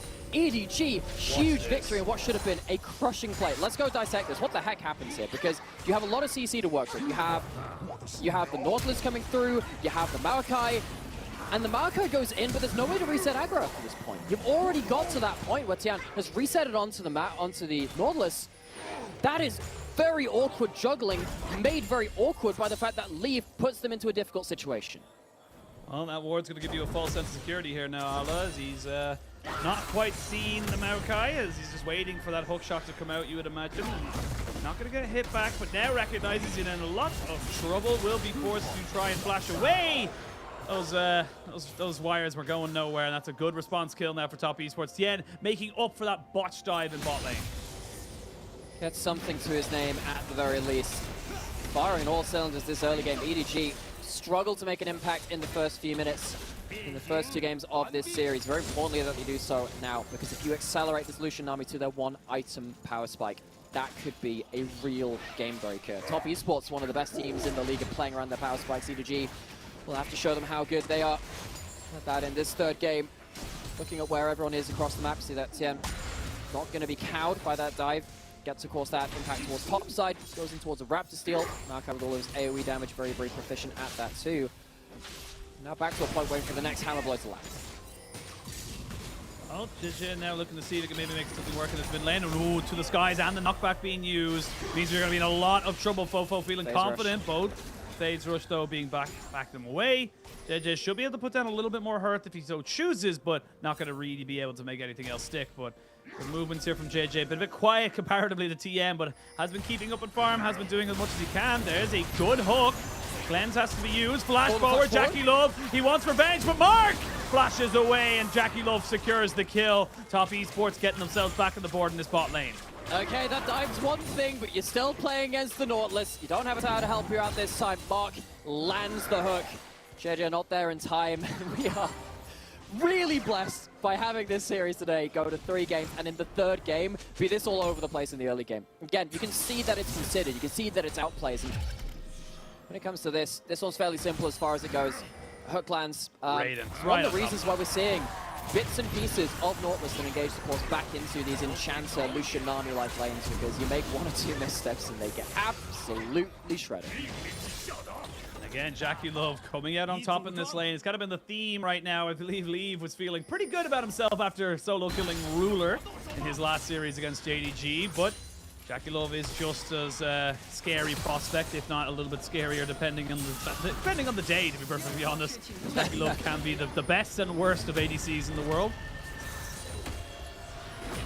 Come back and see where either of these sides go for. It's going to be the Lucian going towards an early Serrated Dirk, which I don't have a problem with, but definitely going to be seeing a little bit more damage coming out here from Jackie Love and Mark, especially when you get those big pushed up items of the Immortal Shield Bow and, of course, the Gwynzu's Rage Blade. Yeah, well, Dirk is just a very good laning item. Gives you so many early stats. Both jungles on the bot side, but Tien being pulled away from the play for now. Mark, I think he knows. I think he probably knows at this point. But there's a level 6 from JJ. Can he get out anyway? He's got the hook to the wall. Oh, he's going to be able to Spider-Man his way out. There's a bubble, though. Jackie. Grey Aqua Prison there on the Jackie Love, but they don't want to go too far underneath the tower. Now Heal comes out, and they burn a Summoner. A lot used there from the side of EDG, and they're taking a fair bit of poke. Tien is coming, and Tien has Flash. He may look to try and just burn himself right on top of him. Mark does not land to Dredge Line. Yeah, I feel like I've seen those lollipops in the favor of the Nautilus far more than not. But EDG, they do not lose anything for that play, but they are going to lose priority in this bot side. I thought that was doomed as soon as that bubble landed onto Jackie Love, but shows us how well he knows how to play the edge situations, as so many of these players do. I know the March block onto top side and touching Tien. Getting closer and closer towards these plates. It is as close as you would like. EDG found themselves at a slight lead. As easily found, it's not as easily kept. Both of these teams so good in the early game. That's why we were so excited for this match, for this matchup. They know how to get ahead. They know how to stay ahead. Hook lands with that Maokai coming in hot.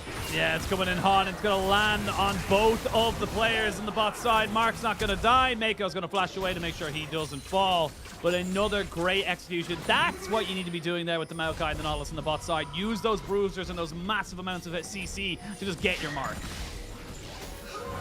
The easier setup of that hook has been so crucial before. This time it's actually on the Maokai coming down though from Tien. Even in this mid lane, you can see the laning mechanics on show from both of these teams really, particularly from Top Esports, the understanding of their damage control in that 2v2. Rookie, knowing how far he can get away with his phase rush, be safe, keep himself up and farm. You normally expect something like a Jace to be kind of bullied out in a couple of these matchups. Not to be the case. Rookie really understanding his limits on that one too. We're going to get back into these resets. Herald has obviously been alive for a minute at this point, but it has not been alive. There's not too many fights in the spot side. And Rookie showcasing his mechanics as he misses an EDG combo. It happens, you know, it happens sometimes. It is how the nature of the game goes. We'll say, as you mentioned there, the Rift Herald hasn't been on the Rift for a while, but so is the Dragon. So neither team feeling comfortable to really go for that. We're already starting to see first completed items. The Frostfire Gauntlet being picked up here by Qingtian makes him very, very powerful, even just in the 1v1. We will see Ala go back. You would imagine he would be very close. Yeah, he's only a couple of hundred, I'd say, away from finishing off that particular item. Now Tien says, okay, we got top lane priority, we can go for this. We're losing bot lane priority, they're going to go for that, and it's just going to be a trade of objectives. So come in now. It's pretty much the same kind of setup as we saw from game 1 and 2. It's Top Esports getting a minor lead. Those 1,000 or 2,000 gold leads don't mean the most in the later stage of the game. And again, I'm very happy because the Chem Dragon goes away nice and early, which means that we have potentially a good soul. Yeah, because what that means is, put it basically, if you have a useless soul, why fight over it? If it's a good soul, you get more fights. Which means that because we've had so little Chemtech today, and then you get a happy Chimera. Yeah, I love this. You know, most of the time, color casters, I was like, I like to see these rotations. I do love myself a bit of bloodshed too. It's just very, it's very cathartic to see. Qingtian doing a really good job of getting this top lane turret down low. One thing to check in on, we mentioned this from Champs like as a kind of a point of interest. It's going to be the on-hit Varus. Got that shield bow built up, got that critical strike, will turn to on-hit as soon as built that Rage Blade. But the reason for this, in my eyes, is that you are dealing with a Camille diving onto you, and the shield bow shield and plus the immediate lifesteal is better at protecting you than standing half a screen away, because they're going to close that distance anyway.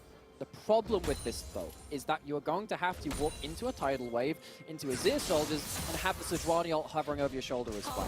I don't know if JackeyLove is really going to be a true front-to-back, able to do that much damage. That is something which JackeyLove is going to have to problem-solve himself. It is going to be very difficult for him to have the impact he's had in the first 2 games.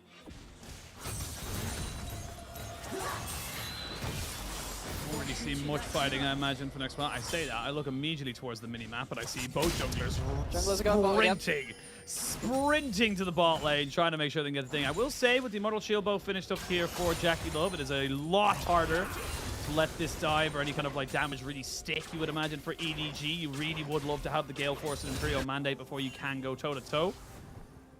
As Mark seeing if there's good wards, and that's going to spot out Fofo and JJ. So they do have a defensive teleport to tower in Qingtian if he backs up right now. I don't think they'll need it though. Rookie. Oh, here we go. It's a 4v4. It's a 4v4, good double bubble, but yeah, JJ, you don't need to be standing there. Leave. Just make sure he doesn't get caught by the back end of those creepy caterpillars. Keep himself alive. But Top Esports now get back in the ascendancy, pushing forward, finding advantages, and punishing over aggression. And ever since that early dive gone awry from Top Esports, it really has felt that this bot lane of Leave and Mexico has just had the worst possible time. JJ not really able to bail out much of them at all. Herald's down here as well, there to give more gold over to JackeyLove. JackeyLove so much gold. Those problems about dealing damage, they come later into the game. Not nearly at this point. The knockback! Oh, this doesn't matter. He actually had a good guy minion, like, literally stand in front of him, take that bullet, and that forces out flash from Mark. Not an ideal situation, but look, it's going to be fine. We can actually see while this is happening, Qingtian trying to see if he can solo take this tower. Honestly, doing such a good job of just keeping Camille. Yeah, he's just ignoring him. Here we go. Goes all out. Ala nearly take it out. He's going to go into the Hextech Ultimatum.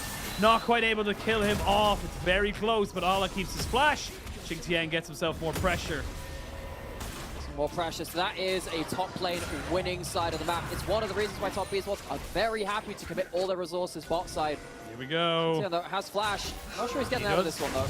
But he does. He has a flash and a million dashes, but that's a melee top laner and a Sejuani, so you are CC'd up, but unfortunately for him, getting that wave crashed up, wanting that final plate, just gonna cost him his life.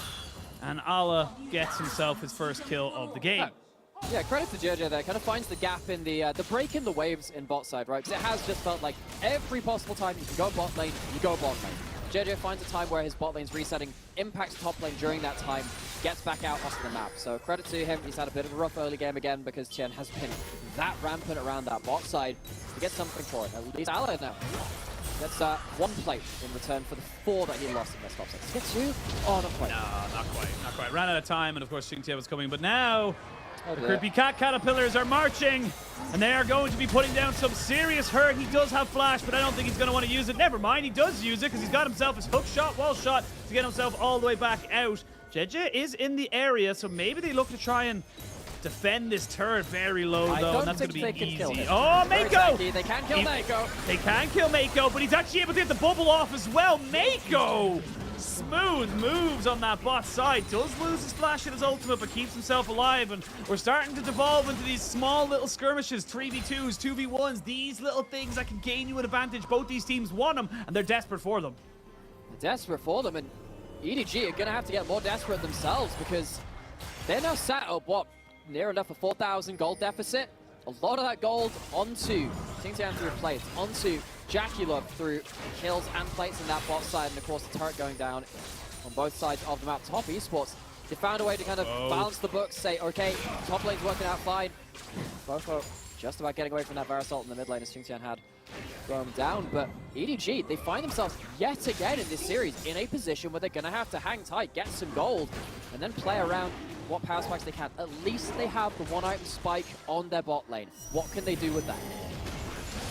Look at the gold there. Xingtian and Jackulov miles ahead of everybody else, but I will say the mid laners have been fairly quiet, so they're not building up the most amount of gold between themselves, and as long as this game goes on, the more you tend to look at the later game execution, how these teams fight, how they look to try and make things happen for themselves.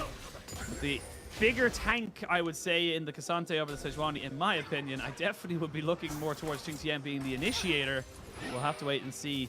The Dragon now secured. It is going to be a Cloud Soul. Still very positive here for either side, you would imagine, and 60 minutes on the clock. It is, as you mentioned, a 3,500, 4,000 gold lead. So right now, it is still Top Esports getting ahead, but we've seen this 2 games in a row now, Namera. So what do they got to do differently comparatively to game number 2 to make sure they don't lose this? This could be one of those moments. Tien does not get collapsed upon just yet, but he does keep his own flash and ultimate, so it's all getting a bit testy. Well, one of the differences that they do have is they have a Maokai, which allows them to play around Sapling Vision. That was one of the things against them in that second game. And they also have winning side lane. Allows them to push in on a side lane, walk towards an objective, or of course play towards that side lane if that falls through as well. So EDG, not going to have the same luxury of warding around objectives, or pseudo warding around them with that, with those saplings. And even in this game, Tien having a tanky top laner feels bold enough to go towards the full AP build. First strike built up, Demonic Embrace going towards, I think it's a Night Harvester being built up, actually not sure what the items were in there. Okay, might be the Leandrius coming out, this is the Phoenix Codex. So much higher damage coming out from Tien, who understands that actually, we can just play the slow. We have triple poke at this point. We have Varus, even though it's not going to be the poke, we've got the Jace, got that Maokai. I think if they just take it slow, and just make sure that EDG don't get a quick entry towards these objectives, I think they're going to be okay compared to their previous games. So, fun little fact. Tell me. LPL still uses a delay at the start of the game. So when the scoreboard drops down like that, always look towards the minimap, because you won't notice it on the main screen, but you'll randomly see champions just really randomly shift positions across the map, and it's quite jarring. So I always keep an eye on the minimap with that particular thing. So the funny thing was, I was actually looking at the minimap there, because I was looking at what was happening around this Herald, so I actually completely missed what was happening on screen. Jackulov has his flash, taking the dangerous route back to mid lane. He's put himself up his Rage Blade. So important thing about Rage Blade, when you get your double hit, that double on-hit effect, it actually applies your lifesteal twice as well. It's again just more survivability for this Varus to get use it now though. Yeah, he's going to get knocked up here by the tidal wave, and on the backside there, the Camille finds her mark and gets herself a shutdown. She may go down in response though. So with a top for an AD carry, JJ using his ultimate to make sure he does not get CC'd down by the Nautilus. And this was just a fight for the sake of a fight. There's no objective to take right now. I mean, that was just Jackulov walking up and throwing himself into Hell's Maw. Goes down, despite having so much gold. And just going as the one-man army really, really does not work out for them. It's a 1-for-1, but one that EDG will take every day of the week with a shutdown attached to it. This game is just starting to reach towards a boiling point. You're seeing these things. Look at the replay here, because again, they're just kind of posturing. No one's really doing anything. 2 steps closer for Jackie Love, and now all of a sudden he's being chunked. Yeah, I think he's looking for an ult. I think he's looking for the Varus ult. I think that's the big thing. But we talked about, okay, EDG might have to stall out what item spikes they have. They do have the bot lane outside, but what that means is that when Camille flies in, the Varus is on basically no HP. Goes down for the attempt, sure, Camille tends to die on the engage anyway, kind of what happens, but... Oh, we're going back in. Rookie, he flashes. Can he survive? No, he cannot. A scissor kick to the back of the head. And that's going to be EDG bringing this one back. They've equaled up the kills. They're still behind on gold, but you can see now with this mid-game power spike, 2 items on the Camille, they're taking control. Oh gosh, teleports. Oh, this is the replay of it. Okay, teleport behind in that bot side makes a lot of sense because think about top esports that they have the winning side lane in the Cassante. That's not necessarily the truth for Rookie on that Jace. Can still very much get ult in. He needs to have like multiple rounds of cooldowns to really break open a lot of these side lane plays. And JJ, credit to him again. Despite Tien probably having the better series so far, gets into that side lane at a very important moment of time and gets Camille to a point of power. I'm really interested in what they're going to build next, though. Are they going to build towards full burst in these team fights or go more towards the side lane if they feel they have an opening there? Maybe Hole Breaker, we have seen it a couple of times. Divine Sunder, not Divine Sunder, sorry, Spear of Shojin is something we do tend to see quite as well. Shelly will get to do a second buff into that mid lane, but look at the damage. Not going to quite land the ultimate though from JJ. Really wanted to try and catch out Jackie Love with the fact that he does not have a cleanse or any kind of Mikhail's Crucible. It's not going to happen. EDG do lose another turret. They are starting to realize that that gold is not insignificant for the side of top esports, but with the Lucian as big as he is right now, he will start to hurt. He will burst anybody down. You just got to be so very aware of it. So, EDG shielding the Azir on the side lane, moving members towards that side of the map. They're not going towards this dragon themselves. Very dangerous to dash forward there into the Varus ult. Of course, they have the cleanse on leave, but it's still inviting danger. Fofo shielded by 2 members, able to push him on this side of the map, and because no team has picked up the 2 early dragons, and it is a Cloud Soul, not something like a Hextech or a Mountain. Not like Cloud Soul is invaluable or like no value, but still they choose to give that one up in return for gold, try and get themselves a bit more into a fighting state with the items they have in hand. Like I said, it's a late soul. It's going to be 30 minutes by the time you're able to get that, and it is a cloud. It is still good. It's not exactly the most game-breaking of ones in the game. It doesn't really give you any, what I would call, like, combat stats as such. You know, no armor, no AP or AD, nothing that's going to definitively help you. Yeah, the movement speed is good. If you're hitting a obviously trading dummy or a trading dummy was hitting you, like, it's not going to help you with that. Exactly. Now, I do think that movement speed and slow resist are very underrated. I think that it is more valuable than some people give it credit for, particularly when you're a Jace or a Varus, which have no inherent mobility in themselves and ability to escape. That can be very important away from minute sidesteps from a Sejuani, minute sidesteps away from a Tidal Wave, which allow you to fight around. And those minute things might come into account around this Baron. Top esports. No TP on Ala. No teleport on bot side.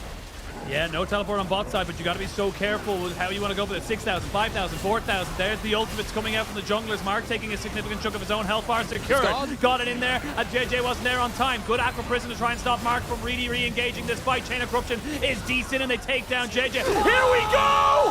Fofo finds 4 men with the Shurima Shuffle, and this fight is all EDG. Never mind, Jackie Love's still doing work, and Ala takes it out on the backside of it. What a turnaround fight from EDG! But even with losing 3 for 3, I suppose, going even in the fight, denying 3 Baron buffs in that scenario is absolutely insane from Fofo. Gets the massive shuffle, despite losing the objective. Makes up for the blushes of EDG's macro, slips the net a little bit. Ale didn't have the teleport for that play, but what a hero play. Absolutely insane. They lose the Baron, but what a turnaround. Fofo is just monstrous here. And the funny thing is, he does all the work and doesn't get a kill. But let's have a look at the replay here, because again, JJ tries his best, but he can't get there in time. Well, because you're trying to use the culling at this point, right? That's your one real big, long-range, non-committal source of damage, but the Maokai ult kind of nullifies that. You're just waiting at this point. Just look at Fofo. Waits to see what's off cooldown. Flashes over the Nautilus hook to get himself out of CC threat and gets the huge play. It doesn't win them the fight in a clean ace, but it gives them so damn much and takes away so many Baron buffs. That is incredibly valuable. Delays the game again. Will still be able to use these Baron buffs as Rookie did keep his, as did TN as well, but what a fantastic play. Could have been a hell of a lot worse, and this is again EDG not willing to let this one just go. Leave, needs to be careful, good double bubble, but don't have Ala here, and Fofo was late on the rotation as well, so they're still pushing in on this. They will just crack open the base. Top Esports not to be outdone or outshined, but if these are the kind of plays EDG are going to be playing with, Top Esports are going to have a hell of a time taking down this second Nexus for themselves. Yeah, 4,000 gold lead might mean a lot to another team at this point in the game. Doesn't necessarily mean that for these teams in the LPL. You see the play in the future, find their way towards it. Ala, as you said, kind of getting something on the side lane, building up that BF sword, probably going towards the Spear of Shojin, probably at that point. Outside chance of being a GA if he feels like he needs to survive the initiation. I would suggest that the Shojin probably the better damage option in this case. But EDG find themselves back onto the map. Dragon in a minute. Baron buff just wearing off for Top Esports as they come back out onto the map as well. It really is on a nice edge as the engage comes through. They try to get the engage coming in right now. They are going to try and push this one on, but Mark's kind of alone. Xingtian sweeping in on the backside. He's going to try and go all out, you would imagine. He is, and Leave goes down. Mark put his life on the line for his team. Fofo will not fall. The rest of Top Esports are just chasing him down, but you've got this Camille still pushing in a side wave, so not exactly untoward or not to be undone here by EDG, but Top Esports recognizing there's no bot lane. They may look to try and end the game. No, they know 30 seconds till Dragon. They know they can't do it into Fofo, as they maybe thought there was hanging out of vision. He was just wondering, just seeing who was showing where. He chose not to teleport into that fight. Very important to note that, right? Because Ale understands that he is probably the one balancing factor which Top need to really take into account. Because if they flub one of these engages or they get delayed around an objective, Camille's at the point where she can take a significant part of your base. As it happens in this replay though, Mark, you know, he picked up one of his most faithful, reliable champions in the Nautilus for this game. We don't see it nearly as much nowadays, but he gets a huge play at that point. Catches out the bot lane of EDG at a very important point, and that leads them to the point where they can push up in mid lane, get set up towards this Dragon, get themselves onto Soul Point, despite the actual stats and the Soul not being as valuable as something like the Mountains that we've seen in the previous bits of the series. Mark again finds a hook. Yeah, flash away by Ala. And Mark, I love that you brought up, like, you know, one of his more comfort champions. 73 games career. This will be 74. It's actually roughly about 50-50, 35 to 38 in terms of win rate percentage there, but definitely something he knows exactly how to build around. As we can see now, here goes JJ and Fofo to back themselves away. The power of this Maokai ultimate. You can see Tien just abusing this 13.1 Maokai, saying, I will do enough damage. I will be a significant threat if you let me. The AP now. I am the AP Mages on this never team. Heard of them. But exactly that. So there isn't a huge amount of frontline outside of Xingtian. So the big thing is that Top Esports, they're playing with fire. You get the damage down, you're able to kind of dictate the fight. Awesome, great for you. You will destroy this EDG side. On the converse of that, if you get caught, you will be melted so quick. So this is kind of like the concept in League of Legends, where you don't have someone that will tank all the damage in the world like a Sion. What you do have is threat. You stop people walking towards you and taking fights with you because they say, actually, if you walk towards us, you die because we ignored this hit. That is still very, very apparent in this game, despite something like that Nautilus being able to be taken out in his own regards, or that Maokai going towards AP. The damage behind them is so insane that EDG can't openly approach them. They need to be on vision. They need to have safe boundaries for Leave to walk back through a tidal wave. Ale's been actually held up in the side lane for a while now. He did go for the GA, so maybe looking towards that one big team fight where that active can come in. So important, that revive. The Top Esports, they've had enough of his side lane shenanigans. Putting 3 people in his lane, 4 people on his side of the map. Now EDG need to find themselves, puzzle themselves into another form of victory. They get themselves an open lane themselves, though, to play around. Parasol misses.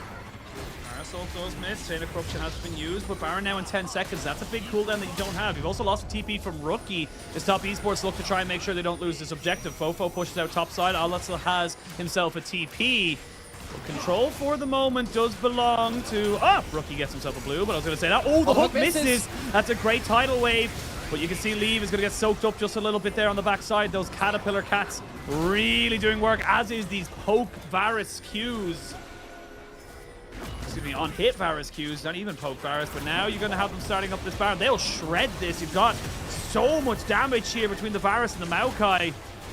AJ is still there. They're going to see if they can put Leave in here. TP from Fofo. He's going to go for another clean engage. He's going to look for the shuffle. He's going to go for it. It's secured by Top Esports. They go in. Now we're going to see if Jackie Love can survive. It's going to be 1 kill. It's going to be 2. Top Esports, look at Rookie, just untouched. And even Jackie Love will survive. It's a Baron. It's an 4 kills, nearly a clean ace. And it is almost certainly going to be the series with super minions here in the mid lane. There's nothing Mako can do. And 8 times in a row will Top Esports fell EDG in the regular season. They're going for the end. They haven't won since 2019 summer over Top Esports have EDG, and they will not today either. What a series and what a landmark here for Top Esports, really solidifying themselves as top contenders atop the LPL. They will take down EDG in 2-1 fashion, but they were made to work for it in this series. I think it just goes to show how high, particularly the level of the early games are between these teams. Obviously, things got very frenetic in the mid game, where the objective setup became the real key focus for both of these teams. But Top Esports, they were so dominantly ahead in most of their games, and a lot of that does come through their connection between the jungle TN and their lanes, and their lanes doing so well mechanically in their own right as well. EDG, no slouches in that regard. They did give as good as they get, particularly in Game 3, but Top Esports showing they're just that level above today. And look, it's bittersweet for EDG, but you've kind of come out of this still looking pretty damn good. I will say putting Fofo on the Azir to kind of be your playmaker isn't an ideal situation, but if it works, it works. And they do lose today, but they did put a lot of pressure into Top Esports, and this is great to see from them. Looking forward to kind of some more of their matches, you know, in the next few weeks. They've got Weibo. That's kind of, honestly, their last real difficult game. They play LGD, AL, OMG, FPX. These aren't super difficult games left in the schedule now coming in. They actually have a week off. They have 2 weeks off. I just realized this. They don't play in week 6 or in week... sorry, they did play in week 6. Why is the thing lying to me? It's always lying to me. The system is... I love rigged. how you've got like this really great point set up, but it's like, no, actually, eyes. Yeah, never mind. It doesn't work that way. But yeah, it is. There it goes. That's updating for me. My thing just decided to lie to me for some reason. I was thinking that was very, very curious to not have that there. But anyway, regardless, still good games coming up here for the side of EDG to kind of keep themselves within that conversation of top 4. And Top Esports solidifying themselves, in my opinion, coming into the next few games will be so big for them to get EDG down, because they need to be top 2. Again, we can't stress how important it is to get that double elimination spot.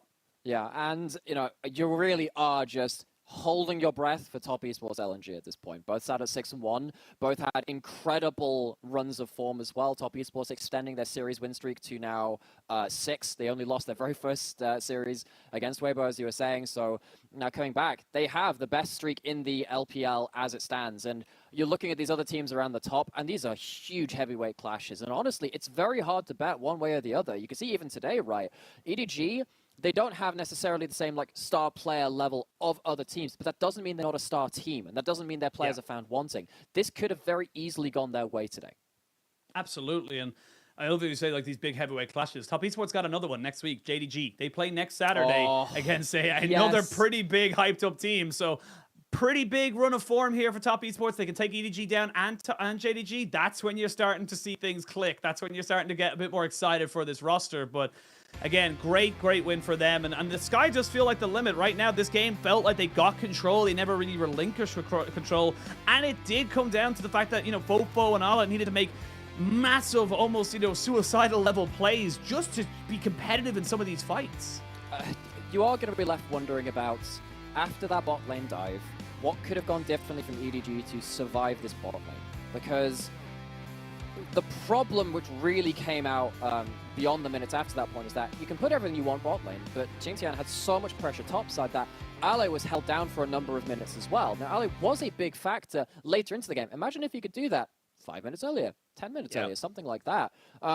that could have changed the equation incredibly at that point. So EDG, a lot to walk away from, a lot to review, but a third game that they should still take a lot away in the positive for. Yeah, well, we're going to send over to a winner's interview as we have Jackie Love standing by.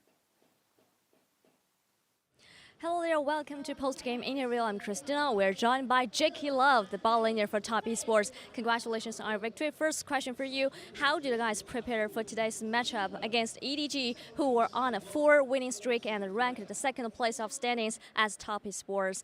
欢迎 Jackie Love 来到我们的赛后采访，恭喜滔博今天获得了比赛的胜利。那么在这一场对阵到 EDG 之前，同样你们排在积分榜第2名，同样都在4连胜的火热状态当中，做了哪些特殊的准备呢？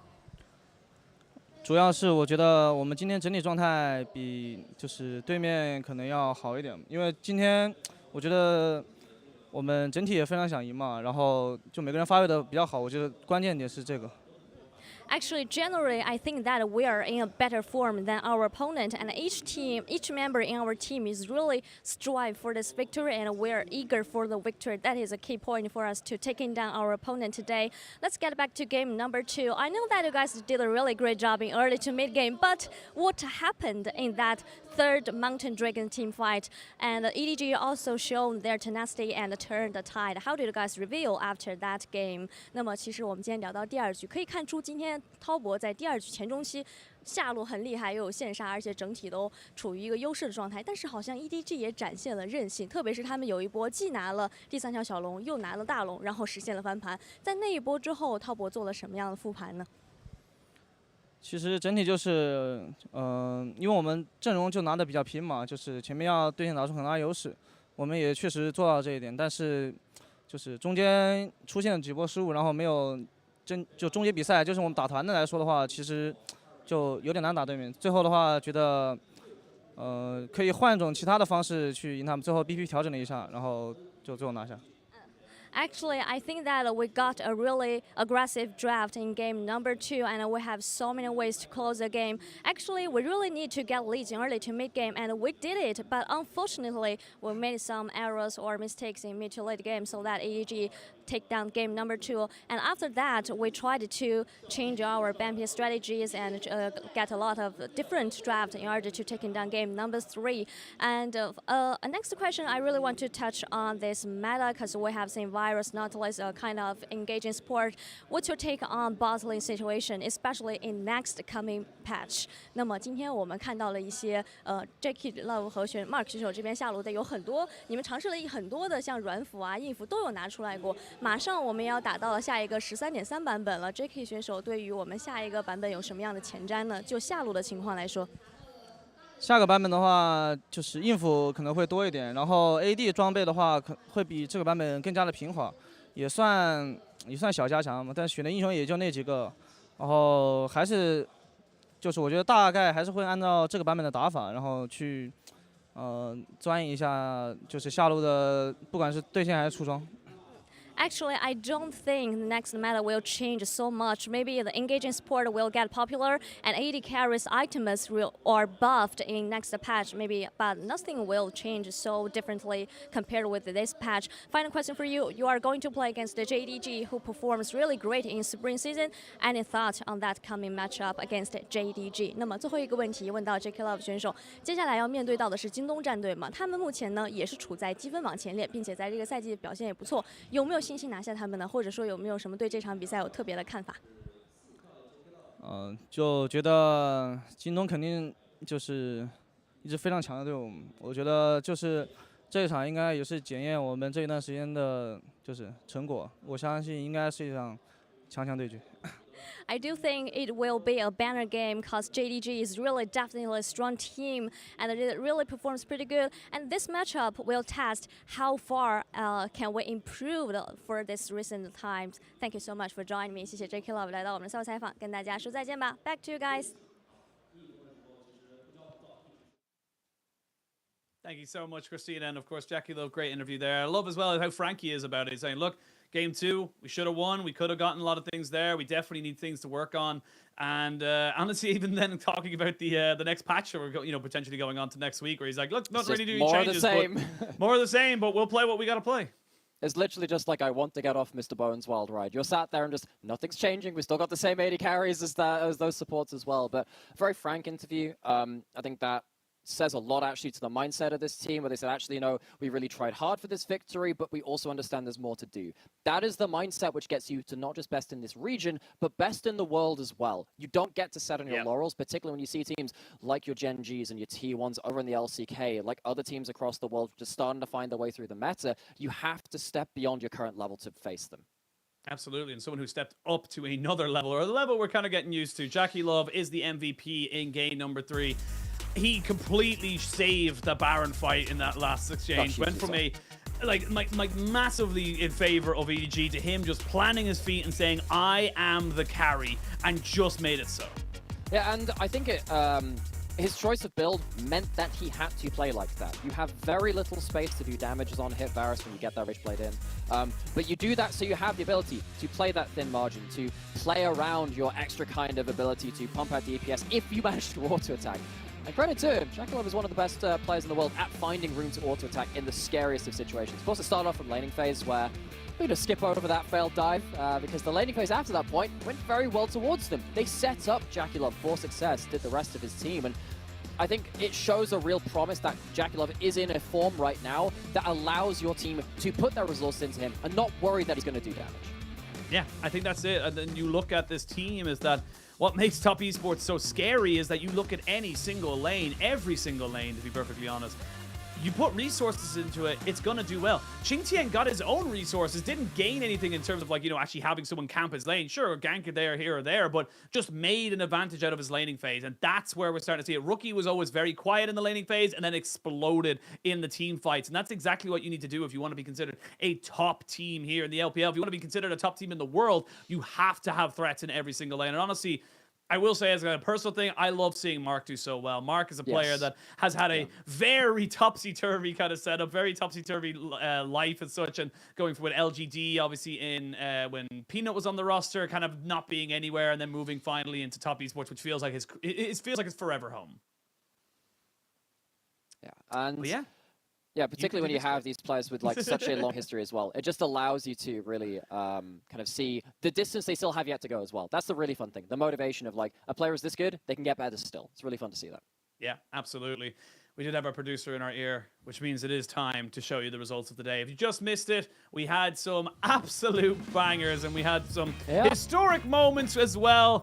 LNG took down FPX in pretty dominating fashion to maintain themselves at the top of the standings, but AL took their first win. They're not off the bottom of the table just yet, but hey, look, you take a W when you got a W. No, and of course, eyes on today will be on the match of the week between EDG and Top Esports, and honestly, they should be. It was very high-level games, and this have implications for international events potentially, and the playoffs later in as well. But actually, FPX had a close game versus LNG, and when you look at AL, making sure they are not winless against a team like WE that have had a decent run of form, emotively on the narrative side of things, it just feels good to see that team and how much that victory meant to them. It was a very emotional performance after that last Nexus fell. So we've had a full day of actually very captivating games. Yeah, absolutely. And I think the big thing is that looking at the table, we are starting to see, again, more of a clump around that mid-table, but definitely a little bit of a divide as we start to see, teams like WE, Ultra Prime, Ninjas Pajamas, they're starting to lose their grip on keeping on that playoff spots versus the likes of, LNG, Top Esports, continually pushing themselves forward, looking to get more and more wins because, like I said, we're hitting the halfway point. We are definitively at the halfway point in terms of days, but come next week, we're going to start to see 9, 10, 12 series all of a sudden be stacked up, and that's when you start to run out of games to get wins on. But we're going to have matches tomorrow as NIP versus TT. TT looking to try and bounce back a little bit after their loss earlier in the week and get themselves back in that playoff contention. And then LGD versus RNG. RNG need to start winning more games. It's as simple as that. They need to put themselves back where they expect to be. Yeah, and it's really hard for me to predict these matches, particularly at NIP. They've had weird bursts of actual good form. They had some really awful games too. They're sat at 2-5 with bot lane like Photo. You can expect a lot from this team from that V5 kind of previous brand rebranding over to NIP. You expect a lot of things. They haven't really managed to match that just yet. But then you look at the last game as well. Both of those teams really need to start picking up pace, or they're completely out of playoffs. Absolutely. Well, That's the end of our broadcast. Thank you, Namera, for bringing me through the weird and wonderful sleep. world that I can rest. is the LPL. No rest. LEC starting in a couple hours. But thank you to all of our back-end staff for making this possible, and to everyone who's watched us. We are going to be back tomorrow at the normal time. But until then, be good to yourself and be good to others. We'll see you then. Jayo.